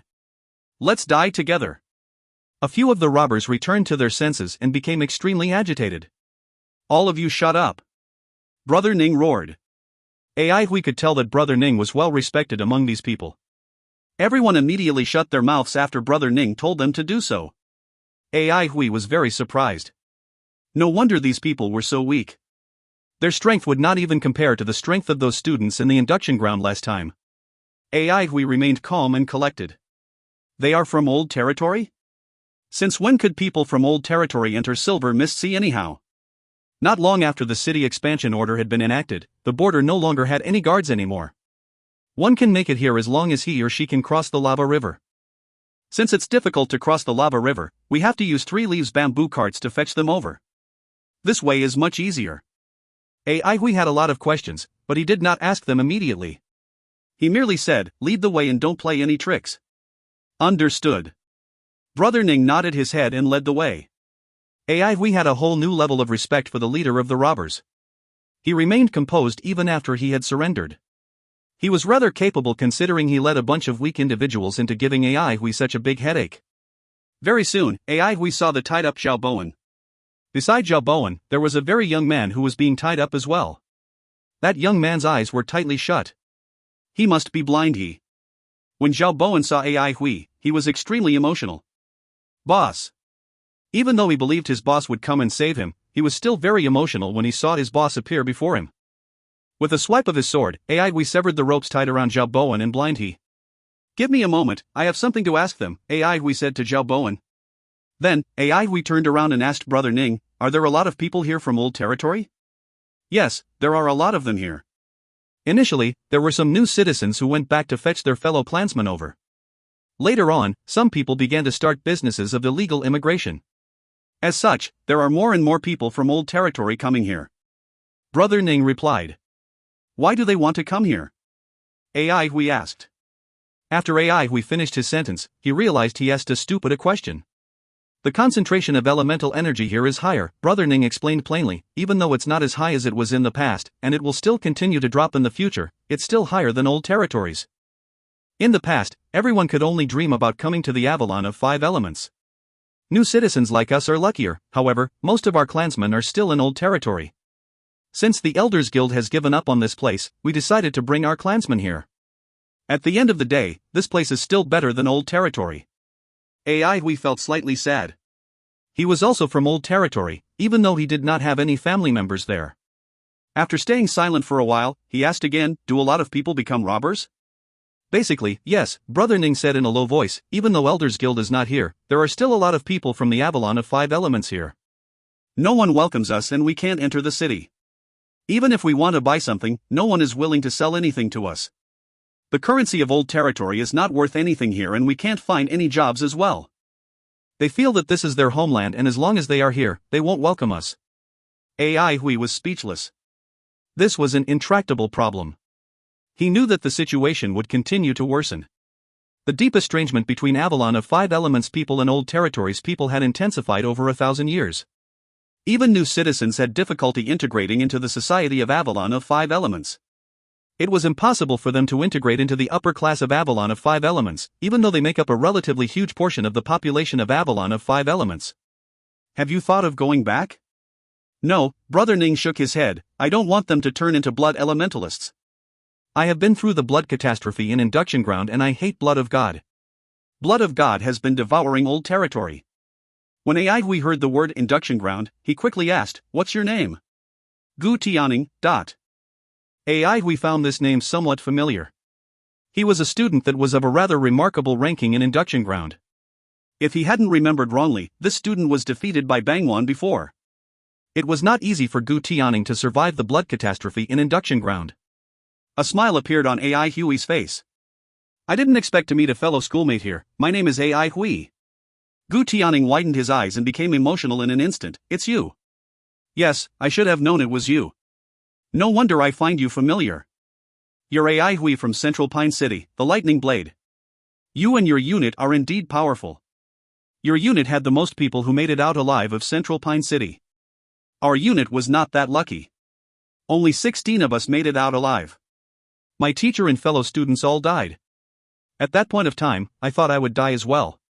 Then, my teacher saved me. Initially, there was a smile of joy on his manly-looking face that was derived from his reunion with an old friend. But as he continued his story, tears began to flow down his cheeks drip by drip.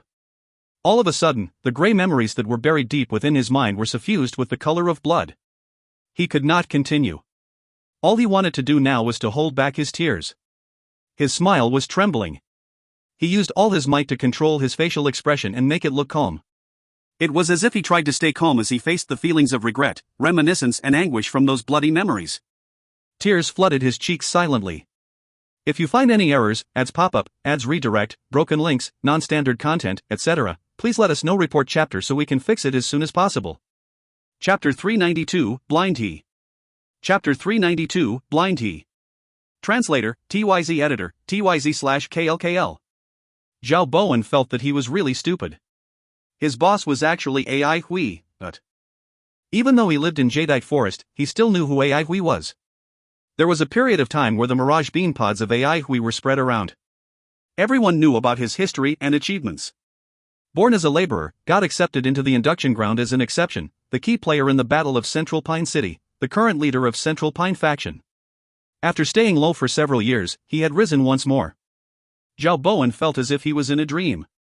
In this era, those who had excellent reputations were powerful individuals, and those who could establish a faction were definitely heroes.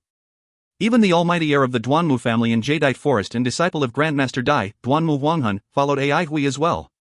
In Zhao Bowen's eyes, Duanmu Huanghan was definitely an extraordinary individual. Zhao Bowen could not help but cast a glance at his boss.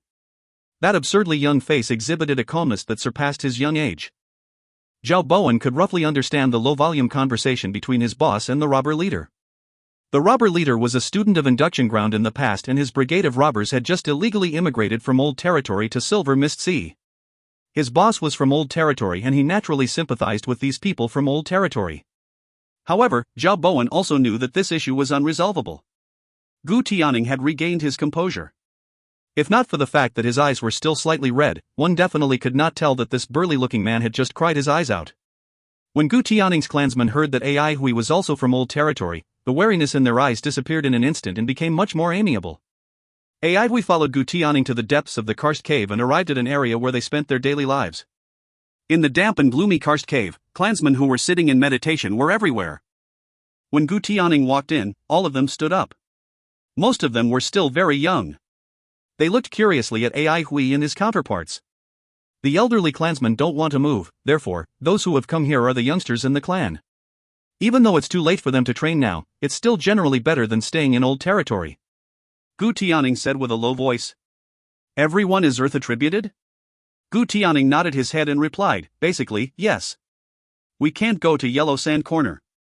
Even though Silver Mist Sea is metal attributed, there is a Silver Mist River. Since we are staying in the mountain, the concentration of Earth elemental energy here is rather strong and much better than Old Territories. This place was indeed better than Old Territory. Ai Hui knew what it was like in Old Territory. The concentration level of elemental energies in Old Territory was very low, and the training efficiency there was so low that it raised one's hackles. Not only was the concentration level of elemental energies in Old Territory very low, the materials and equipment available there were pathetically little.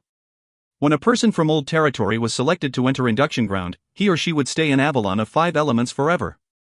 There were extremely few elementalists that would return to Old Territory and build training halls to train the locals after they grew old. Once an elementalist returned to Old Territory, not only would he be unable to train, it would be difficult for him to maintain his current base level as well.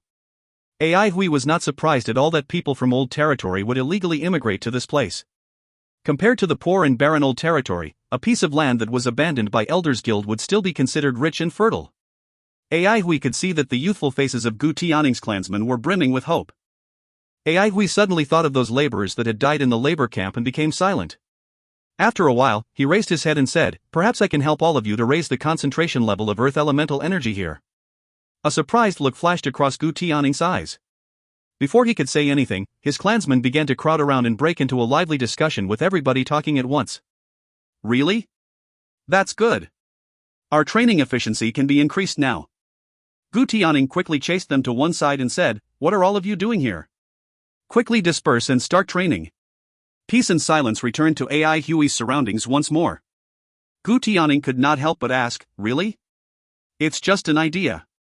However, I can't promise you that it will work." Ai Hui smiled. Gu Tianning rubbed his hands and said with excitement, "We can try first. What if it succeeds? What do you need us to do? We will fully cooperate with you. I only have a rough idea so far. I need to go back and think about it in detail. I also need to prepare certain things. All of you stay here for the time being and don't go out." Without any hesitation, Gu Tianning replied, "All right, I shall wait for your good news." Ai Hui brought Zhao Bowen and Blind He with him and flew back to Crooked River City. Along the way, Zhao Bowen could not help but ask, "Boss, can you really raise the concentration level of elemental energy?" He had never heard of the idea of increasing the concentration level of elemental energy in the surroundings. If this idea was possible, then wouldn't anyone be able to train anywhere in this world? Yes, Ai Hui gave a simple one-word reply and did not say anything else. When they reached the tavern, Qingfeng was already very impatient. Did you really need so much time to deal with a bunch of robbers? He was extremely curious as he knew Ai Hui was strong. Even though it was due to the sharp decrease in his strength that allowed AI Hui to dominate him like this, AI Hui's strength was still very powerful to begin with. AI Hui could not be bothered with Qing Feng. After he put down Zhao Bowen and Blind he said to Zhao Bowen, "Start from the beginning." Zhao Bowen quickly explained how he had made inquiries about weapon craftsmen, how he met Blind and how they ended up in the hands of Gu Tianing and his counterparts. AI Hui listened carefully as his gaze fell upon Blind. Throughout Zhao Bowen's narration of what had happened, Blind remained silent. Blind looked completely different from AI Hui's impression of a weapon craftsman. Unlike the usual fat and burly weapon craftsman, Blind looked thin and weak, and his face was pale white. His eyes had always been closed.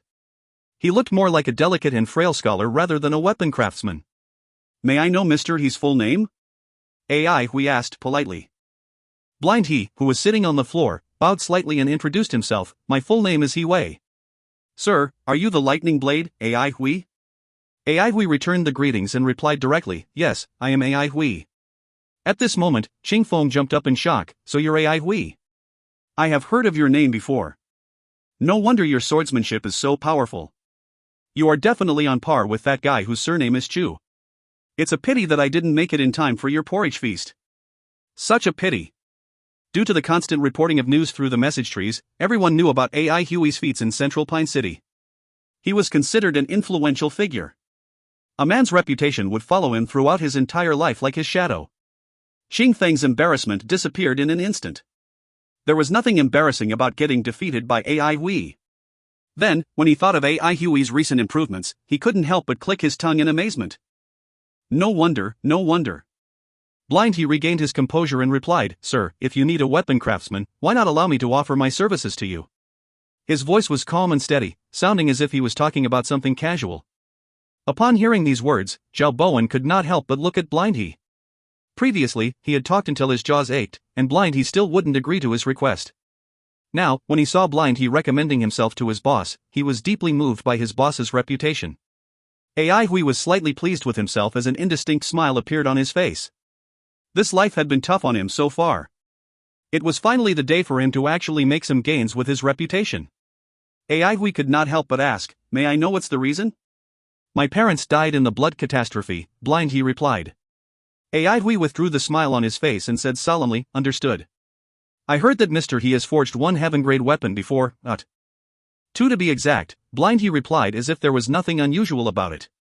Zhao Bowen and Qing Feng were shocked. As long as one could forge a heaven-grade weapon, he or she would be qualified for the title of weaponsmith. Weapon craftsmen might differ from weaponsmith by one word, but the difference between their statuses was immensely huge. There was a lot of luck involved in forging a heaven-grade weapon. Most weaponsmiths could only forge one heaven-grade weapon in their lifetime. Most of the weaponsmiths had been hired by various powerful aristocratic families. Only an aristocratic family could provide ample precious resources for a weaponsmith to practice his forging skills constantly. Only with the right conditions and amount of resources could a weaponsmith then improve and become a master weaponsmith. For someone who had forged two heaven-grade weapons, his strength definitely surpassed any ordinary weaponsmith's. AI Hui was very surprised and happy.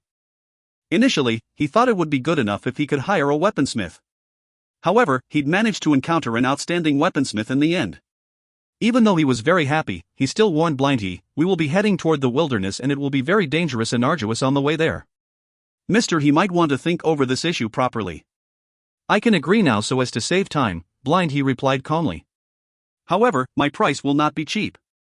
I want 1,000 heaven merit points for my yearly salary. Sir, you should think over this properly before hiring me. I also have another request. That is, you, sir, and other people shall not interfere with my work." AI Hui, who had always been a miser, was unusually decisive this time around. He replied, "I have no problem giving you a yearly salary of 1,000 heaven merit points.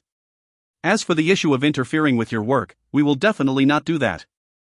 However, if an emergency arises, then we may have no choice but to do that. Sir, don't worry. When an emergency arises, overall interests naturally come first." Blind agreed. Upon hearing that, AI Hui replied, "We have come to an agreement then. Right now, I need Mr. He to forge something for me." "I wonder what it is?" Blind asked. "Its design is rather complicated, I really don't know how to describe it." AI Hui felt slightly embarrassed. "No problem, boss can just draw a blueprint for me," Blind replied plainly. His way of addressing AI Hui had changed automatically. AI Hui knew blind he must have some unique methods, hence, he began to draw the blueprint. To everyone's surprise, he drew a pillar with numerous exquisite decorative patterns on it. Every decorative pattern was uniquely drawn by AI Hui. You can just place the blueprint in front of me. AI Hui quickly placed the completed blueprint in front of Blind He. Facing the blueprint, Blind He reached out his right hand and spread out his palm. Suddenly, the center of his palm lit up with a silvery glow, which extended and became a silvery glowing line. The line opened up and revealed a silver-colored eye. Then, the eye shot out a faint white light that engulfed the blueprint in front of him. Immediately, the blueprint projected a hologram into the white light. It was a hologram of the pillar drawn on the blueprint. The hologram of the pillar was spinning slowly and one could observe it from all angles. This method stunned everyone, including AI Hui.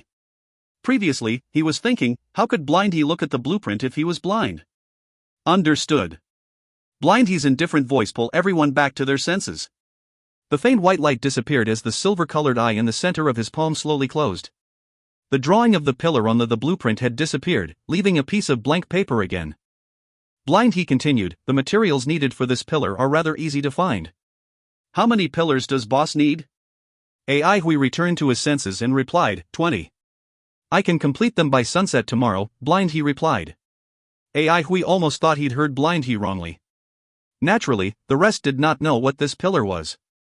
However, AI Hui knew clearly what it was. This pillar followed the original design of the gold needles used for treating the city as a piece of cloth in Central Pine City 3 years ago.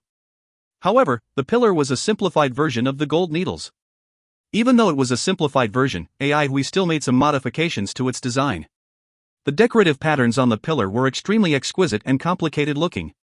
Complete 20 pillars by sunset tomorrow? AI Hui absolutely could not believe what he heard until he saw Blind He's smithing process with his own eyes. If you find any errors, ads pop up, ads redirect, broken links, non-standard content, etc., please let us know. Report chapter so we can fix it as soon as possible. Chapter 393, Excavation. Chapter 393, Excavation. Translator, TYZ Editor, X, TYZ. The stone materials Zhao Bowen bought were stone cuboids that were as tall as a full-grown man. Blind He squatted in front of the stone cuboids. He did not start working immediately, but merely felt the coarse stone cuboids with his hands. It was at this moment that the onlookers noticed his palms were snow-white and sparkling, and his fingers were slender and long. Every movement he made with his hands was filled with an indescribable sense of beauty. Blind He's slim figure resembled a bamboo pole, appearing as if he was extremely delicate, but now, he seemed to have become a completely changed man. His eyes were tightly shut, and his face was solemn. Currently, he was exuding an aura of extreme confidence. It was as if he was confident in every move he made. The onlookers were infected by his overwhelming confidence. They involuntarily held their breaths and widened their eyes. Blind He's long and slender fingers slid gently across the stone cuboids like a bamboo branch skimming across a smooth water surface. He withdrew his palms and stood up straight. Then, he spread his legs slightly apart and extended his two hands with his palms facing down over the stone cuboids. A silver eye appeared on each of his palms, followed by a white glow that shot out from the pair of eyes and engulfed the stone cuboids. Suddenly, numerous tiny objects began to form within the faint white light. These glittering, silver tools were very elaborated. Drill bits, saws, chisels, etc. There was a huge number of each item. Just counting drill bits, there were 10 of them. Some were as thick as a person while some were smaller than a toothpick. This equipment appeared to be controlled by a pair of invisible hands, flying and dancing around the stone cuboids. Even though there was a huge number of them, they were working in an orderly manner and were not at all messy. Every now and then, the stone cuboids would release flying sparks and stone fragments. However, not a single noise was made. The coarse and rough stone cuboids became circular stone pillars. Decorative patterns were forming on the stone pillars at a visible speed. Subsequently, with a perceptible speed, these patterns became increasingly fine and distinct. The whole process was smooth and natural, warming and delighting one's heart and eyes, respectively. It was unusually precise and exhibited a matchless sense of beauty. Within 2 hours, a stone pillar that was covered with fine-veined patterns appeared before AI Hui. AI Hui walked closer to take a clearer look. The stone pillar was flawlessly made, and the detail of its veined patterns had exceeded his expectations. AI Hui was trembling with astonishment. However, at the end of the day, he still felt more joy than astonishment. It was extremely worth paying a yearly salary of 1,000 heaven merit points for such an exceptional weaponsmith.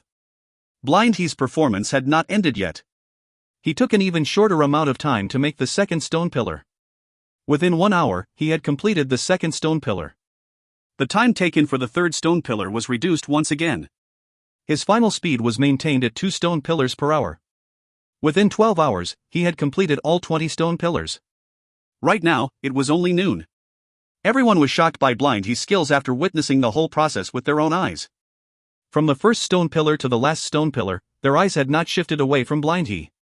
Ching Feng was no doubt the most knowledgeable among all of them. Even he exclaimed in admiration, "I can't believe there is such an expert in a small place like Crooked River City. I have come across many weaponsmiths, but I have never seen such skills before. Incredible, incredible." He uttered incredible twice in a row to describe the shock he was feeling. Meanwhile, Zhao Bowen stuttered, "You're indeed brilliant." Blind He just sat silently on one side. Other than have a slightly pale face, he looked no different from his usual self. The praises from everyone did not seem to cause any changes to his facial expression.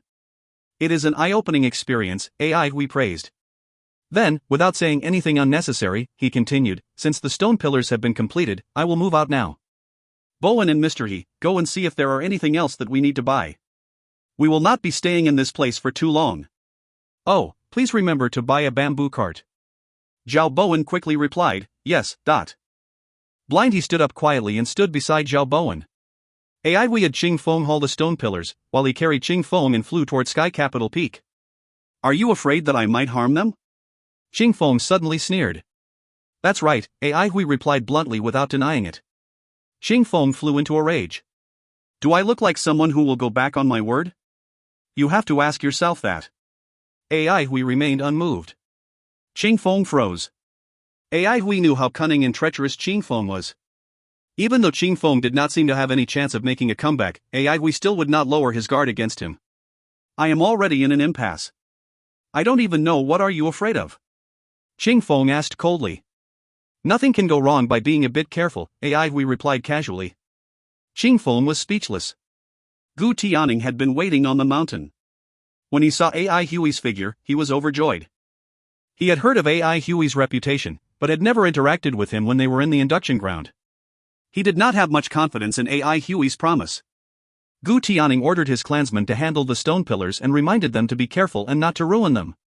Every Gu clansman cautiously and gently carried the stone pillars as if they were holding precious porcelain wares. Ching Feng took a sweeping glance at the Gu clansman and said disdainfully, "The quality of the people you're encountering is getting lower and lower. I can't believe you spent so much effort on such a bunch of weak fellows. Are they from the old territory? Ah, I get it. You're from the old territory as well. No wonder you're willing to help them.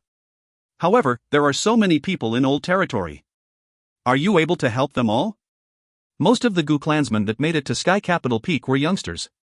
Hence, when they heard Ching Feng's words, they glared at him angrily.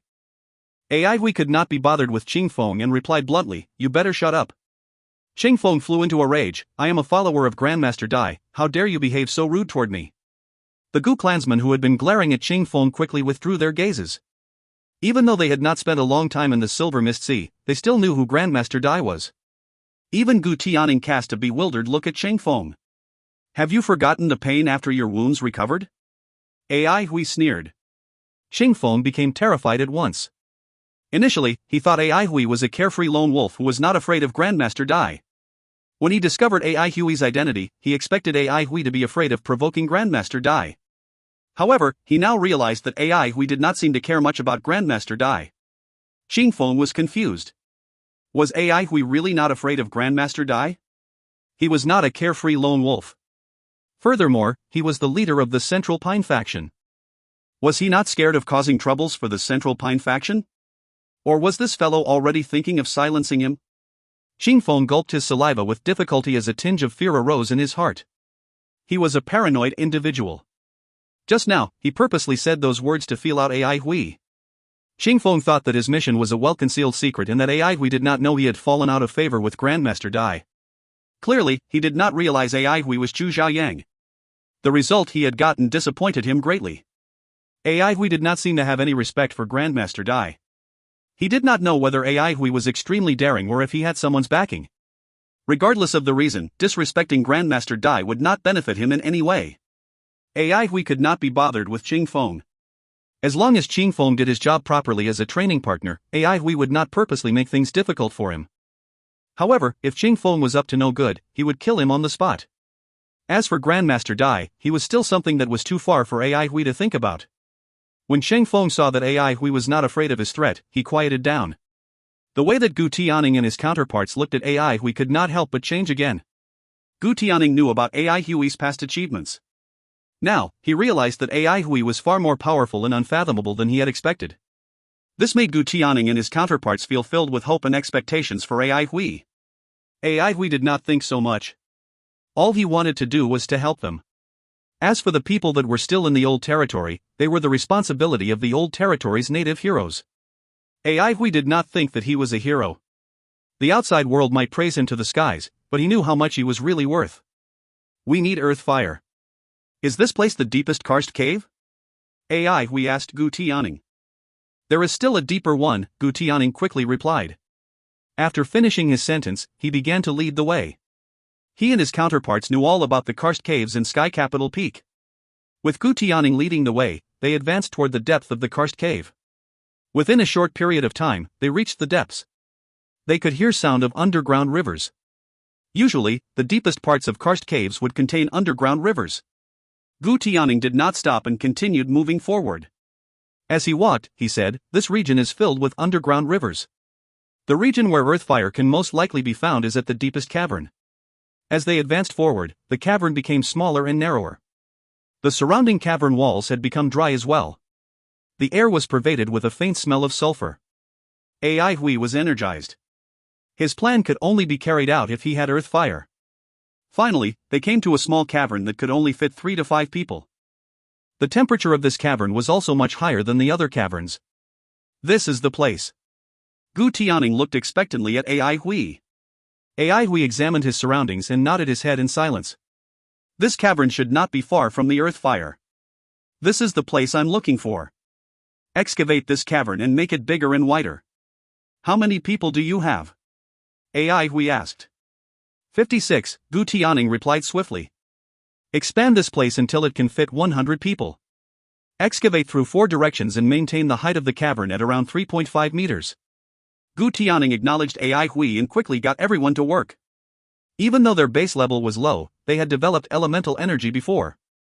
Furthermore, the elemental energy they developed was earth elemental energy. Underground rocks were similar to the ordinary rocks above the surface. When everyone worked together, the process became faster. After around 4 hours, they had already expanded the cavern to the point that it could fit 100 people. Gu Tianning placed some glowing stones on the surrounding walls of the wide and spacious cavern to serve as lighting. The cavern was illuminated in an instant. These glowing stones contained a small amount of elemental energy that enabled them to give off light. Other than that, they did not have many uses and were very cheap. AI Hui pointed to the center of the cavern and instructed, "Dig a fire well at this spot.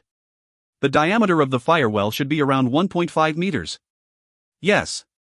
Without any hesitation, Gu Tianning started digging at the center of the cavern.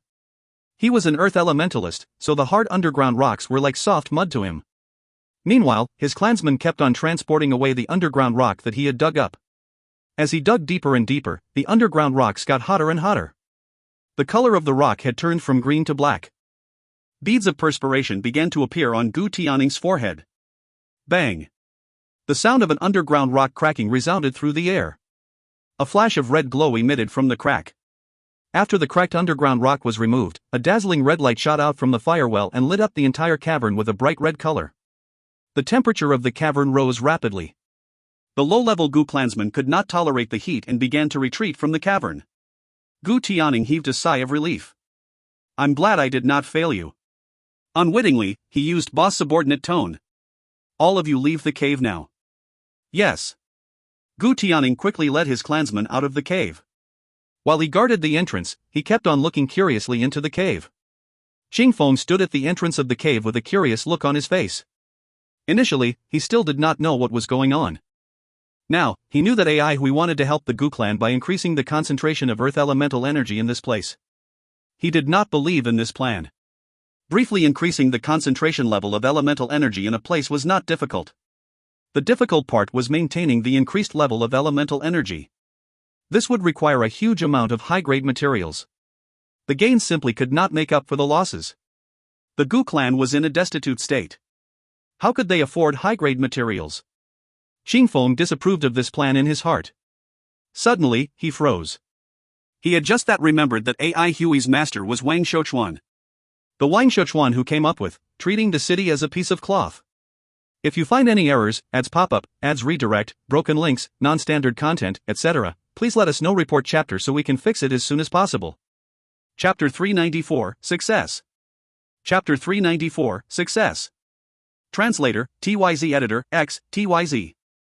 Wang Shouchuan, who had been working diligently and conscientiously throughout his life, probably did not expect that his last brilliance would have such a deep impact on the world. The Elders Guild conferred the title of master on him without knowing that his research possessed the power of changing the world. They did not know this even after they built the God-subduing peak using his knowledge. Perhaps the Elders Guild did not care about this at all. Seizures of power, fighting, and scheming among one another had depleted their time and energy, causing them to lose interest in knowing how the world would change. Far away from them, Wang Shouchuan's disciple, AI Hui, who had a bit of fame at that time, understood the value of his master's research and became a forerunner in the field of elemental energy development. It was certainly unnecessary to elaborate on how AI Hui's later accomplishments were engraved in everyone's memory. The emergence of the God-subduing peak had made a lot of people realize the value of Wang Shouchuan's research. However, all of his research was confiscated by the Elders Guild and not a single piece of paper was left. The God-subduing peak was a powerful and precious war machine, so it was heavily guarded. It was extremely difficult for someone to get close to it, let alone study it. The Elders Guild was very pleased with themselves for their fast reaction in confiscating Wang Shouchuan's work. However, everyone overlooked one person, AI Hui. Logically speaking, no one would overlook Wang Shouchuan's disciple. However, everyone quickly realized that treating the city as a piece of cloth was Wang Shouchuan's last-minute, custom-made plan and that the science behind it was poles apart from his earlier theories. At that point in time, AI Hui was still fighting with blood fiends and blood elementalists. By the time he first came into contact with the plan, he was already preparing to lead a team to execute it. The science behind treating the city as a piece of cloth was extremely complicated and there were many blueprints on it. The Elders Guild did not believe that anyone could memorize everything about it in such a short period of time. All the craftsmen that were involved in building the gold needles were taken away by Elders Guild as well. Furthermore, AI Hui was only interested in swordsmanship. He was a typical fighting elementalist. No one expected AI Hui to not only memorize all the blueprints, but also to know the plan inside and out. For the past 3 years, he had never stopped studying the plan. To him, this was the last gift that his master had left him. If he did not understand it at all, how was he fit to be his master's disciple? There were 2 key points to setting up treating the city as a piece of cloth. The first one was to find the nodes of elemental energy, and the second one was to form the elemental traces.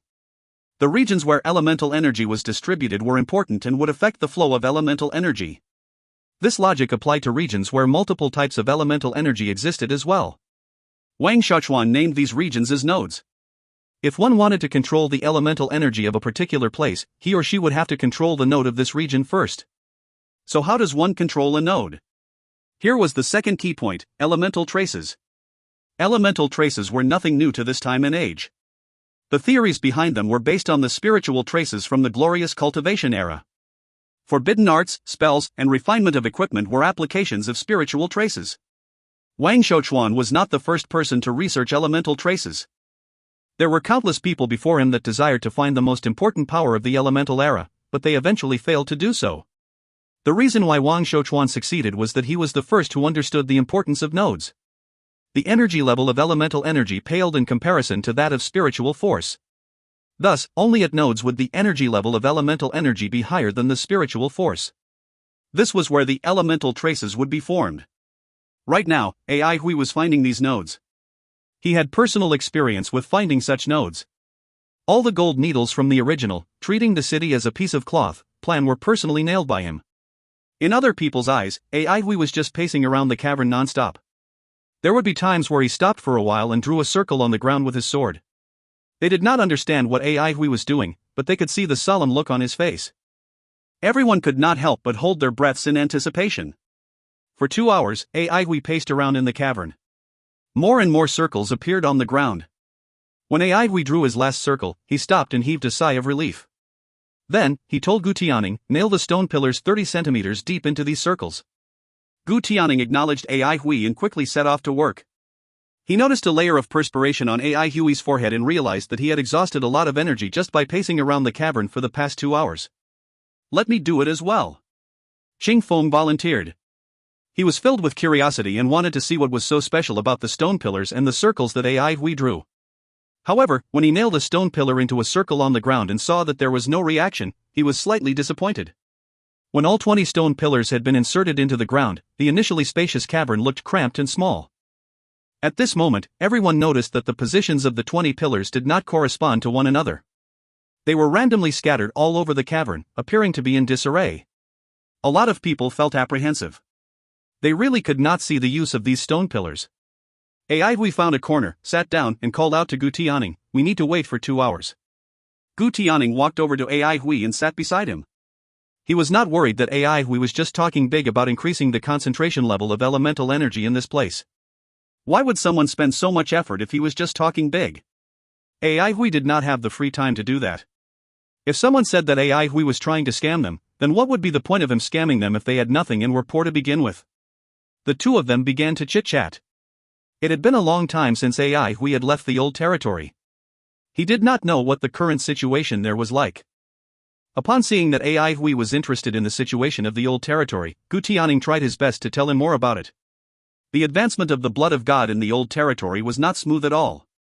Since the people in the old territory possessed a tiny amount of elemental energy, the speed at which the blood elementalists developed their blood spiritual force was very slow.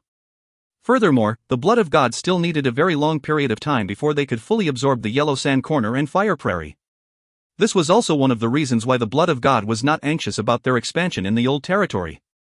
When compared to the decaying Avalon of 5 elements, the old territory was less impacted by the blood of God because the old territory was poor and barren to begin with.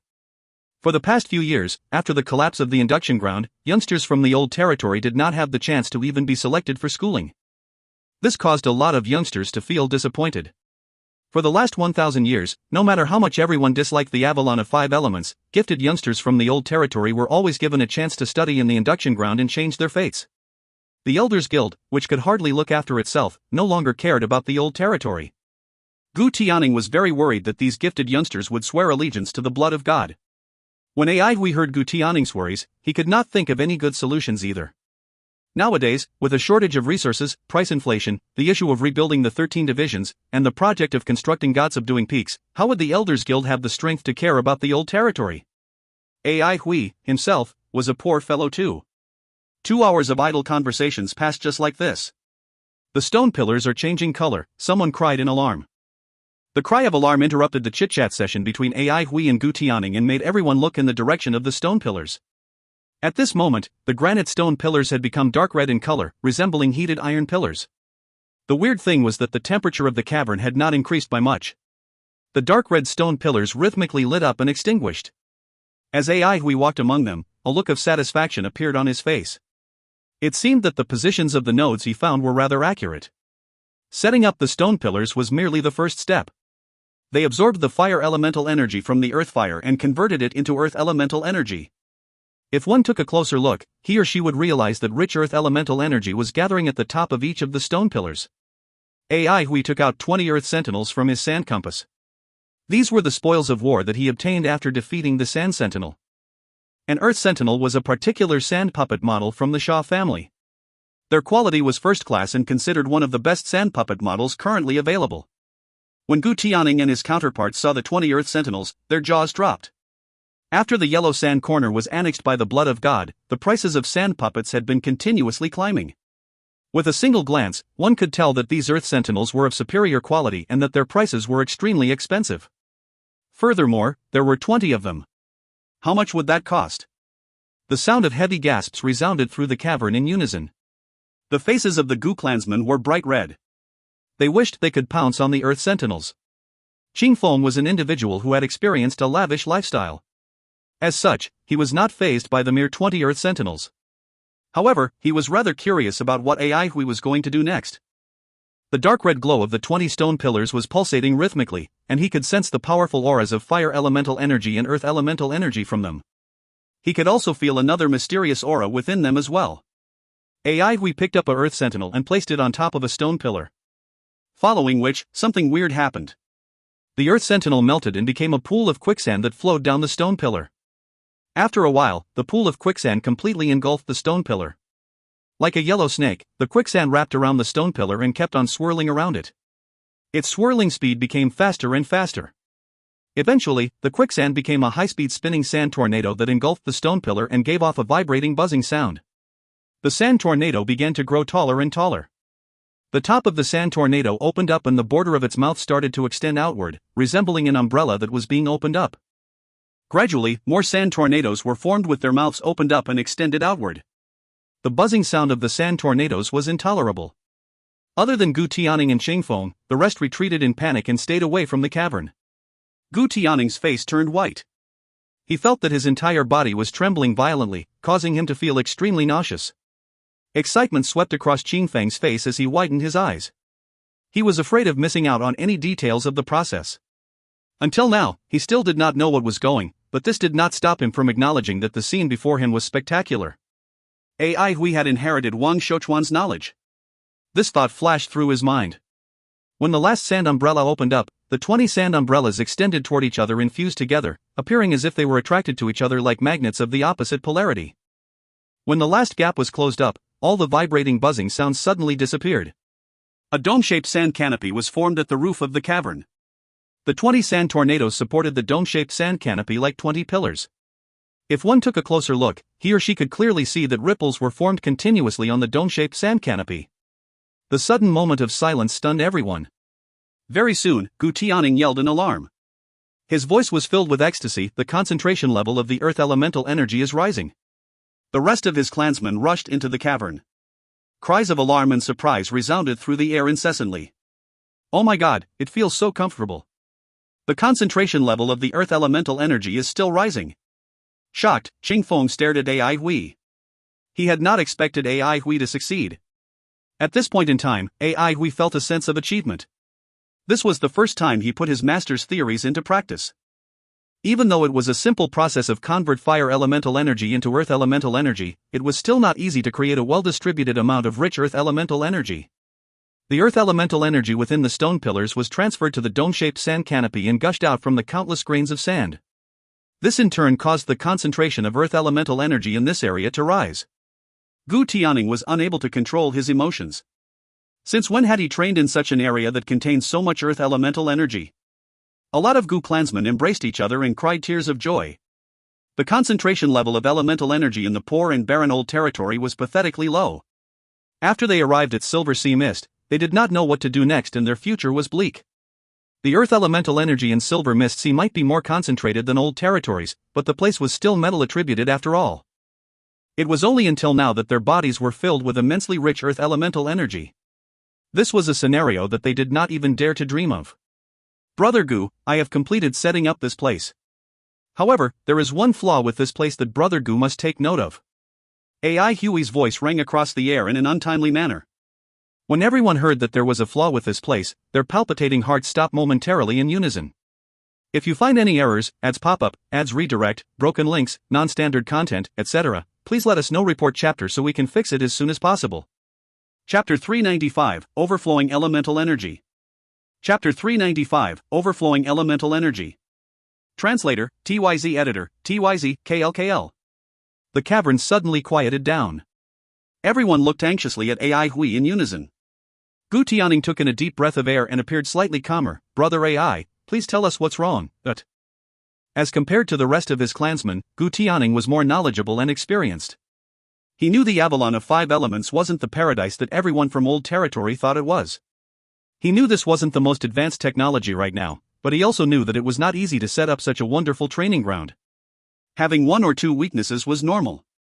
On the contrary, it wouldn't be right if there were absolutely no weaknesses. Otherwise, wouldn't there be training grounds like this everywhere?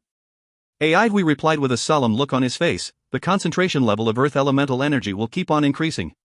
If the elemental energy can't be consumed in time, the grains of sand will become heavier and the sand canopy will eventually fall. So everyone has to make good use of their time to train and to make sure they don't let the elemental energy overflow. Don't let the elemental energy overflow. Gu Tianning was stunned momentarily. He thought he'd heard wrong. Not only he, but the rest of his clansmen were stunned as well. they were always in lack of elemental energy. Now, suddenly someone was telling them the elemental energy would overflow. Brother AI, stop joking. Gu Tianing muttered. I'm not joking. AI Hui had a serious look on his face and said, all of you have to quickly absorb the earth elemental energy surging out from the sand canopy. If the earth elemental energy accumulates and overflows, the sand canopy will collapse. Gu Tianing's facial expression changed drastically. He turned around and roared, what are all of you waiting for? Start training. Make good use of your time and start training. The Gu clansmen immediately went into a state of panic and hastily sat down to meditate and train. When Ching Feng, who had seen various aspects of society before, saw what happened, he could not help but feel slightly envious. You're making it too convenient for these poor bums. Now that they have fallen into a pile of sh*t, they can fill their stomach with it. Gu Tianing was smiling and feeling extremely content. He did not get angry even after hearing Ching Feng's words. Other than feeling slightly annoyed that they were being called bums, he was actually quite happy as Ching Feng spoke his mind. Actually, AI Hui was partly joking about the flaw. Gu Tianing wouldn't believe him anyway.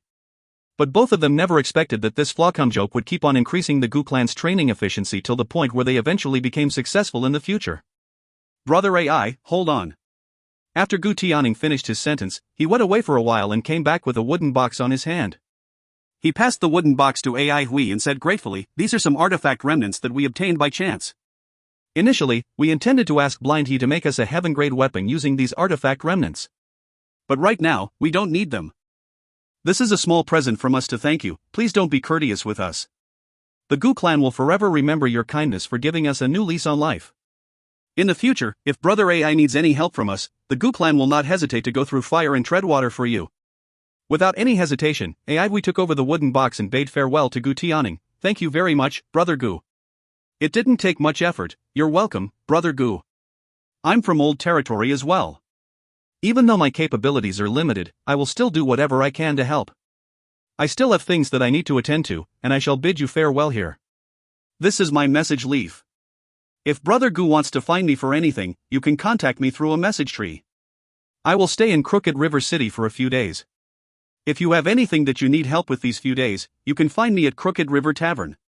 Gu Tianing carefully took over the message leaf. AI Hui carried Ching Feng and spread his starry gem sword wings like the gigantic wings of a rock. He rose into the sky with Ching Feng and flew into the distance. Gu Tianing stood motionlessly as he watched the tiny black dot disappear into the distance.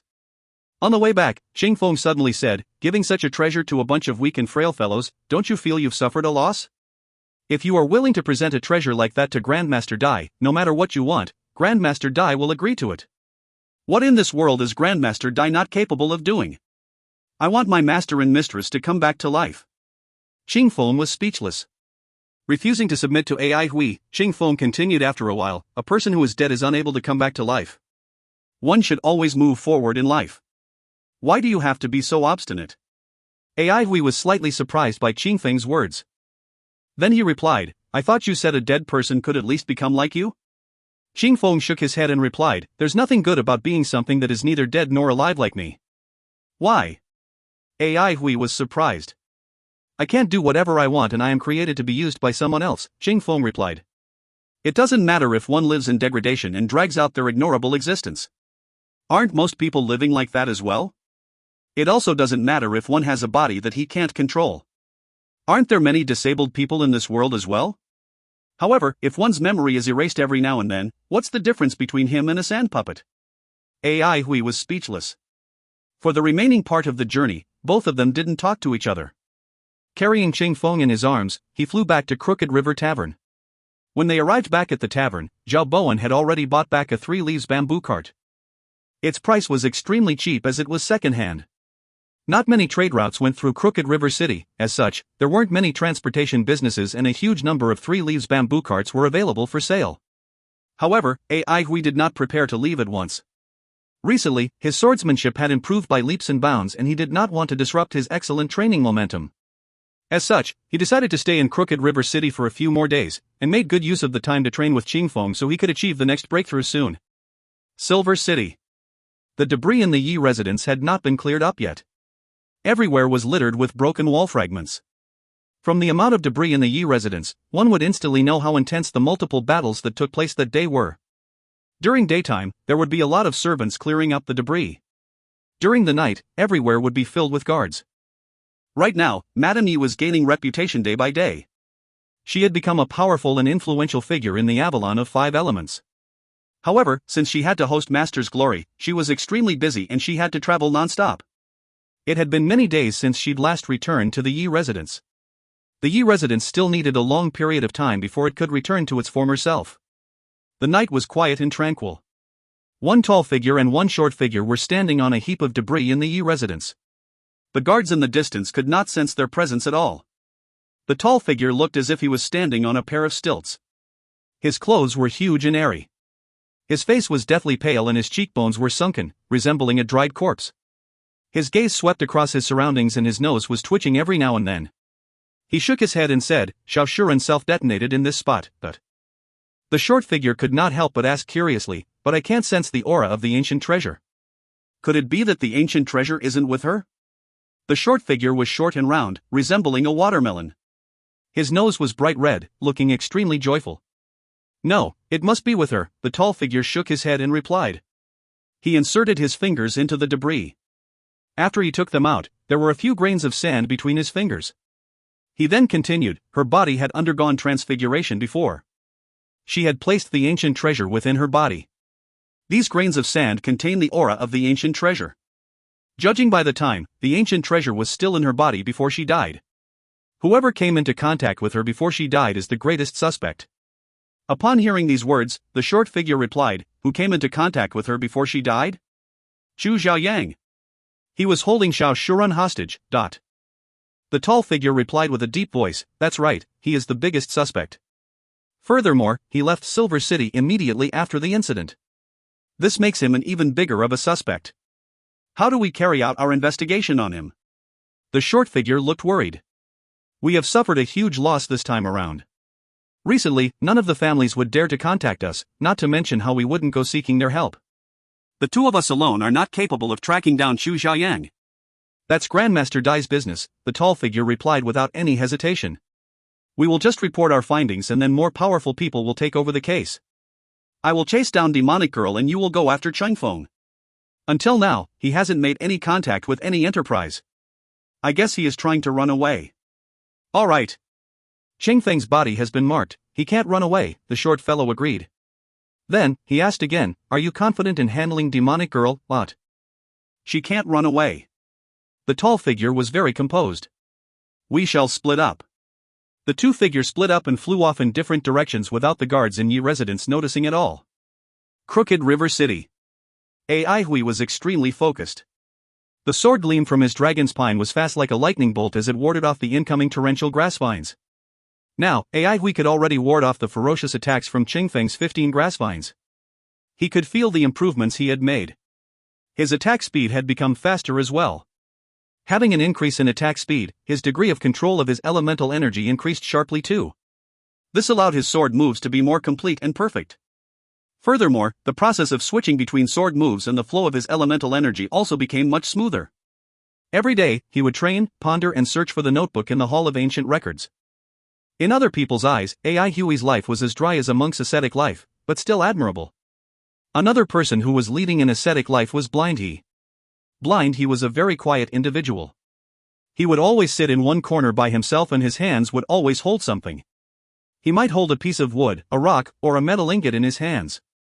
No matter what he held in his hands, he would always carve something on it and treat it as carving practice.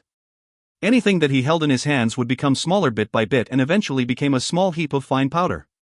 After this happened, he would take out another block of material and repeat the process again. Meanwhile, ever since Zhao Bowen found out his boss was Ai Hui, he worked extremely hard. Every day, he would go out and see if there was anyone that was worth hiring. Eventually, he managed to hire a craftsman who forged grass-grade weapons. Imo Zhong was a miserable-looking old man. He also brought along his granddaughter, who was around 7 to 8 years old. Initially, Zhao Bowen wanted to hire a grass-grade weaponsmith, but there weren't any in Crooked River City. In the end, he only managed to find a grass-grade weapon craftsman and he wasn't too satisfied with him. If Ai Hui showed the slightest bit of disinterest in Imo Zhong, Zhao Bowen would fire him straight away. However, he did not expect the reserved and mysterious Blind He to praise Imo Zhong's capabilities in forging grass-grade weapons. Eventually, Mo Jong decided to stay after AI Hui agreed to pay him a yearly salary of 300 heaven merit points. AI Hui felt that his swordsmanship had reached a plateau and it was very hard for him to make any improvements for the time being. As such, he decided to leave Crooked River City and headed for Asakusa City. The 3 leaves bamboo cart rose in the air. Even though Zhao Bowen had weak fighting capabilities, he was still a wood elementalist from Jadeite Forest and he was adept in driving the 3 leaves bamboo cart. Meanwhile, Qing Feng was an abnormally fast driver. With both of them taking turns to drive the bamboo cart, they did not really feel tired at all. Of course, Qing Feng grumbled throughout the whole journey. He kept on stressing that he was a sparring partner, not a driver. In order to get to Asakusa City earlier, AI Hui decided to take a shortcut. If they went by the usual route, they had to fly across Silver Mist Sea to Peace City. From there, they would enter Pallid Cloud Village. After they flew across the entire Pallid Cloud Village, they would reach Asakusa City. As such, AI Hui wanted to take the shortcut. By taking the shortcut, they would cross the lava river from Crooked River City and enter the Old Territory. From there, they could fly straight to Asakusa City.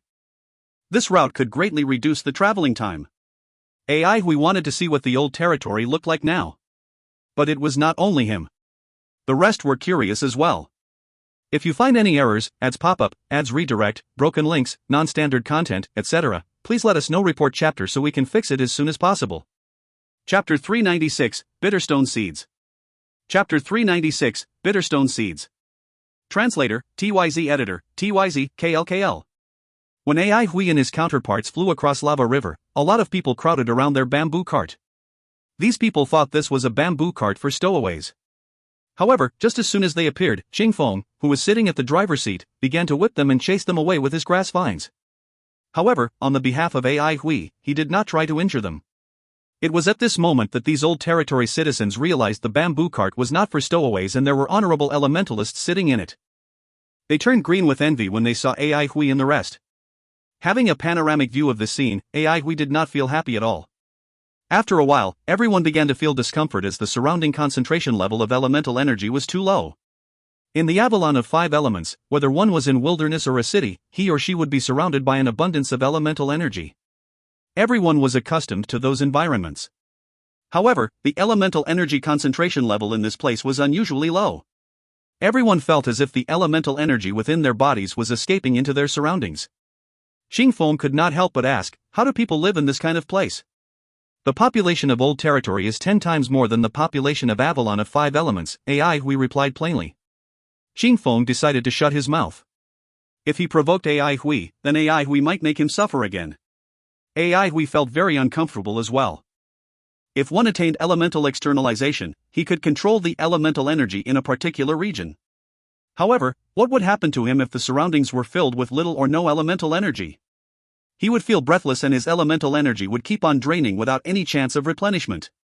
AI Hui laughed bitterly in his heart. He did not expect himself to face such a situation upon returning to the Old Territory. My elemental energy is draining faster than usual. What do I do if my elemental energy is completely drained? Qing Feng grumbled. I have elemental beans. AI Hui's words made everyone feel at ease. As long as they had elemental beans, they could replenish elemental energy.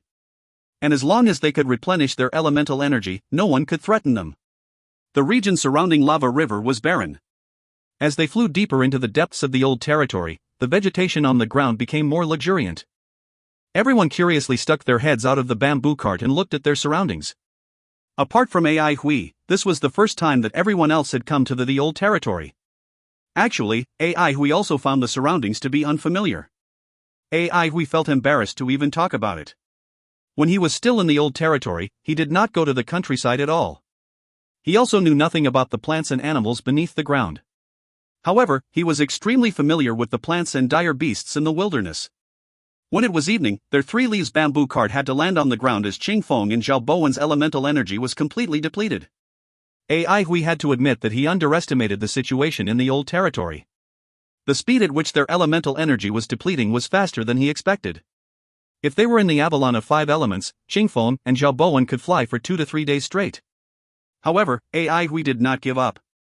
He had another purpose for entering the Old Territory this time around. He thought of the discussion that everyone had had about Central Pine Faction's future direction back in Swordsman Training Hall.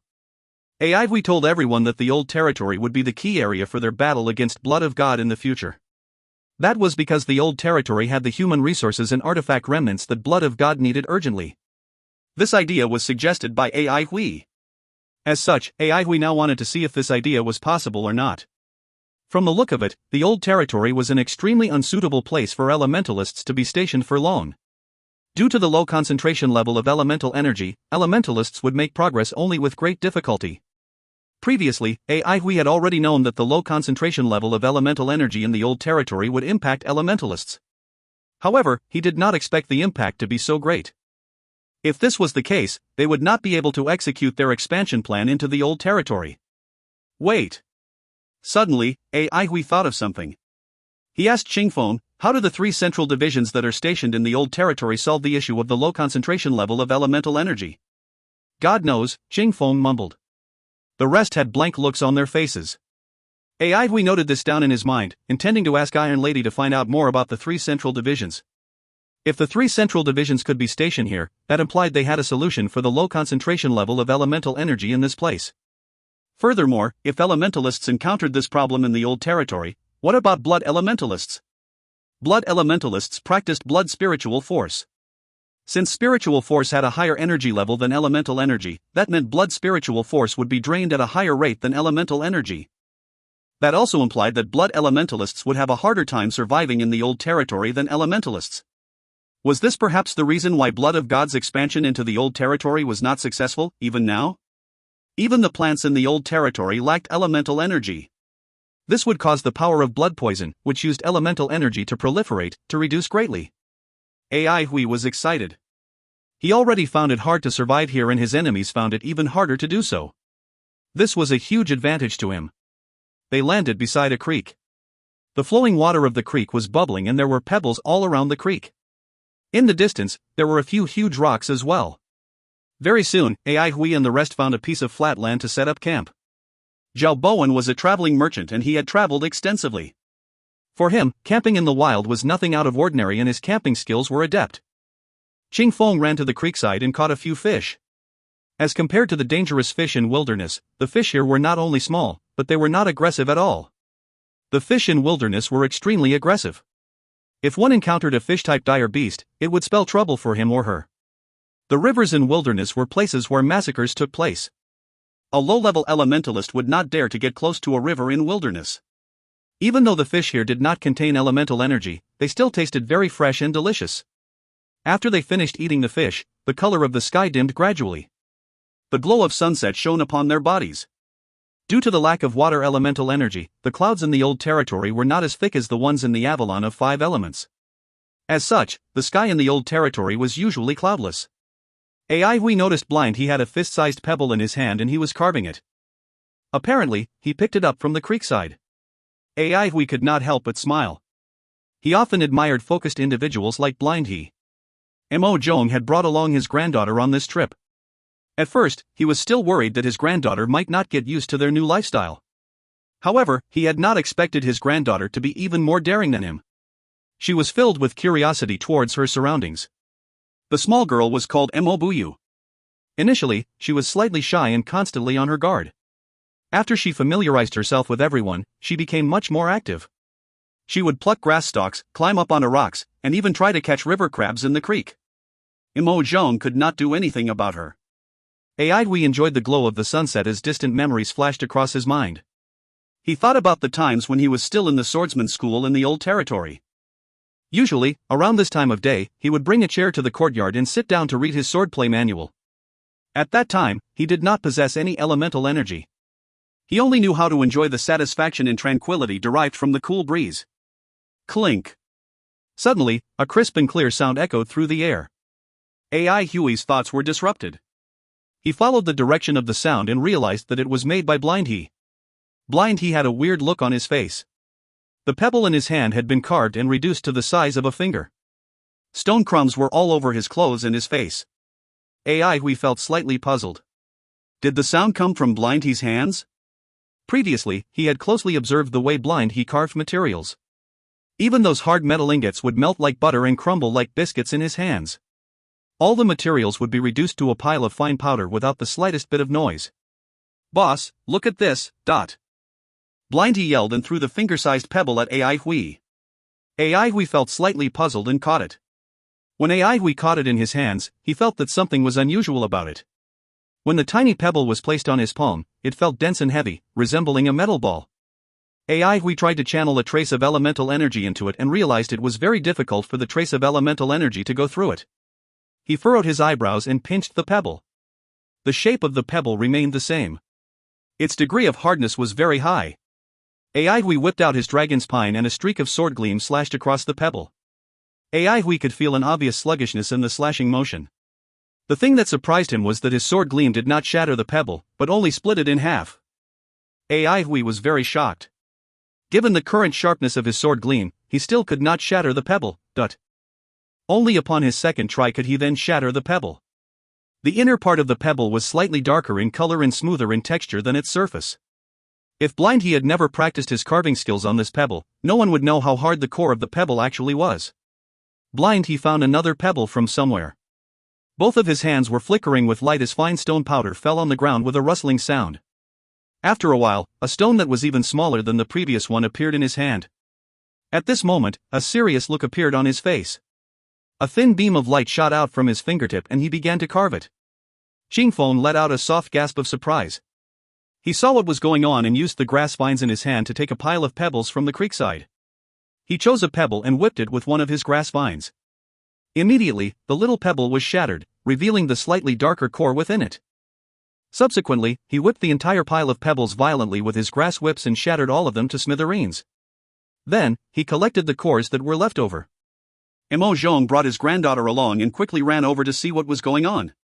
Mo Buyu was inquisitive, while Mo Zhong was extremely sensitive to materials, as he was a grass-grade weapon craftsman. He picked up the inner core of a pebble and examined it closely with his eyes. His eyes were darting non-stop. Suddenly, he did something weird. He stuck out his tongue and licked it. Boss, this is a stone core. Mo Zhong's voice was filled with certainty and surprise. Ai Hui did not expect Mo Zhong to know anything about it. He could not help but ask, stone core? Ancient records have mentioned that there are cores within stones. These stone cores are as hard as metal. When one first tastes a stone core, he or she will taste saltiness and bitterness together. Subsequently, its taste will turn purely bitter. As such, they are also known as bitterstone seeds. Upon hearing Mo Zhong's words, Ai Hui gave it a taste. Indeed, he tasted saltiness and bitterness at first. Quickly after, he could only taste bitterness. It was magical. As a citizen of the old territory, Ai Hui knew nothing about bitterstone seeds at all. He asked, what uses does a bitterstone seed have? This is the first time I've seen one in real life too. I have to study it before I can identify its characteristics and uses. However, since it's a new type of material to us, there are definitely some uses for it, Mo Zhong replied respectfully. Thank you for your trouble, Ai Hui nodded his head. It's part of my duty, Mo Zhong quickly replied. Ai Hui cast a glance at Blind He and saw him carving something on the stone core with all his attention. The surface of the stone core on his hand was covered with many finely veined patterns. Suddenly, Ai Hui noticed there were beads of perspiration on Blind He's forehead. He could not help but take a closer look. Usually, no matter what material Blind He was holding, he would easily and skillfully carve something on it. This was the first time Ai Hui saw such a strenuous look on his face while he was carving something. Ai Hui picked up a bitterstone seed as well. He was filled with curiosity towards this material. Apparently, the bitterstone seeds were not compatible with elemental energy at all. They were extremely repulsive towards elemental energy. Could they be used to make weapons? But they did not seem to be strong enough. How about shields? Alright, the bitterstone seeds were too tiny. Then what could they be used for? Ai Hui was racking his brain. This was a brand new type of material, unknown to everyone. No one knew what opportunities were contained within these bitterstone seeds. It was absolutely great news to Ai Hui. This also made Ai Hui realize that the old territory was not as barren as he thought. Would there be other materials that were unknown to people, like the bitterstone seeds? This thought excited Ai Hui in an instant. If you find any errors, ads pop-up, ads redirect, broken links, non-standard content, etc., please let us know. Report chapter so we can fix it as soon as possible. Chapter 397, An Impromptu Trip. Chapter 397, An Impromptu Trip. Translator, TYZ Editor, TYZ, KLKL. Everyone's interest had been piqued and they began to look for other materials, hoping to discover something unique. After searching the whole night, no one found any unique materials like the bitterstone seeds. However, the bamboo cart was still filled with various unknown stones, timbers, plants, and animal bones. We intended to study them when they reached Peace City, or after they had arrived at the wilderness. When the sun rose, everyone was so tired that they sat on the ground motionlessly. Even someone like Hui, who had a physically strong body, felt fatigued. Their elemental energy depleted faster in this place than when they were in the Avalon of 5 elements. Similarly, the physical energy also depleted at a faster rate too. Hui had mentally noted down that he must find a solution to this problem before he came to Old Territory again in the future. There was certainly a solution to this problem, otherwise, how would it be possible for the 3 central divisions to station themselves here long term? As Hui thought about the 3 central divisions, he felt something was amiss. The 3 central divisions were widely regarded as the 3 most powerful divisions, and they were the ones that led the 13 divisions. Logically speaking, they should be stationed in vital, central areas, but why were they stationed in Old Territory? It would be complete bullshit to say that Elders Guild valued Old Territory. Hui intended to ask Iron Lady or Bangwan about this when he went back. Both of them should know the reason behind it. Even though it was painful for his wallet, Hui still took out his essence elemental beans and asked everyone to come over. We can only absorb the elemental energy from these essence elemental beans for the time being. Essence elemental beans were extremely expensive. Using these to regain elemental energy would indeed hurt one's wallet. Currently, Heaven Merit Points were the most approved form of currency. As long as Elders Guild did not collapse, Heaven Merit Points would still be a powerful currency. Similarly, Essence Elemental Beans were used as a form of currency as well. If Elders Guild collapsed, Elemental Energy Beans would continue to exist in this world. No matter what happened, everyone still needed elemental energy to survive. Basically, Heavenly Merit Points were used in a few, high-end markets while Essence Elemental Beans could be used everywhere. Now was too late for regret. Old Territory's impact on their elemental energy had exceeded Hui's expectations. It was not a bad thing to experience it for himself. Hui said these words to console himself. Other than this minor issue, they weren't met with any serious troubles. This trip to Old Territory could be considered as setting out in advance to make the necessary arrangements. This could prevent the main party from being ill-prepared when they came here in the future. Just as Hui thought that there wasn't any serious problems, an unforeseen situation happened. There are only this many wood essence elemental beans? Qingfeng counted the essence elemental beans and looked at Hui. Hui had 200 plus essence elemental beans, but most of them were metal elemental and water elemental. There were only 26 wood essence elemental beans. This implied that Qingfeng and Zhao Bowen would each get 13 wood essence elemental beans. Hui began to reflect on himself. He was really ill-prepared for the operation this time around.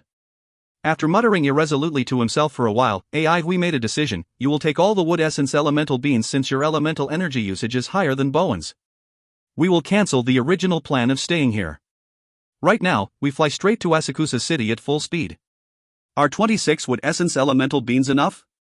After pondering for a moment, Qingfeng shook his head and replied, it's hard to determine now. If we encounter any situation along the way, then this amount is definitely not enough. Upon hearing these words, Hui continued, we will fly towards Pallet Cloud Village then. It's much nearer this way. We will fly along the Lava River.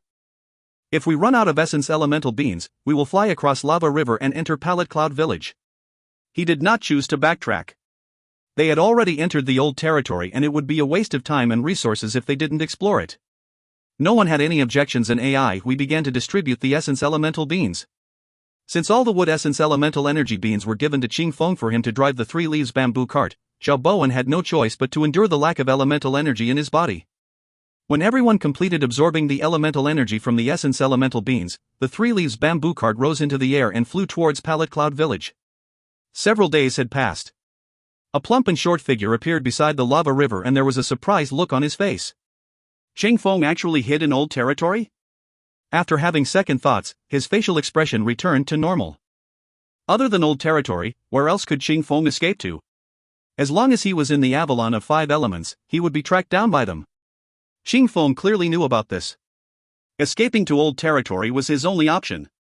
However, could he survive if he escaped to Old Territory? There was no way for him to replenish his elemental energy here. This place was like a dead end for him. Qingfeng only had himself to blame. Not only did he fail to obtain the ancient treasure, the fall of the Ling residence also caused Deep Sea Enterprise to suffer a huge loss and sharply reduced its influential power over the Avalon of Five Elements. The worst thing was that the few families who used to keep in contact with their enterprise refused to do so nowadays.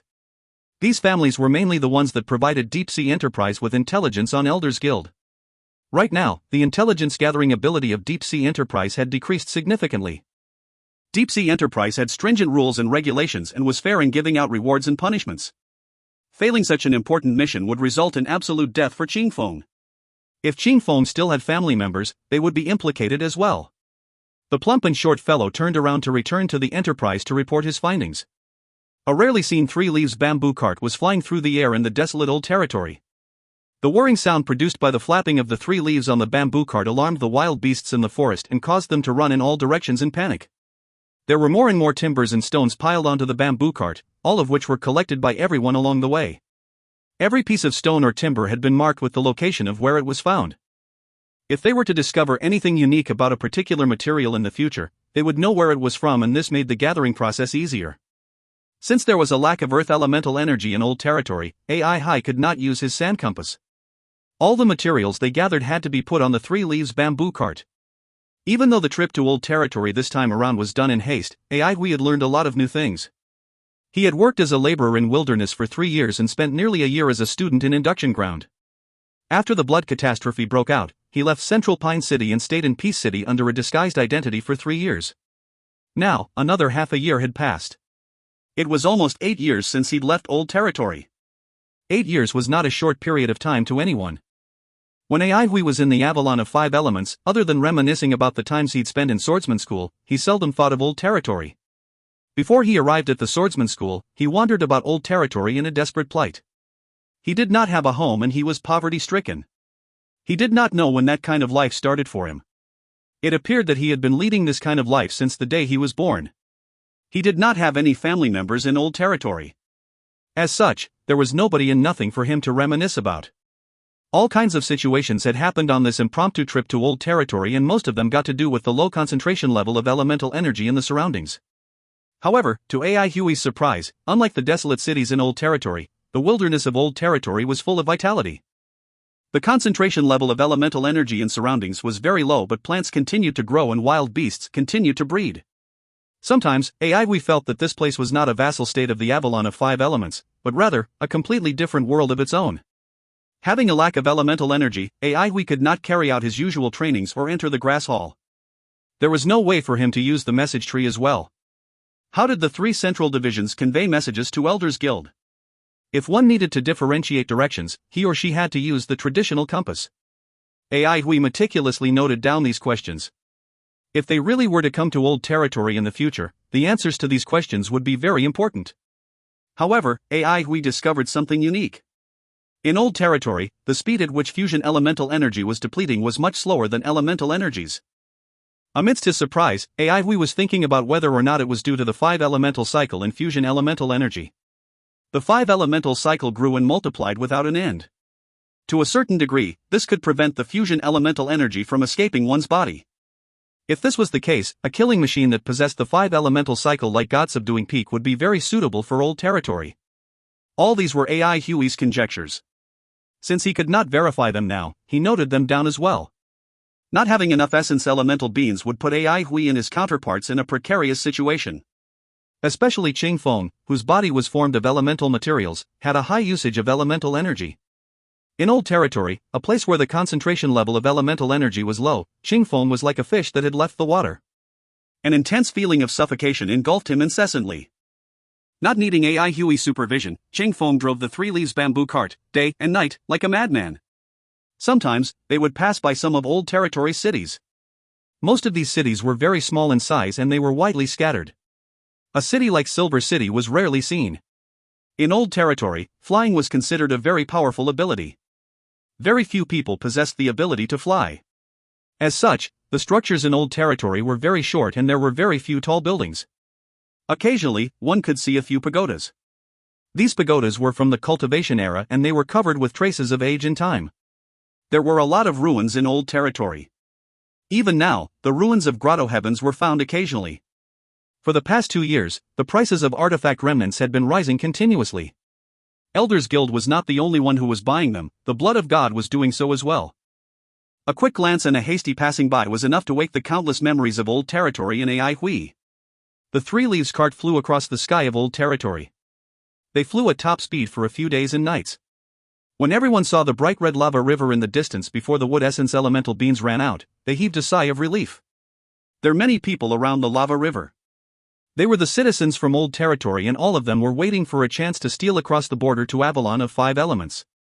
From the sky, the people below them looked like ants. When the Old Territory citizens saw their 3 leaves bamboo cart, a commotion broke out. Some people were waving their arms frantically while some were screaming at the top of their voices. All of them looked extremely agitated. The citizens of Old Territory viewed the Avalon of 5 elements as the shore they had to get onto, while the citizens of the Avalon of 5 elements placed their hope on wilderness. Which one would be the shore they reached then? Who knew? The 3 leaves bamboo cart did not stop and flew across the lava river. It flew away from the fervent gazes and anxious shouts of the onlookers. After they flew across the lava river, everyone was energized by the vigorous elemental energy from their surroundings. Their dried-up bodies were being nourished by the elemental energy in the air. Xingfeng quickly found a flat piece of land to land on. Everyone jumped down from the bamboo cart and began to carry out circulatory cycle revolution. Ai Hui used his sword-style breathing technique. The hissing sound of wind from his dragon's pine was remarkably striking. Elemental energy flowed in from all directions and entered Ai Hui's body through his sword. The elemental energy formed numerous huge sword pills that whirled around within his body. Traces of elemental energy seeped into his muscles and nourished them. If an elementalist that specialized in body tempering spent too much time in Old Territory, and his muscles lacked the nourishment of elemental energy, the tempered muscles would degenerate. Not too long later, a few 3 leaves bamboo carts flew over. These bamboo carts were for conducting illegal immigration businesses. When they saw Ai Hui's 3 leaves bamboo cart, they thought Ai Hui and his counterparts were of the same trade. However, when they realized Ai Hui's base level was a lot higher than theirs, they quickly came over to greet him. Those who ran illegal immigration business were usually elementalists that possessed 3 leaves bamboo carts. Their strength was average and most of them used to do transportation businesses in the past. Since the trade routes nowadays were broken, they could not carry on with transportation businesses. Since they were not powerful either, they did not dare to head to wilderness as well. They could only rack their brains to find a new lease on life. In times of chaos, strength was everything. They stood respectfully at one side while waiting for Ai Hui and his counterparts to complete their circulatory cycle revolutions. If you find any errors, ads pop up, ads redirect, broken links, non-standard content, etc., please let us know. Report chapter so we can fix it as soon as possible. Chapter 398, Grass Bandits. Chapter 398, Grass Bandits. Translator, Irene. Editor, TYZ, KLKL. Xingfeng watched Ai Hui attentively as his sword-style breathing technique posture was simply too odd.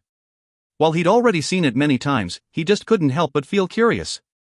Elemental energy was being absorbed through the sword and added into the circulatory cycle revolution. He'd never heard of such a technique. He'd always felt that Ai Hui kept many secrets and behaved mysteriously, but when he tried to recall, he realized that Ai Hui's actions appeared very normal. What he found weirdest was the fact that he felt a sense of familiarity around Ai Hui, as if he'd seen him somewhere before. But his memory failed him regularly, so even if he felt that he'd seen something before, he simply couldn't remember the details.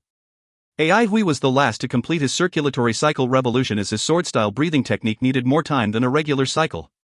Seeing that the others were waiting for Ai Hui to complete his circulatory cycle revolution, the waiting elementalists instantly understood that Ai Hui was the leader of this group. Ai Hui opened his eyes and saw the elementalists standing respectfully by on side, and knew what was going on. But he was still not used to receiving such treatment. Because of these elementalists here, Ai Hui knew that they were in Pallet Cloud Village and were still quite far from Asakusa City, a fact that made everyone happier. Ai Hui asked more about the stowaway business, about how good it was, how many people they could stow away in a day, and so on. These elementalists knew that the small businesses wouldn't be targeted by this group, so they answered candidly. It was through this that Ai Hui gained some insights into the stowaway business. They could make 7 to 8 trips a day, but they weren't without dangers, especially during the boarding process. It was easy for accidents to happen when there was a crowd. They took flight the moment they sensed something amiss. And they complained more than once about how poor the people from Old Territory were, and how the only thing they could offer as payment was artifact remnants. As such, all they could accumulate at the end of the day was a pile of old remnants. The good thing was that the value of these remnants had increased significantly and were easier to sell. The cumbersome part was that they had to head toward larger cities in order to find merchants who would buy them. A lot of their time was spent on this. We took out some elemental energy beans and gave them to the elementalists as his transportation fee. The elementalists were beyond joyful. They hurriedly reminded him that there was a group of grass bandits lurking at the edges of jadeite forest, waiting to ambush caravans, so he should be extremely careful. Bidding them goodbye, we waited for the man driving 3 leaves bamboo cart and headed toward jadeite forest. On the cart, we asked Zhao Bowen, "Do you know anything about grass bandits?" Zhao Bowen quickly answered, "I know a little." The group was created by Zhang Xiaoman, who was ex-Deathgrass Division's division leader Zhang Yuanhong's adopted daughter. Deathgrass Division had refused to surrender to De Ganji, and was massacred. It was said that someone secretly leaked the news, so Zhang Xiaoman and some principal members escaped the misfortune and named themselves Grass Bandits. There hadn't been much movement from them before, but now that the number of citizens in Pallet Cloud Village has reduced, they're becoming more active. Many elementalists, who are displeased with Grandmaster Dai, joined upon hearing the news, so the group has been pretty influential recently. Grass Bandits was most ruthless toward caravans from Deep Sea Enterprise, letting neither the goods nor their people off. They will extort money from big enterprises and let them pass, while they are harmless to small enterprises. From his speech, it was apparent that he rather admired the Grass Bandits. Hui was somewhat surprised. "These Grass Bandits seem pretty decent?" "Not bad indeed," Zhao Bowen explained. Although Zhang Xiaoman was a fiery character, she never harmed the innocent. Grass Bandits have strict and righteous laws of conduct, much better than the current Deathgrass Division. Grandmaster Dai often isolates himself, but the greedy fellows beneath him are trying to damage his reputation. We asked, "Deep Sea Enterprise?" "No." The anger in Zhao Bowen's tone increased a few folds. Deep Sea Enterprise gets their hands on all big and small businesses going on in Jadeite Forest. If you want to earn money, you have no choice but to join them, or they will smear your business, seek trouble, or frame you. They are unscrupulous in all ways. But if you join them, a big cut of the profits goes to them and gifts must be offered monthly, so your hard work amounts to little eventually. Plus, your whole family will be under strict restrictions in all aspects of life. Any mistake that you make will implicate your family too, Qingfeng stared blankly for a while before asking, "It's that serious?" Zhao Bowen looked at him. He'd heard Qingfeng calling himself one of Grandmaster Dai's fellows and couldn't help but mock him. Those under Grandmaster Dai are naturally flowery, but they are extravagant, wasteful, and without substance. Why would they care about our well-being? We're merely commoners. We asked, "With Deep Sea Enterprise's abilities, it shouldn't be difficult to eliminate the Grass Bandits, right?" Zhao Bowen shook his head. "Just the opposite. Deep Sea Enterprise has lost many battles and can't do much to the Grass Bandits. The backbone of the people comes mainly from the old Deathgrass Division. They have a rich family history and imparted many skills, and they are good at handling military affairs. Plus, either out of affection for the Grass Bandits or hatred toward the Enterprise's avariciousness and ruthlessness, many people in Jadeite Forest secretly relay news and information to the Grass Bandits. The Enterprise has punished many families for this, but they are unstoppable." We nodded. "So now that there are fewer people in Pallet Cloud Village, Elders Guild isn't bothered that the Grass Bandits have more freedom to move?" Zhao Bowen answered confidently, "Yes, don't worry, sir. As long as it's not Deep Sea Enterprise, the Grass Bandits will not make things difficult for us." Hui shook his head. "It's better that we don't bump into them." He just wanted to visit Senior Mingxiu and did not want to complicate things. Qingfeng spoke up suddenly, "Let's bid our goodbyes if you guys are going to Jadeite Forest." Hui was taken aback. "Why?" Qingfeng replied frankly, "Grass Bandits has nothing against you all, but they will not let me off. Plus, the moment I set foot into Jadeite Forest, Deep Sea Enterprise has its way of tracking me down with their forbidden arts. I see that your sword skills have been stymied by a bottleneck and it's meaningless to train with me, so let's bid farewell." Hui thought over his words for a bit and felt they were logical. He stood up, saying, "Since that's the case, goodbye. Take care of your safety and let's not turn into enemies, hopefully." Qingfeng shook his head. "Why would I do that? You are eventually going to become a grandmaster and will have a limitless future ahead of you. I'm not one to overestimate my capabilities. Farewell." Finishing his words, he flew down from the cart and disappeared in another direction. We watched attentively for a bit before retracting his gaze. In this chaotic world, people come and go like duckweeds. Nature messes with people, so who could tell the future? Without Qingfeng, only Zhao Bowen was left controlling the cart. Zhao Bowen's speed was evidently much slower than Qingfeng's, but Hui did not rush him. He pondered over swordsmanship and analyzed them, and when they pitched camp, he would enter Grass Hall to continue his search for the notebook. Entering Grass Hall each time, manager would recommend a few missions to him. The development of the Assembly of Patriarchs had been going extremely well, so the range of missions received was much wider than before. Plus, due to public appraisal between aristocratic families, there was a shortage of manpower. Manager even handed him a letter written by Madame Yi. In her letter, Madame Yi told him in all earnesty that there were few whom she could trust over there, and hoped that he would go over to help. She then implicitly suggested that she had much power and influence, and could offer him greater prospects and so on. Ai Hui returned a letter, saying that he had decided to travel the world to hone his swordsmanship. He thanked her for her recognition and added that he would express his gratitude if there was a chance and so on. As for the recommended missions, he rejected them all. His daily life was exceptionally simple. Blind He and Mo Zhong had no time to care about him as they placed all their heart into the karst tree roots, logs and stones. In old territory, they were deficient in elemental energy and were unable to analyze these materials. Now that there was nothing bothering them, they immediately threw themselves into the research. Before this, they'd neither been to old territory, nor been in touch with materials from there. To them, it was like a whole new world. Silent Mo had a lively personality but was quiet and focused when it came to work. She had inherited Mo Zhong's craftsmanship, and while she seemed inexperienced, it was obvious that she had real talent. She had a natural intuition when it came to plants, and for a grass-grade weapon craftsman, this was the greatest gift. Weaponsmiths and grass-grade weapon craftsmen were slightly different in that one forged weapons with metal element, whereas the other forged them with wood element. Other than that, they had many similarities. Blind He was usually a taciturn person, but when theorizing with Mo Zhong he became a chatterbox and his words were harsh. Mo Zhong, on the other hand, was honest and sincere, but when discussing refinement, he became an angry person who was adamant about his ideas. Any slight disagreements with him and he'd look as if he was about to throw his fist. While Zhao Bowen came from a family of itinerant merchants, Ai Hui thought that he was much more of a scholar than a qualified merchant. The good thing was that despite his lack of experience, Zhao Bowen had been influenced from a young age and had been through practical training. As such, he gradually became a seasoned merchant too. The desolate scenes along the way were graver than those in Silver Mist Sea. The once busy trade routes were mostly empty and only a few caravans could be seen. This was partly due to the havoc the grass bandits had been wreaking, but it was more so the fact that the number of people in Pallet Cloud Village had decreased. The cities along the way fell into a slump and caravans' profits were scanty. They could only make significant profits if they transported the goods to the wilderness. Otherwise, they basically had nothing to earn. But it was a risky task as there were too many bandit attacks. Plus, the wilderness was no peaceful land. For the groundbreakers, their lives were already on the table, so there wasn't any way they could resist the temptation of the goods in the caravans. They could easily and willingly take that risk out of desperation. The closer they got to Jadeite Forest, the fewer caravans they saw. Zhao Bowen reminded Ai Hui that they'd already stepped into the territory of the grass bandits. Although Zhao Bowen seemed rather confident in the grass bandits from the way he spoke about them, Ai Hui could still tell that he was somewhat nervous. Ai Hui wasn't too worried about himself. He was worried about Senior Mingxiu, who was in Asakusa City. She was from the Lu family and her brother, Lu Chen, was one of Grandmaster Dai's oldest disciples, so even if the grass bandits did not hate her to the bone, they would not let her off easy, that was for sure.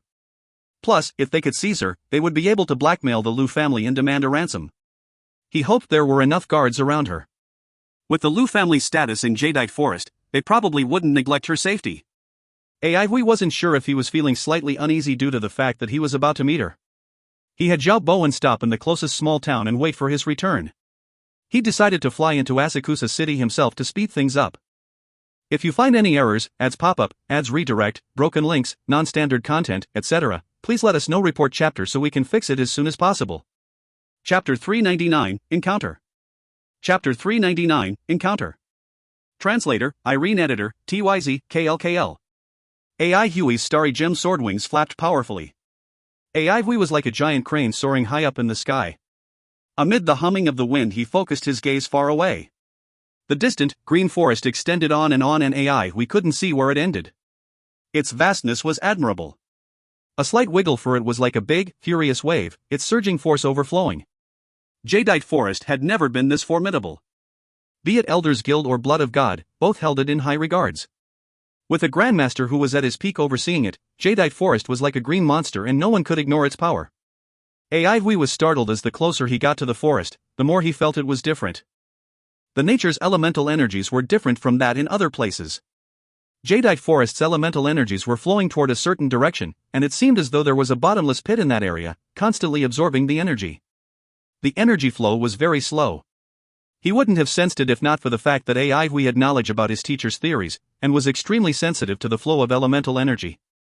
Generally speaking, nature's elemental energies rarely flowed toward one direction. Instead, they would intertwine through many, tiny, turbulent flows. The energy flow here was abnormally neat. Where are these energies flowing toward? Hui was full of curiosity. Such a large-scale energy flow would require a terrifying force. Only an area like Silver Mist Sea could create such a huge motion. But Silver Mist Sea, blocked by a dam, had only managed to accumulate such strength through over 1,000 years of expansion. Jadeite Forest wasn't like that in the past. Who could have developed a scene like this within such a short period of time? There was only one person, of course. Grandmaster Dai Gang. Only Grandmaster's profound and immeasurable knowledge and power could produce such a breathtaking sight like this. Could it be that Grandmaster Dai was trying to build a miracle like that of Silver Mist Sea? Furthermore, Hui had yet to figure out how to recycle elemental energy. If the energies in this large-scale flow weren't recycled, this place would have long become an elemental energy desert, like old territory. Nevertheless, Jadeite Forest had not dried up, so there must be something special about the way elemental energy channeled. Hui was brimming with curiosity now. This unexplainable method of energy flow interested him greatly. Teacher's plan of treat the city as a piece of cloth essentially controlled elemental energy flow through nodes and elemental traces. Was Dai Gang using this method as well? But this wasn't the time to delve into it. Hui noticed a group of people flying in his direction from far away. There were about 10 of them. Grass bandits? Hui was rather curious, but seeing that they did not slow down, his gaze sharpened. This path is blocked. Retreat quickly! Someone shouted from over there. Hui furrowed his brows and raised his voice. I'm heading towards Asakusa City, if you guys could make it easier. Upon hearing that, a cold gleam flashed across the lead elementalist's eyes. He cried out in a stern voice, dubious intentions, arrest him. Resist and you shall be killed instantly. The grass bandits split up and got into their formation quickly. They formed 3 sections and the few in the middle section pounced on Hui, while the other 2 groups closed in from both sides to prevent him from escaping. Hui had not expected their response to be this aggressive. He then thought about how he had mentioned Asakusa City. Could it be that the grass bandits were doing something in the city? A murderous glint flashed across his eyes. If the grass bandits were doing a big operation in Asakusa City, the only thing Hui could think of was that they were targeting Senior Mingxiu. From Zhao Bowen's description, Hui felt no malice toward the grass bandits. In fact, he felt sympathetic. But if it involved Senior Mingxiu, Hui absolutely would not relent, no matter who the opponents were. Senior Mingxiu was Hui's Achilles' heel. Hui's temperature decreased abruptly, emitting traces of coldness. Seeing the incoming groups, he narrowed his eyes and flapped his starry gem sword wings forcefully, his body dashing straight for the people in front. Hui's move alarmed this group of grass bandits instantly. Watch out! The elementalist at the front shouted. He took the lead and threw pine needles toward Hui. The flying needles exploded and split up. 1 became 2 and 2 became 4. In the blink of an eye, closely packed pine needles flew toward Hui like dark green drizzle. Each needle had a wisp of fine green fog. It was a type of highly toxic poison. The other elementalists were in shock. They did not expect their leader to execute such a fatal blow the moment he attacked. Not only did Autumn Drizzle have plenty of pine needles, the area it covered was very wide, leaving enemies with no place to escape to. After a long period of refinement, pine needles could break elemental energy, and the fine wisp of green fog that was wound around them was highly poisonous. It had a very good affinity for elemental energy and could easily infiltrate it and enter the enemy's bodies. Hui had no intention of dodging them, causing everyone to relax their beating hearts. As the distance between the needles and their target closed in, even the head elementalist smiled. According to the effective range, his target was no longer able to escape. Hui had never thought of escape. He increased his speed further and the familiar wind barrier reappeared as he thrusted his dragon's pine repeatedly. The results of his sparrings with Qingfeng were thoroughly evident in his strikes. They were faster and sharper, and 3 consecutive thrusts were all it took to shatter the barrier. Hui felt his body become lighter. The grass bandits, who thought they'd succeeded, became dizzy as the pine needle rain disappeared suddenly. A hole appeared in the densely packed needle rain, facing them directly. A blurry silhouette appeared before them and the sharp and fast sword momentum overwhelmed them. An explosion resounded like rolling thunder from deep with the cloud layers, arriving a little later. The leader of the grass bandits opened his eyes wide as his pupils dilated. He cried out in alarm, "Stop!" Aivui was like a ferocious tiger breaking free from its cage. With an indistinct shadow, his rainbow-like sword gleams drew breathtakingly cold light traces that went straight for the leader. The other grass bandits, as if awoken from a dream, were pale-faced, but proceeded to defend out of instinct. Multicolored light screens appeared before them, and before things could stabilize, the sword rays struck them like meteors from outer space. Upon breaking the wind barrier, Aihui's speed was so fast that he couldn't change moves. But at such a terrifying speed even a small stone had shocking destructive power, so he didn't need to change moves. Boom! A dull, drum-like sound resounded throughout the plains as all the light screens collapsed in a split second and the fragmented rays vanished into a surging puff of colored fog. Under the strong impact, 4 elementalists were being tossed about and started spurting blood.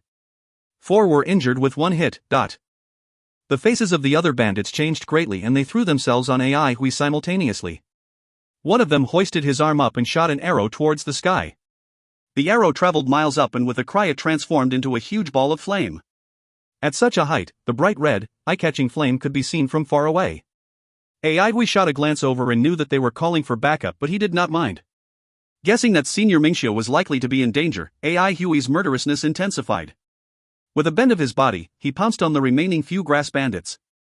He was fast as lightning and his moves were sharp, without the least bit of compassion. Executing 6 moons, he drew 6 fatal arcs which emerged quietly in unguarded spots, looking like 6 deadly bats in the sky. Fresh blood spattered everywhere as a few grass bandits held onto their throats with their eyes were wide open. No. The leader had a look of desire on his face, but in the next moment, his eyes bulged out as a sword ray pierced through his throat, squirting blood foam out. Aihui did not hold back. He had not planned to provoke them, but their attack had been too sudden. He was not afraid of offending them, and he would not place his hopes on them being courteous and moderate.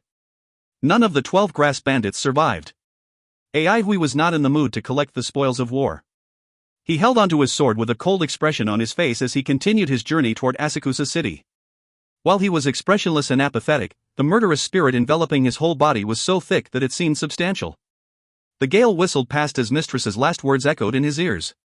If anything happened to Senior Mingxiu, he would never be able to forgive himself. The war of Central Pine City, the rainy night and the color of blood buried deep within his memory came back to him and spread throughout his whole body. He felt as though he had returned to the final battle in Central Pine City. The thick, black sky and the fresh blood mixed together. He looked at the blurry figure in the sky, his heart sinking bit by bit.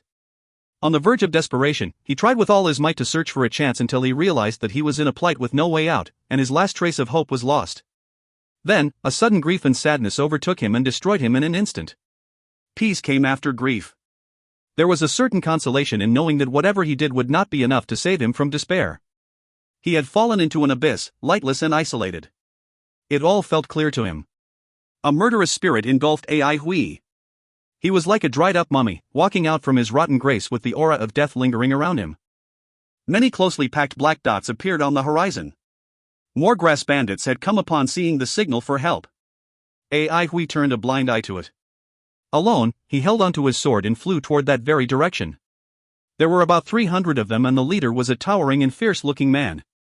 Seeing that Aihui was alone and that he wasn't trying to avoid them, but was instead coming for them, the leader knew that he must be a strong fighter.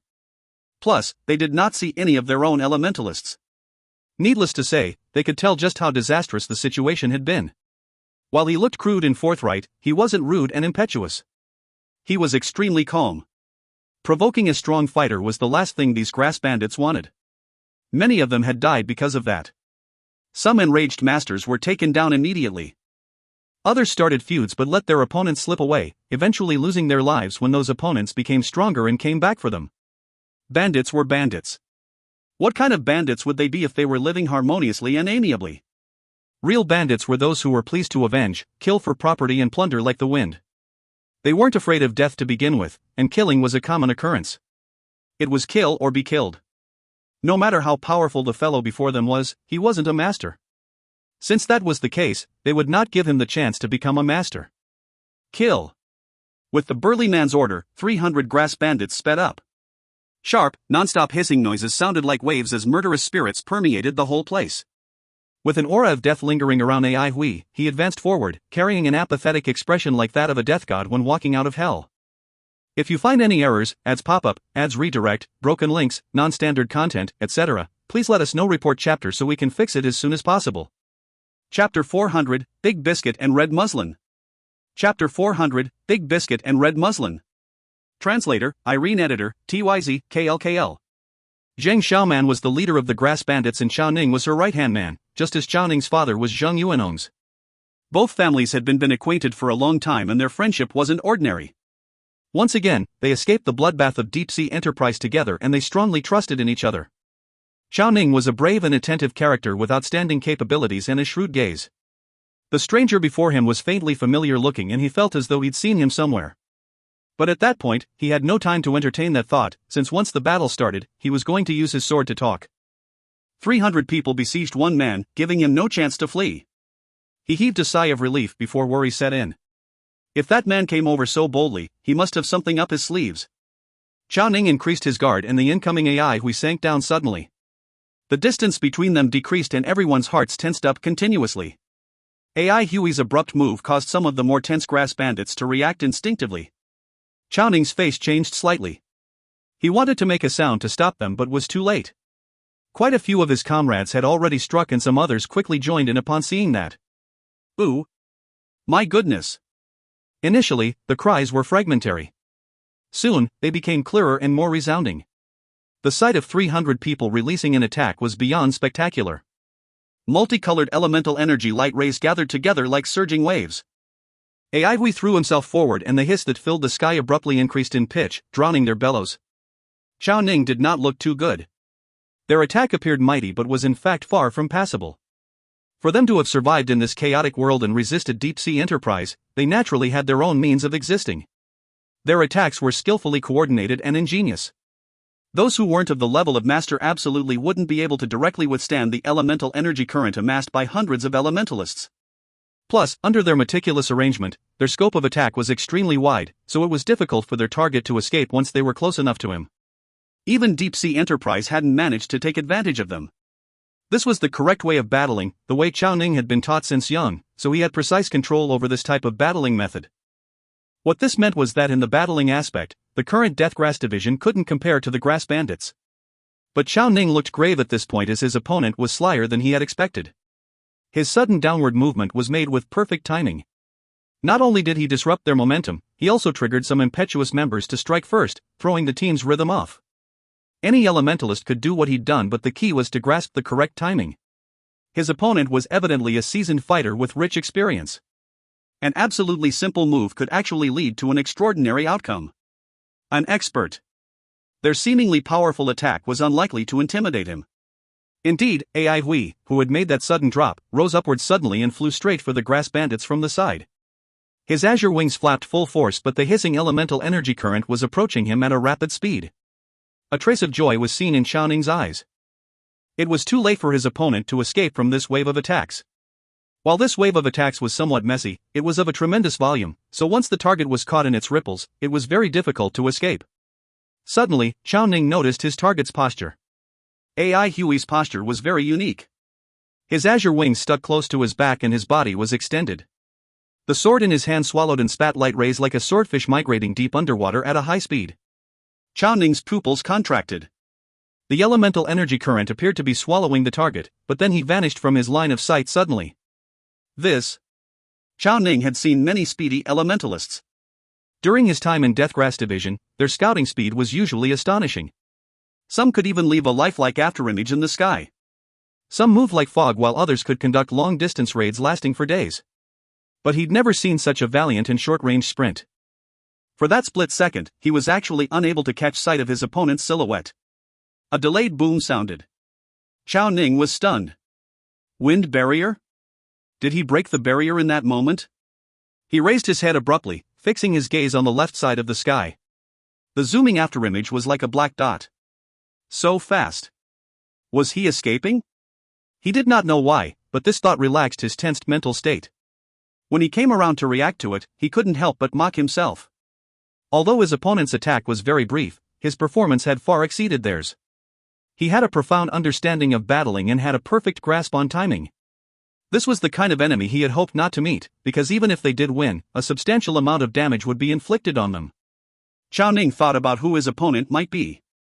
To possess such skills, he mustn't be someone nameless. Upon failing their first wave of attacks, the team readjusted themselves, albeit in an unorganized manner. It was always like that when it came to battling. The moment they lost the upper hand, it meant that their rhythm was also disrupted. If it had been the former Deathgrass division that was in their position, the team would have been able to readjust themselves quickly because of their experience and cool-headedness. A pity Grass Bandits were Grass Bandits and the Deathgrass division, the Deathgrass division. Alright, even the current Deathgrass division wasn't as impressive as before. Chao Ning also felt that he'd been over-demanding. Although the team was somewhat disorganized, they were still adjusting and their daily trainings hadn't been for nothing. He replaced his focus onto the target high in the sky. His opponent was already in position and facing them. This is... Chao Ning and AI, we made eye contact. Not good. Chao Ning realized in an instant that his opponent hadn't planned to flee. He was going to attack. His starry gem sword wings spread open mightily and AI Hui swooped down like a falcon. His posture diving down was extremely sharp and agile. The Grass Bandits below were taken aback, messing up the team's formation once again. We have a lot of people, someone shouted, instantly giving the team a confidence boost. That was right, there were 300 of them. Kill. Get rid of him. The crowd was stirred. A few archers initiated an attack, shooting raindrop-like arrows toward the figure in the sky. Chao Ning knew things were bad. The opponent was a seasoned battler with rich experience. Once he gained an upper hand high in the sky, it wasn't going to be easy to stop him. AI Hui dove down fast, his figure rapidly swaying and his flight path instantly becoming strange and unpredictable. AI Hui's rapid speed brought an oppressive atmosphere to the sky, where many Grass Bandits felt themselves being locked into place. They were trying wildly to attack and stop him, but they couldn't even get hold of the corner of their enemy's garments. Intense fear caused them to lose all coordination. They battled individually, creating a complete mess. AI Hui, on the other hand, was like a nimble fish, dodging the raindrop-like light rays. His swiftly moving figure produced layers of aftershadow, which magnified within everybody's field of vision and became increasingly daunting. His apathetic and cold face carried not the least bit of warmth. There was no malevolence, no clenching of teeth. He was exceptionally calm. Amid the countless elemental light beams, his unusual calmness became jarring. It was fear-evoking. Even Chao Ning shuddered. His judgment had once again been overthrown. How many times had it been today? He couldn't remember, but he knew that he'd provoked a truly ruthless person. Big Biscuit! He shouted with all the voice he had. Because he used too much force, the veins on his neck and forehead surfaced. It was a scary sight. A faint, red muslin appeared at the tip of the sword held by the swooping figure. Old Five was the backbone of the team and also a member of the younger generation of Deathgrass. In the team, there were a total of 6 members who were like him. They were all well-coordinated and had outstanding battle tactics, as well as rich family histories. They instantly understood Chao Ning's intention. They had to block off the opponent's attack or there was going to be a bloodbath. As if their hearts were linked, the 6 of them executed their own defensive moves simultaneously. They practiced different inherited arts but new guarding moves. What elementalists emphasized control and guarding techniques needed training. 6 multicolored light screens with different thicknesses stacked over each other, like a glazed, 1,000-layered biscuit. This move was named overlapping defense, a standard battle technique of Deathgrass, but everyone liked calling it Big Biscuit. Chao Ning had been following his father since young and under his influence, he too started calling it Big Biscuit. The 6 light screens were not stacked randomly but instead, meticulously arranged in a way whereby some were solid and others were flexible. That way, they would be able to keep off the opponent's attack more effectively. AI Hui appeared unconcerned, but the dragon spine in his hand was trembling rapidly. The red muslin was spreading and becoming increasingly vivid. It was about 10 meters long.